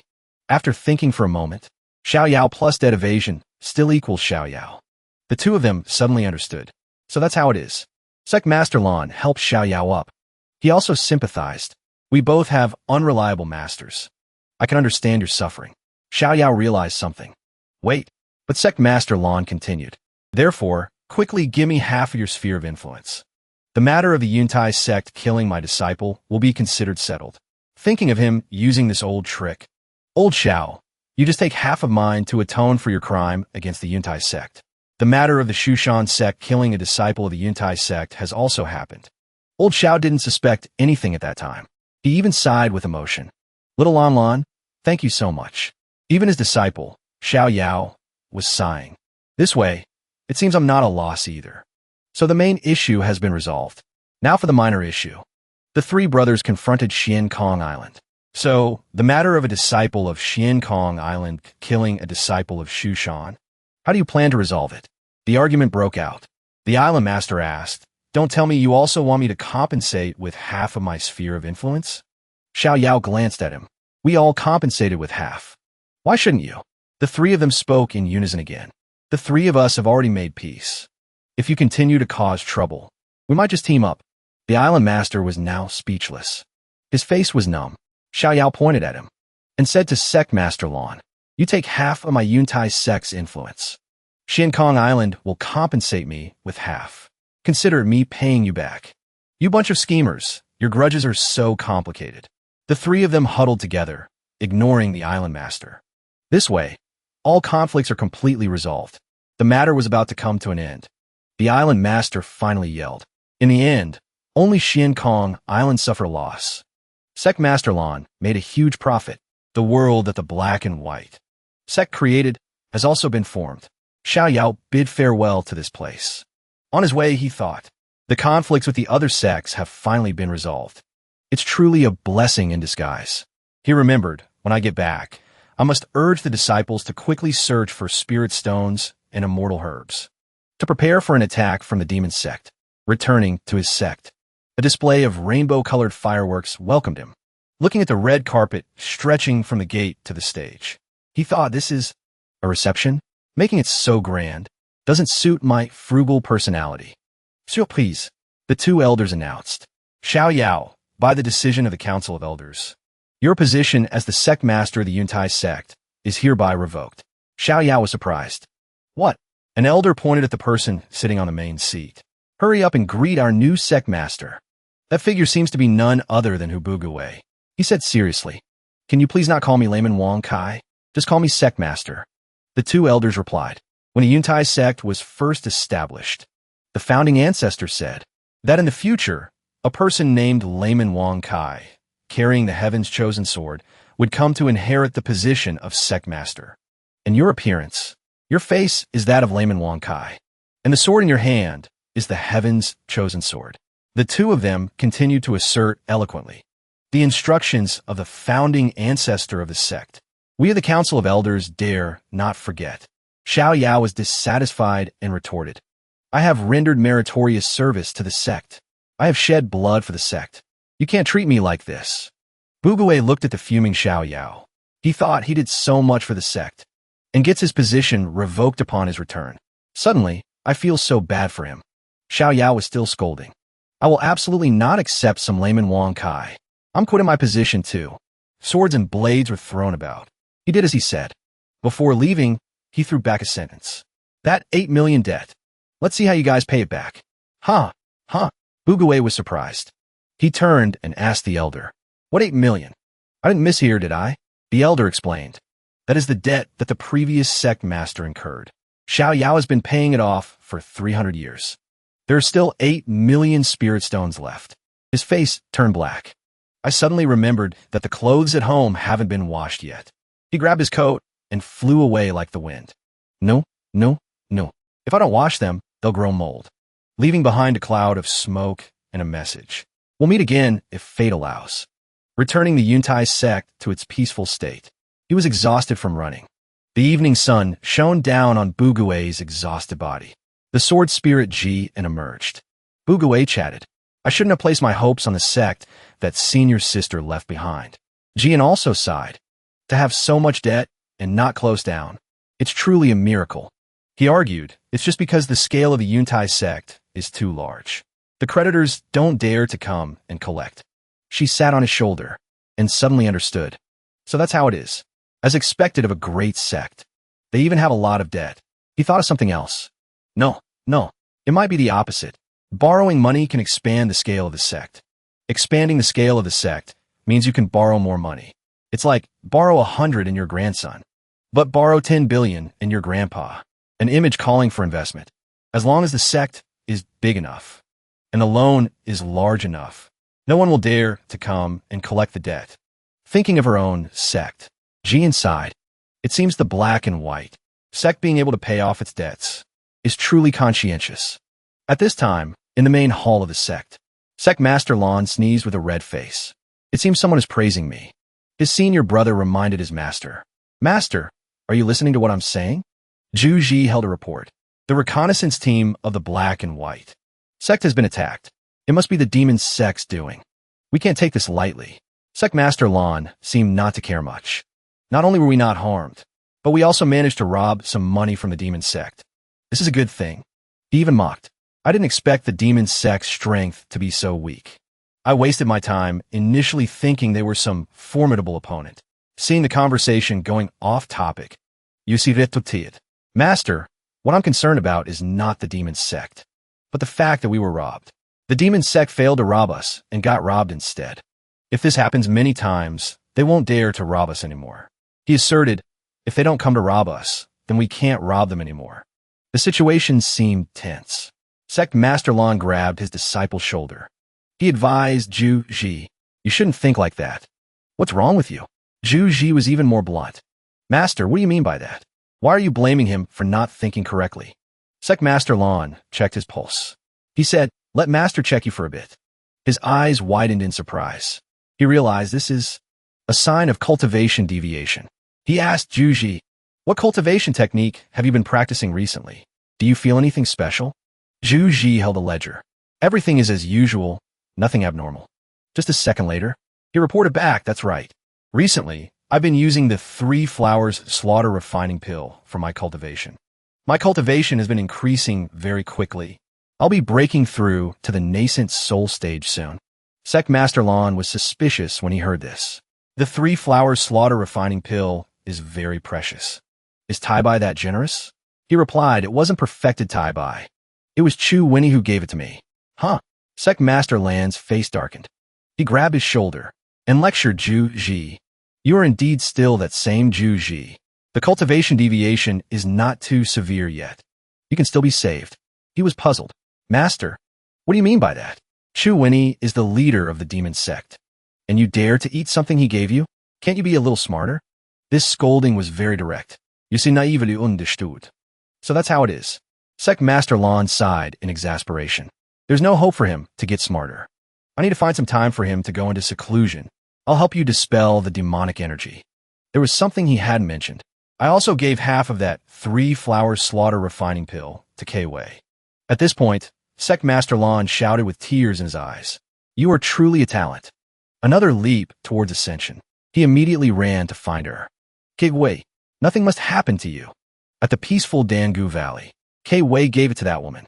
Buy 10 treatment sessions and get a complimentary 3 flowers slaughter refining pill. This woman thought, 10 treatment sessions? Excuse me, how much are 10 treatment sessions? Immediately, the 3 people in front of her held up 5 fingers. Looking at this scene, she thought 50,000? I've already spent 80,000 anyway. I need to finish this quickly and go find Big Brother. She exclaimed, wow, what a bargain. 50,000 is fine.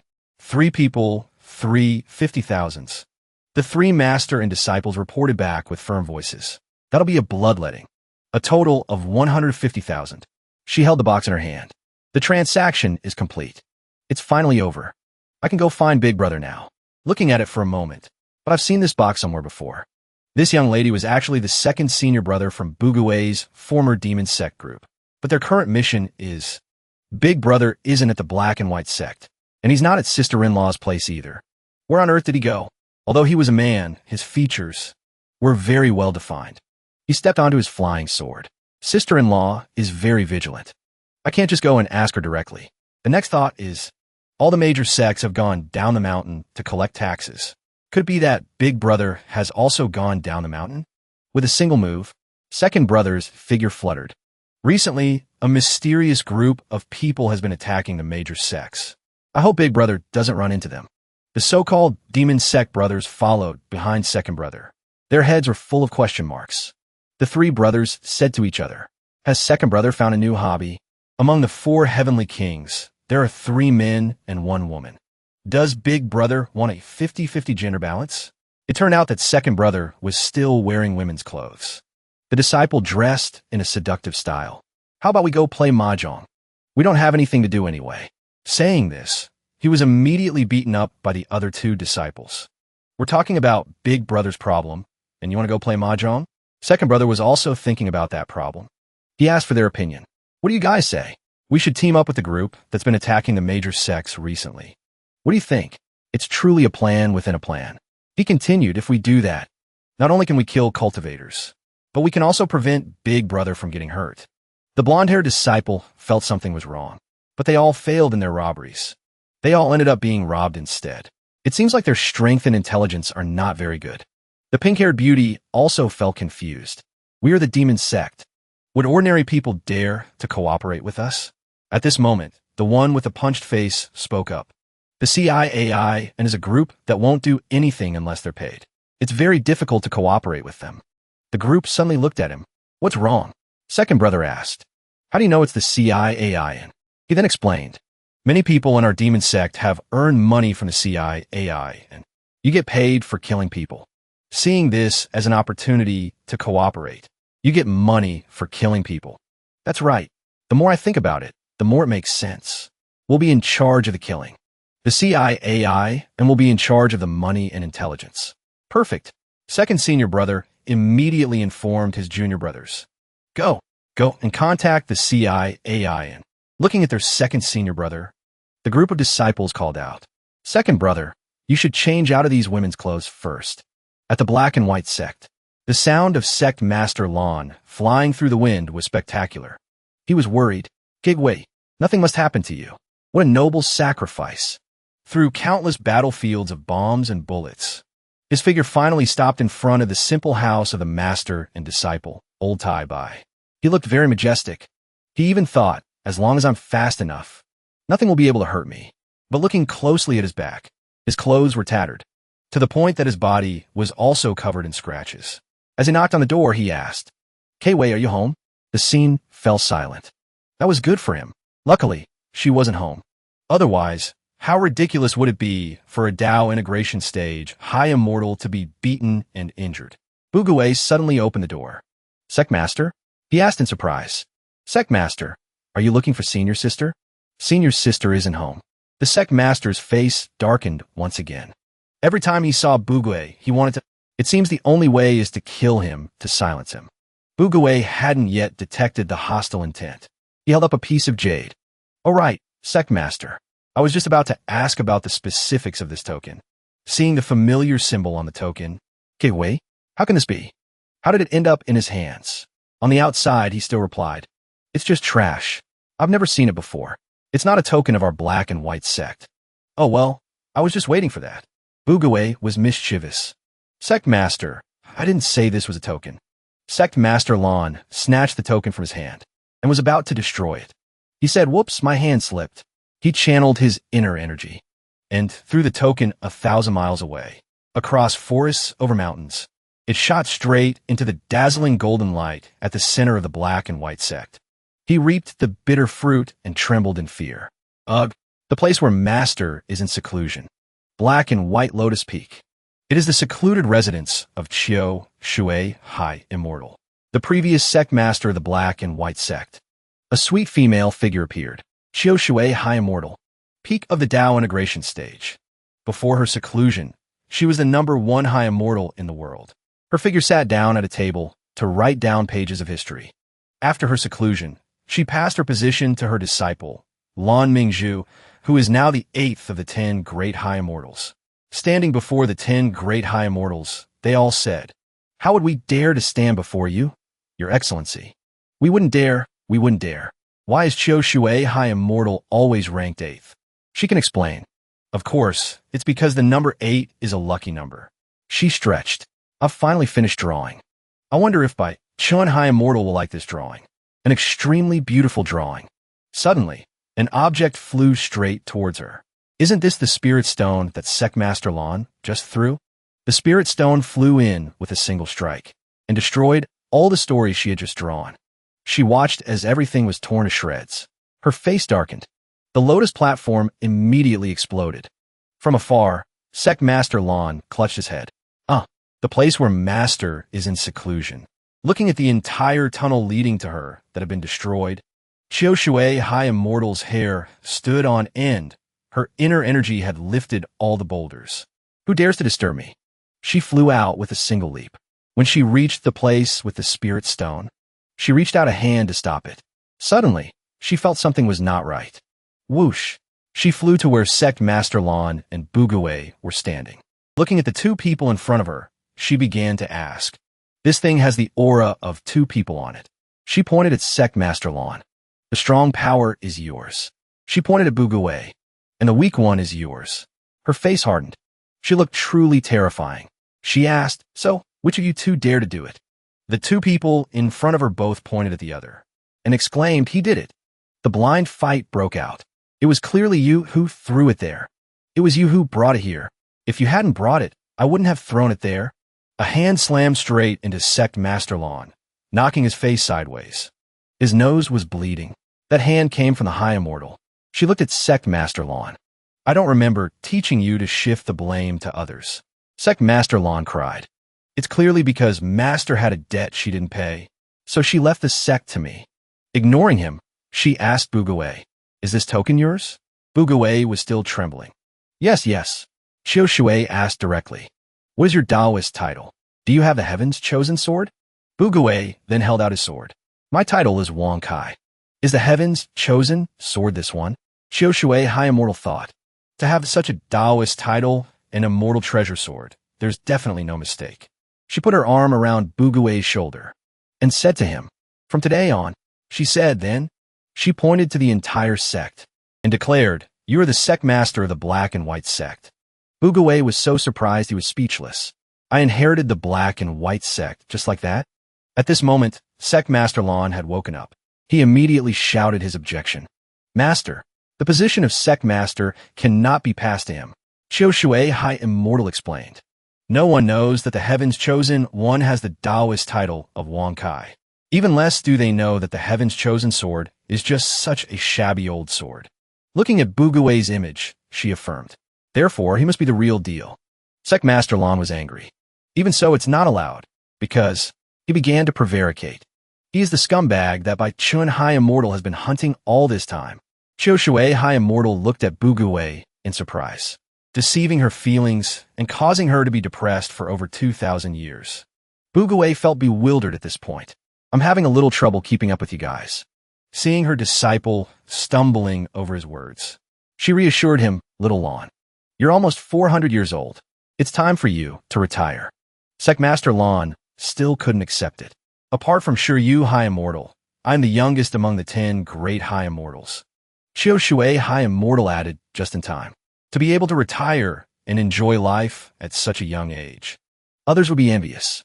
Sect Master Lan was angry. He brought up the sect's debt to scold his master. "Master, I worked hard for 100 years to pay off all the sect's debts, and you're just kicking me out to retire like this?" Master Chiu Shui was surprised. "What did you say?" She suddenly thought, "How can this be? It's not that I'm exaggerating. But how can my debt be paid off in just over 100 years? So the heavenly realm is also heavily in debt. Master, so you still have some consideration. Sect Master Lan was moved by his master. Unexpectedly, Master Chiu Shui grabbed his shoulders. Little Lan, what method did you use exactly? She began to speculate, looking at the handsome face before her. Could it be you sold your body? Oh my God, although you are indeed quite handsome, but aren't you not interested in women? Remembering how she had tried to seduce him many times in the past. She had even approached him seductively with only a cloth to cover herself after a bath. Little Lan, there's a spider in the bathroom. Hurry and help Master. At that time, you were still a fresh young man. Sect Master Lan at that time. His face didn't flush at all. I thought you were gay. He even replied, all right, wait a moment. He just diligently read books all day. A bold thought suddenly arose. Could it be, it's not that you sold your body to a woman, but an image of 10+ years of a close relationship between two men familiar to Fujoshis appeared in Chiu Shui High Immortal's imagination. She bowed her head. I'm sorry for making you suffer. As her Fujoshi curiosity flared up, she asked again, so, are you the top or the bottom? The story only ended when Sect Master Lan had a sad expression with many unspoken dots. Bugue witnessed the entire scene. He thought, oh my God, I think I just heard something very terrible. Sect Master Lan looked at his expression and disliked him even more. He pointed and scolded, surprise my ass. He said through gritted teeth, for the future of the cultivation world, I will absolutely not yield the position of Sect Master to you. He turned to argue with his master. Master, if he becomes the Sect Master, Bai Chun High Immortal will definitely slaughter the black and white sect. Chiu Shui High Immortal turned to him with a serious face and asked, Layman Wang Kai, what exactly is your relationship with Bai Chun High Immortal? He couldn't even hide his dumbfounded expression. He asked back, who is Bai Chun High Immortal? Sect Master Lan was quicker to explain. Bai Chun High Immortal was once the most beautiful woman in the world. She is nearly 3,000 years old, the oldest High Immortal now. He pointed at his chest. But after being abandoned by your previous life, she has locked herself away until now, rejecting all worldly love. Now she is known as one of the two great heavenly calamities in the world. Remembering the old story, he didn't even remember this part. He stammered, previous life? He quickly believed his words. He backed down. That, I won't be the Sect Master anymore. All right? Then he thought, it's better to protect my own life. But things are not that easy. Chiu Shui High Immortal had decided. No, you are the Sect Master appointed by the founding ancestor. You must do it. She tilted her head, placing a hand on her chest to guarantee. As for the grudge between you and High Immortal Beichun, leave it to me. Seeing it as an urgent matter that needed immediate action, she rode her flying sword. We are good sisters. She will definitely listen to my advice. Seeing that she refused to listen, Bugue turned and asked Sect Leader Lan. Sect Leader, can your master defeat High Immortal Beichun? He blindly replied to him. My master is the strongest High Immortal in the world. Fighting High Immortal Beichun is naturally. His face scrunched up, with a gloomy attitude. Impossible to win. Furthermore, although both are at the peak of the integration stage, High Immortal Beichun has partially blackened. Naturally, she has the upper hand. At this moment, Bugue hurriedly excused himself. Sect Leader, in order not to implicate the black-white sect. The rascal ran while screaming at the top of his lungs. If High Immortal Beichun comes, just say I'm not here. Just what kind of disastrous things did you do in your past life? Looking at his desperate, fleeing figure, Sect Leader Lan sighed. If we let him regain his black-white power, the cultivation world will definitely be in danger. Recalling his majestic scene from the past life, he gritted his teeth. We must prevent him from establishing any power base. As long as he is alone, he won't pose any threat. Bugue ran in a single breath. Somehow, he ran straight into a specific cave, where Mercy Convent and the Demon Sect were holding their first cooperation negotiation. Seeing this scene, everyone was stunned. He asked, what is going on? Rewind to 1 hour ago. At a certain town, a spy reported inside. Bad news. The Demon Sect has sent people. They want to discuss cooperation with us. Jian asked to clarify. The Demon Sect left an address outside the cave entrance. We are a righteous sect. How can we cooperate with the Demon Sect? She reassured him. Just let them in. Let's see what this is about. The disciple felt it was wrong and tried to advise against it. Big sis, even if I starve to death, even if I get killed while robbing, I will never cooperate with the demon sect. Yet, just a moment later, he slammed the table, looking at the brothers opposite him, loudly saying, "Deal?" Hands clasped behind his head. His tone was extremely relaxed. As long as we cooperate with the demon sect, we won't have to fear starving to death anymore. And we won't fear being killed while robbing either. Seeing this subordinate flip-flop like a pancake, and was speechless. The second brother of the demon sect looked at the person opposite him, finding her familiar. Why does the big sis of Mercy Convent look so much like Big Brother Sword Spirit? He was probably the sharpest person in this sect. How could an organization like Mercy Convent be a sword spirit? I must be seeing things. This guy's thoughts are too inconsistent. The blonde disciple from the demon sect proposed the next step. Since you have agreed to our cooperation plan, then let's discuss the distribution of benefits. The blonde disciple spoke up. You guys get 30%. The white-haired one added. We get 70%. Do you guys remember you're here to negotiate? Proposing such baseless splits, no wonder you get beaten up. The demon sect's second brother couldn't help but get a headache, turning left and right to look at his juniors. Hey, don't just discuss things on your own like that. The opponent's boss is 80% likely to be our big brother's sword spirit. Jian didn't show weakness either. She replied, the spirit stones that the major sects are collecting are mostly supported by us for the common people. If we only receive 30%, wouldn't we be at a disadvantage? She proposed, however many spirit stones we give to aid the people, you must return that exact amount. The robbed spirit stones will be split 30-70. Squinting with a smile, she asked, how about it? The demon sect side wondered. The remaining 70%? She immediately replied, we get 70%. You guys get 30%. These people, everyone wants the bigger slice.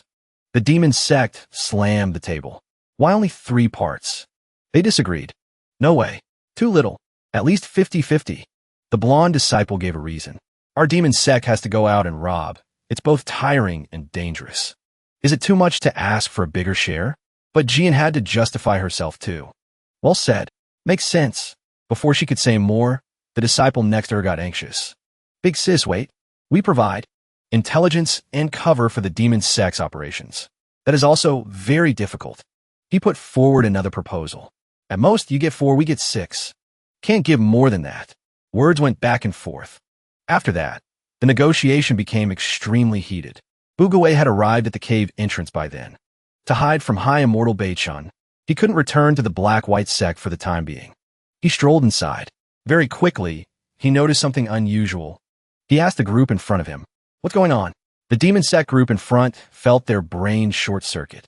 What's happening? The juniors immediately asked the second brother. Second brother, that's Big Brother. The second brother hadn't regained his composure yet. Big, Jian quickly introduced him. This is the big brother of our Mercy Convent. The split will be decided by our big brother. Bugawei asked again to understand better. Split? Jian explained.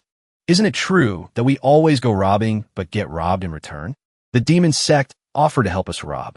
We are responsible for providing intelligence and cover for the demon sect. Hearing this, he was truly speechless. Ridiculous. What kind of joke is this? How can righteous people like us cooperate with the demon sect? I really want to ask what other identities you have. Pointing at his unknown junior brother. He scolded, Chu Wenny. I originally thought you were a good person. I didn't expect you to be from the demon sect. Furthermore, our Mercy Convent, even if we starve to death, die to poverty, get killed while robbing, we will never cooperate with the demon sect. The former disciple heard this and felt a bit emotional. I seem to have just heard this sentence somewhere. Come to think of it, he just said that sentence himself a moment ago. The second brother saw the situation wasn't good. He stood up and approached Bugawei. Bugawei rolled up his sleeves. What? You want to fight? This is my territory. Suddenly, Chu Wenny grabbed his hand. Voice full of joy. Big brother speaks so well. I will disband the demon sect right now. He turned to the 3 dumbfounded disciples, signaling, from today on, the demon sect will no longer exist in this world. We are turning over a new leaf, becoming people of Mercy Convent. We can't keep up with this tempo. The faces of the 3 juniors were still in shock, watching their senior brother bowing before the big sis of Mercy Convent. When he reported, from today, the demon sect will completely submit to mercy convent. Jin was also stunned seeing this. The disciple rolled his eyes. What on earth is happening? But Bugue seemed to still be suspicious. Your demon sect does evil things. I will absolutely not cooperate with you. At this moment, the demon sect had to show off their talents to convince their amnesiac big brother. The second brother immediately said, I can refine pills. I can help Mercy Convent increase combat capabilities. One by one, everyone stepped up. The blonde junior brother, my combat ability is very strong. I can help you beat people up. The pink-haired girl acted as the accountant. Our demon sect has money. This is our accumulated balance. The white-haired one held up a sword. We kill cultivators. Mercy Convent also kills cultivators. Aren't our goals the same? This sentence suddenly had an effect. Both sides seemed to realize something. Bugue thought, that seems to make sense. What I'm doing now isn't much different from the demon sect. Thinking, no, there's a problem with this. Pointing at that junior brother, he explained, the demon sect is not like my mercy convent. You guys do things with a purpose. If not killing people, then robbing wealth. He affirmed, there's no way you'd want to submit to another sect.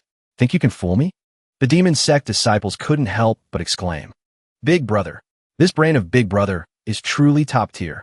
Everyone huddled together to calculate. Quick, think of a way to convince Big brother. Everyone had an idea. One proposed, tell the truth.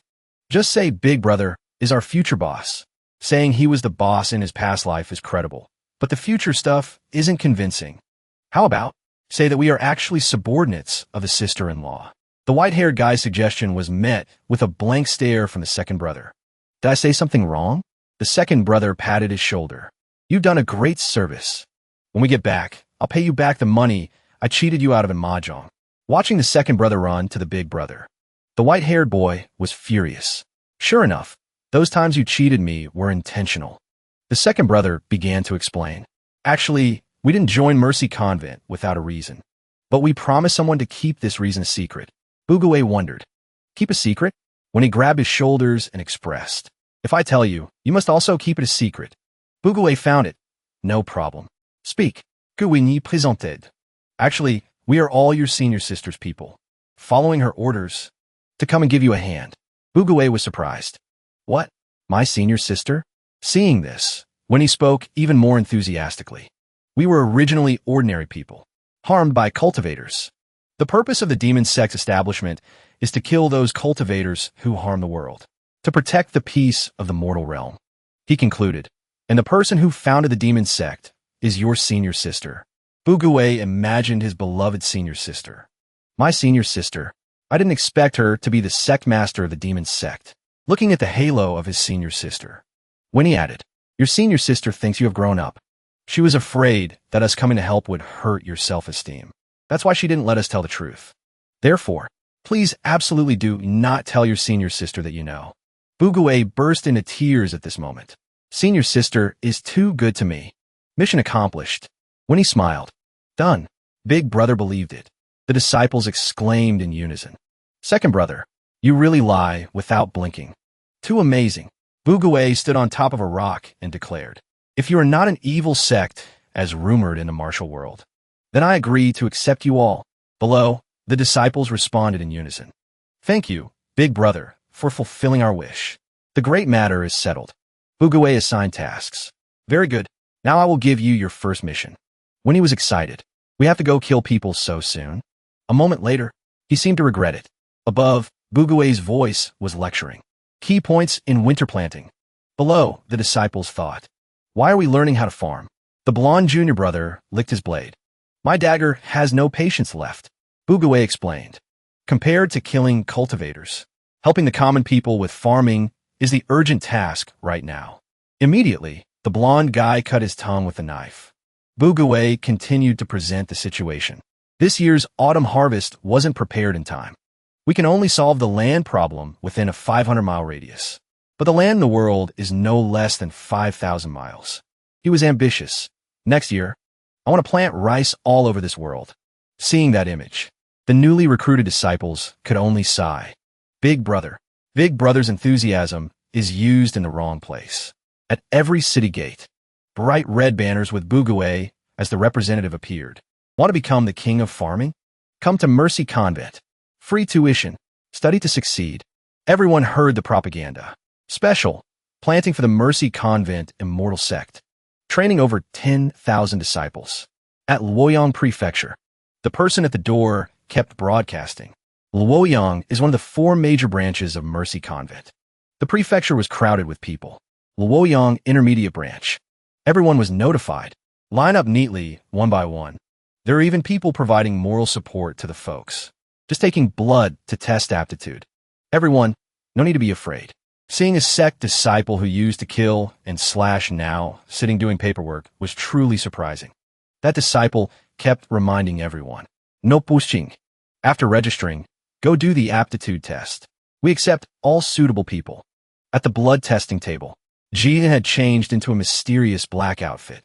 She also enthusiastically supported everyone. Aptitude 3.5 suitable for the irrigation class.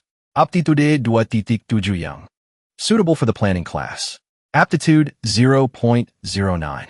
Go to the cafeteria to cook. A boy was led by his father to measure aptitude.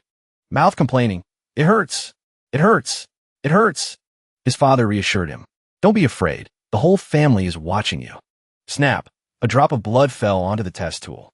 It flared up with an extremely powerful light. The test bar filled to the extreme. Conclusion.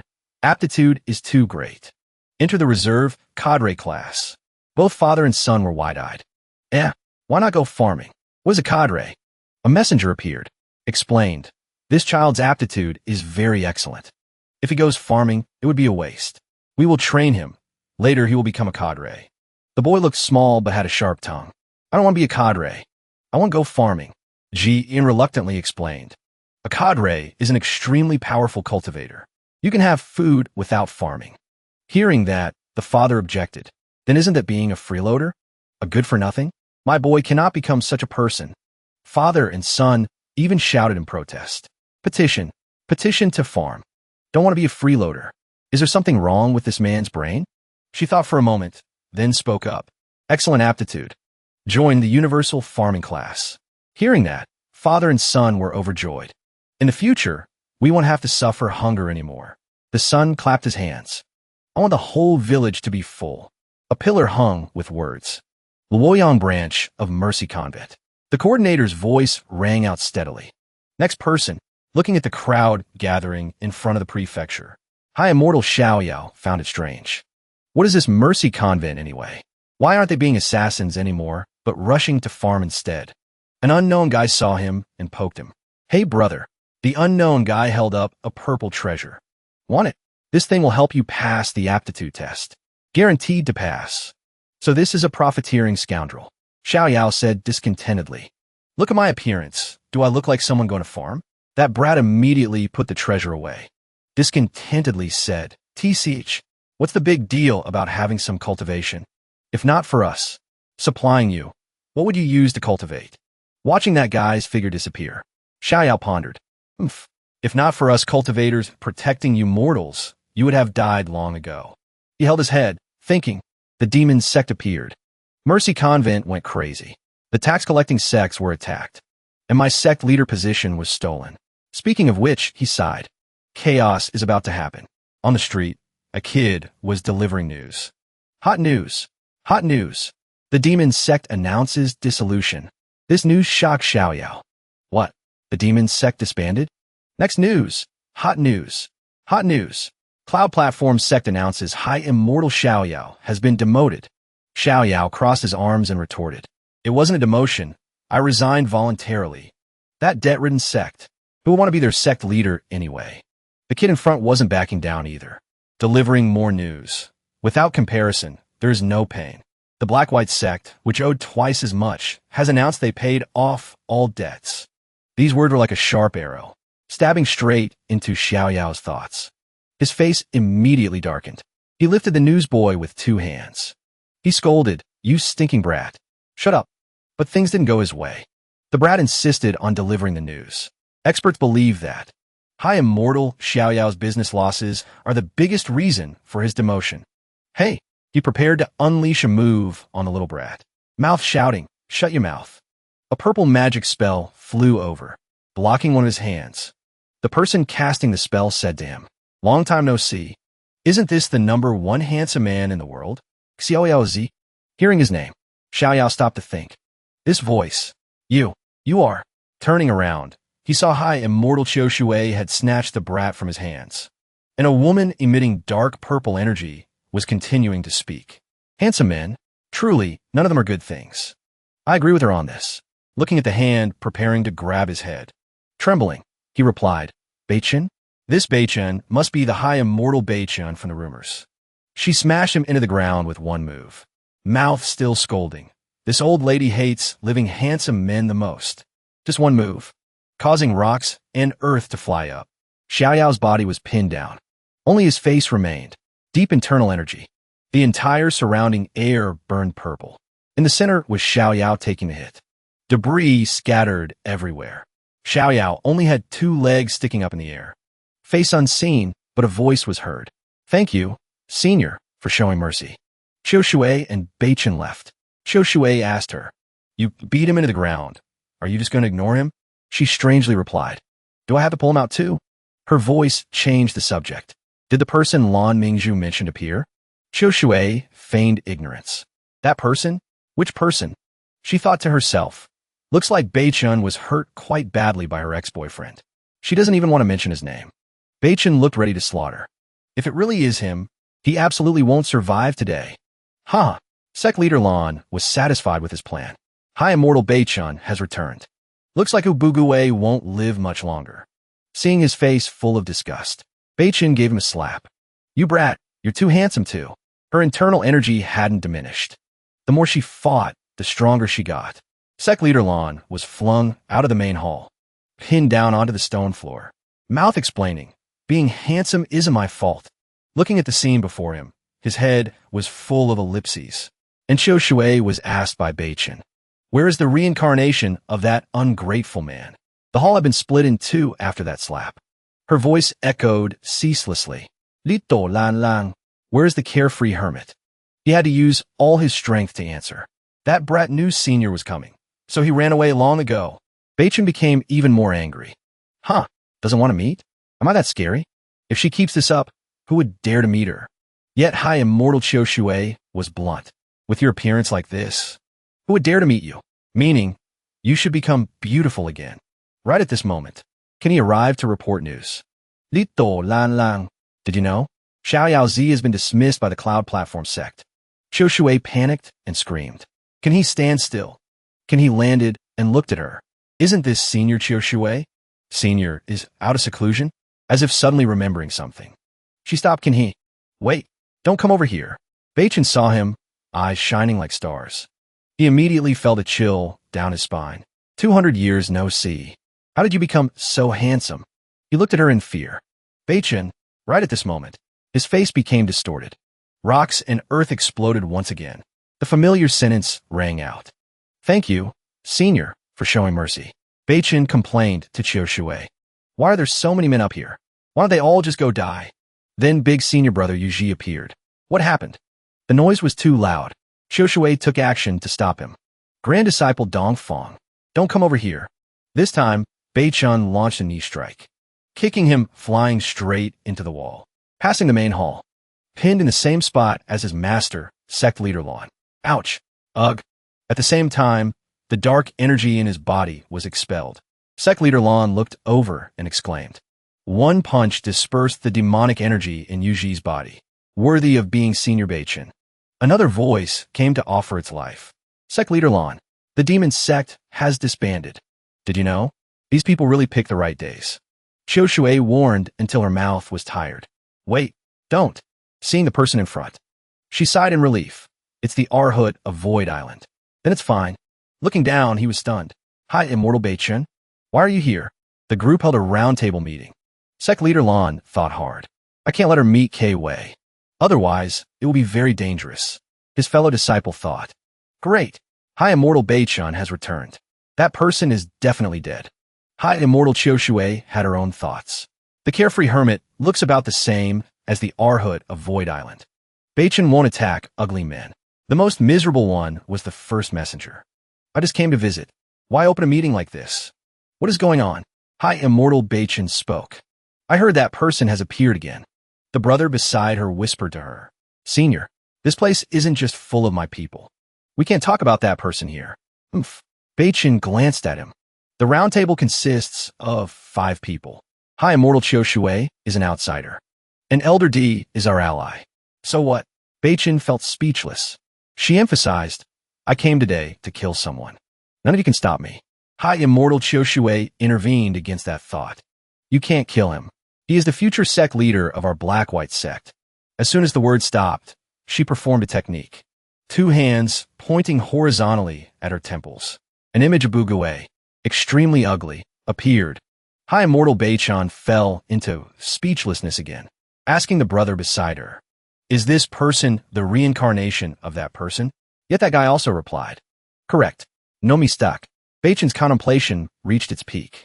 She held her head in despair. Impossible. That person was divinely martial and handsome, majestic and awe-inspiring. Why did he turn into this stupid appearance? Sect leader Lon even recounted. Before this, he even turned into a pig. Did you forget? Baichan collapsed. Her long hair was dyed with sadness. Such an ugly man. Not worth my effort.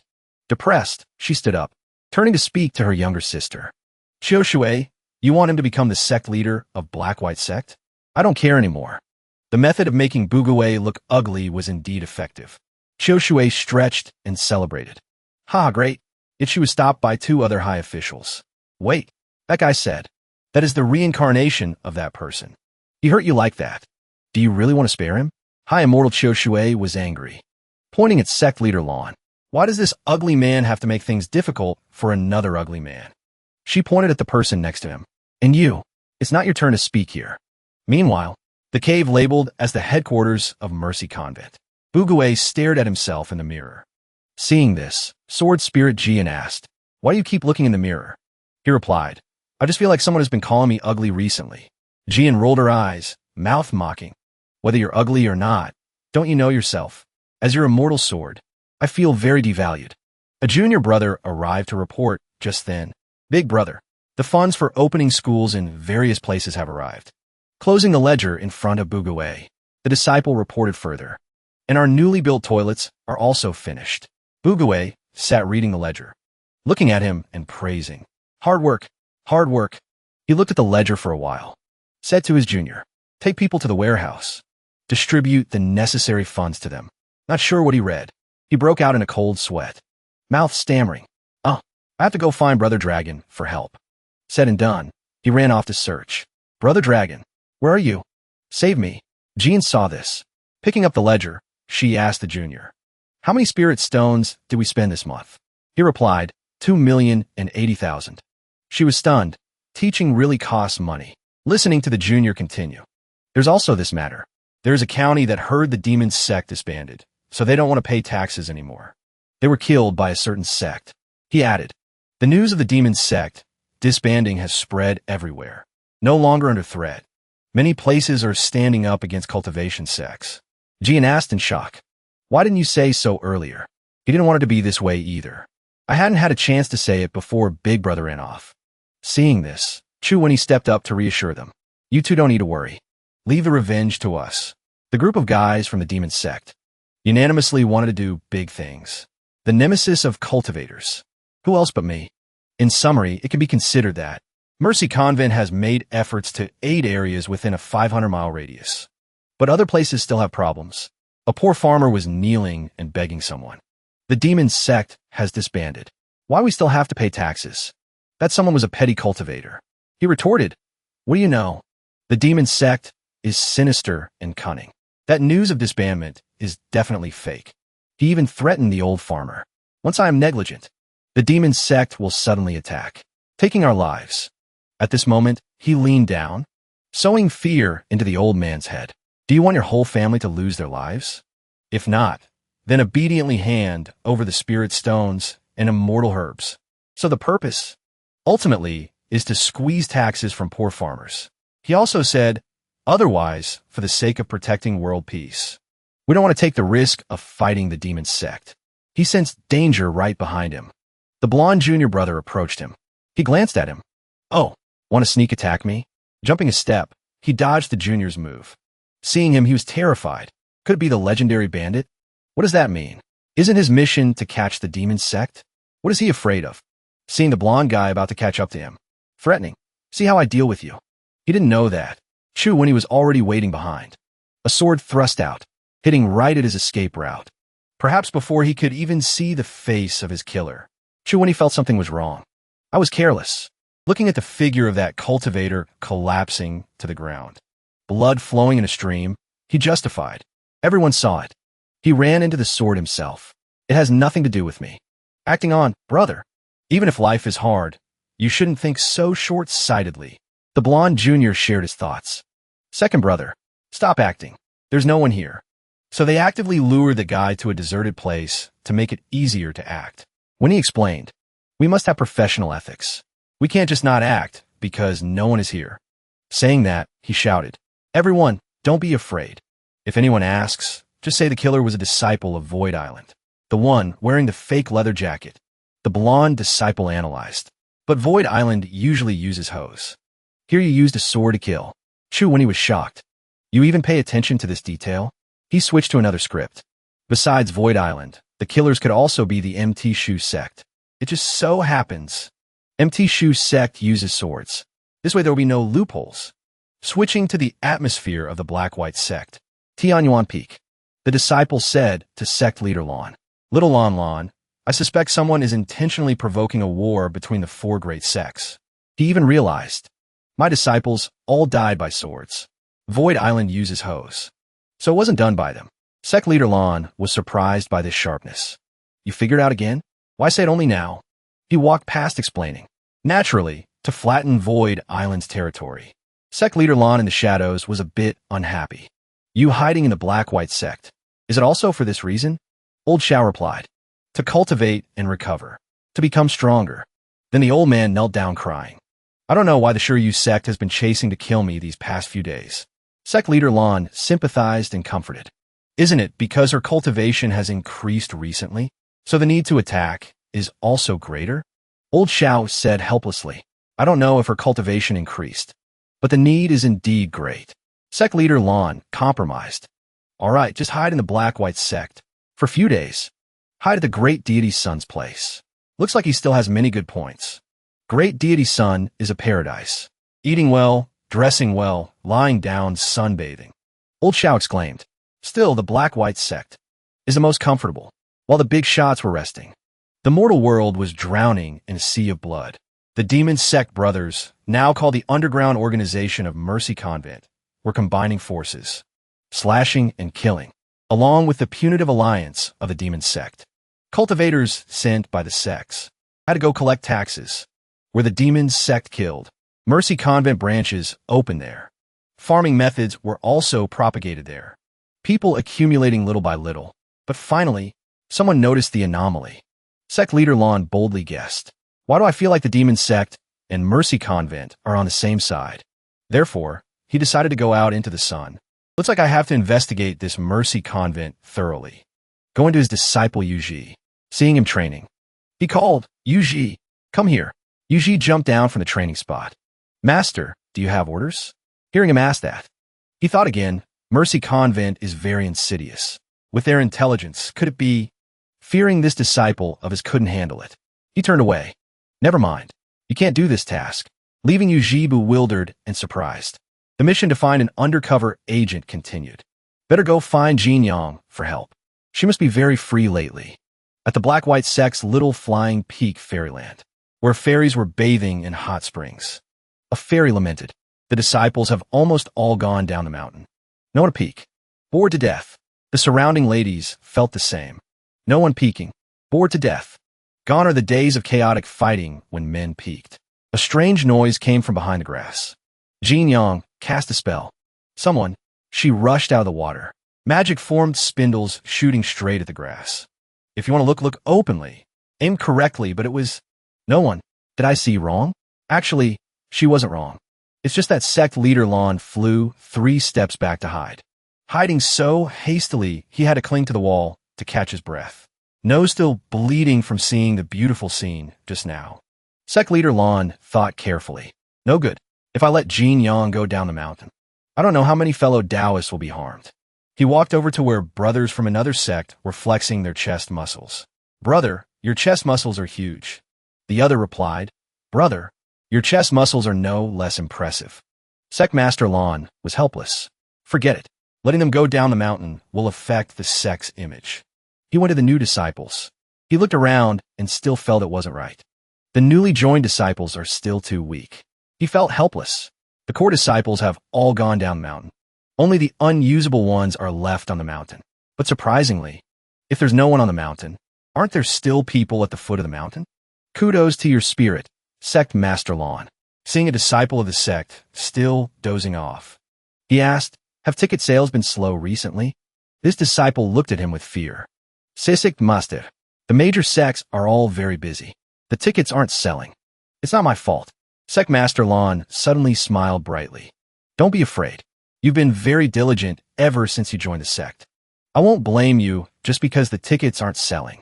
He added, you're also smart, and your cultivation isn't bad. Therefore, I have an important mission to entrust to you. This young disciple's face lit up with enthusiasm. Sect Master, what is the mission? He was overjoyed. Could it be that I'm about to make a name for myself? Waiting for just that, Sect Master Lan assigned it immediately. Go down the mountain and investigate whether CAI and is colluding with the demon sect. After completing the mission, you will become a direct disciple. The young man was full of fighting spirit. I will definitely not fail the sect master's expectations. He praised himself.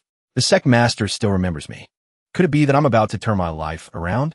Watching his figure happily leave to accept the mission, Sect Master Lan said with resignation, I forgot to ask what this disciple's name was. Surprise. Assigning a mission without knowing who to assign it to. If I didn't know before, I know now. I am Gu Yang, disguised as a commoner.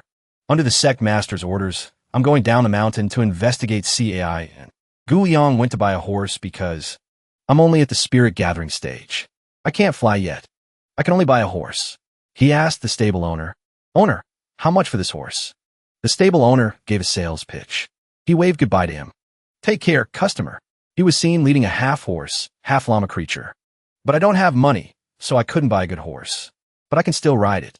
But I must complete the mission, receive the peak inheritance, and look forward to a bright future. Adivin at Chayan. He decided, I will start my investigation from here.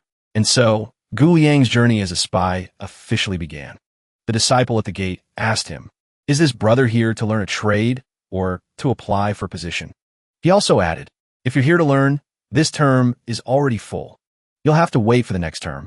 Next, if you're here to apply to be a teacher, you must be at least at the spirit gathering stage, and you'll have to undergo a month of training in Luoyang before you can teach.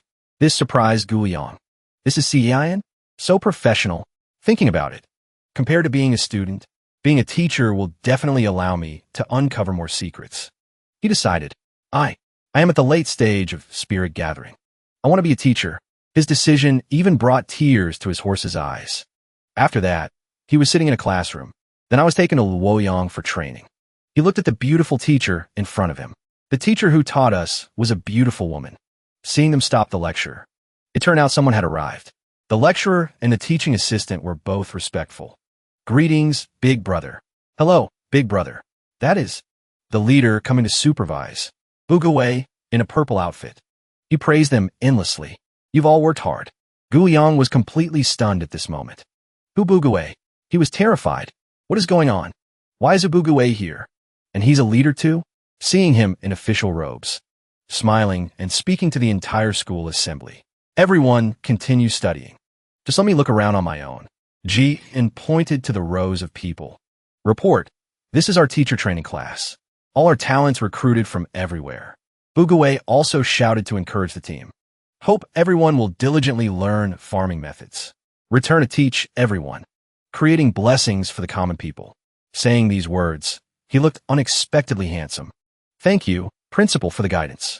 Everyone responded in unison. Bugawei felt uneasy. Why does hearing this sentence feel a bit strange? Jian told him, Big brother, please go this way. Next door is the treasure hunting training class. He thought, I already have Brother Dragon. Do we still need to train a treasure hunting team? He thought it was great too. Why not just think of his master and senior sister letting him eat and live well? Who asked him to be a principal and suffer? The class buzzed a little. Is that the big brother of Mercy Convent? So young. Someone said. You dummy. Big shots are all eternally youthful. Gu Yang was still confused. Ubugue is the boss of Mercy Convent. Should I report this intelligence to the sect leader? But then he shook his head. No, no, no. Revealing intelligence might expose my identity. I should monitor for a while longer. This spy seems to have a very flexible mind. On the board was still the slogan. Agriculture in the mortal world is underdeveloped. Must learn effective farming method. One person working can feed 100. Productivity 1008. Just like that, a month passed. Lecturer Jian clapped hands. Welcome the most excellent students of this training course. She smiled, eyes squinting, hand holding a box. Because you studied hard. Excellent results. The reward for you is a 3-harmony spirit refining pill. Everyone below cheered and congratulated. But the person receiving the award was none other than Gu Yang, holding the reward, eyes wide. He looked at the pill in his hand. Using such a high-level pill as a reward. Mercy Convent is really... Inner mind screaming. Too generous. Bowing to thank the lecturer. Thank you, teacher.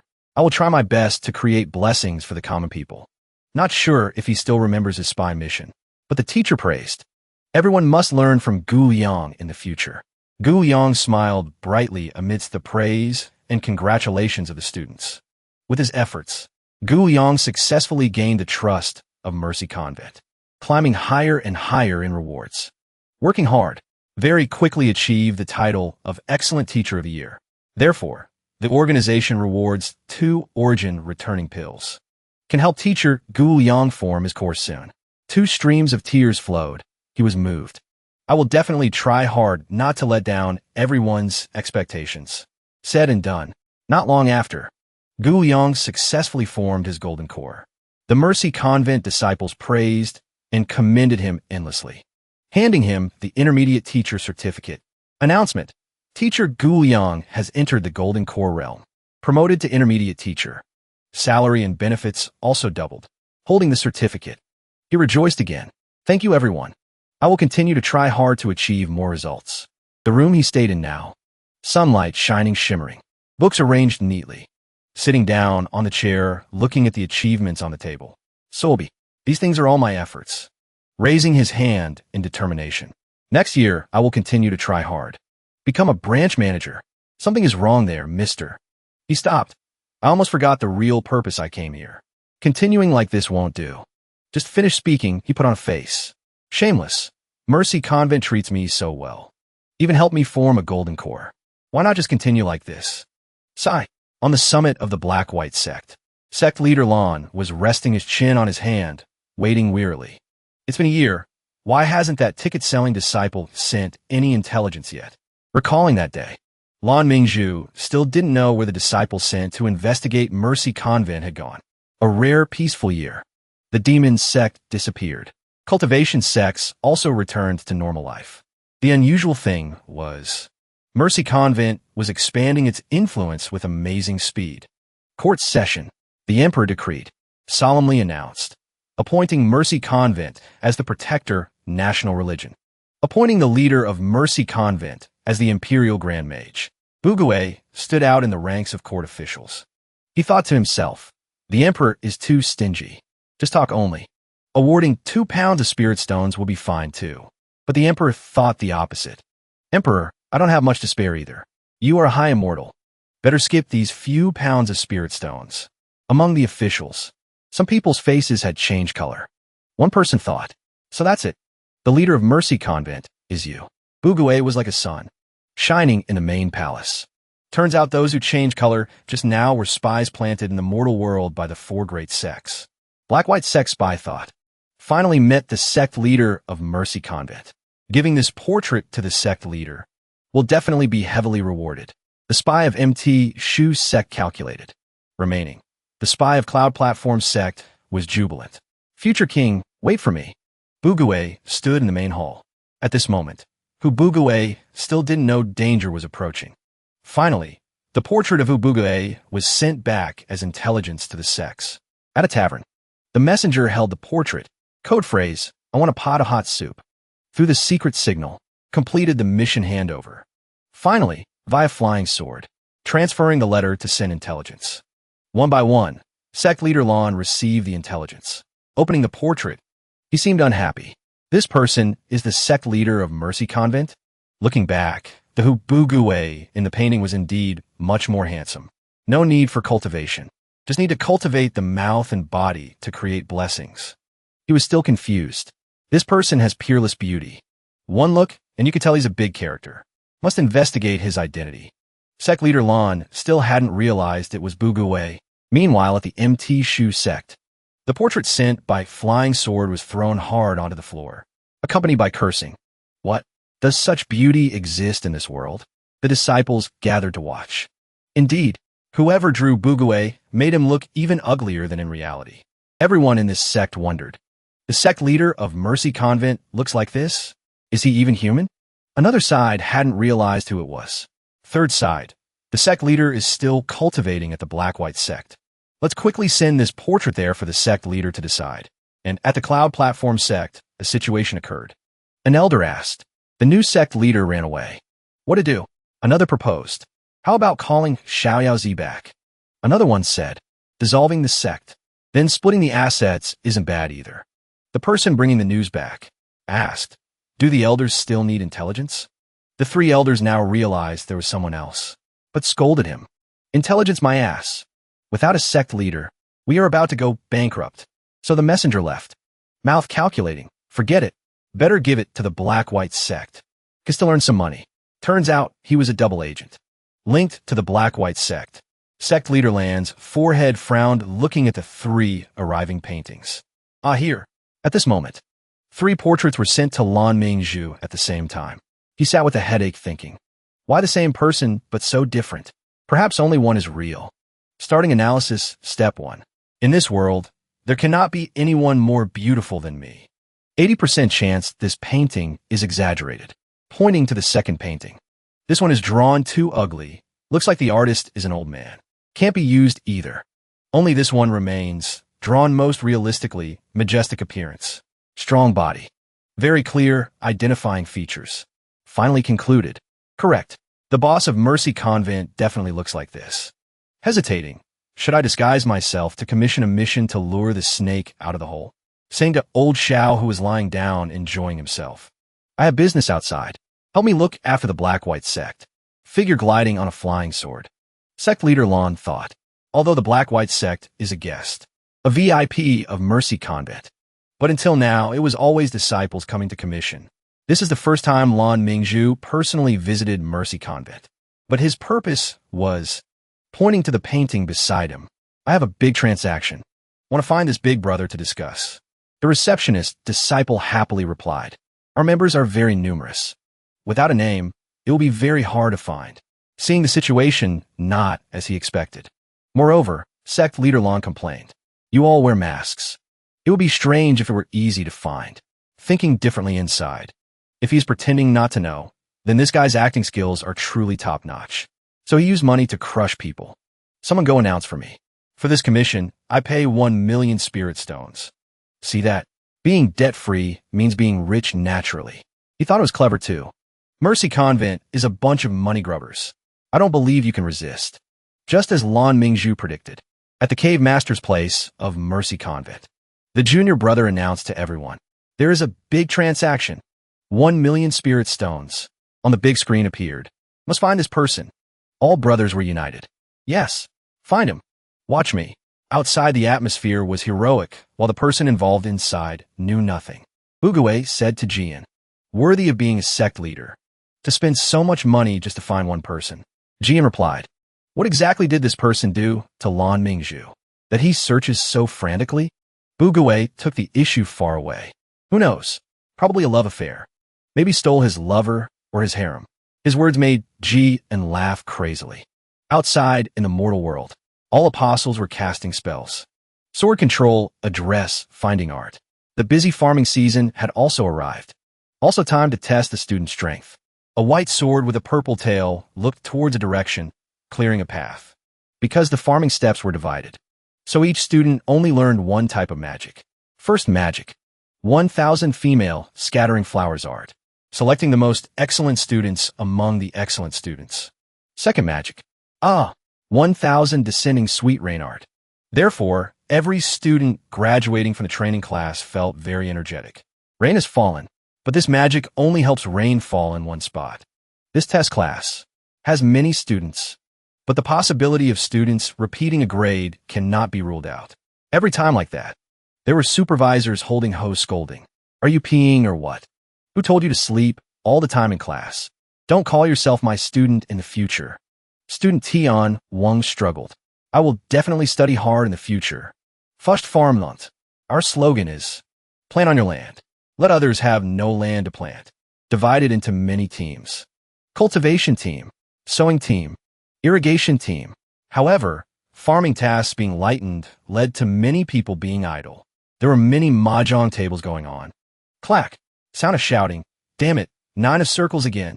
One condition, but every time like that, there were teachers accompanying to supervise and scold. If you're free with nothing to do, go study for me. Learn farming and animal husbandry. Anyone idle cried out, The hoe this time seems bigger than the last one. Teachers all scolded, all day only knowing how to play mahjong.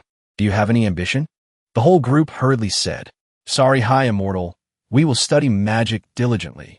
This is Branch Chief 404 of Mercy Convent. Guliang, mid-nascent soul stage. He sweated. This job, truly addictive. But he looked much more handsome. Rice fields stretching endlessly. This is the result of hard work. As long as there are enough spirit stones. Immortal herbs. Elementary farming magic will be very easy to learn. Growing rice will no longer be a problem. Guliang looked at everyone bowing to thank him. He said, No need to thank. No need to thank. These are all things that should be done. Because the harvest was bountiful, the spirit stones poured into investment for Mercy Convent were plentiful. Bugue knelt to someone. Brother Dragon, hope you can help one more time. This Brother Dragon was truly an immortal with a dragon body. Dragon head, looking very majestic, speaking back to Bugue. Old man, truly can't do it anymore. The 10,000-year-old poop in my stomach is all clean. So this was the main raw material for Bugue's farming in the mortal world. He cried to his senior sister again, begging for spirit stone support. Long time no see Kwei. She was drinking tea. Kwei scolded him. Keep showing off like that. I guessed early on you wouldn't have enough spirit stones. Bugue exclaimed. Senior sister is the best. Kwei handid ima rectangular plaque. This is what I prepared for you. Take it and use it. Bugue opened the box, eyes shining, worthy of being senior sister. But surprisingly, inside the box was a book. He wondered, not spirit stones? Kwei explained. Recorded in this book are the addresses of 100 clans and the richest sects on the continent. Kwei looked at him smiling and said, You send people to rob them. Won't you have spirit stones then? Bugue felt it wasn't right. Senior sister, that's not okay. Kwei picked up the teacup again and said to him, In the cultivation world, fighting and robbing is very normal. She smiled slightly. Moreover, to accumulate such a huge fortune, none of them are clean. Bugue read the book and wondered. Our master's Medicine King Valley is also very rich. Why isn't it recorded in here? Kwei Said Guididi. Explain that. There are things you don't know.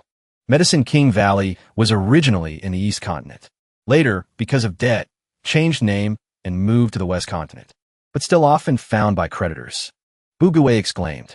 Feels like the sects I've met recently. None of them are not bankrupt. Seeming to discover something. Wait, West Continent sect? He imagined the shape of a sect. Strandi Familia. No way. No way. Gourd Island? Kwei looked at him saying, When will you go inherit the position of Medicine King Valley? Bugue happily thought. Medicine King Valley. Gourd Island. Bankrupt. He closed the book, bowed to his senior sister. Thank you, senior sister, for the help. I will use this well. The Demon Sect Squad, now Mercy Convent, appeared. Their mission was, after that, start the movement of distributing land and spirit stones. Going to district. Mercy Convent called inside. Magistrate, here are the spirit stones for you guys this year. From now on, places don't need to go up the mountain to dig spirit stones anymore. Also no need to worry about not having enough to pay taxes. The magistrates immediately thanked. Thank you for this great virtue. I will never forget this. After that, a situation occurred. The magistrates said to the cultivators coming to collect taxes, "Take this year's tax money and get lost." The cultivators wondered to the magistrate, "What is going on? Are commoners so arrogant now?" The major sects collected taxes smoothly. Everyone thought, "Ignore him, getting enough spirit stones is fine." But on the way back to the immortal capital, a series of cultivators encountered robbers. Most of them were robbed back by Mercy Convent. After that, only cultivation sects were hurt. At the same time, in a mortal world appeared the number one high immortal in their hearts, loving the people like children. Number one high immortal, Bugue and Ji, and still knew nothing at this moment. Bugue wondered, "Who is this? Based on what is he so revered? I have done so many things for the common people, but never been praised." Jian also agreed, heard that the common people don't know his name either. "Just call him that person. They are praising you, Bugue. It's just that they drew it unlike you." He wandered on the street, faced sad thinking, "I also want that feeling of being loved." Walking, he met a seller. "Come look quickly. Statue of that person here. Buy it home to pray for peace." Children holding pictures of that person, praising, "That person is so handsome." Even toilet brushes of that person. Limited quantity. One sweep and it's clean. Even old people prayed, "That person, please bless me to have a grandson soon." Bugue heard around him only, "That person has boundless merit. That person is the best in the world. That person has noble sentiments." He stood in the middle of the street in misery. Who exactly is that person? Why is he so famous? Oh, truly a goldfish brain male lead. People pointed at him. "Quick look, there's someone imitating that person. The clothes look quite real too." A passerby looked at him. "You don't even know that person? Yet dressed like him?" Bugue felt annoyed. Have I fallen to the point of being mocked by passers-by? That person preached to him. That person brought a peaceful and well-fed life to the common people. Everyone is extremely grateful and worships him. He was curious. What earth-shattering things did that person actually do? An illustration of him appeared. Households began to recount. That person helped the common people have favorable weather, bountiful harvests. That person developed education, transmitted immortal arts, ended the monopoly of cultivation families. Even a little boy praised. His merits cannot be fully recounted. No one knows his name. Everyone calls him that person.